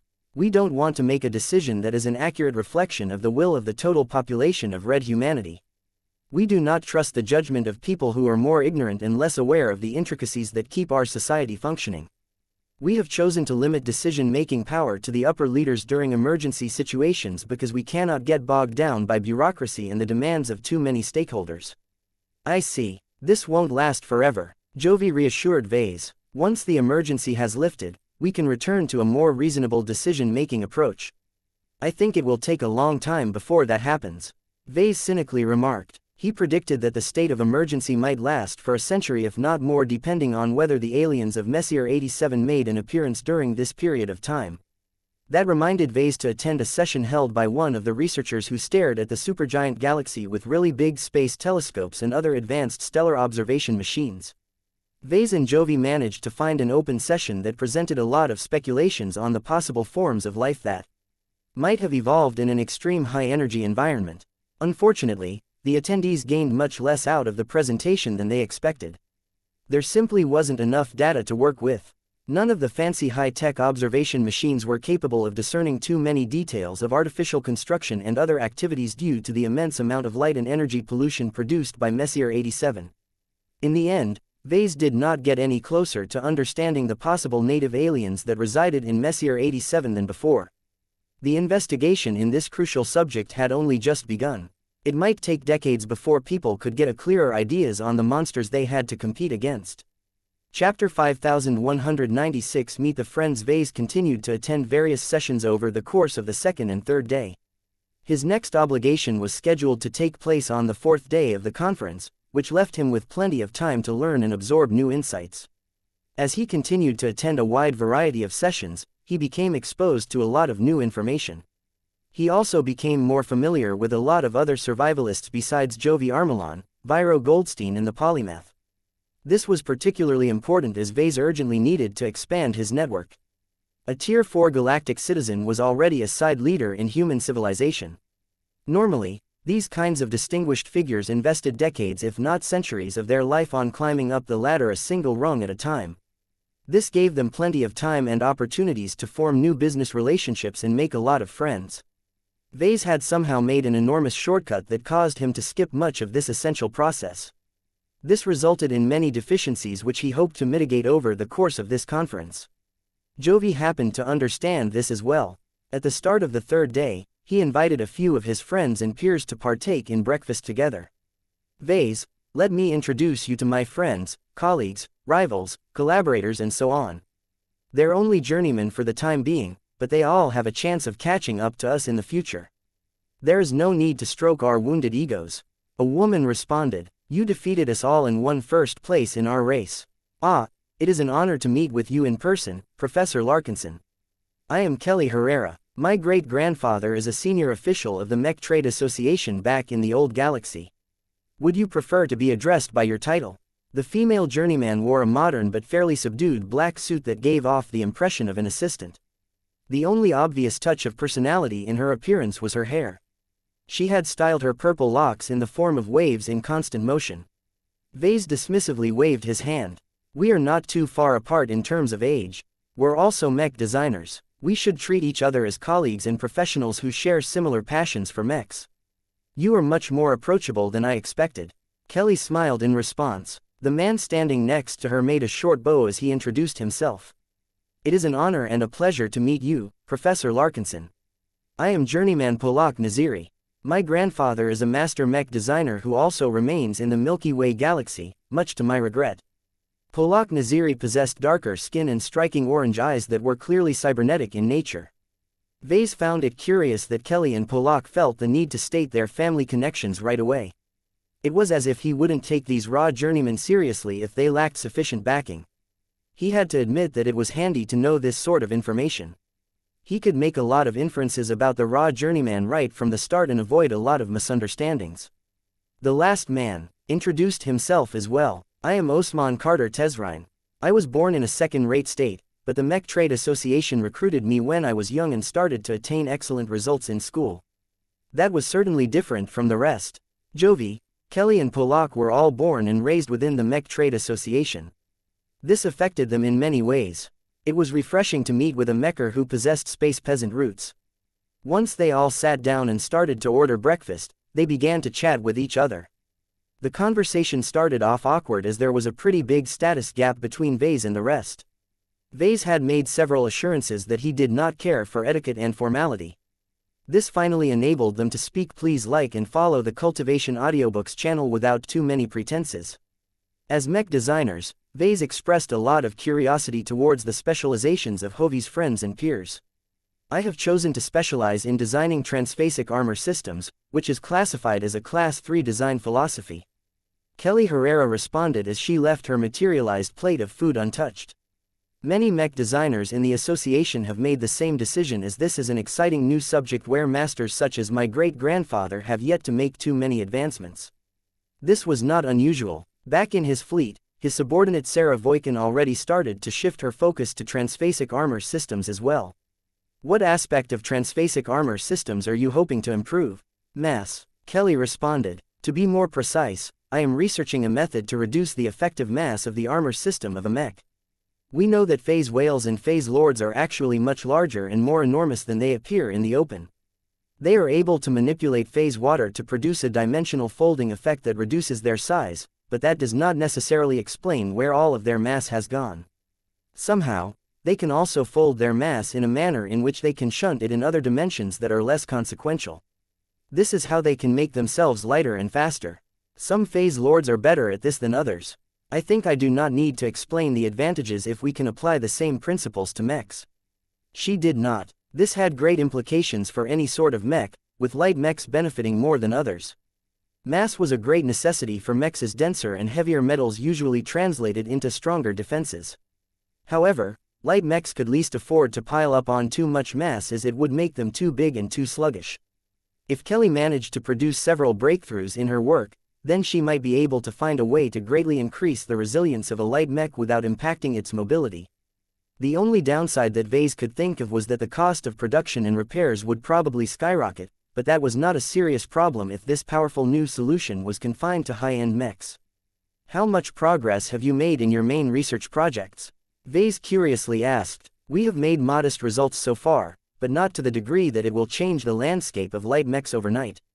She replied, it will take many more years to attain more progress if there are no sudden discoveries that can help us leap forward. That meant that she was unlikely to advance to the rank of senior anytime soon. Vase did not look down on her, though. Kelly sounded like a typical late bloomer who bet big on a groundbreaking specialization but needed to work a lot more to reap the fruits of her efforts. What about you, Polak? What do you specialize in as a mech designer? I am a neural interface specialist with a Class 8 design philosophy. My primary interests lie in developing viable multi-pilot mechs. That certainly sounded like a bold choice. Vase gazed at Polak like the latter was crazy. A specialization like that sounds like it should be labeled as Class 9, not Class 8. Multi-pilot mechs have fallen out of vogue centuries ago when it became clear that there aren't enough potentates to waste on single machines. Mech pilots were too scarce to sustain this approach on a larger scale. A state that fielded mechs that needed at least 2 pilots each would quickly find itself short on manpower, as every single total defeat inflicted twice as much manpower losses than normal. Polak smiled in a depreciating manner. You are far from the first person to make this remark. I disagree with the general consensus. Too many mech designers have reflexively dismissed the idea of multi-pilot mechs for many generations due to early setbacks and failures. I am trying to defy this trend by adopting a new take on mechs piloted by multiple individuals. Oh, how so? What do you intend to do differently? The ambitious journeyman had been waiting for this question. He grinned as he activated a projection that explained his model of multi-pilot mechs in a simple and easily understandable way. The traditional image of a multi-pilot mech is a slightly larger machine that features a cockpit where 2 or more pilots sit next to each other in tandem. Vase nodded. Yes. From what I understand about neural interface technology, it is possible for multiple pilots to control the same mechs as long as they know each other well and form a system where they don't get in each other's way. Well, my vision of multi-pilot mechs is different from this. I frankly despise this primitive approach as it offers far too little added value compared to single-pilot mechs. If we employ multiple pilots in the same machine, then there has to be sound reasons for this design choice. My justification for this is to increase the size of the mech. A new projection appeared that displayed a mech that was much larger than normal. That's a juggernaut. Almost. Not quite. It depends on how you define a juggernaut. Polak responded. I do not like to use this loaded term if I can help it. What I am trying to realize is still a mech, only larger. It is so large that a single pilot cannot adequately control the exponentially more numerous systems and subsystems of the upscaled mech. This is where there is a rationale for additional pilots. The projected schematic changed to include 6 more mech pilots, several of which were located in different places. 7 pilots. Does this actually work? Polak grinned. It does. The central mech pilot is the primary controller. He is the commander and the primary controller of the multi-pilot mech. The secondary controllers are only responsible for the control of specific limbs and associated weapon systems. They do not need to be distracted by what takes place in the other sections of the large machine. That actually sounded like a clever way to approach multi-pilot mechs. Vase respected Polak a lot more for coming with this idea and committing to it for so long. I have tried to increase the practicality of my multi-pilot mechs by adopting another solution. Only the primary controller has to be a pilot whose genetic aptitude and other properties are good enough to command a machine of this size. The secondary controllers that are responsible for parts of the large mech are not required to be as qualified. Depending on the design and configuration of the multi-pilot mech, the secondary controllers do not have to process a large amount of data, especially of the dynamic variety. My simpler designs can adequately accommodate potentates that are afflicted with D or even E-grade genetic aptitudes. What? Polak Naziri's specialty was no secret to the other mechers, but Vase was shocked and impressed by the man's idea. Potentates whose genetic aptitudes fell well below the standard needed to pilot first-class multipurpose mechs basically had nothing to do. They couldn't even get admitted to any mech academy because everyone thought it was a waste of time, money and resources. This could change if Polak's approach to multi-pilot mechs became viable enough. The addition of secondary controllers also increases the redundancy of my work.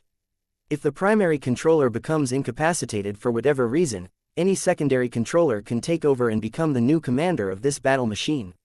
It is preferable if the controller has a high genetic aptitude, but if not, the loss of control will not immediately cripple the multi-pilot mech as the other secondary controllers can share the burden. Polak created several new uses for mech pilots who would otherwise remain completely useless. His vision presented a way for Red humanity to better utilize its existing pool of manpower. Still, just these changes alone was not enough to justify the adoption of multi-pilot mechs in reality.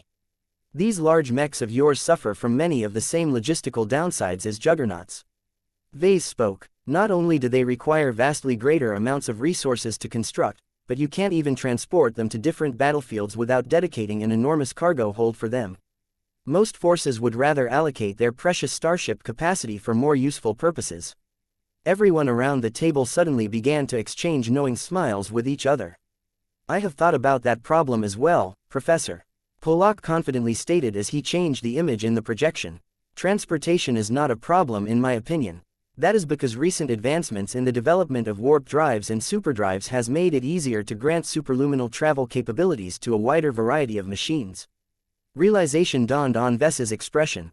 You mean, rather than relying on large starships to transport my multi-pilot mechs to different star systems, my preferred solution is to enable them to traverse the stars by themselves. Instead of relying on starships for transport, Polak Naziri essentially wanted to transform his multi-pilot mechs into starships in their own right. This was the true essence of his design philosophy. The incredibly ambitious journeyman wanted to blend the properties of a starship with a mech to produce a fusion that possessed the advantages of both. In order to emphasize this approach towards mechs, Polak Naziri even showed off a ridiculous multi-pilot mech that was actually able to transform between two different modes. The form optimized for interstellar travel looked no different from a streamlined starship. Once battle was about to commence, this starship could readily unpack and shift into a gigantic humanoid machine. The warship-grade weapon systems of this transformable juggernaut looked formidable enough to crush any alien warship in a direct exchange. Chapter 5197 Dream Chasers. The mech designers of the Red Association belonged to a different class from the rest of their kind. Their circumstances were far different from that of the space peasants that had to work under greater pressure. Vase did not think that any mech designer outside of the sheltered garden of the Red Association would have the luxury to pursue a career based on designing a combination of disproven concepts such as multi-pilot mechs and juggernauts. Only the association had the wealth and resources needed to raise a mech designer like Polak Naziri to an exceedingly high standard only to allow him to pursue an absurd design. Philosophy. Although the mechers had correctly designated his design philosophy as Class 8, it sure sounded like Class 9 to Vase. Still, Polak's rationale was superficially logical enough that his ideas might actually produce useful results. Vase agreed that juggernaut mechs might be able to make a comeback now that overall mech technology had advanced a lot compared to the earlier generations. The ability to mount an actual warp drive or superdrive onto their massive frames massively expanded their utility and significantly reduced their logistical burden. By treating them as a combination between a mech and a starship, Polak's gigantic multi-pilot mechs had the potential to field a war machine that combined the raw firepower of a small warship with the control and finesse of an ultra-heavy mech. That said, Polak's ambition still had a lot of questionable aspects to it that limited his chances of realizing his ambition. Your idea is daring, but it doesn't entirely address all of the shortcomings of oversized machines. Vase gently responded. Resources may be easier to obtain within the Red Association, but one doubt that your fellow mechers will be pleased to expend a lot more resources for a single machine. You can get a lot more combat power out of it if you use all of the raw materials to construct as many normal-sized mechs as you can squeeze out of them. Oversized mechs also do not stimulate the growth of mech pilots as much as the ones that we use today. Our industry has spent multiple generations on dialing down their sizes and dimensions to the most optimal parameters.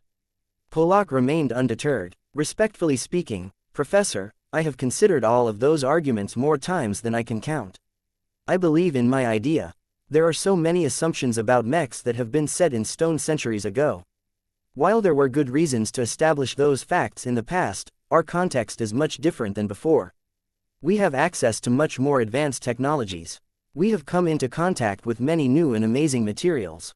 As far as I am aware, many mechs are struggling to fight against warships because they lack the scale to compete against a combat platform that far exceeds their tolerance. So your answer to the problem of getting outscaled by alien warships all of the time is to reduce the disparity in this aspect. Vase curiously raised his eyebrow. That is partially what I am attempting to realize.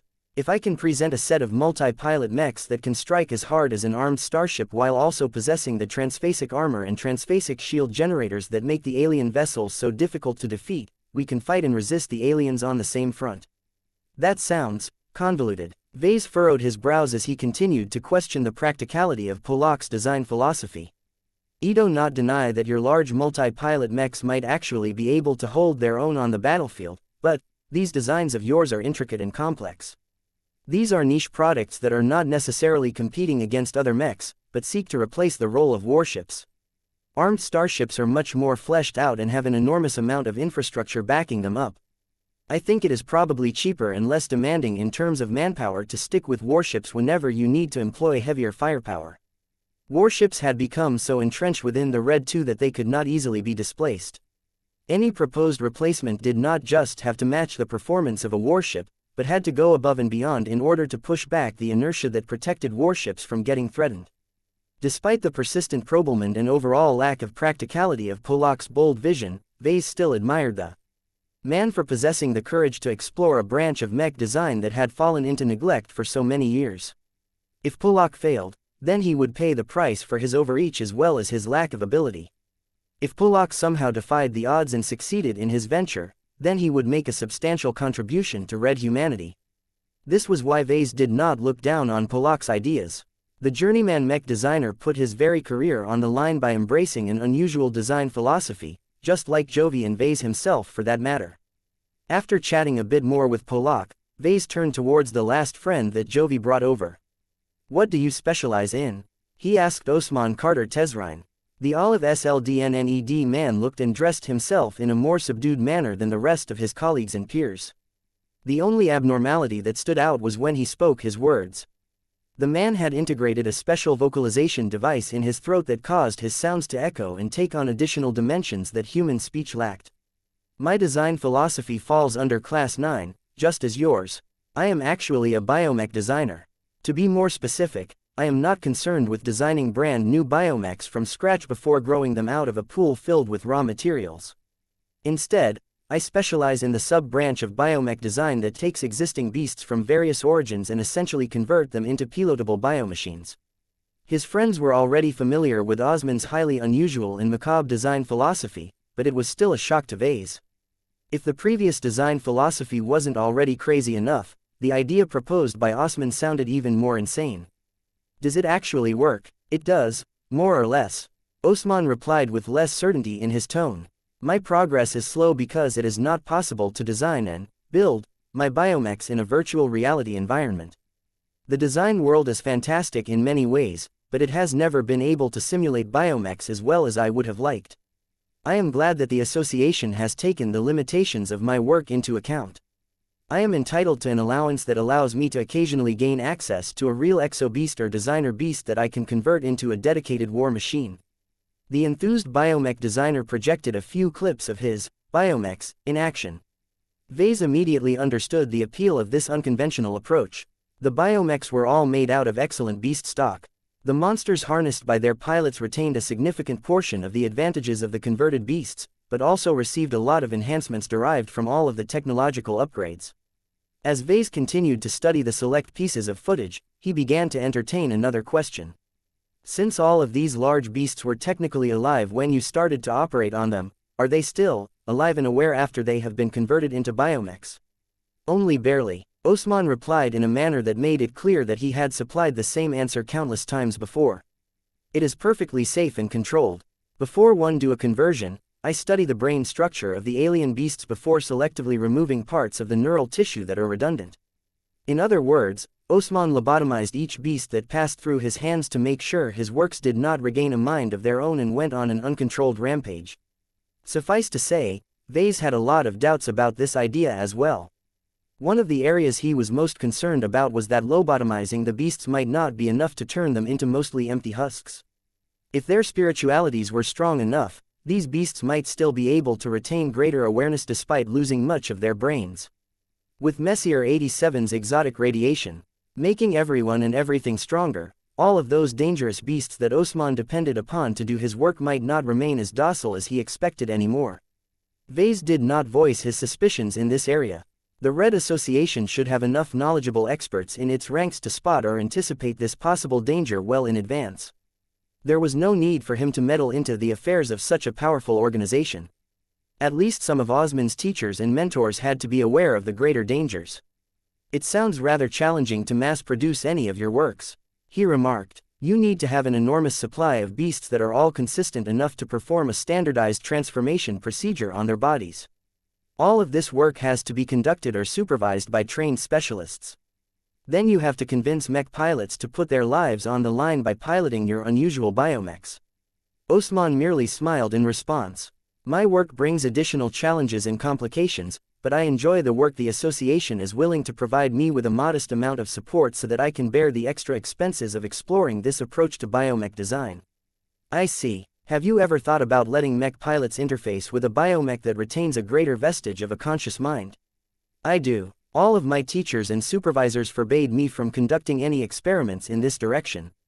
Similar attempts have been made in the past, and all of them ended in disaster. I am not allowed to touch this research direction until I have thoroughly exhausted all of my current possibilities. That would take a long time." Vase did not think this idea had much chance of success. Beasts were fundamentally different from living mechs in too many ways. Osman decided to ask a question of his own at this time. "I have studied your living mechs and I find that your work has a surprising amount of parallels with my own. Both of our machines are alive.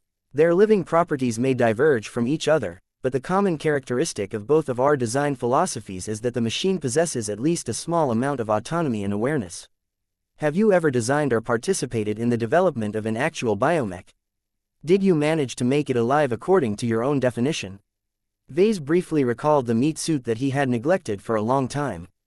Joshua and the Everchanger had grown strong enough to reduce their dependence on external add-ons.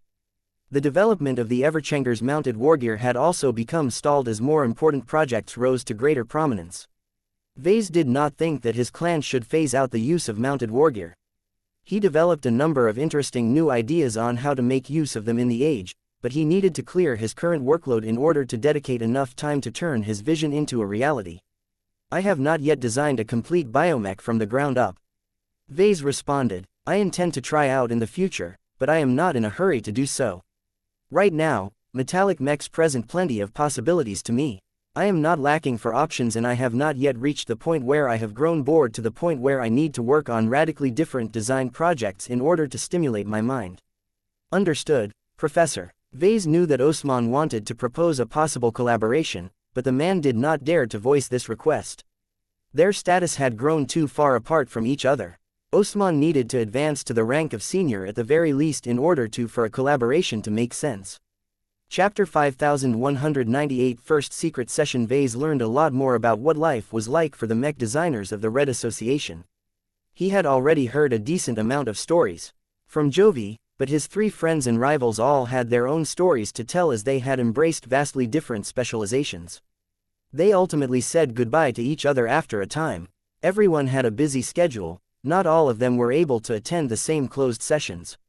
For example, Kelly Herrera had a dark blue dot that permitted her to attend closed sessions related to phase water and phase water technology.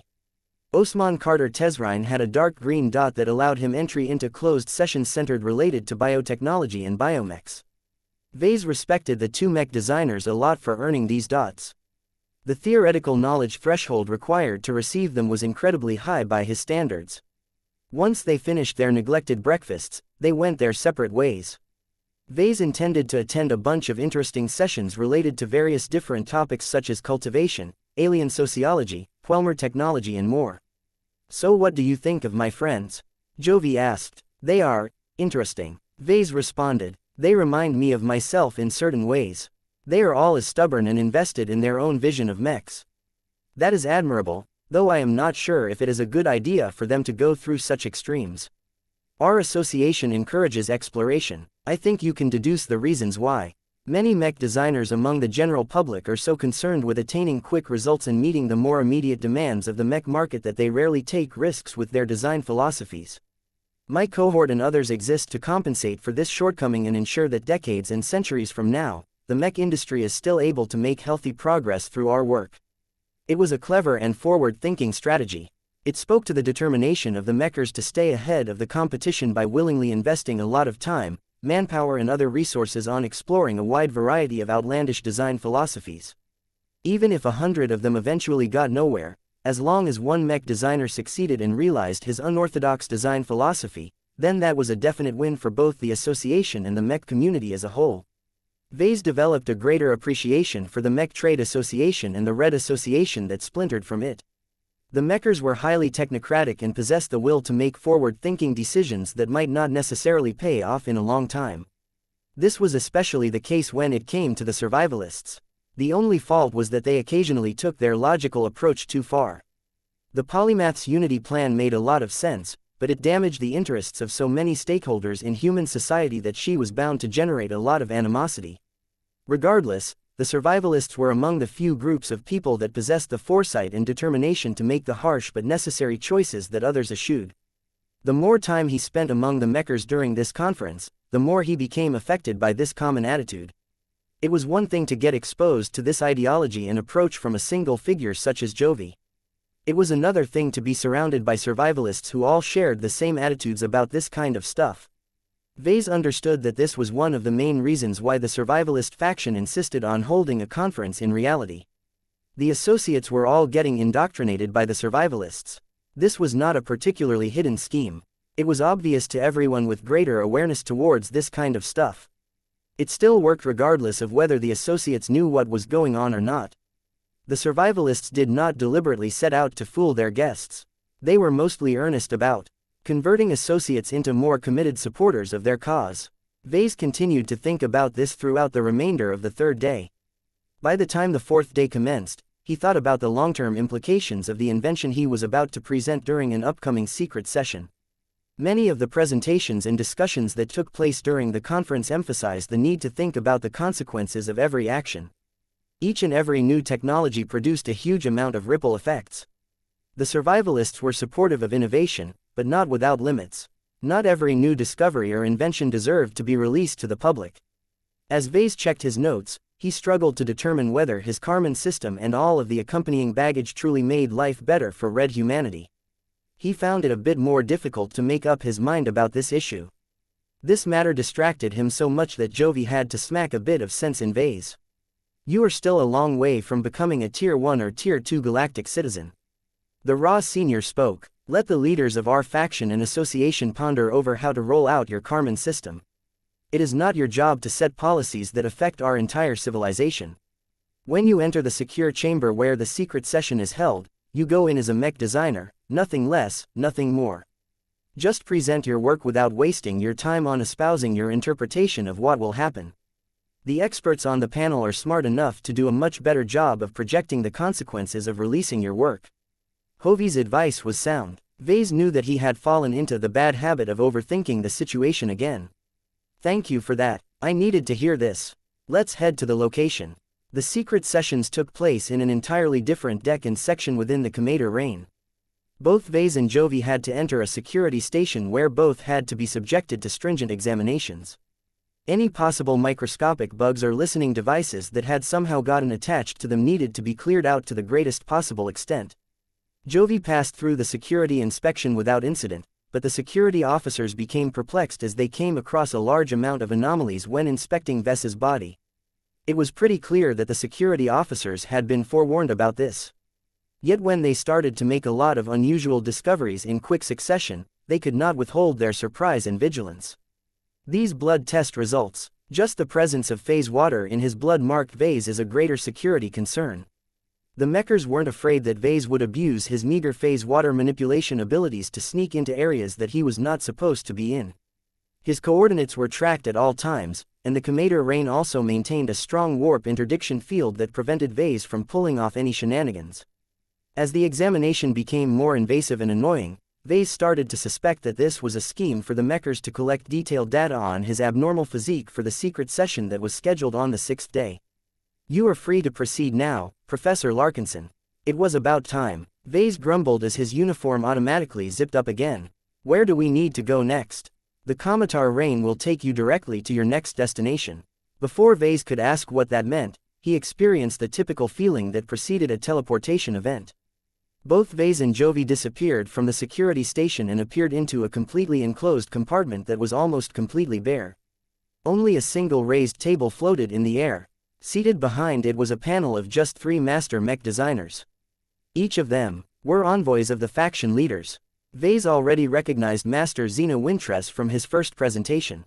The representative of the Xenotechnician looked impassive, but this was probably a facade.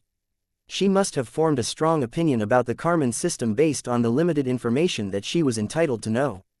Vase became a little more reassured when he spotted the friendly and more familiar face of Master Viro Goldstein.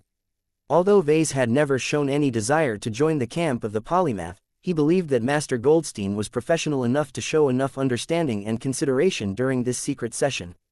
The big surprise to Vase was the identity of the envoy of the Fist of Defiance. The grandson and the most successful descendant of a god pilot had decided to attend this session in person. The man occupied the center of the rectangular table as if he was the chief judge whose words weighed greater than that of the 2 master mech designers. Vase immediately put more effort into straightening his posture and schooling his expression. He already understood the implications of this unexpected development. Even though an ace pilot such as the Mace of Retribution was nominally on the same level as Master Wintress and Master Goldstein, this was not the case during this conference. The Fist of Defiance was the only faction leader who couldn't be present, so the Mace of Retribution gained all of the authority he needed to speak please like and follow the Cultivation Audiobooks channel on behalf of his grandfather's clique. The fact that such a high-level leader found it worthwhile to attend this small-scale secret session indicated that the Mace of Retribution possessed a greater interest in the Karman system. The stakes had just been raised. So long as Vase managed to win over the Mace of Retribution, he would face a lot less obstacles in his effort to gradually make the Karman system available to the general public. As Vase stepped forward until he stopped at a lighted circle, he bowed in front the elevated panel of 3. "Greetings. It is an honor to present one of my more fascinating works to you all. I hope that my presentation will give you a good understanding of the tech that can make a difference in the war against the aliens." Master Goldstein smiled as he looked down at Vase. "The protocol for this secret session is not strict. Only 5 of us are here at the moment. You can speak please like and follow the Cultivation Audiobooks channel freely without fear of leaks or offending the sensibilities of one of our own. We merely ask you to do what you can to explain the principles and the mechanics of your innovation as extensively as possible so that we can perform our own analyses on your work." Vase held his hands together. "I will endeavor to offer as much clarity as possible. How much time do I have? The schedule has not made that entirely clear. It depends." Master Xeno Wintress answered in a more neutral tone. "If this closed session proceeds as expected, we will likely remain twice or thrice as long as a normal session. We wish to get to the bottom of your work. This is one of the reasons why you are presenting your findings in a secret session as opposed to the alternatives." The Mace of Retribution wave started to look annoyed. "Let us dispense with these superfluous questions and begin already. Professor Larkinson here is a man of action. Let us give him room to speak please like and follow the Cultivation Audiobooks channel on his terms. If his invention is nearly as good as his companion spirit, then I do not want to be delayed any further." This was a clear signal for Vase to begin. He briefly glanced at Jovi, who gave a look of encouragement in return. Seeing that there were no more interruptions, Vase activated a projection that displayed the Bastion, the successor of the Shield of Samar. "Let me start from the beginning. I ended up developing the Karman system by trying to deepen the synergy between a mech pilot and a mech beyond normal means. I have a considerable number of mech pilots in my organization that have developed a strong commitment to pilot their assigned mechs on a permanent or near-permanent basis. This was what he always wanted to accomplish as a mech designer. My assumption at the time was that neural interfaces have reached their limit. I needed to find another measure that could bind the two together. Then I thought about how blood relatives are always close to each other. That is when I came up with a strange idea. My living mechs are already family to the Larkinsons. Why don't I try to reinforce this intimate relationship by forming a literal blood of blood? Chapter 5199 Piloting Limitations. The start of the presentation proceeded according to expectation. Vase had prepared his explanation of the Karman system ahead of time. He just needed to stick to his plan and convey all of the information that he deemed necessary to share to the panel of three. Throughout his lecture, the ace pilot as well as the two master mech designers refrained from making any interruptions. They calmly listened as Vase began to explain the lengthy and convoluted journey that ultimately led to the invention of the empowered blood-sharing system. When he explained how the Karman system was partially responsible for the massive boost in resonance strength for Venerable Xianxia, he finally saw a shift in the expression of the Mace of Retribution. As a powerful pilot himself, the Mace of Retribution understood better than the other people in this completely enclosed chamber how significant it was to experience a major rise in resonance strength. The only problem was that there were more factors that contributed to this outcome. It was difficult for Vase to determine how much of a difference it made that Xianxia had formed a blood pact with the Bastion. Venerable Xianxia Larkinson has always been one of the fastest-growing expert pilots of my clan. He explained, I like to think that I contributed greatly to her success by designing and tailoring her mech over the course of her service to me. She is not only strong-willed and dedicated to her cause, but she has also bonded with her living mech a lot more intimately than my other pilots. This has made her the most suitable candidate to pair with my Karman system. The results matched or exceeded his expectations. By interfacing with the Bastion by utilizing both the neural interface as well as the Karman system, Xianxia became much more spiritually in tune with her machine. Many of her parameters increased as a result. Vase even saw indications that Xianxia and the Bastion benefited even more from their permanent symbiotic relationship now that E-energy radiation became a factor. All in all, the Karman system provided powerful proof that a single expert pilot and expert mech could drastically improve their synergy and cooperation by forming a blood pact with each other. Unfortunately, this was not definitive proof that the Karman system could provide similar benefits to every other expert pilot. The sample size was too small. What if Xianxia was the exception? What if other expert pilots needed to become just as devoted to their mechs in order to form a working blood pact? What if the blood pact led to detrimental or potentially fatal side effects in the future? What if there was a chance that other mech pilots experienced physical rejection when they started to circulate artificial blood generated by a mech in their veins? Vase could not provide answers to all of these difficult questions. This clearly disappointed the two master mech designers as they were accustomed to receiving reports that were much more comprehensive and detailed. This was partially Vese's fault. He had rushed to present his work early as soon as he discovered its greater implications. He did not regret the decision to present the Karman system to the survivalist faction so prematurely. The conference taking place this week was by far the best venue for him to present a possibly groundbreaking new design application in front of a panel that represented all three camps of the survivalist faction. In any case, once he was done with talking about how the Karman system provided a lot of added value to an existing expert pilot, he moved on to the next case. When Vase explained the basic details on how he managed to restore his grandfather's ability to pilot mechs and helped him revive his extraordinary willpower, the reaction from the panel was much more obvious. Master Goldstein already learned about this beforehand. Master Xena Wintress and the Mace of Retribution received a lot less information about what had happened to Venerable Benjamin Larkinson. Now that they received more details, they became fascinated at how a young second-class senior mech designer managed to solve a long-standing problem. For all of their knowledge, wisdom and experience, none of the masters or star designers had managed to develop a solution to this problem, at least as far as they knew. Even if one of these impressive and competent figures managed to develop a solution, it was clearly too demanding and impractical to be adopted on a wider scale. Nobody missed the fact that the Karman system clearly came with a lot of limitations and restrictions. Yet despite all of its shortcomings, it was still a much more practical and affordable way to restore the combat effectiveness of brain-damaged mech pilots on a wider scale. Gears already started to turn in their heads about what this could mean. They thought about the large number of veteran mech pilots that had been forced into retirement against their will. Every war or major conflict produced casualties where mech pilots suffered from all kinds of injuries. All of that was wasted manpower as far the leaders of Red humanity were concerned. Many states and organizations had poured a lot of money and other resources into training to become the deadly soldiers that they needed in their ranks. All of that skill, wisdom and experience could be tapped once again if the Karman system offered this group of disabled veterans a second chance to compete for glory. The Mace of Retribution couldn't hold in his growing curiosity any longer. Is the Karman system exclusive to expert pilots, or is it also rated to work with standard mech pilots? Vase shook his head. I cannot provide a definite answer to that question. I have yet to try it out. I can only give you my estimates and predictions regarding this technology.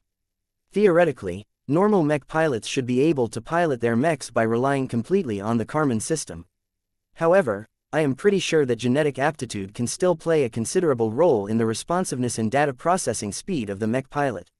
How certain are you that this estimate is accurate? I am not entirely certain. Vase admitted without any fuss. My work is still rough and the sample size is far too low.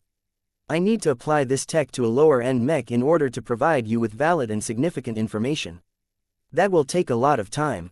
He continued his presentation. Soon enough, he was ready to touch upon the most crucial implication of the Karman system. It was the entire reason why this secret session existed in the first place. I have left out an incident that occurred during the first successful test of the recently fabricated bastion. Venerable Janzi informed me that, piloting her mech through the blood pact that I have briefly described before has led her to form a radical conclusion that may or may not be true. She has told me that the Karman system can facilitate a new and alternate mode of piloting mechs for herself and others through an alternate channel. Master Xena Wintress suddenly had a look of shocking realization on her face. Her self-control had briefly failed due to the magnitude of the conclusion that she had just inferred. You mean, the blood pact is a metaphysical channel that can allow any bonded individual to operate a mech without the need for a neural interface. Forming a traditional man-machine connection certainly helps. Venerable Janzi and the Bastion have proven that. However, if you leave out the neural interface, the brain is not subjected to excessive strain due to the need to process a lot of data. Instead, the pilot effectively processes a lot of data directly with his soul. This is also why the blood pact is so good at facilitating closer cooperation between the mech and mech pilot. It bypasses all of the detrimental elements that are not really necessary anymore. Only now did the Mace of Retribution make the same realization as Master Wintress. The strong Saint Kingdom that surrounded the pilot surged after his mind finally caught up to the magnitude of this development. Are you claiming that your Karman system can make mech pilots obsolete? Can any human pilot a mech through the blood pact regardless of whether they possess the right genetic aptitude? Yes, Vase simply replied. This caused Master Wintress and the Mace of Retribution to truly think about how such an invention could shake the entire mech industry and beyond. Vase continued his presentation while much of the panel fell into thought. He emphasized that he had never tested this hypothesis in reality due to lack of time. He also stated that even if a Karman mech could theoretically allow norms to control its systems, the very obvious lack of training for all of these untrained pilots meant that the results likely wouldn't be that good. In addition to that, the bandwidth of the blood pact for norms was probably limited as well. The strength and bandwidth of the blood pact is highly dependent on the strength of the soul of the parties involved. Vase explained, a living mech of my own design usually has a decent amount of strength to begin with. Expert pilots such as Venerable Janzi and Venerable Benjamin can also contribute a lot to quickly improve their blood pact. Ordinary mech pilots with weaker souls will not be able to match the aforementioned results. They will probably have to start out simple and slowly work their way up through constant practice and the passage of time. This was heavy information. The ace pilot and the two masters continued to process a lot of different thoughts as they understood that just the hint that this was possible already justified the need to hold a secret session. Vase quickly wrapped up his presentation after that. Though he wanted to share more of his own opinion to his distinguished listeners, he took Hovey's advice in mind and did not try to mention his predictions on what would happen if the Karman system became ubiquitous. It was up to the leadership and cadre of the survivalist faction to make those judgments. Once it was time to entertain questions, the panel members were in no mood to remain relaxed. Master Xena Wintress immediately asked a thorny question. Since genetic aptitude is irrelevant, what about race? Is it possible to develop a version of the Karman system that is designed to allow aliens to pilot mechs?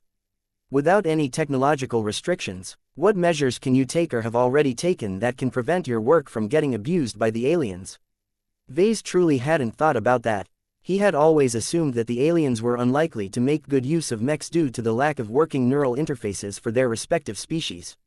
However, a disruptive technology such as the Karman system could easily change. I have never attempted to do this before. Vase slowly responded. I can try it once I return to my fleet after this conference.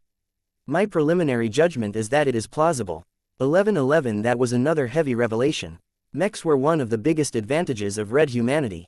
It would be devastating if the aliens managed to get on par with the red humans with the help of this alternate control method. Master Wintress looked as if she didn't mind this, but the same could not be said for the Mace of Retaliation and Master Goldstein. Both of them entertained a lot of valid concerns. Once the threshold to pilot a mech had dropped, it became a lot more likely that the aliens might be able to find a way to take command of a mech. I have a question of my own. The Mace of Retribution spoke up. The effects of the Karman system that you have described sound similar to the first stage of the mech-body merger process. Is it plausible that forming the Blood Pact is actually a method to complete this stage well in advance? Chapter 5200 Testing the Boundaries. Corrected name. The panel grilled Vase intensely about the Karman system and its enormous implications. When Vase realized the Karman system for the first time when he completed the Bastion, he mainly fixated on two specific functions. First, the Karman system enabled an existing mech pilot to increase their effective control and synergy with a bonded mech. The comprehensive combat effectiveness of the combination was bound to increase, especially when the pilot and mech were already strong by themselves. Second, the Karman system could be used as a standalone control mechanism. This could theoretically enable norms who did not possess the right aptitude to pilot mechs, if only barely. These were the main functions of his latest invention as far as he was concerned. He barely spent any time on thinking beyond these two features. Either of them were already amazing and groundbreaking enough to completely transform the mech community as he knew it. This was because his work catered to both the lowest and highest segments of the mech market. However, the three older and much more experienced leaders on the secret panel possessed much broader visions. They were in touch with many more aspects of society than a young senior mech designer. Their positions of power also granted them a greater understanding of the actual state of the mech industry and how mechs affected every aspect of human society in different ways. Any single variable could completely upset the current balance and order of human civilization. It was the job of these high-minded leaders to fully contemplate as much of the consequences of introducing new technologies as possible. This was why this secret session had to be held. Master Viro Goldstein had thought way beyond Vase when he initially learned of the Karman system. He knew that this invention was too great for him to pass judgment on by himself. This was why he called over representatives from the two other sub-factions of the survivalists so that they could form a proper consensus on this issue. The master mech designer currently leaned over the bare alloy table as he expressed increasing interest in what the inventor had to say about his explosive work.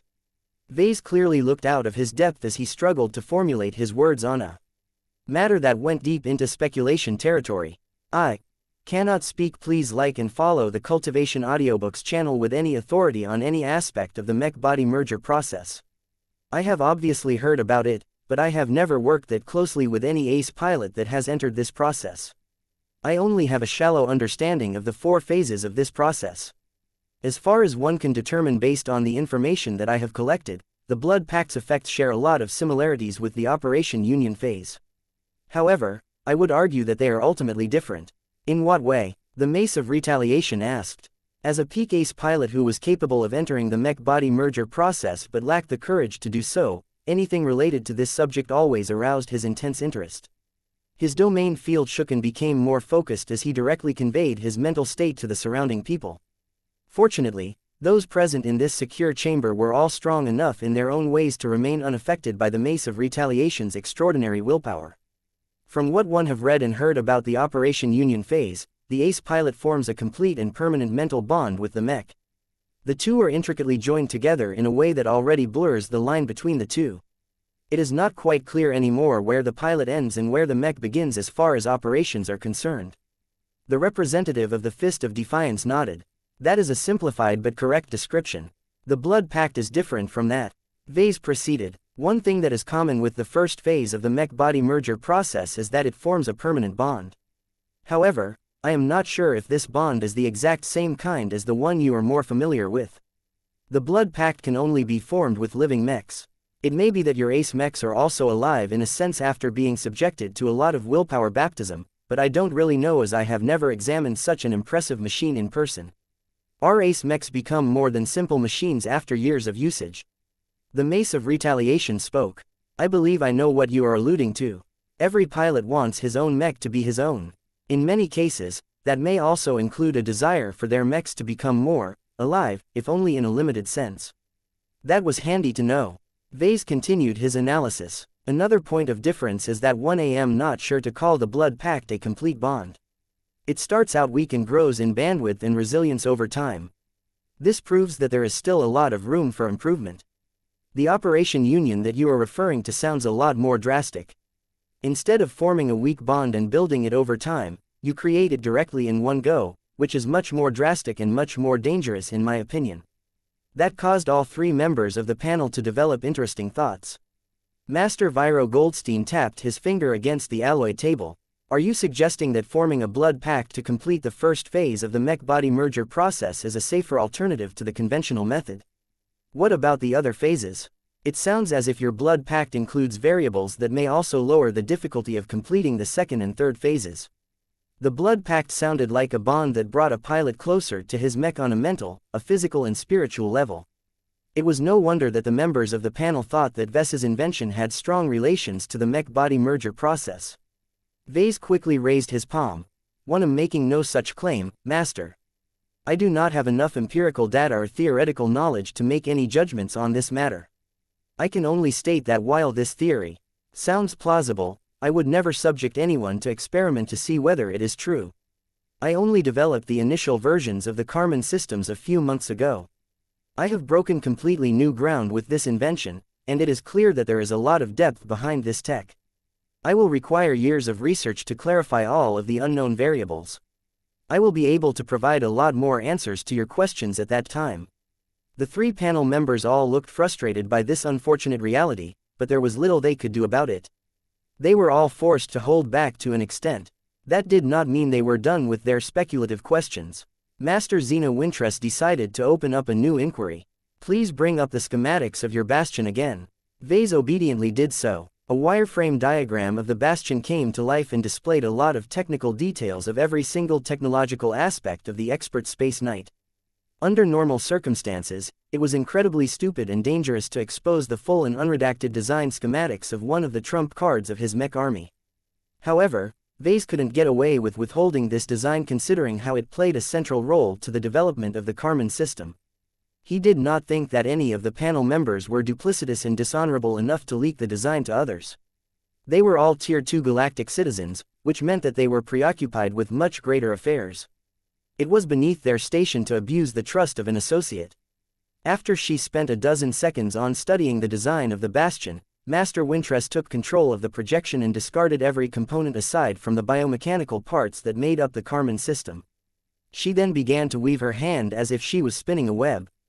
Parts appeared in rapid motion and slotted in like raindrops falling from the sky. Before Vase knew it, Master Wintress had designed a complete first-class multi-purpose mech around the unchanging Karman system.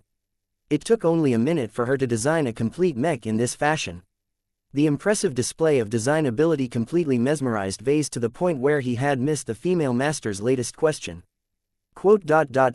Larkinson, are you paying attention? I am asking you to determine whether this is a viable mech design, and if not, elaborate on the reasons why you believe it is defective. Oh, Vase snapped out of his professional fascination. I don't have a thorough understanding of first-class mechs, but the first point I would like to say is that the Karman system can come in different varieties. The one I designed for the Bastion is specifically designed with Janzi's DNA and blood type in mind. Technically, she should be able to pilot this mech of yours, but her existing blood pact prevents her from cheating on her existing bonded machine. Is it possible for other pilots to interface with the mech based on this design? Master Wintress pressed. What if we attempt to use a clone of Venerable Janzi Larkinson as the test subject? I sincerely don't know what will happen. Vase admitted. It heavily depends on how closely the clone is able to match up to Janzi.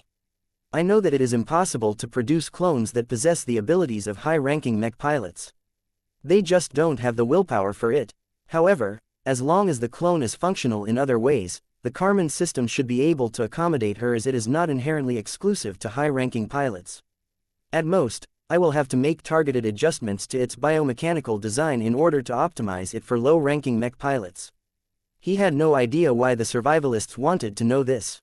Were they planning to produce millions of clones based on DNA of successful high-ranking mech pilots?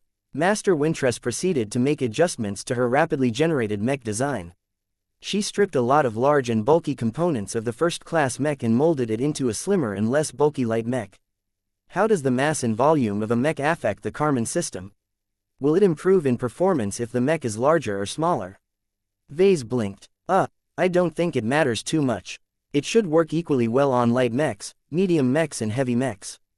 The greater concern is how much capacity it takes to integrate it into a machine. It produces a proportionately greater impact on lighter mechs as any additions in the design are more noticeable. Is the size of your Karman system fixed or variable? The female master pressed. Certain aspects are difficult to downsize. Vase answered. The most essential mechanisms of the Karman system are the components that are responsible for circulating the blood of the mech in the body of the pilot and vice versa. I admit that my design for these systems is not the most sophisticated. I opted to keep it simple and rugged to the best of my limited abilities in order to maximize its reliability and resilience under heavy stress. I suppose that a mech designer with a much better grasp on advanced biotechnology can do a much better job on this end. To be honest, these mechanisms are just a means to an end. What truly makes the Karman system work is the E-energy construct that exists in other dimensions. Master Wintress' sharp eyes glinted as she took in this insightful answer. She began to weave her fingers yet again. An entirely new design emerged. This time, the scale was a lot smaller as she developed a radical variation of the Karman system on the spot. Her grasp on biotechnology was far greater than that of Vase. She also had an excellent grasp of sophisticated biotech systems that could do the same jobs as the components of the Karman system but at a much more reduced scale. Once Wintress completed the design of a superficial miniaturized version of the Karman system, she began to add a lot of technological components around it. Only a short amount of time passed before she developed a mech that was barely larger than the human body. To call it a mech was actually a misnomer. Master Wintress did not even bother to add a neural interface to the design. Its scale and design characteristics had more in common with a suit of combat armor rather than a mech. Yet the inclusion of a deep control mechanism that enabled the pilot to directly interface with the machine was a design element that combat armor lacked. A traditional suit of combat armor might include shallow interfacing methods, such as forming a normal data connection with the cranial implant of the wearer, but the responsiveness and fidelity of this method was not sufficient enough to turn the heavy suit into a second body. Vase looked utterly confused as he struggled to define the latest work of Master Wintress. Was this a mech or a suit of combat armor? Chapter 5201 Mech Concept. I honestly don't know whether it can even work. Vase honestly replied. If he wasn't in the presence of an extremely distinguished company, Vase would have scratched his head by this time. He always considered himself to be a creative thinker who could come up with the wildest ideas, but it turned out that he was just an amateur compared to these older and much more competent professionals. They cast their gazes far beyond what was obvious from the surface. The way they analyzed the Karman system from so many more angles could easily boggle the minds of less imaginative people. Even Vase had to spend a lot of time catching up to the latest tangents sprung by the panel members. According to your limited awareness of your own invention, do you judge it plausible enough for this scaled-down Mech to work? Master Xena Wintress continued to press. There's no need for you to provide answers with a high degree of confidence. We are more than aware of your lack of empirical data. We only wish you to provide input based on your own perspective and understanding. Vase furrowed his brows as he tried to imagine this mech in action. Even though it is scaled down to the point where it is as large as a suit of heavy combat armor, it should operate close to a mech more or less. The variables I am not certain about is how it is like to move a limb. Both the limbs of the pilot and the servos of the mechanical construct around them will have to move in unison. This is different from a more traditional mech as the body of the pilot merely has to remain seated. If you truly want my judgment, then one don't think these differences will matter too much. I think the potential results will actually be quite astounding. The closer a mech resembles the human body, the easier it is for a pilot to control the machine. The difficulty of piloting your reduced mechs should not require nearly as much training. Wintress nodded in agreement. These are insightful replies. Let me present you with another scenario. She began to weave her fingers in order to design a set of 3 different mechs. They were a light mech, a medium mech and a heavy mech. While all of them looked fairly generic as far as Vase could tell, the 3 spontaneous mech designs happened to possess the same diverging trait. They did not possess traditional cockpits. Instead, the cockpit looked like a tube that was attached to control systems, much of which Vase couldn't recognize.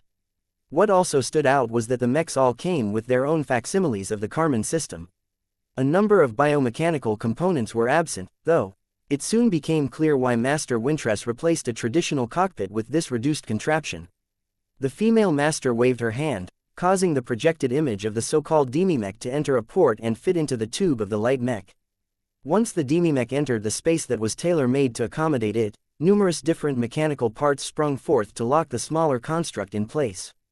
That was not all. The Karman systems of both the demimech and the light mech began to make contact and connect with each other. The integration between the two looked so good that it became impossible to determine that they were originally separate if Vase came across this combination from the beginning. Is this scenario plausible, Professor Larkinson? I am not sure, actually. Vase hesitantly replied. It depends on how strictly the blood pact is being interpreted. Personally, I think there is enough leeway here to avoid setting off the restriction of being limited to one mech. The key here is that while the demimech and the light mech have merged on a physical level, they remain separate on a metaphysical level. This means that while it is theoretically possible for the pilot to control the light mech using the demimech as a connecting medium, the experience won't quite be the same. That caused all 3 panel members to look thoughtful. The answer was not as good as they hoped, but it was better than nothing. Master Wintress then proceeded to manipulate the projection yet again. This time, the demimech disengaged from the light mech, thereby turning them into separate machines again. The demimech proceeded to enter the tube of the medium mech, causing the two to merge together on a physical level. Is it possible to circumvent the restriction of only being able to pilot a single mech by using it as the control interface for larger and more combat-capable mechs? One think, it is plausible enough to work. Vase slowly answered. If it works on one mech, there is no reason to think that it doesn't work on the other mech. The only essential constant is that the demimech must remain the same in conception. If the pilot somehow lost his demimech, it is impossible for him to pilot any further mechs. Understood. Wintress then began to design a completely different machine altogether. Vase started to feel a bit of déjà vu as the master rapidly drafted a juggernaut. Although the design lacked a lot of details in order to save on time, the overall message was clear. When the demimech slotted into a tiny tube embedded in the chest area of the enormous humanoid construct, Master Wintress looked pointedly at Vase. Is this plausible as well? I don't know. Vase repeated the same answer yet again. I don't even know how the Karman system works for juggernauts in a normal capacity. This implementation of yours completely falls into my blind spot. My very loose guess is that it will probably work, but only barely, as it shares the same problem with pilots trying to grapple with conventional juggernauts. The sheer size and amount of active systems produce so much data that there simply isn't enough bandwidth and mental processing power to exert a good degree of control over the enormous juggernaut frame. The problem rested with the juggernaut, not necessarily with the Karman system. Vase briefly recalled Polak Naziri's obsession with large multi-pilot mechs. Would his interpretation of juggernauts be able to solve this particular problem? It was an idea worth exploring if he had the time. Master Wintress presented one more scenario before she was done. She waved away the projections of all of the mechs and sketched out another design. The scale of the machine was even larger than a juggernaut. As the loose lines became increasingly clearer, it turned out that Wintress did not set out to create a mech this time. She had drafted an enormous capital ship. The ship was roughly 5 kilometers long and featured enough main gun batteries to lay waste to cities in short order. Yet what made the battleship different was that Wintress actually added an enormously scaled-up version of the Karman system within her hull structure. A thick and branching structure of organic blood veins spread out and maintained contact with each and every single compartment of the battleship. A familiar tube rested in the depths of the armed warship's citadel. When Wintress inserted the familiar demimech inside this cavity, the pilot became connected to a mechanical construct that was unimaginable in size. Please share your opinion with us, Professor Larkinson.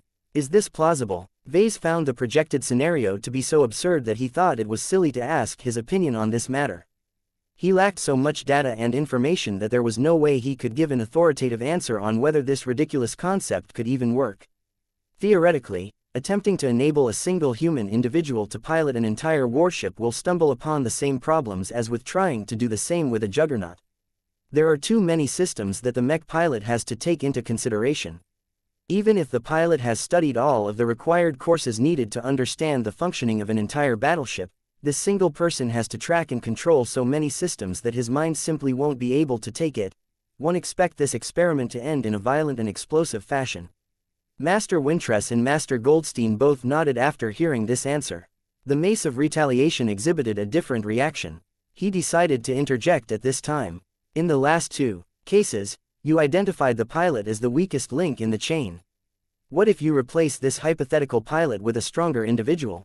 Let us assume that the replacement has a much greater capacity to process large streams of data such as myself. Would I be able to effectively pilot a juggernaut or a battleship by myself through the Karman system? Vase looked almost completely lost by this time. He had to admit that the scenarios presented by the Mace of Retaliation were much more optimistic. It is slightly more plausible. Vase eventually replied, I think that you will find it a bit more difficult to produce true resonance across all of the juggernaut or battleship. From what one have been able to understand, expert pilots and possibly higher-ranking pilots are unable to effectively empower and reinforce mechs with true resonance once they exceed a certain size. They have to be small and compact enough to prevent this from happening. I don't know whether it makes any difference if the pilot uses a neural interface or a Karman system. What if the pilot uses both? The only ace pilot on the panel asked. You stated in your initial presentation that the neural interface and the Karman system are not mutually exclusive. They can operate both independently and concurrently on the same mech. Do you believe it is possible to amplify the true resonance range of a typical expert pilot or ace pilot by employing both the neural interface and the Karman system at once? The possibilities alluded by the Mace of Relation's latest question had massive implications. Not just Vase, but also the other two master mech designers in the chamber couldn't remain calm anymore once they envisioned the possibilities. Expert pilots were no longer confined to piloting standard-sized mechs anymore. They could effectively pilot juggernauts or other large constructs while retaining the benefit of empowering all of their mechanical structures with true resonance. Of course, the pilots had to be strong enough to spread his power so far and wide. It may be that piloting ultra-sized constructs at full strength was only limited to ace pilots and higher. Even so, that could already change the landscape of high-end mechs as Vase knew it. Once expert mechs and ace mechs were no longer strictly limited by scale, it might be possible to design a juggernaut the size of a cruiser. Such a juggernaut would not only possess all of the traditional strengths of a cruiser of this size, but also gained a lot of empowerment from true resonance, which would completely transform the combat effectiveness of this enormous machine. It could effectively amplify the combat power of an expert pilot or an ace pilot by at least an order of magnitude. The power amplification may even be 2 orders of magnitude greater if the juggernaut was as large as a sizable battleship. Vase could not imagine this scenario. Ace pilots such as Patriarch Reginald Cross and Saintess Ulrika Vraken were already extremely powerful when paired with normal-sized ace mechs. What if the mass and volume of their ace mechs multiplied by a factor of 100? The faint presumption was that these junior ace pilots suddenly gained so much combat power at once that they could approximate the overwhelming raw strength of a god pilot. While the ace pilots would still exhibit a lot of deficiencies compared to genuine god pilots when they piloted these large but clumsy frames, what mattered was that their defenses and firepower had the potential to enter into god mech territory.